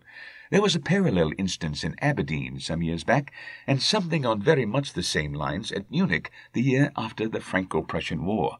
It is one of these cases, but— Hello, here is Lestrade. Good afternoon, Lestrade. You will find an extra tumbler upon the sideboard, and there are cigars in the box." The official detective was attired in a pea-jacket and cravat, which gave him a decidedly nautical appearance, and he carried a black canvas bag in his hand. With a short greeting, he seated himself and lit the cigar which had been offered to him. "What's up, then?" asked Holmes with a twinkle in his eye. "You look dissatisfied." "And I feel dissatisfied. It is this infernal St. Simon marriage case. I can make neither head nor tail of the business." "Really, you surprise me." "Who ever heard of such a mixed affair? Every clue seems to slip through my fingers. I've been at work upon it all day." "And very wet it seems to have made you," said Holmes, laying his hand upon the arm of the pea-jacket. "Yes, I've been dragging the Serpentine." "In heaven's name, what for?" "In search of the body of Lady St. Simon." Sherlock Holmes leaned back in his chair and laughed heartily. "Have you dragged the basin of Trafalgar Square fountain?" he asked. "Why, what do you mean?" "Because you have just as good a chance of finding this lady in the one as in the other." Lestrade shot an angry glance at my companion. "I suppose you know all about it," he snarled. "Well, I have only just heard the facts, but my mind is made up." "Oh, indeed, then you think that the Serpentine plays no part in the matter?" "I think it very unlikely." "Then perhaps you will kindly explain how it is that we found this in it." He opened his bag as he spoke and tumbled onto the floor a wedding dress of wadded silk, a pair of white satin shoes, and a bride's wreath and veil, all discoloured and soaked in water. "There," said he, putting a new wedding ring upon the top of the pile. "There is a little nut for you to crack, Master Holmes." "Oh, indeed," said my friend, blowing blue rings into the air. "You dragged them from the Serpentine?" "No, they were found floating near the margin by a park-keeper. They've been identified as her clothes, and it seemed to me that if the clothes were there, the body would not be far off." "By the same brilliant reasoning, every man's body is to be found in the neighbourhood of his wardrobe. And pray, what did you hope to arrive at through this?" "At some evidence implicating Flora Miller in the disappearance." "I am afraid that you will find it difficult." "Are you indeed now?" cried Lestrade with some bitterness. "I am afraid, Holmes, that you are not very practical with your deductions and your inferences. You've made 2 blunders in as many minutes. This dress does implicate Miss Flora Miller." "And how?" "In the dress is a pocket. In the pocket is a card case. In the card case is a note, and here is the very note." He slapped it down upon the table in front of us. "Listen to this. You will see me when all is ready. Come at once, F.H.M. Now, my theory all along has been that Lady St. Simon was decoyed away by Flora Miller, and that she, with confederates no doubt, was responsible for her disappearance. Here, signed with her initials, is the very note which was no doubt quietly slipped into her hand at the door, and which lured her within their reach." "Very good, Lestrade," said Holmes, laughing. "You really are very fine indeed. Let me see it." He took up the paper in a listless way, but his attention instantly became riveted, and he gave it a little cry of satisfaction. "This is indeed important," said he. "Ha! You find it so?" "Extremely so. I congratulate you warmly." Lestrade rose in his triumph and bent his head to look. "Why," he shrieked, "you're looking at the wrong side." "On the contrary, this is the right side." "The right side? You're mad. Here is the note written in pencil over here." "And over here is what appears to be the fragment of a hotel bill, which interests me deeply." "There's nothing in it. I looked at it before," said Lestrade. "October 4th, room 8 shilling, breakfast 2 shillings 6 pence, cocktail 1 shilling, lunch 2 shillings 6 pence, glass sherry 8 pence. I see nothing in that." "Very likely not. It is most important, all the same. As to the note, it is important also, or at least the initials are, so I congratulate you again." "I've wasted time enough," said Lestrade, rising. "I believe in hard work, and not sitting by the fire spinning fine theories. Good day, Mr. Holmes, and we shall see which gets to the bottom of the matter first." He gathered up the garments, thrust them into the bag, and made for the door.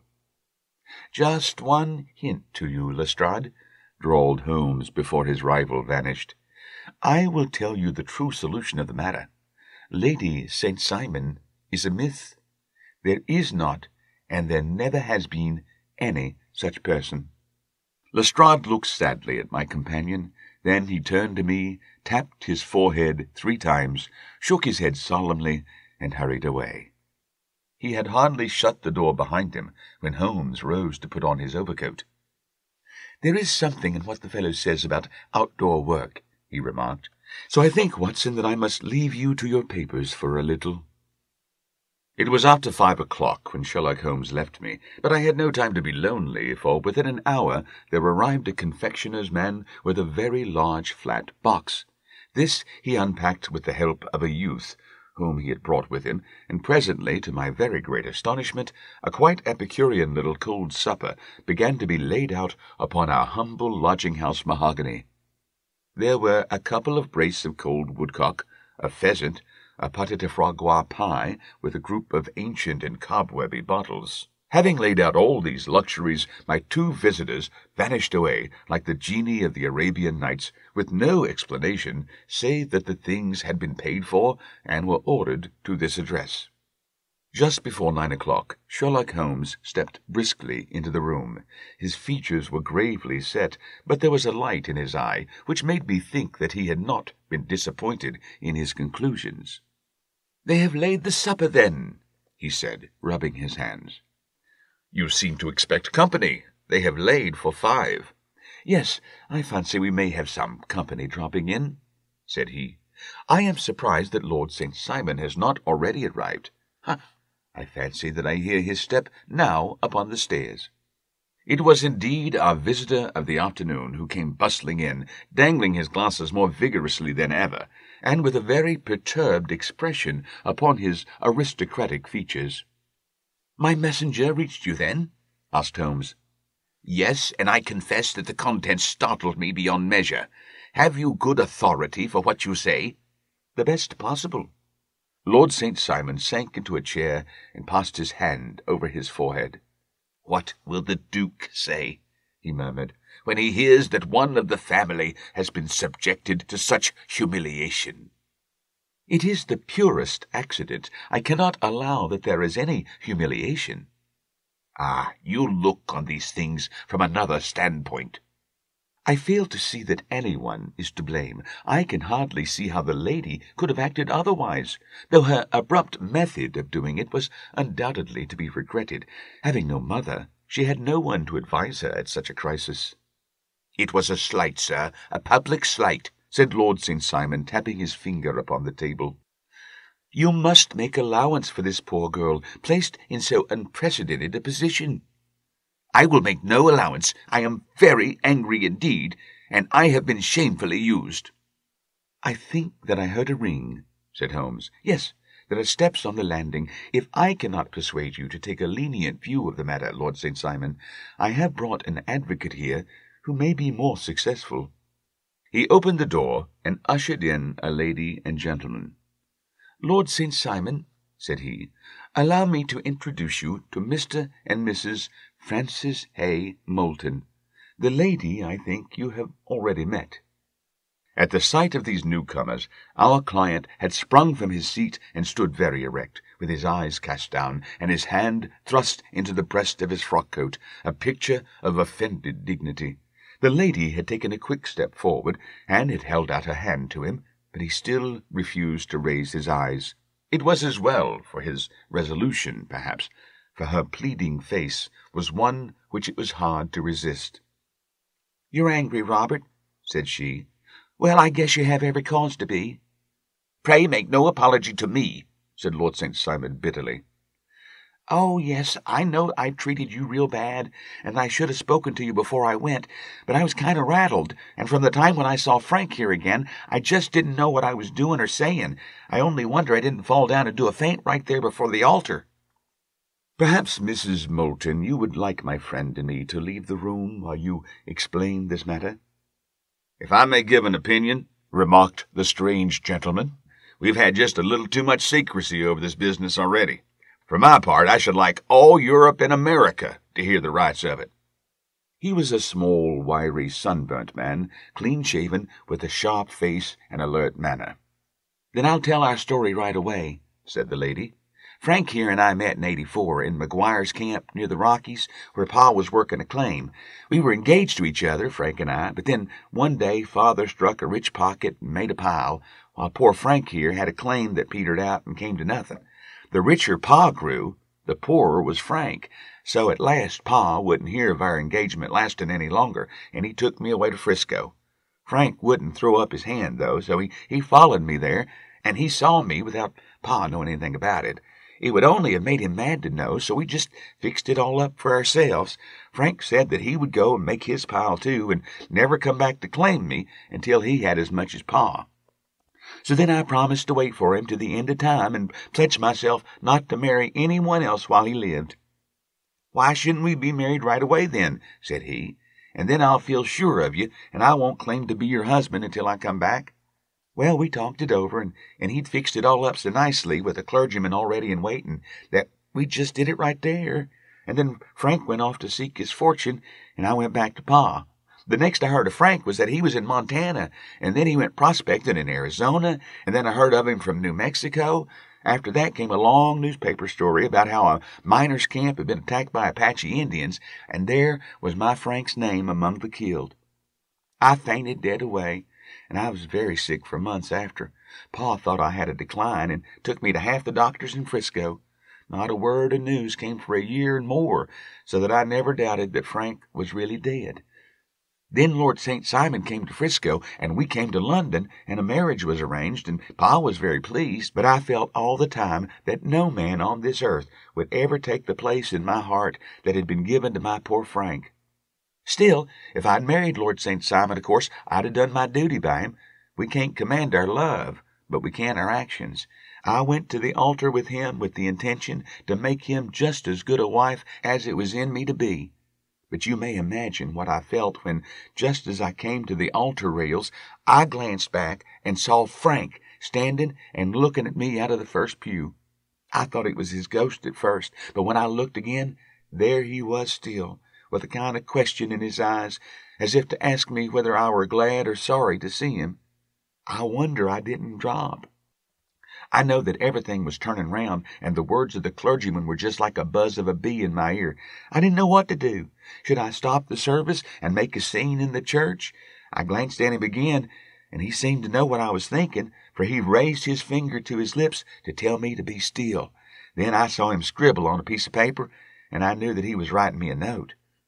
As I passed his pew on the way out, I dropped my bouquet over to him, and he slipped the note into my hand when he returned me the flowers. It was only a line asking me to join him when he made the sign to me to do so. Of course, I never doubted for a moment that my first duty was now to him, and I determined to do just whatever he might direct. When I got back, I told my maid, who had known him in California and had always been his friend. I ordered her to say nothing, but to get a few things packed and my ulster ready. I know I ought to have spoken to Lord St. Simon, but it was dreadful hard before his mother and all those great people. I just made up my mind to run away and explain afterwards. I hadn't been at the table 10 minutes before I saw Frank out of the window at the other side of the road. He beckoned to me and then began walking into the park. I slipped out, put on my things, and followed him. Some woman came talking something or other about Lord St. Simon to me. Seemed to me, from the little I heard, as if he had a little secret of his own before marriage also. But I managed to get away from her, and soon overtook Frank. We got into a cab together, and away we drove to some lodgings he had taken in Gordon Square. And that was my true wedding after all these years of waiting. Frank had been a prisoner among the Apaches, had escaped, come on to Frisco, found that I'd given him up for dead and gone to England, followed me there, and had come upon me at last on the very morning of my second wedding. I saw it in the paper, explained the American. It gave the name and the church, but not where the lady lived. Then we had a talk as to what we should do, and Frank was all for openness, but I was so ashamed of it all that I felt as if I should like to vanish away and never see any of 'em again, just sending a line to Pa, perhaps, to show him that I was alive. It was awful of me to think of all those lords and ladies sitting round that breakfast table and waiting for me to come back. So Frank took my wedding clothes and things and made a bundle of 'em so that I should not be traced, and dropped them away somewhere where no one could find 'em. It's likely that we should have gone to Paris tomorrow, only that this good gentleman, Mr. Holmes, came round to us this evening, though how he found us is more than I can think.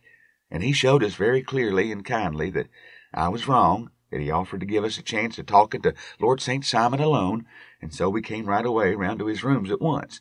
Now, Robert, you've heard it all, and I'm very sorry if I've given you pain, and I hope that you do not think very meanly of me." Lord St. Simon had by no means relaxed his rigid attitude, but had listened with a frowning brow and a compressed lip to this long narrative. "Excuse me," he said, "but it is not my custom to discuss my most intimate personal affairs in this public manner." "Then you won't forgive me? You won't shake hands before I go?" "Oh, certainly, if it would give you any pleasure." He put out his hand and coldly grasped that which she extended to him. "I had hoped," suggested Holmes, "that you would have joined us in a friendly supper." "I think that there you ask a little too much," responded his lordship. "I may be forced to acquiesce in these recent developments, but I can hardly be expected to make merry over them. I think that with your permission I will now wish you all a very good night." He included us all in a sweeping bow and stalked out of the room. "Then I trust that you will at least honour me with your company," said Sherlock Holmes. "It is always a joy to meet an American, Mr. Moulton, for I am one of those who believe that the folly of a monarch and the blundering of a minister in far-gone years will not prevent our children from being some day citizens of the same world-wide country under a flag which shall be a quartering of the Union Jack with the Stars and Stripes." "The case has been an interesting one," remarked Holmes when our visitors had left us, "because it serves to show very clearly how simple the explanation may be of an affair which, at first sight, seems to be almost inexplicable. Nothing could be more natural than the sequence of events as narrated by this lady, and nothing stranger than the result when viewed, for instance, by Mr. Lestrade of Scotland Yard." "You were not yourself at fault at all, then?" "From the first, two facts were very obvious to me. The one, that the lady had been quite willing to undergo the wedding ceremony. The other, that she had repented of it within a few minutes of returning home. Obviously something had occurred during the morning, then, to cause her to change her mind. What could that something be? She could not have spoken to anyone when she was out, for she had been in the company of the bridegroom. Had she seen someone then? If she had, it must be someone from America, because she had spent so short a time in this country that she could hardly have allowed anyone to acquire so deep an influence over her that the mere sight of him would induce her to change her plans so completely. You see, we have already arrived by a process of exclusion at the idea that she might have seen an American. Then, who could this American be, and why should he possess so much influence over her?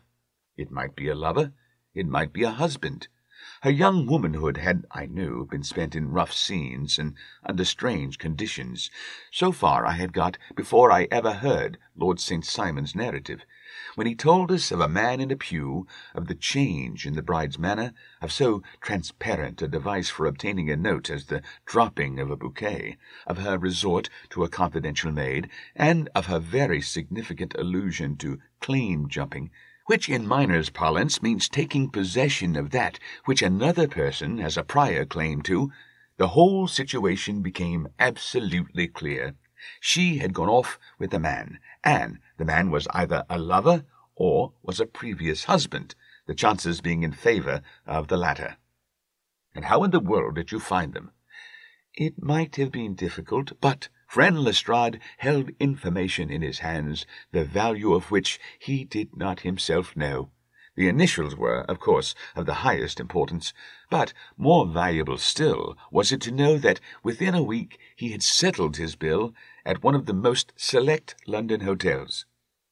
How did you deduce the select? By the select prices. 8 shillings for a bed and 8 pence for a glass of sherry pointed to one of the most expensive hotels. There are not many in London which charge at that rate. In the second one, which I visited in Northumberland Avenue, I learned by an inspection of the book that Francis H. Moulton, an American gentleman, had left only the day before, and on looking over the entries against him, I came upon the very items which I had seen in the duplicate bill. His letters were to be forwarded to 226 Gordon Square. So thither I travelled, and being fortunate enough to find the loving couple at home, I ventured to give them some paternal advice, and to point out to them that it would be better in every way that they should make their position a little clearer both to the general public and to Lord St. Simon in particular. I invited them to meet him here, and, as you see, I made him keep the appointment. But with no very good result, I remarked. His conduct was certainly not very gracious.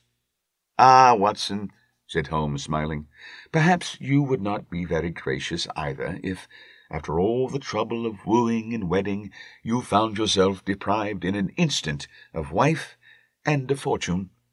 I think that we may judge Lord St. Simon very mercifully, and thank our stars that we are never likely to find ourselves in the same position.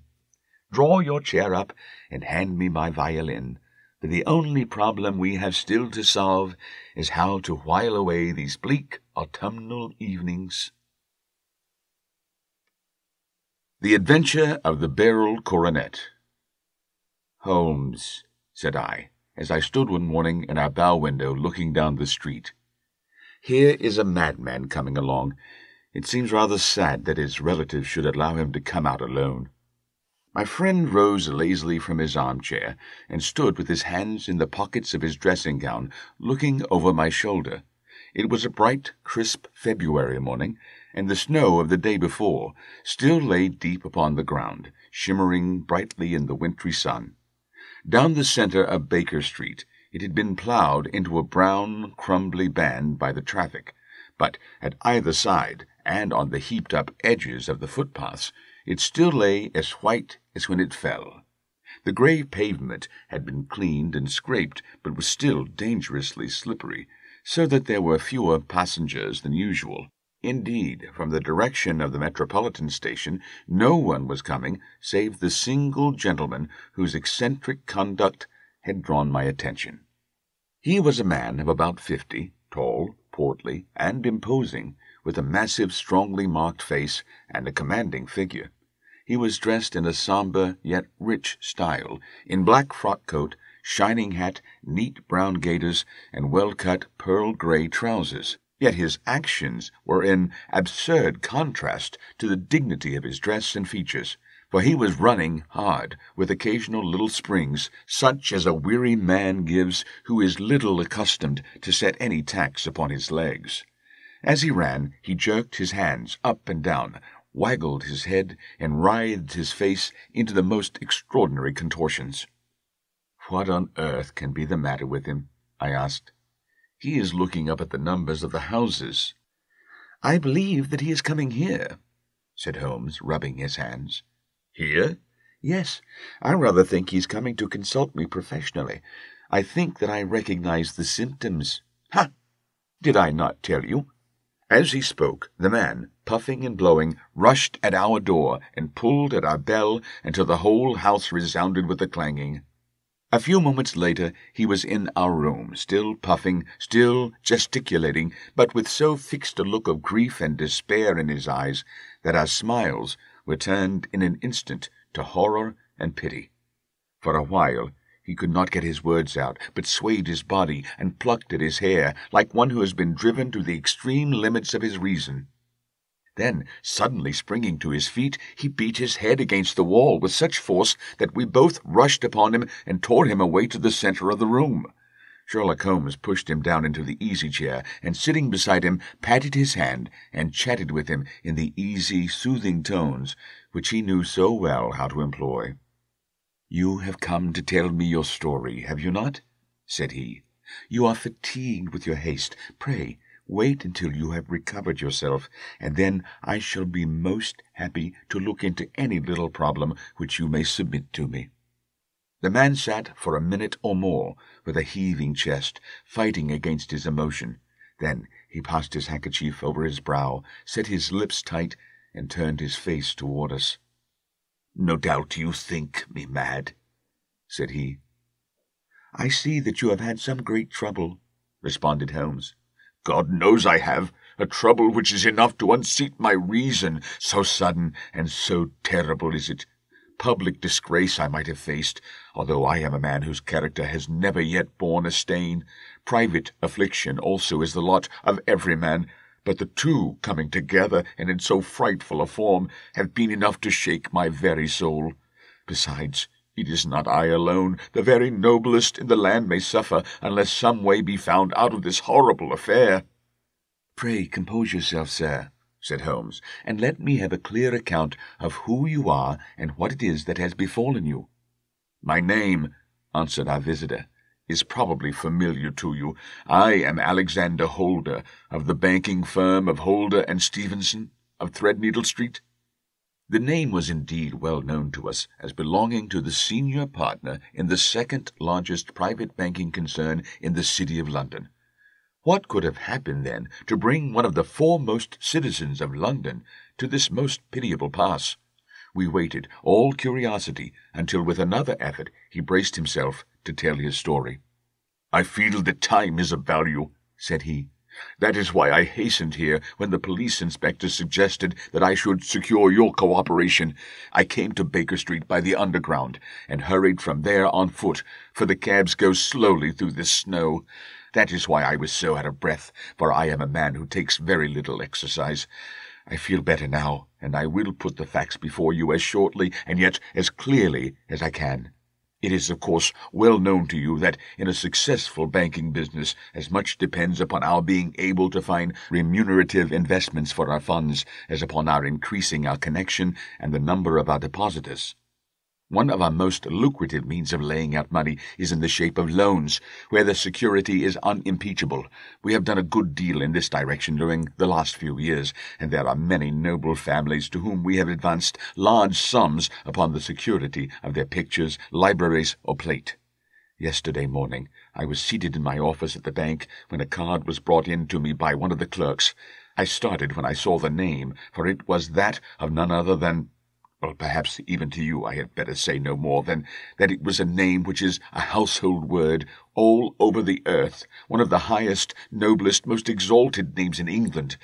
I was overwhelmed by the honour, and attempted, when he entered, to say so, but he plunged at once into business, with the air of a man who wishes to hurry quickly through a disagreeable task. "Mr. Holder," said he, "I have been informed that you are in the habit of advancing money." "The firm does so when the security is good," I answered. "It is absolutely essential to me," said he, "that I should have £50,000 at once. I could, of course, borrow so trifling a sum 10 times over from my friends, but I much prefer to make it a matter of business, and to carry out that business myself. In my position you can readily understand that it is unwise to place oneself under obligations." "For how long, may I ask, do you want this sum?" I asked. Next Monday I have a large sum due to me, and I shall then most certainly repay what you advance, with whatever interest you think is right to charge, but it is very essential to me that the money should be paid at once.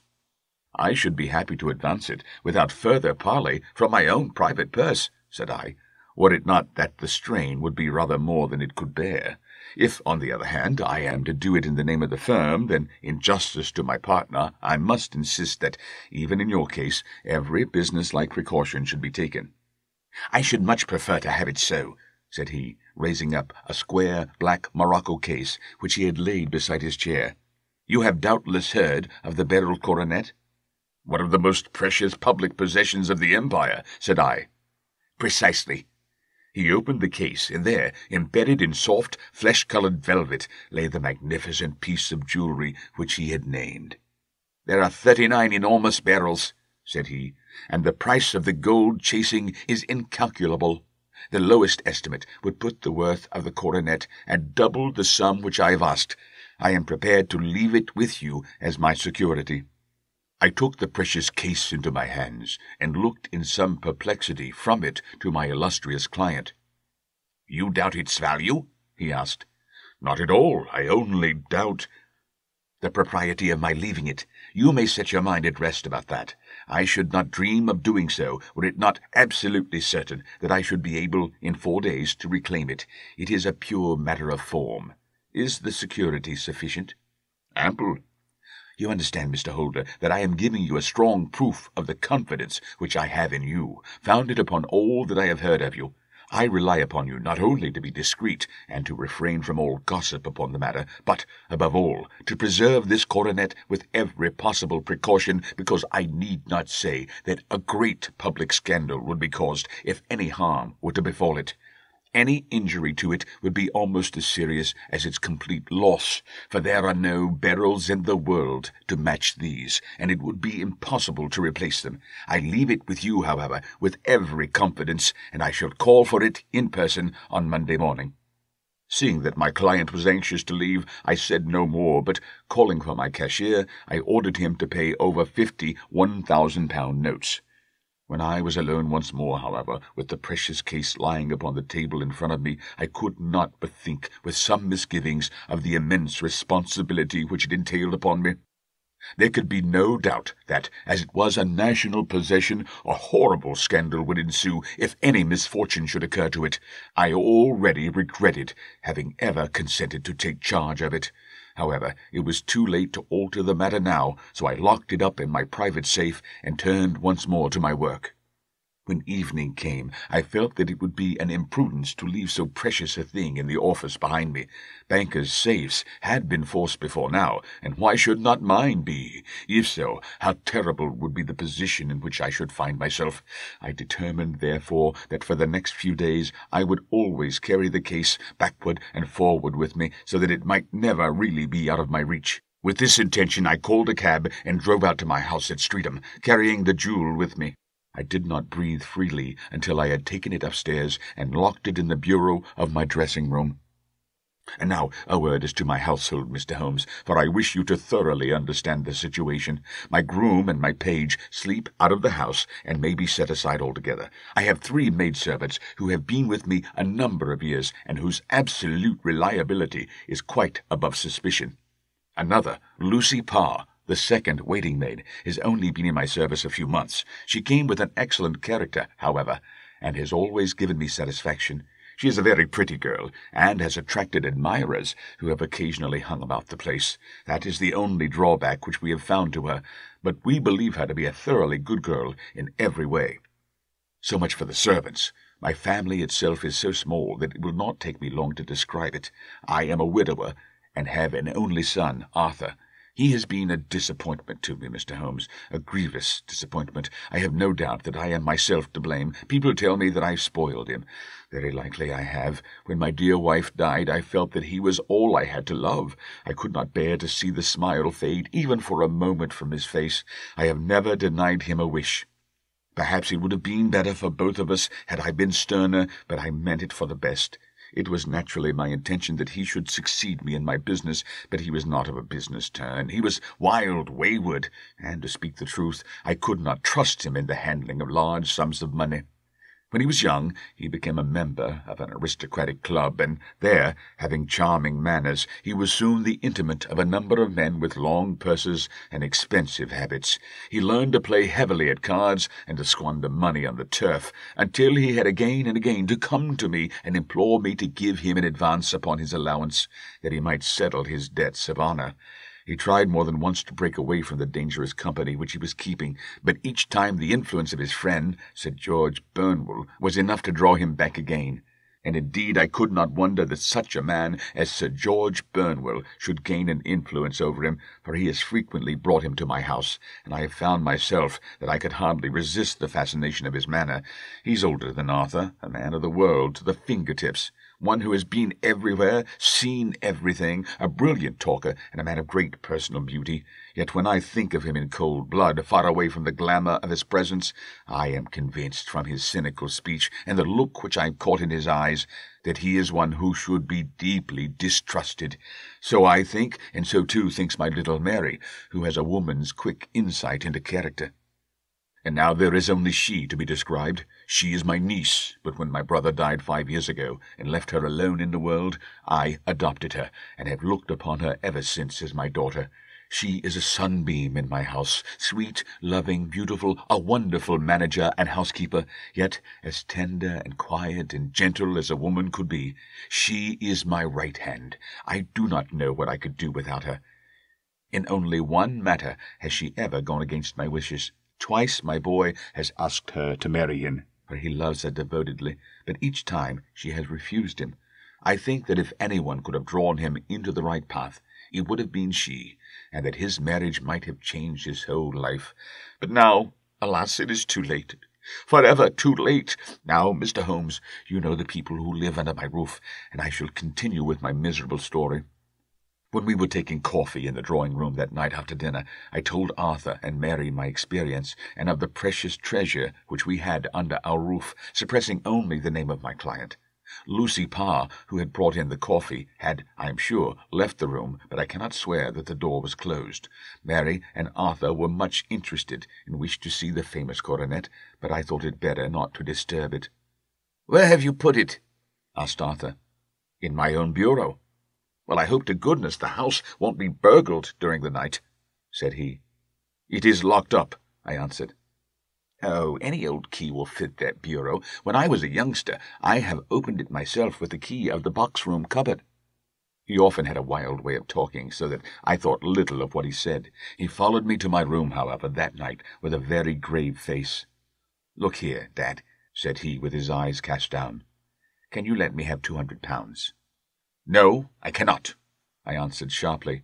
"I have been far too generous with you in money matters." "You have been very kind," said he, "but I must have this money, or else I can never show my face inside the club again." "And a very good thing, too," I cried. "Yes, but you would not have me leave it a dishonoured man," said he. "I could not bear the disgrace. I must raise the money in some way, and if you will not let me have it, then I must try other means." I was very angry, for this was the third demand during the month. "You shall not have a farthing from me," I cried, on to which he bowed and left the room without another word.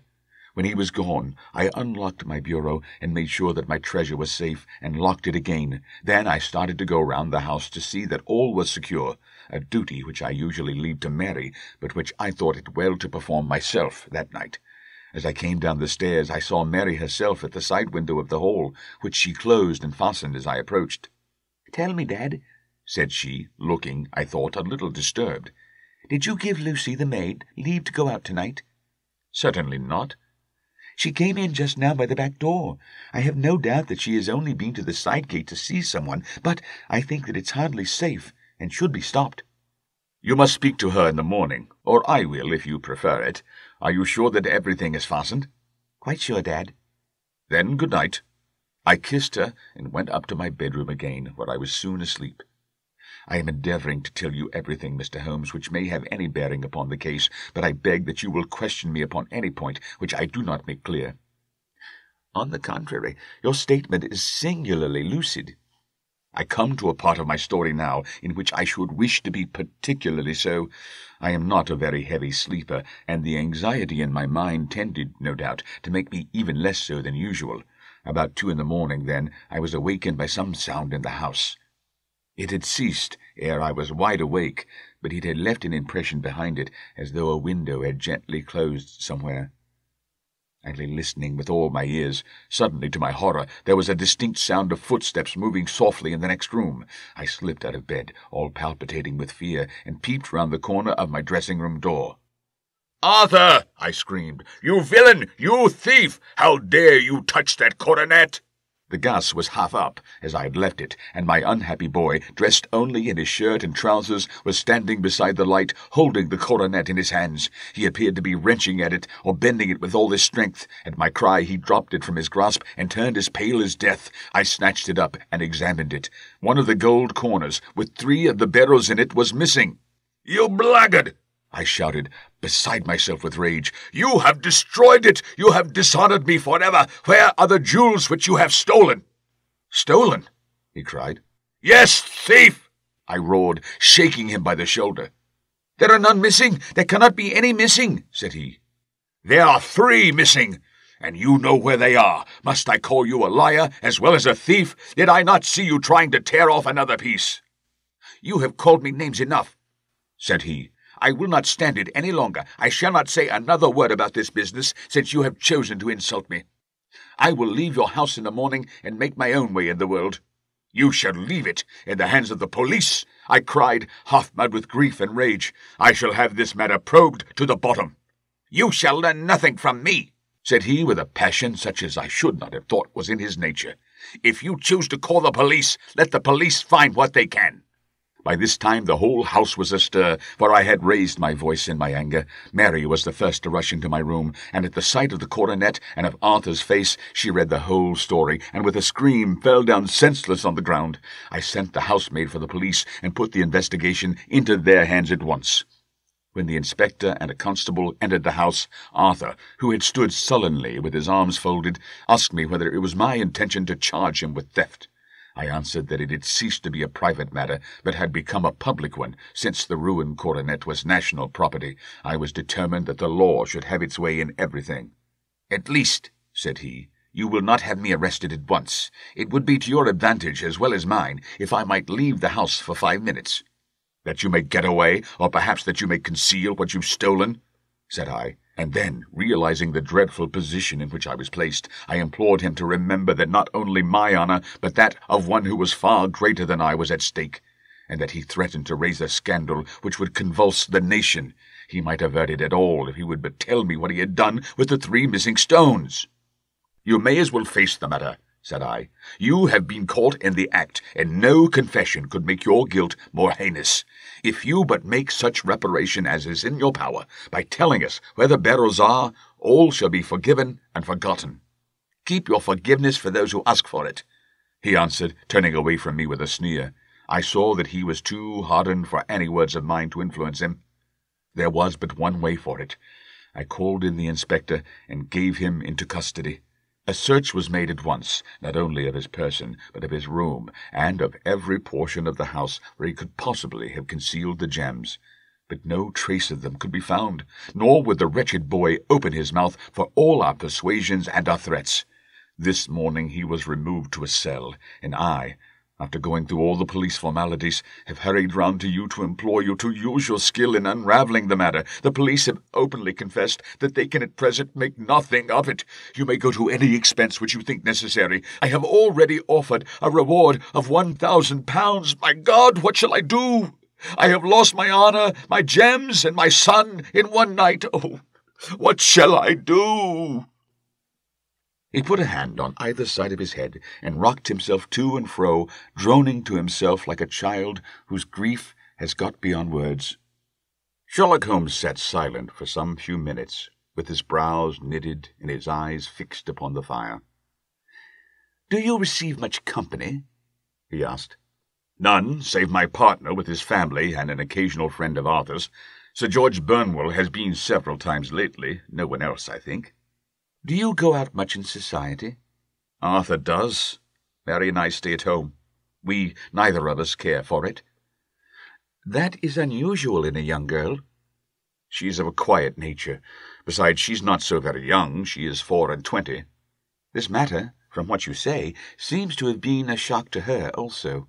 "Terrible. She's even more affected than I." "You have, neither of you, any doubt as to your son's guilt?" "How can we have, when I saw him with my own eyes, with a coronet in his hands?" "I hardly consider that a conclusive proof. Was the remainder of the coronet at all injured?" "Yes, it was twisted." "Do you not think, then, that he might have been trying to straighten it?" "God bless you, you are doing what you can for him and for me, but it is too heavy a task. What was he doing there at all? If his purpose were innocent, why did he not say so?" "Precisely. And if it were guilty, why did he not invent a lie? His silence appears to me to cut both ways. There are several singular points about the case. What did the police think of the noise which awoke you from your sleep?" "They considered that it might be caused by Arthur's closing his bedroom door." "A likely story, as if a man bent on felony would slam his door so as to wake a household. What did they say, then, of the disappearance of these gems?" "They are still sounding the planking and probing the furniture in the hope of finding them." "Have they thought of looking outside the house?" "Yes, they've shown extraordinary energy. The whole garden has already been minutely examined." "Now, my dear sir," said Holmes, "is it not obvious to you now that this matter really strikes very much deeper than either you or the police were at first inclined to think? It appeared to you to be a simple case. To me, it seems exceedingly complex. Consider what is involved by your theory. You suppose that your son came down from his bed, went at great risk to your dressing-room, opened your bureau, took out your coronet, broke off by main force a small portion of it, went off to some other place, concealed 3 gems out of the 39 with such skill that nobody can find them, and then returned with the other 36 into the room in which he exposed himself to the greatest danger of being discovered. I ask you now, is such a theory tenable?" "But what other is there?" cried the banker with a gesture of despair. "If his motives were innocent, why does he not explain them?" "It is our task to find that out," replied Holmes. "So now, if you please, Mr. Holder, we will set off for Streatham together, and devote an hour to glancing a little more closely into details." My friend insisted upon my accompanying them in their expedition, which I was eager enough to do, for my curiosity and sympathy were deeply stirred by the story to which we had listened. I confess that the guilt of the banker's son appeared to me to be as obvious as it did to his unhappy father, but still I had such faith in Holmes's judgment that I felt that there must be some grounds for hope, as long as he was dissatisfied with the accepted explanation. He hardly spoke a word the whole way out to the southern suburb, but sat with his chin upon his breast and his hat drawn over his eyes, sunk in the deepest thought. Our client appeared to have taken fresh heart at the little glimpse of hope which had been presented to him, and he even broke into a desultory chat with me over his business affairs. A short railway journey and a shorter walk brought us to Fairbank, the modest residence of the great financier. Fairbank was a good-sized square house of white stone, standing back a little from the road. A double carriage sweep with a snow-clad lawn stretched down in front to 2 large iron gates which closed the entrance. On the right side was a small wooden thicket which led into a narrow path between 2 neat hedges stretching from the road to the kitchen door and forming the tradesman's entrance. On the left ran a lane which led to the stables, and was not itself within the grounds at all, being a public, though little used, thoroughfare. Holmes left us standing at the door, and walked slowly all round the house, across the front, down the tradesman's path, and so round by the garden behind the stable lane. So long was he that Mr. Holder and I went into the dining-room and waited by the fire until he should return. We were sitting there in silence when the door opened and a young lady came in. She was rather above the middle height, slim, with dark hair and eyes, which seemed the darker against the absolute pallor of her skin. I do not think that I have ever seen such a deadly paleness in a woman's face. Her lips, too, were bloodless, but her eyes were flushed with crying.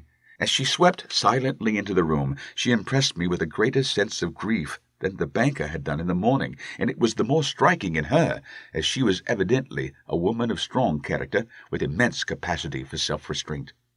Disregarding my presence, she went straight to her uncle and passed a hand over his head with a sweet, womanly caress. "You have given orders that Arthur should be liberated, have you not, Dad?" she asked. No, my girl, the matter must be probed to the bottom." "But I am so sure that he is innocent. You know what women's instincts are. I know that he has done no harm, and that you will be sorry for having acted so harshly." "Why is he silent, then, if he is innocent?" "Who knows? Perhaps because he was so angry that you should suspect him." "How could I help suspecting him, when I actually saw him with the coronet in his hand?" "Oh, but he had only picked it up to look at it. Oh, do take my word for it, that he is innocent. Let the matter drop and say no more. It is so dreadful to think of our dear Arthur in prison." "I shall never let it drop until the gems are found. Never, Mary. Your affection for Arthur blinds you as to the awful consequences to me. Far from hushing the thing up, I have brought a gentleman down from London to inquire more deeply into it." "This gentleman?" she asked, facing round to me. "No, his friend. He wished us to leave him alone. He is round in the stable lane now." "The stable lane?" She raised her dark eyebrows. "What can he hope to find there? Ah, this, I suppose, is he. I trust, sir, that you will succeed in proving what I feel sure is the truth, that my cousin Arthur is innocent of this crime." "I fully share your opinion, and I trust with you that we may prove it," returned Holmes, going back to the mat to knock the snow from his shoes. "I believe I have the honour of addressing Miss Mary Holder. Might I ask you a question or two?" "Pray do, sir, if it may help to clear this horrible affair up." "You heard nothing yourself last night?" "Nothing, until my uncle here began to speak loudly. I heard that, and I came down." "You shut up the windows and doors the night before. Did you fasten all the windows?" "Yes." "Were they all fastened this morning?" "Yes." "You have a maid who has a sweetheart. I think that you remarked to your uncle last night that she had been out to see him." "Yes, and she was the girl who waited in the drawing-room, and who may have heard uncle's remarks about the coronet."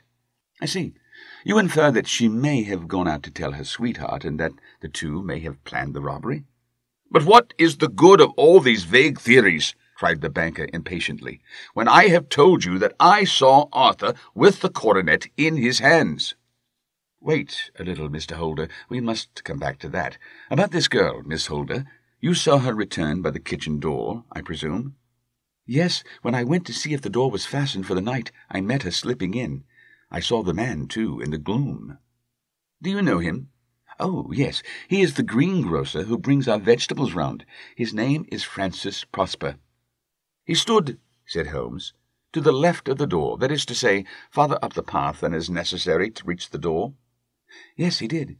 "And he is a man with a wooden leg?" Something like fear sprang up in the young lady's expressive black eyes. "Why, you are like a magician," said she. "How do you know that?" She smiled, but there was no answering smile in Holmes' thin, eager face. "I should be very glad now to go upstairs," said he. "I shall probably wish to go over the outside of the house again. Perhaps I had better take a look at the lower windows before I go up." He walked swiftly round from one to the other, pausing only at the large one which looked from the hall into the stable lane. This he opened and made a very careful examination of the sill with his powerful magnifying lens. "Now we shall go upstairs," said he at last. The banker's dressing-room was a plainly furnished little chamber, with a grey carpet, a large bureau, and a long mirror. Holmes went to the bureau first, and looked hard at the lock. "Which key was used to open it?" he asked. "That which my son himself indicated, that of the cupboard of the lumber room." "Have you it here?" "That is it on the dressing-table." Sherlock Holmes took it up and opened the bureau. "It is a noiseless lock," said he. "It is no wonder that it did not wake you. This case, I presume, contains the coronet. We must have a look at it." He opened the case, and taking out the diadem, he laid it upon the table. It was a magnificent specimen of the jeweller's art, and the 36 stones were the finest that I have ever seen. At one side of the coronet was a cracked edge, where a corner holding 3 gems had been torn away. "Now, Mr. Holder," said Holmes, "here is the corner which corresponds to that which has been so unfortunately lost. Might I beg that you will break it off?" The banker recoiled in horror. "I should not dream of trying," said he. "Then I will." Holmes suddenly bent his strength upon it, but without result. "I feel it give a little," said he, "but, though I am exceptionally strong in the fingers, it would take me all my time to break it. An ordinary man could not do it. Now, what do you think would happen if I did break it, Mr. Holder? There would be a noise like a pistol shot. Do you tell me that all this happened within a few yards of your bed, and that you heard nothing of it?" "I do not know what to think. It is all dark to me." "But perhaps it may grow lighter as we go. What do you think, Miss Holder?" "I confess that I still share my uncle's perplexity." "Your son had no shoes or slippers on when you saw him?" "He had nothing on save only his trousers and shirt." "Thank you. We have certainly been favored with extraordinary luck during this inquiry, and it will be entirely our own fault if we do not succeed in clearing the matter up. With your permission, Mr. Holder, I shall now continue my investigations outside." He went alone, at his own request, for he explained that any unnecessary footmarks might make his task more difficult. For an hour or more he was at work, returning at last with his feet heavy with snow, and his features as inscrutable as ever. "I think that I have seen now all that there is to see, Mr. Holder," said he. "I can serve you best by returning to my rooms." "But the gems, Mr. Holmes, where are they?" "I cannot tell." The banker wrung his hands. "I shall never see them again," he cried. "And my son, you give me hopes?" "My opinion is in no way altered." "Then for God's sake, what was this dark business which was acted in my house last night?" "If you can call upon me at my Baker Street rooms tomorrow morning between 9 and 10, I shall be happy to do what I can to make it clearer. I understand that you give me carte blanche to act for you, provided only that I get back the gems, and that you place no limit on the sum I may draw." "I would give my fortune to have them back." "Very good. I shall look into the matter between this and then. Goodbye. It is just possible that I may have to come over here again before evening."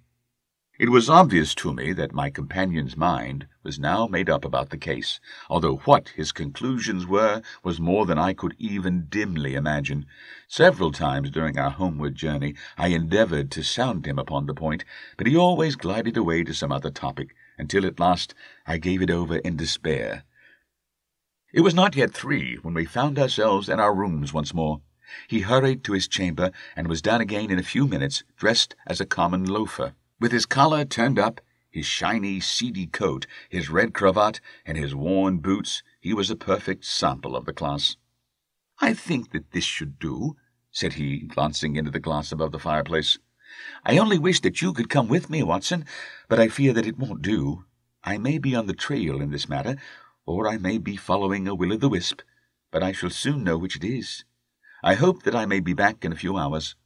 He cut a slice of beef from the joint upon the sideboard, sandwiched it between 2 rounds of bread, and thrusting this rude meal into his pocket, he started off upon his expedition. I had just finished my tea when he returned, evidently in excellent spirits, swinging an old elastic-sided boot in his hand. He chucked it down into a corner and helped himself to a cup of tea. "I only looked in as I passed," said he. "I'm going right on." "Where to?" "Oh, to the other side of the West End. It may be some time before I get back. Don't wait up for me in case I should be late." "How are you getting on?" "Oh, so-so. Nothing to complain of. I have been out to Streatham since I saw you last, but I did not call at the house. It is a very sweet little problem, and I would not have missed it for a good deal. However, I must not sit gossiping here, but must get these disreputable clothes off and return to my highly respectable self." I could see by his manner that he had stronger reasons for satisfaction than his words alone would imply. His eyes twinkled, and there was even a touch of colour upon his sallow cheeks. He hastened upstairs, and a few minutes later I heard the slam of the hall door, which told me that he was off once more upon his congenial hunt. I waited until midnight, but there was no sign of his return, so I retired to my room. It was no uncommon thing for him to be away for days and nights on end when he was hot upon a scent, so that his lateness caused me no surprise. I do not know at what hour he came in, but when I came down to breakfast in the morning, there he was, with a cup of coffee in one hand and the paper in the other, as fresh and trim as possible. "You will excuse my beginning without you, Watson," said he, "but you remember that our client has rather an early appointment this morning." "Why, it's after 9 now," I answered. "I should not be surprised if that were he. I thought I heard a ring." It was indeed our friend the financier. I was shocked by the change which had come over him, for his face, which was naturally of a broad and massive mould, was now pinched and fallen in, while his hair seemed to me at least a shade whiter.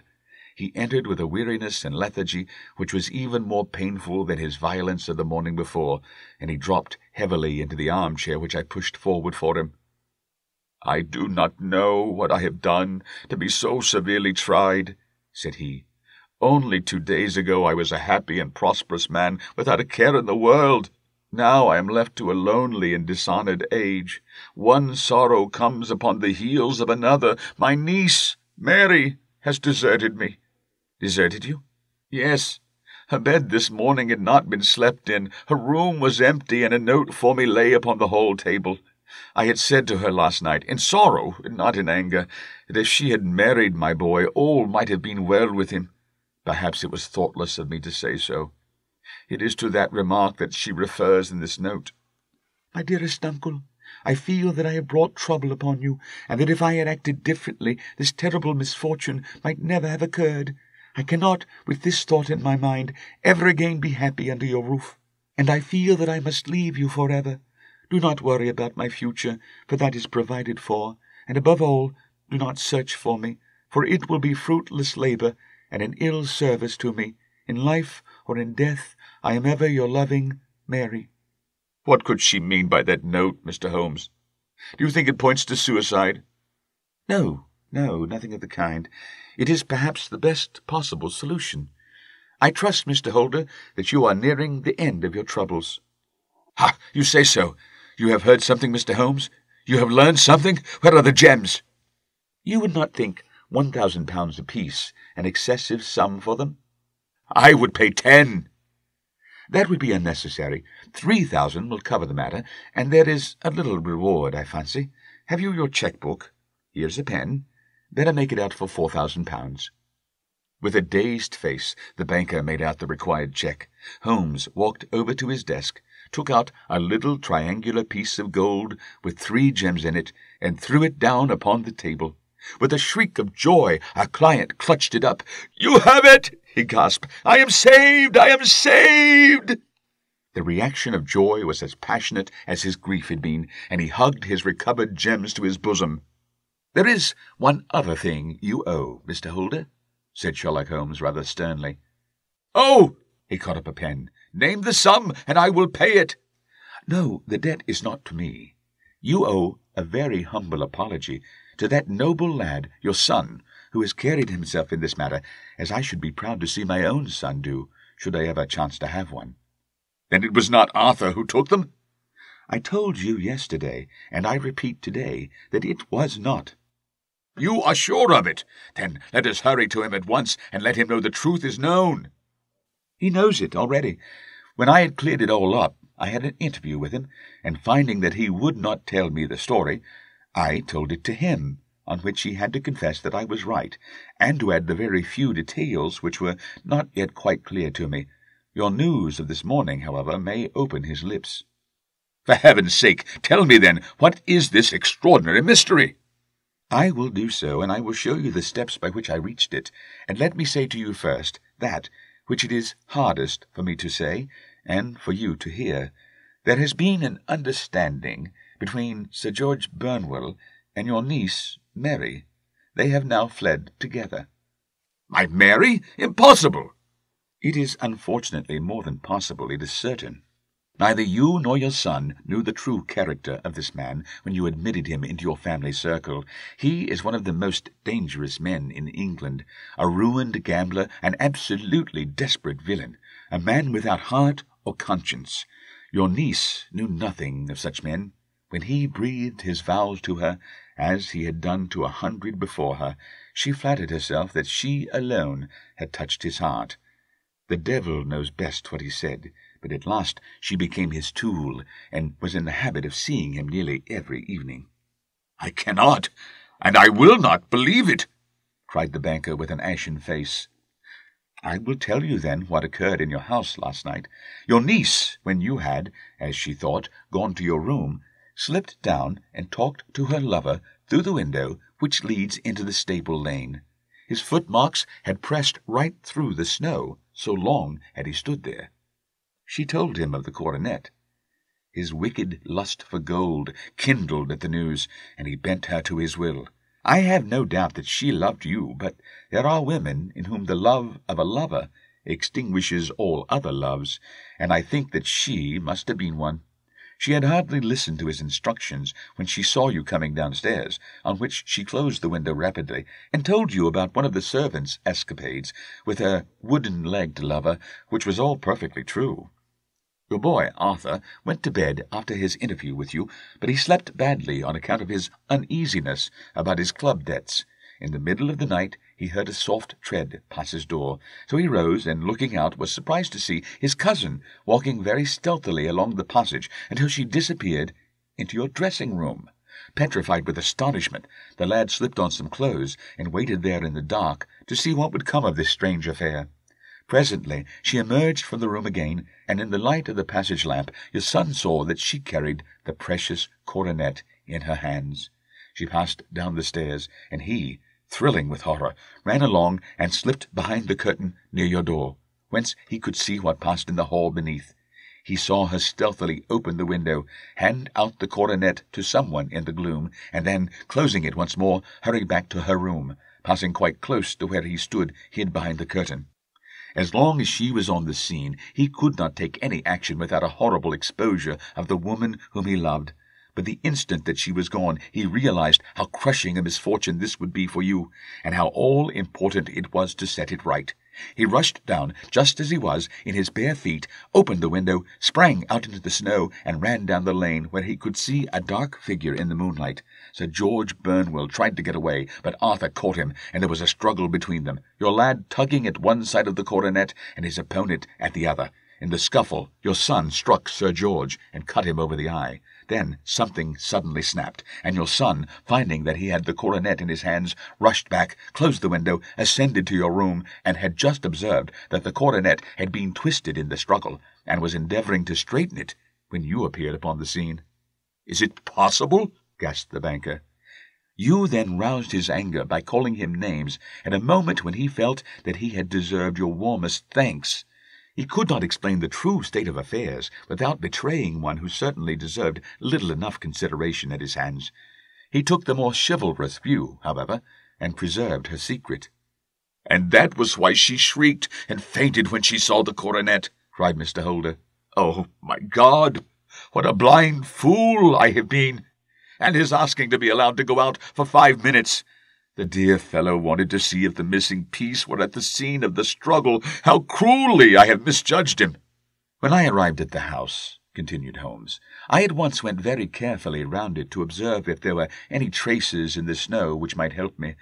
I knew that none had fallen since the evening before, and also that there had been a strong frost to preserve impressions. I passed along the tradesman's path, but found it all trampled down and indistinguishable. Just beyond it, however, at the far side of the kitchen door, a woman had stood and talked with a man, whose round impressions on one side showed that he had a wooden leg. I could even tell that they had been disturbed, for the woman had run back swiftly to the door, as was shown by the deep toe and light heel marks, while wooden leg had waited a little, and then had gone away. I thought at the time that this might be the maid and her sweetheart, of whom you had already spoken to me, and inquiry showed that it was so. I passed round the garden without seeing anything more than random tracks, which I took to be the police, but when I got into the stable lane, a very long and complex story was written in the snow in front of me. There was a double line of tracks of a booted man, and a second double line, which I saw with delight belonged to a man with naked feet. I was at once convinced from what you had told me that the latter was your son. The first had walked both ways, but the other had run swiftly, and as his tread was marked in places over the depression of the boot, it was obvious that he had passed after the other. I followed them up and found that they led to the hall window, where Boots had worn all the snow away while waiting. Then I walked to the other end, which was 100 yards or more down the lane. I saw where Boots had faced round, where the snow was cut up as though there had been a struggle, and finally where a few drops of blood had fallen, to show me that I was not mistaken. Boots had then run down the lane, and another little smudge of blood showed that it was he who had been hurt. When he came to the high road at the other end, I found that the pavement had been cleared, so there was an end to that clue. On entering the house, however, I examined, as you remember, the sill and framework of the hall window with my lens, and I could at once see that someone had passed out. I could distinguish the outline of an instep where the wet foot had been placed in, coming in. I was then beginning to be able to form an opinion as to what had occurred. A man had waited outside the window. Someone had brought the gems. The deed had been overseen by your son. He had pursued the thief. He had struggled with him. They had each tugged at the coronet, their united strength causing injuries which neither alone could have effected. He had returned with the prize, but had left a fragment in the grasp of his opponent. So far I was clear. The question now was, who was the man, and who was it brought him the coronet? It is an old maxim of mine that when you have excluded the impossible, whatever remains, however improbable, must be the truth. Now, I knew that it was not you who had brought it down, so there only remained your niece and the maids. But if it were the maids, why should your son allow himself to be accused in their place? There could be no possible reason. As he loved his cousin, however, there was an excellent explanation why he should retain her secret, the more so as the secret was a disgraceful one. When I remembered that you had seen her at that window, and how she had fainted on seeing the coronet again, my conjecture became a certainty. And who could it be who was a confederate? A lover, evidently, for who else could outweigh the love and gratitude which she must feel to you? I knew that you went out little, and that your circle of friends was a very limited one, but among them was Sir George Burnwell. I had heard of him before, as being a man of evil reputation among women. It must have been he who wore those boots and retained the missing gems. Even though he knew that Arthur had discovered him, he might still flatter himself that he was safe, for the lad could not say a word without compromising his own family. Well, your own good sense will suggest what measures I took next. I went in the shape of a loafer to Sir George's house, managed to pick up an acquaintance with his valet, learned that his master had cut his head the night before, and finally, at the expense of 6 shillings, made all sure by buying a pair of his cast-off shoes. With these I journeyed down to Streatham, and saw that they exactly fitted the tracks. "I saw an ill-dressed vagabond in the lane yesterday evening," said Mr. Holder. "Precisely. It was I. I found that I had my man, so I came home and changed my clothes. It was a delicate part which I had to play then, for I saw that a prosecution must be avoided to avert scandal, and I knew that so astute a villain would see that our hands were tied in the matter. I went and saw him. At first, of course, he denied everything, but when I gave him every particular that had occurred, he tried to bluster and took down a life-preserver from the wall. I knew my man, however, and I clapped a pistol to his head before he could strike. Then he became a little more reasonable. I told him that we would give him a price for the stones he held, £1,000 apiece. That brought out the first signs of grief that he'd shown. "Why, dash it all," said he, "I've let them go at 600 for the 3. I soon managed to get the address of the receiver who had them, on promising him that there would be no prosecution. Off I set to him, and after much chaffering I got our stones at £1,000 apiece. Then I looked in upon your son, told him that all was right, and eventually got to my bed about 2 o'clock, after what I may call a really hard day's work." "A day which has saved England from a great public scandal," said the banker, rising. "Sir, I cannot find words to thank you, but you shall not find me ungrateful for what you have done. Your skill has indeed exceeded all that I have heard of it. And now I must fly to my dear boy to apologize to him for the wrong which I have done him. As to what you tell me of poor Mary, It goes to my very heart. Not even your skill can inform me where she is now." "I think that we may safely say," returned Holmes, "that she is wherever Sir George Burnwell is. It is equally certain, too, that, whatever her sins are, they will soon receive a more than sufficient punishment." The Adventure of the Copper Beeches. "To the man who loves art for its own sake," remarked Sherlock Holmes, tossing aside the advertisement sheet of the Daily Telegraph, "it is frequently in its least important and lowliest manifestations that the keenest pleasure is to be derived. It is pleasant to me to observe, Watson, that you have so far grasped this truth, that in these little records of our cases which you have been good enough to draw up, and, I am bound to say, occasionally to embellish, you have given prominence not so much to the many causes célèbres and sensational trials in which I have figured, but rather to those incidents which may have been trivial in themselves, but which have given room for those faculties of deduction and of logical synthesis which I have made my special province." "And yet," said I, smiling, "I cannot quite hold myself absolved from the charge of sensationalism which has been urged against my records." "You have erred, perhaps," he observed, taking up a glowing cinder with the tongs, and lighting with it the long cherry-wood pipe which was wont to replace his clay when he was in a disputatious rather than a meditative mood. "You have erred, perhaps, in attempting to put colour and life into each of your statements, instead of confining yourself to the task of placing upon record that severe reasoning from cause to effect which is really the only notable feature about the thing." "It seems to me that I have done you full justice in the matter," I remarked, with some coldness, for I was repelled by the egotism which I had more than once observed to be a strong factor in my friend's singular character. "No, it is not selfishness or conceit," said he, answering, as was his wont, my thoughts rather than my words. "If I claim full justice for my art, it is because it is an impersonal thing, a thing beyond myself. Crime is common, logic is rare. Therefore it is upon the logic rather than upon the crime that you should dwell. You have degraded what should have been a course of lectures into a series of tales." It was a cold morning of the early spring, and we sat, after breakfast, on either side of a cheery fire in the old room at Baker Street. A thick fog rolled down between the lines of dun-coloured houses, and the opposing windows loomed like dark, shapeless blurs through the heavy yellow wreaths. Our gas was lit, and shone on the white cloth and glimmer of china and metal, for the table had not been cleared yet. Sherlock Holmes had been silent all the morning, dipping continuously into the advertisement columns of a succession of papers, until at last, having apparently given up his search, he had emerged in no very sweet temper to lecture me upon my literary shortcomings.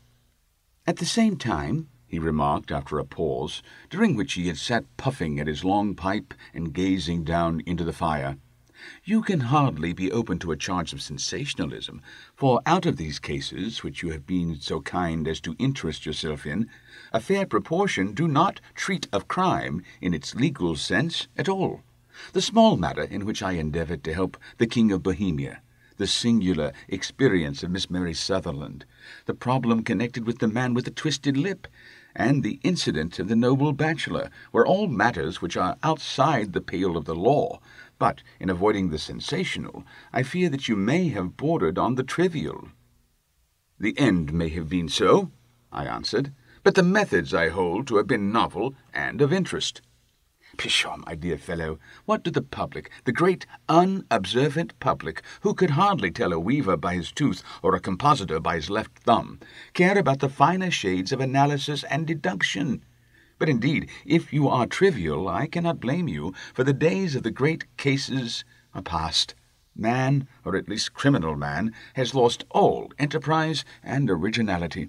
As to my own little practice, it seems to be degenerating into an agency for recovering lost lead pencils and giving advice to young ladies from boarding schools. I think that I have touched bottom at last, however. This note I had this morning marks my 0 point, I fancy. Read it."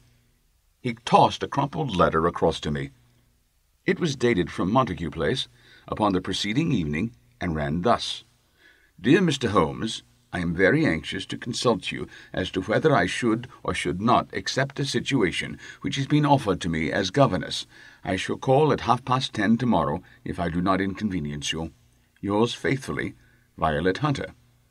"Do you know the young lady?" I asked. "Not I." "It is 10:30 now." "Yes, and I have no doubt that is her ring." "It may turn out to be of more interest than you think. You remember that the affair of the blue carbuncle, which appeared to be a mere whim at first, developed into a serious investigation. It may be so in this case also." "Well, let us hope so. But our doubts will very soon be solved, for here, unless I am much mistaken, is the person in question." As he spoke, the door opened, and a young lady entered the room. She was plainly but neatly dressed, with a bright, quick face, freckled like a plover's egg, and with the brisk manner of a woman who has had her own way to make in the world. "You will excuse my troubling you, I'm sure," said she, as my companion rose to greet her.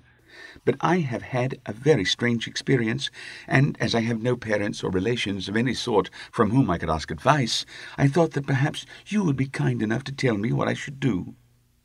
"Pray, take a seat, Miss Hunter.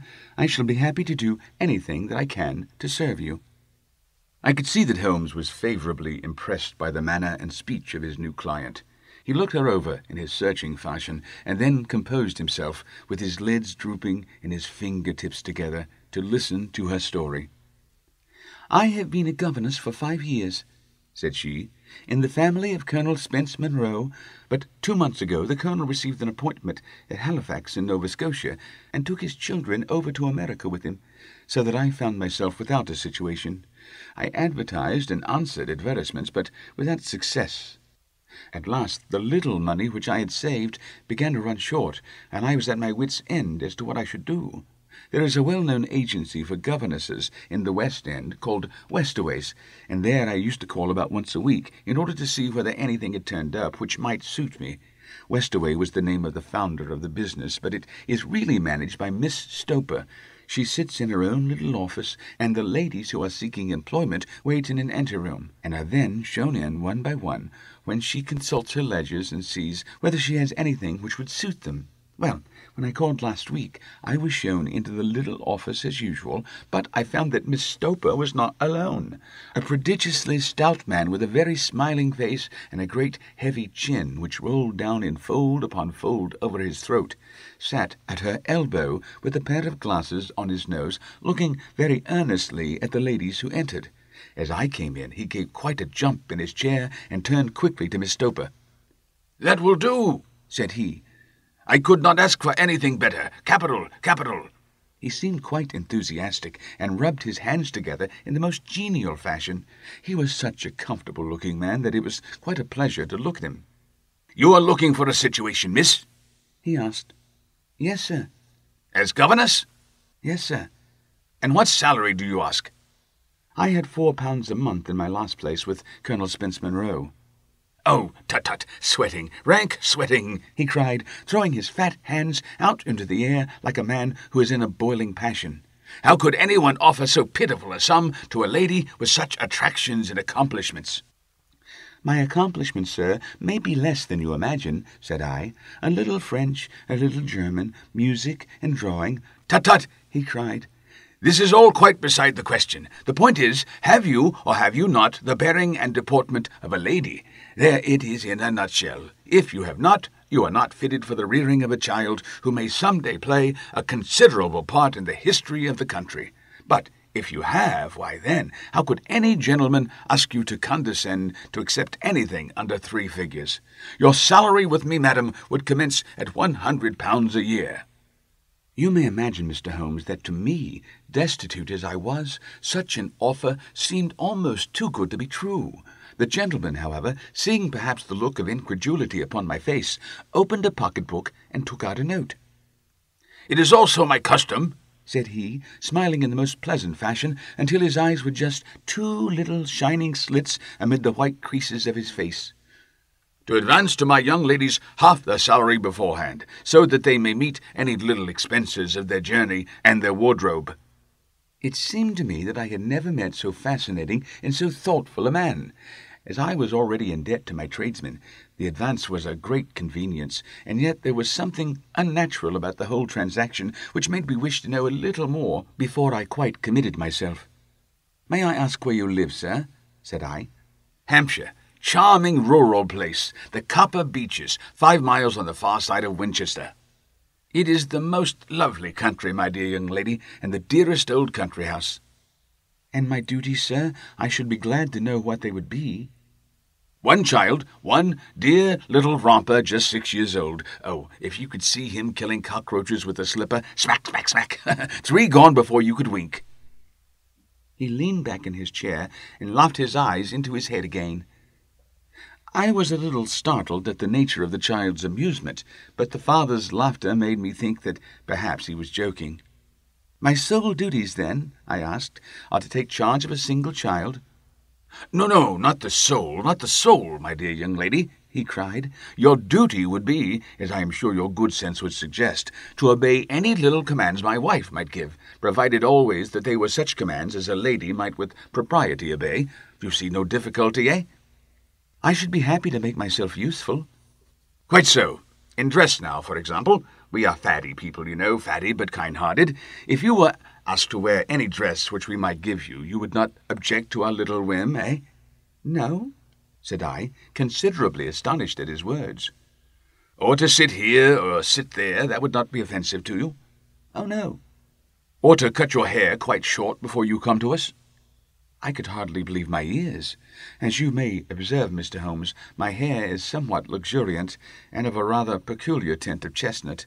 It has been considered artistic. I could not dream of sacrificing it in this offhand fashion. "I am afraid that is quite impossible," said I. He had been watching me eagerly out of his small eyes, and I could see a shadow pass over his face as I spoke. "I am afraid that it is quite essential," said he. "It is a little fancy of my wife's, and ladies' fancies, you know, madam, ladies' fancies must be consulted, and so you won't cut your hair?" "No, sir, I really could not," I answered firmly. "Ah, very well. Then that quite settles the matter. It is a pity, because in other respects you would really have done very nicely. In that case, Miss Stoper, I had best inspect a few more of your young ladies." The manageress had sat all this while busy with her papers, without a word to either of us, but she glanced at me now with so much annoyance upon her face that I could not help suspecting that she had lost a handsome commission through my refusal. "Do you desire your name to be kept upon the books?" she asked. "If you please, Miss Stoper." "Well, really it seems rather useless, since you refuse the most excellent offers in this fashion," said she sharply. "You can hardly expect us to exert ourselves to find another such opening for you. Good day to you, Miss Hunter." She struck a gong upon the table, and I was shown out by the page. Well, Mr. Holmes, when I got back to my lodgings and found little enough in the cupboard, and 2 or 3 bills upon the table, I began to ask myself whether I had not done a very foolish thing. After all, if these people had strange fads and expected obedience on the most extraordinary matters, they were at least ready to pay for their eccentricity. Very few governesses in England are getting £100 a year. Besides, what use was my hair to me? Many people are improved by wearing it short, and perhaps I should be among the number. Next day I was inclined to think that I had made a mistake, and by the day after I was sure of it. I had almost overcome my pride so far as to go back to the agency and inquire whether the place was still open, when I received this letter from the gentleman himself. I have it here, and I will read it to you. "The Copper Beeches, near Winchester. Dear Miss Hunter, Miss Stoper has very kindly given me your address, and I write from here to ask you whether you have reconsidered your decision. My wife is very anxious that you should come, for she has been much attracted by my description of you. We are willing to give £30 a quarter, or £120 a year, so as to recompense you for any little inconvenience which our fads may cause you. They are not very exacting, after all. My wife is fond of a particular shade of electric blue, and would like you to wear such a dress indoors in the morning. You need not, however, go to the expense of purchasing one, as we have one belonging to my dear daughter Alice, now in Philadelphia, which would, I should think, fit you very well. Then, as to sitting here or there, or amusing yourself in any manner indicated, that need cause you no inconvenience. As regards your hair, it is no doubt a pity, especially as I could not help remarking its beauty during our short interview, but I am afraid that I must remain firm upon this point, and I only hope that the increased salary may recompense you for the loss. Your duties, as far as the child is concerned, are very light. Now do try to come, and I shall meet you with the dog-cart at Winchester. Let me know your train. Yours faithfully, Jeffro Rucastle. That is the letter which I have just received, Mr. Holmes, and my mind is made up that I will accept it. I thought, however, that before taking the final step, I should like to submit the whole matter to your consideration. Well, Miss Hunter, if your mind is made up, that settles the question, said Holmes, smiling. But you would not advise me to refuse? I confess that it is not the situation which I should like to see a sister of mine apply for. What is the meaning of it all, Mr. Holmes? I have no data. I cannot tell. Perhaps you have yourself formed some opinion? Well, there seems to me to be only one possible solution. Mr. Rucastle seems to be a very kind, good-natured man. Is it not possible that his wife is a lunatic, that he desires to keep the matter quiet for fear she should be taken to an asylum, and that he humours her fancies in every way in order to prevent an outbreak? That is a possible solution. In fact, as matters stand, it is the most probable one, but in any case it does not seem to be a nice household for a young lady. But the money, Mr. Holmes, the money! Well, yes, of course, the pay is good. Too good. That is what makes me uneasy. Why should they give you £120 a year when they could have their pick for £40? There must be some strong reason behind. I thought that if I told you the circumstances, you would understand afterwards if I wanted your help. I should feel so much stronger if I felt that you were at the back of me. Oh, you may carry that feeling away with you. I assure you that your little problem promises to be the most interesting which has come my way for some months.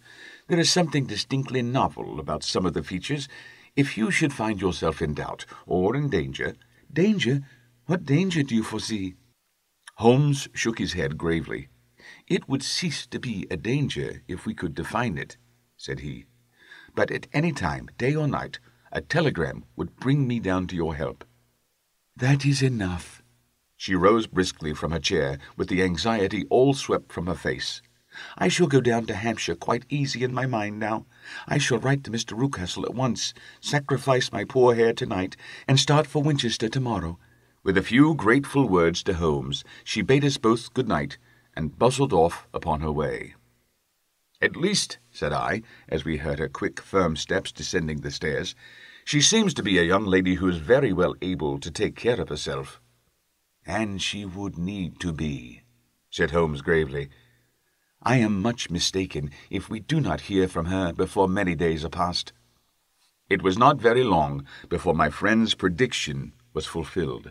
A fortnight went by, during which I frequently found my thoughts turning in her direction and wondering what strange side alley of human experience this lonely woman had strayed into. The unusual salary, the curious conditions, the light duties, all pointed to something abnormal, though whether a fad or a plot, or whether the man were a philanthropist or a villain, it was quite beyond my powers to determine. As to Holmes, I observed that he sat frequently for half an hour on end, with knitted brows and an abstracted air, but he swept the matter away with a wave of his hand when I mentioned it. Data, data, data, he cried impatiently. I can't make bricks without clay. And yet he would always wind up by muttering that no sister of his should ever have accepted such a situation. The telegram which we eventually received came late one night, just as I was thinking of turning in, and Holmes was settling down to one of those all-night chemical researches which frequently indulged him, when I would leave him stooping over a retort and test tube at night, and find him in the same position when I came down to breakfast in the morning. He opened the yellow envelope, and then, glancing at the message, threw it across to me. Just look up the trains in Bradshaw, said he, and turned back to his chemical studies. The summons was a brief and urgent one. Please be at the Black Swan Hotel in Winchester at midday tomorrow, it said. Do come. I am at my wits' end. Hunter. "Will you come with me?" asked Holmes, glancing up. "I should wish to." "Just look it up, then." "There is a train at 9:30, said I, glancing over my Bradshaw. "It is due at Winchester at 11:30. "That will do very nicely. Then perhaps I had better postpone my analysis of the acetones, as we may need to be at our best in the morning." By 11 o'clock the next day, we were well upon our way to the old English capital. Holmes had been buried in the morning papers all the way down, but after we had passed the Hampshire border, he threw them down and began to admire the scenery. It was an ideal spring day, a light blue sky flecked with little fleecy white clouds drifting across from west to east. The sun was shining very brightly, and yet there was an exhilarating nip in the air, which set an edge to a man's energy.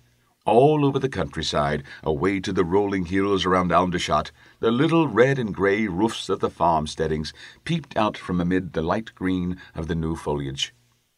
"Are they not fresh and beautiful?"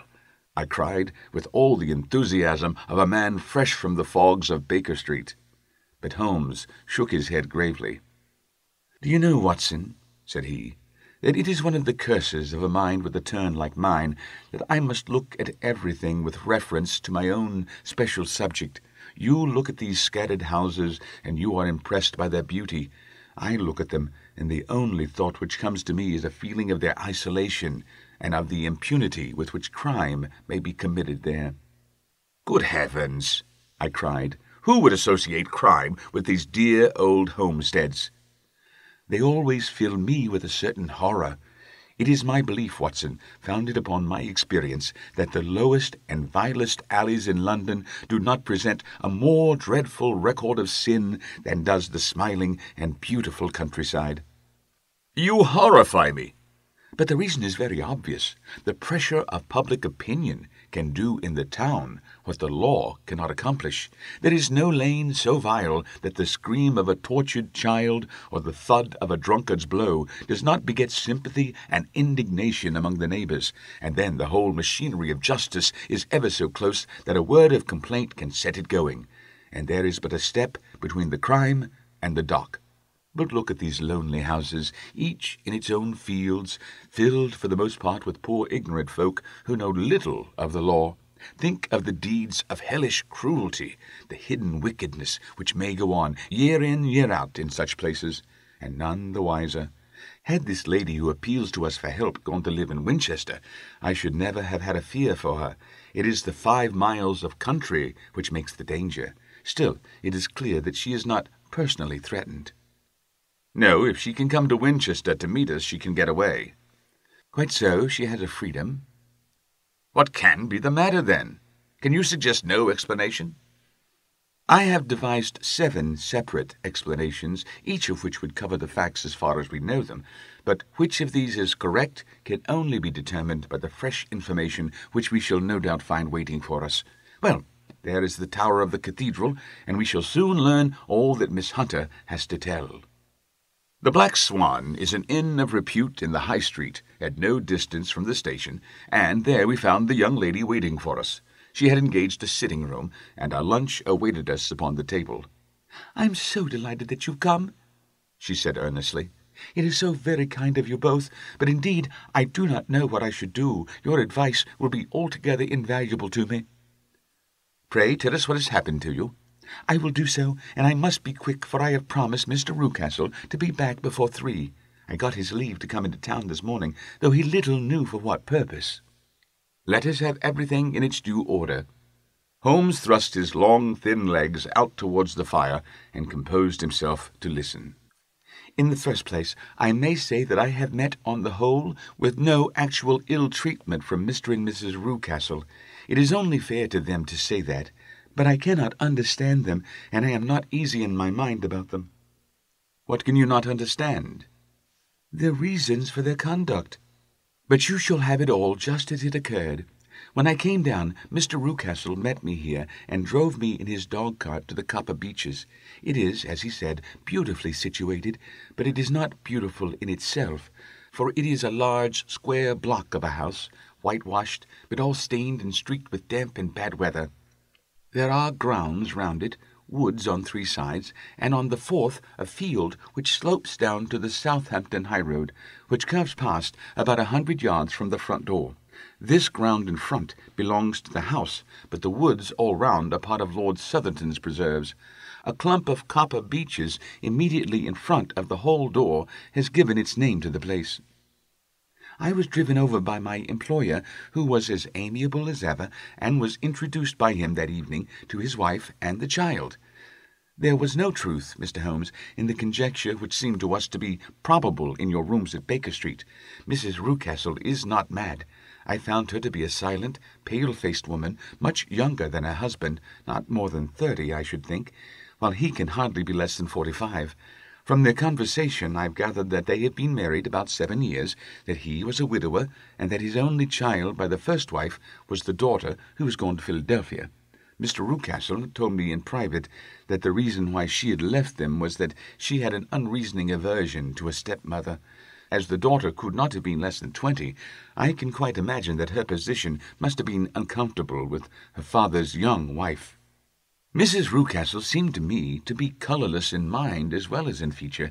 She impressed me neither favourably nor the reverse. She was a non-entity. It was easy to see that she was passionately devoted both to her husband and to her little son. Her light grey eyes wandered continually from one to the other, noting every little want and forestalling it if possible. He was kind to her also in his bluff, boisterous fashion, and on the whole they seemed to be a happy couple. And yet she had some secret sorrow, this woman. She would often be lost in deep thought, with the saddest look upon her face. More than once I have surprised her in tears. I have thought sometimes that it was the disposition of her child which weighed upon her mind, for I have never met so utterly spoiled and so ill-natured a little creature. He is small for his age, with a head which is quite disproportionately large. His whole life appears to be spent in an alternation between savage fits of passion and gloomy intervals of sulking.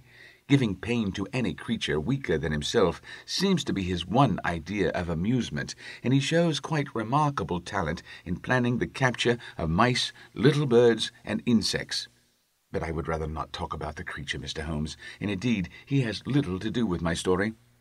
I am glad of all details, remarked my friend, whether they seem to you to be relevant or not. I shall try not to miss anything of importance. The one unpleasant thing about the house, which struck me at once, was the appearance and conduct of the servants. There are only 2, a man and his wife. Toller, for that is his name, is a rough, uncouth man with grizzled hair and whiskers and a perpetual smell of drink. Twice since I've been with them he has been quite drunk, and yet Mr. Rucastle seems to take no notice of it. His wife is a very tall and strong woman with a sour face, as silent as Mrs. Rucastle, and much less amiable. They are a most unpleasant couple, but fortunately I spend most of my time in the nursery and in my own room, which are next to each other in one corner of the building. For 2 days after my arrival at the Copper Beeches, my life was very quiet. On the 3rd, Mrs. Rucastle came down just after breakfast and whispered something to her husband. "Oh, yes," said he, turning to me. "We are very much obliged to you, Miss Hunter, for falling in with our whims so far as to cut your hair. I assure you that it is not detracted in the tiniest iota from your appearance. We shall now see how the electric blue dress will become you. You will find it laid out upon the bed in your room, and if you would be so good as to put it on, we should both be extremely obliged." The dress which I found waiting for me was of a particular shade of blue. It was of excellent material, a sort of beige, but it bore unmistakable signs of having been worn before. It could not have been a better fit if I had been measured for it. Both Mr. and Mrs. Rucastle expressed a delight at the look of it, which seemed quite exaggerated in its vehemence. They were waiting for me in the drawing-room, which is a very large room, stretching along the entire front of the house, with 3 long windows reaching down to the floor. A chair had been placed close to the central window, with its back turned towards it. In this I was asked to sit, and then Mr. Rucastle, walking up and down on the other side of the room, began to tell me a series of the funniest stories that I have ever listened to. You cannot imagine how comical he was, and I laughed until I was quite weary. Mrs. Rucastle, however, who has evidently no sense of humour, never so much as smiled, but sat with her hands in her lap and a sad, anxious look upon her face. After an hour or so, Mr. Rucastle suddenly remarked that it was time to commence the duties of the day, and that I might change my dress and go to little Edward in the nursery. 2 days later, this same performance was gone through under exactly similar circumstances. Again, I changed my dress, again I sat in the window, and again I laughed very heartily at the funny stories of which my employer had an immense repertoire, and which he told inimitably. Then he handed me a yellow-backed novel, and moving my chair a little sideways, that my own shadow might not fall upon the page, he begged me to read aloud to him. I read for about 10 minutes, beginning in the heart of a chapter, and then suddenly, in the middle of a sentence, he ordered me to cease and change my dress. You can easily imagine, Mr. Holmes, how curious I became as to what the meaning of this extraordinary performance could possibly be. They were always very careful, I observed, to turn my face away from the window, so that I became consumed with the desire to see what was going on behind my back. At first it seemed to be impossible, but I soon devised a means. My hand mirror had been broken, so a happy thought seized me, and I concealed a piece of the glass in my handkerchief. On the next occasion, in the midst of my laughter, I put my handkerchief up to my eyes, and was able, with a little management, to see all that there was behind me. I confess that I was disappointed. There was nothing. At least, that was my first impression. At the second glance, however, I perceived that there was a man standing in the Southampton Road, a small, bearded man in a grey suit, who seemed to be looking in my direction. The road is an important highway, and there are usually people there. This man, however, was leaning against the railings which bordered our field, and was looking earnestly up. I lowered my handkerchief and glanced at Mrs. Rucastle to find her eyes fixed upon me with a most searching gaze.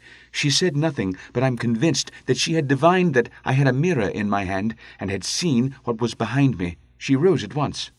"Jeffro," said she, "there is an impertinent fellow upon the road there who stares up at Miss Hunter." "No friend of yours, Miss Hunter?" he asked. "No, I know no one in these parts." "Dear me, how very impertinent. Kindly turn round and motion to him to go away." "Surely it would be better to take no notice." No, we should have him loitering here always. Kindly turn round and wave him away like that." I did as I was told, and at the same instant Mrs. Rucastle drew down the blind.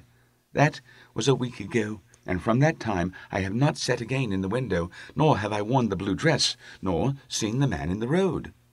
"Pray continue," said Holmes. "Your narrative promises to be a most interesting one." "You will find it rather disconnected, I fear, and there may prove to be little relation between the different incidents of which I speak. On the very first day that I was at the Copper Beeches, Mr. Rucastle took me to a small outhouse which stands near the kitchen door. As we approached it, I heard the sharp rattling of a chain, and the sound as of a large animal moving about. "Look in here," said Mr. Rucastle, showing me a slit between 2 planks. "Is he not a beauty?" I looked through, and was conscious of 2 glowing eyes, and of a vague figure huddled up in the darkness. "Don't be frightened," said my employer, laughing at the start which I'd given. "It's only Caro, my mastiff.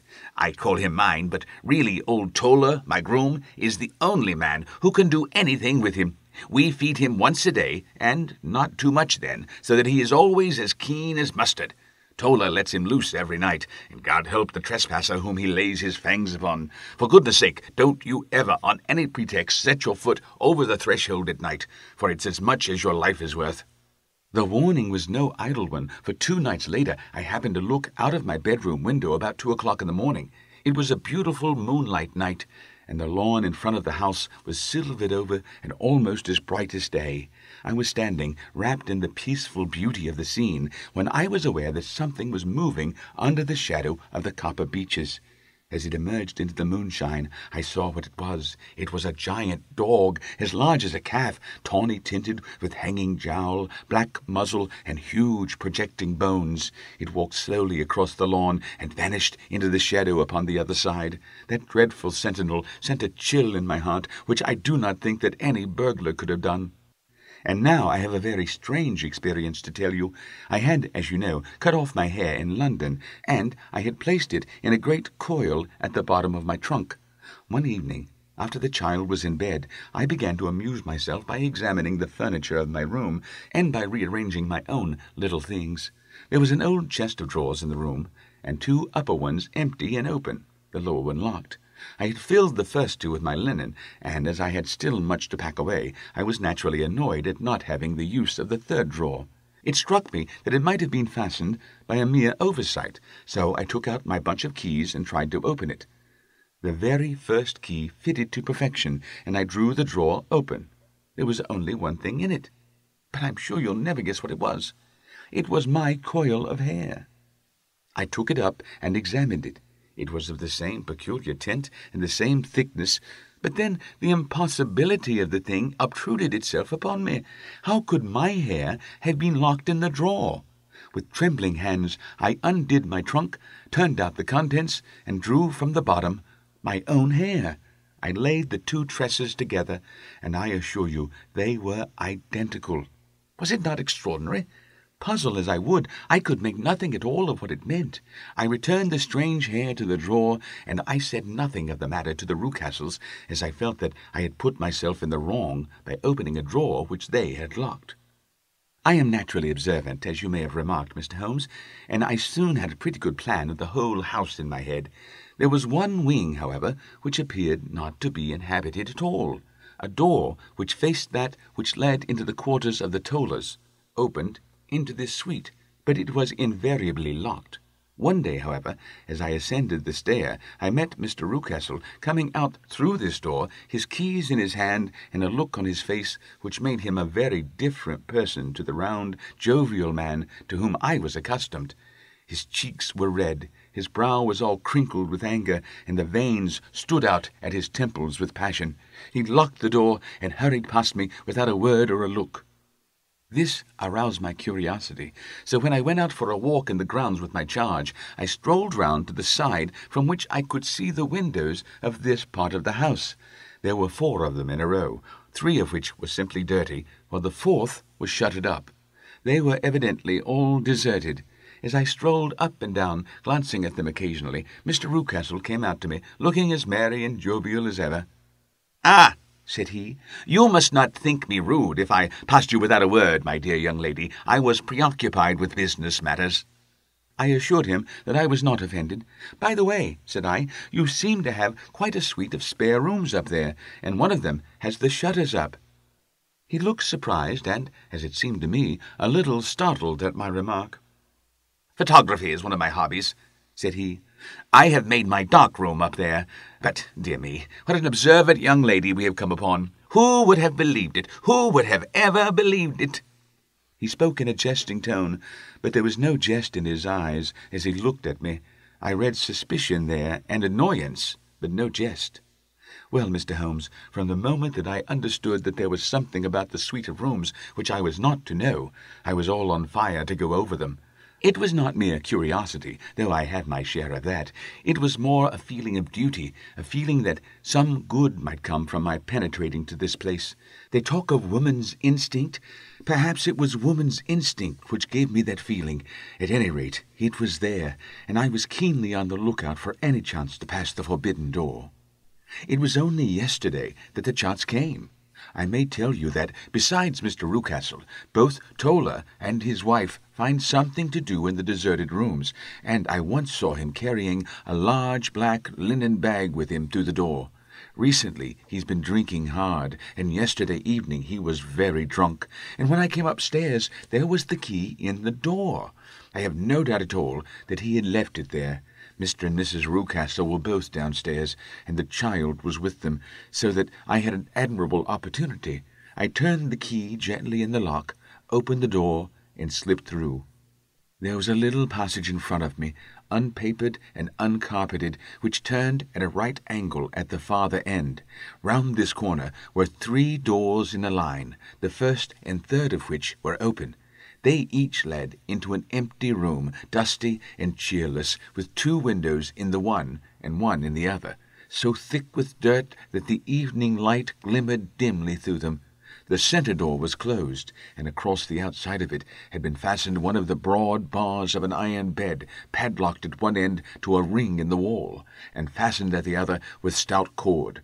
The door itself was locked as well, and the key was not there. This barricaded door corresponded clearly with the shuttered window outside, and yet I could see by the glimmer from beneath it that the room was not in darkness. Evidently there was a skylight which let in light from above.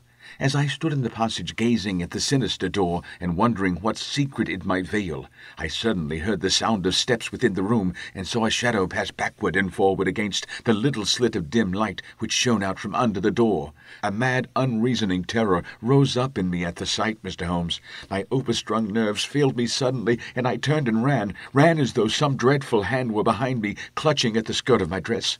I rushed down the passage, through the door, and straight into the arms of Mr. Rucastle, who was waiting outside. "So," said he, smiling, "it was you, then. I thought that it must be when I saw the door open." "Oh, I am so frightened," I panted. My dear young lady, my dear young lady!" You cannot think how caressing and soothing his manner was. "And what has frightened you, my dear young lady?" But his voice was just a little too coaxing. He overdid it. I was keenly on my guard against him. "I was foolish enough to go into the empty wing," I answered, "but it is so lonely and eerie in this dim light that I was frightened and ran out again. Oh, it is so dreadfully still in there." "Only that?" said he, looking at me keenly. "Why, what did you think?" I asked. "Why do you think that I lock this door?" "I am sure that I do not know." "It is to keep people out who have no business there. Do you see?" He was still smiling in the most amiable manner.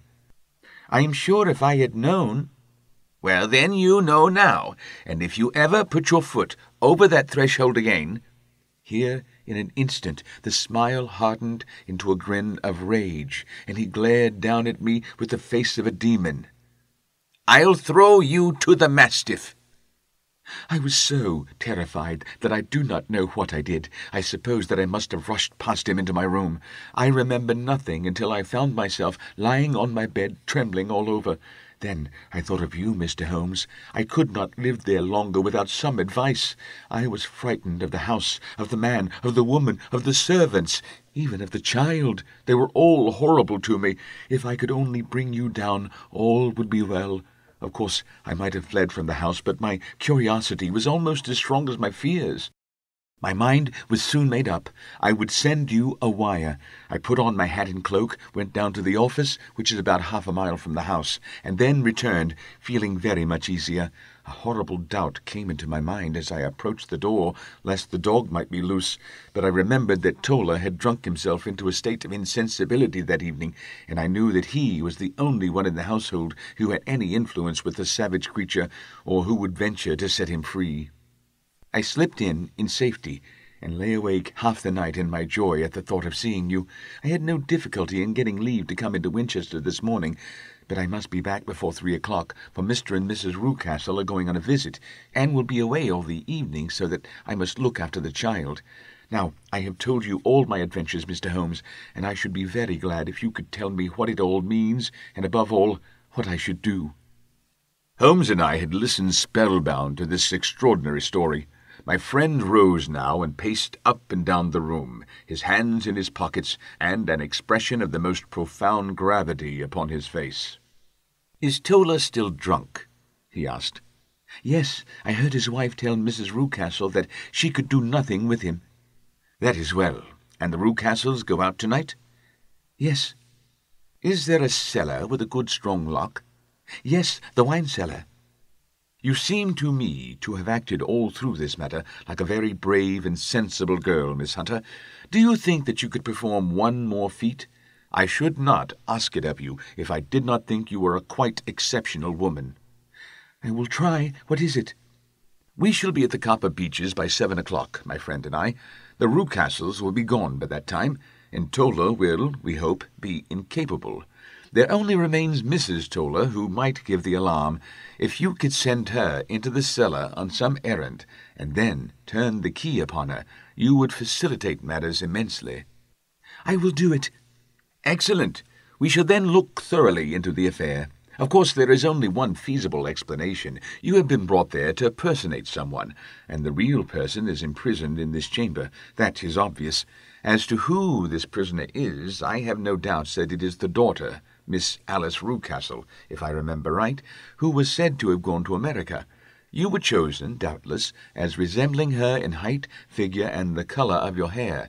Hers had been cut off, very possibly in some illness through which she has passed, and so, of course, yours had to be sacrificed also. By a curious chance you came upon her tresses. The man in the road was undoubtedly some friend of her, possibly her fiancé, and, no doubt, as you wore the girl's dress and was so like her, he was convinced from your laughter, whenever he saw you, and afterwards from your gesture, that Miss Rucastle was perfectly happy, and that she no longer desired his attentions. The dog is let loose at night to prevent him from endeavouring to communicate with her. So much is fairly clear. The most serious point in the case is the disposition of the child." "What on earth has that to do with it?" I ejaculated. "My dear Watson, you as a medical man are continually gaining light as to the tendencies of a child by the study of the parents. Don't you see that the converse is equally valid? I have frequently gained my first real insight into the character of parents by studying their children. This child's disposition is abnormally cruel, merely for cruelty's sake, and whether he derives this from his smiling father, as I should suspect, or from his mother, it bodes evil for the poor girl who is in their power." "I am sure that you are right, Mr. Holmes," cried our client. "1,000 things come back to me which make me certain that you have hit it. Oh, let us lose not an instant in bringing help to this poor creature." "We must be circumspect, for we are dealing with a very cunning man. We can do nothing until 7 o'clock. At that hour we shall be with you, and it will not be long before we solve the mystery." We were as good as our word, for it was just 7 when we reached the Copper Beeches, having put up our trap at a wayside public-house. The group of trees, with their dark leaves shining like burnished metal in the light of the setting sun, was sufficient to mark the house, even had Miss Hunter not been standing smiling on the doorstep. "Have you managed it?" asked Holmes. A loud thudding noise came from somewhere downstairs. "That is Mrs. Toller in the cellar," said she. "Her husband lies snoring on the kitchen rug. Here are his keys, which are the duplicates of Mr. Rucastle's." "You have done well indeed," cried Holmes with enthusiasm. "Now lead the way, and we shall soon see the end of this black business." We passed up the stair, unlocked the door, followed on down a passage, and found ourselves in front of the barricade which Miss Hunter had described. Holmes cut the cord and removed the transverse bar. Then he tried the various keys in the lock, but without success. No sound came from within, and at the silence Holmes's face clouded over. "I trust that we are not too late," said he. "I think, Miss Hunter, that we had better go in without you. Now, Watson, put your shoulder to it, and we shall see whether we cannot make our way in." It was an old rickety door, and gave at once before our united strength. Together we rushed into the room. It was empty. There was no furniture save a little pallet bed, a small table, and a basketful of linen. The skylight above was open, and the prisoner gone. "There has been some villainy here," said Holmes. "This beauty has guessed Miss Hunter's intentions and has carried his victim off." "But how?" "Through the skylight. We shall soon see how he managed it." He swung himself up onto the roof. "Ah, yes," he cried. "Here's the end of a long light ladder against the eaves. That is how he did it." "But it is impossible," said Miss Hunter. "The ladder was not there when the Rucastles went away."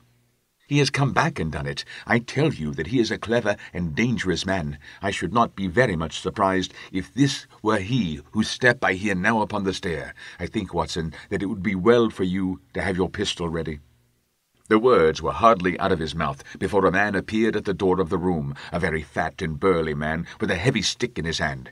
Miss Hunter screamed and shrunk against the wall at the sight of him, but Sherlock Holmes sprang forward and confronted him. "You villain," said he, "where's your daughter?" The fat man cast his eyes round and then up at the open skylight. "It is for me to ask you that," he shrieked. "You thieves, spies and thieves! I have caught you, have I? You are in my power. I'll serve you." He turned and clattered down the stairs as hard as he could go. "He's gone for the dog," cried Miss Hunter. "I have my revolver," said I. "Better close the front door," cried Holmes, and we all rushed down the stairs together. We had hardly reached the hall when we heard the baying of a hound, and then a scream of agony with a horrible, worrying sound which it was dreadful to listen to. An elderly man with a red face and shaking limbs came staggering out at a side door. "My God!"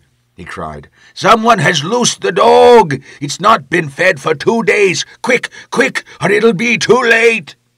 Holmes and I rushed out and round the angle of the house, with Tola hurrying behind us. There was the huge, famished brute, its black muzzle buried in Rucastle's throat, while he writhed and screamed upon the ground. Running up, I blew its brains out, and it fell over with its keen white teeth still meeting in the great creases of his neck. With much labor, we separated them, and carried him, living but horribly mangled, into the house. We laid him upon the drawing-room sofa, and having dispatched the sobered Tola to bear the news to his wife, I did what I could to relieve his pain. We were all assembled round him when the door opened, and a tall, gaunt woman entered the room. "Miss Tola!" cried Miss Hunter. "Yes, miss. Mr. Rucastle let me out when he came back before he went up to you. Ah, miss, it is a pity you didn't let me know what you were planning, for I would have told you that your pains were wasted." "Ha!" said Holmes, looking keenly at her. "It is clear that Mrs. Tola knows more about this matter than anyone else." "Yes, sir, I do, and I'm ready enough to tell what I know." "Then pray sit down, and let us hear it, for there are several points on which I must confess that I am still in the dark." "I will soon make it clear to you," said she, "and I'd have done so before now if I could have got out from the cellar. If there's police court business over this, you'll remember that I was the one that stood your friend, and that I was Miss Alice's friend too. She was never happy at home, Miss Alice wasn't, from the time that her father married again. She was slighted like and had no say in anything, but it never really became bad for her until after she met Mr. Fowler at a friend's house. As well as I could learn, Miss Alice had rights of her own by will, but she was so quiet and patient, she was, that she never said a word about them, but just left everything in Mr. Rucastle's hands. He knew he was safe with her, but when there was the chance of a husband coming forward who would ask for all that the law would give him, then her father thought it time to put a stop on it. He wanted her to sign a paper so that whether she married or not, he could use her money. When she wouldn't do it, he kept on worrying her until she got brain fever, and for 6 weeks was at death's door. Then she got better at last, all worn to a shadow and with her beautiful hair cut off, but that didn't make no change in a young man, and he stuck to her as true as man could be." "Ah," said Holmes, "I think that what you have been good enough to tell us makes this matter fairly clear, and that I can deduce all that remains. Mr. Rucastle, then, I presume, took to this system of imprisonment?" "Yes, sir." "And brought Miss Hunter down from London in order to get rid of the disagreeable persistence of Mr. Fowler?" "That was it, sir." "But Mr. Fowler, being a persevering man, as a good seaman should be, blockaded the house, and having met you, succeeded by certain arguments, metallic or otherwise, in convincing you that your interests were the same as his." "Mr. Fowler was a very kind-spoken, free-handed gentleman," said Mrs. Tola serenely. "And in this way he managed that your good man should have no want of drink, and that a ladder should be ready at the moment when your master had gone out." "You have it, sir, just as it happened." "I am sure that we owe you an apology, Mrs. Tola," said Holmes, "for you have certainly cleared up everything which puzzled us. And here comes the country surgeon and Mrs. Rucastle, so I think, Watson, that we had best escort Miss Hunter back to Winchester, as it seems to me that our locus standi now is rather a questionable one." And thus was solved the mystery of the sinister house with the copper beeches in front of the door. Mr. Rucastle survived, but was always a broken man, kept alive solely through the care of his devoted wife. They still live with their old servants, who probably know so much of Rucastle's past life that he finds it difficult to part from them. Mr. Fowler and Miss Rucastle were married, by special license, in Southampton the day after their flight, and he is now the holder of a government appointment in the island of Mauritius. As to Miss Violet Hunter, my friend Holmes, rather to my disappointment, manifested no further interest in her when once she had ceased to be the centre of one of his problems, and she is now the head of a private school at Walsall, where I believe that she has met with considerable success. We hope you've enjoyed The Adventures of Sherlock Holmes by Sir Arthur Conan Doyle, read by Rick McVey. The performance of this public domain work is copyright Jumpmaster Press 2020, all rights reserved. This performance is distributed exclusively on the Jump Card, a registered trademark of Jumpmaster Press. Find more exciting Jump Card titles at www.jumpmasterpress.com.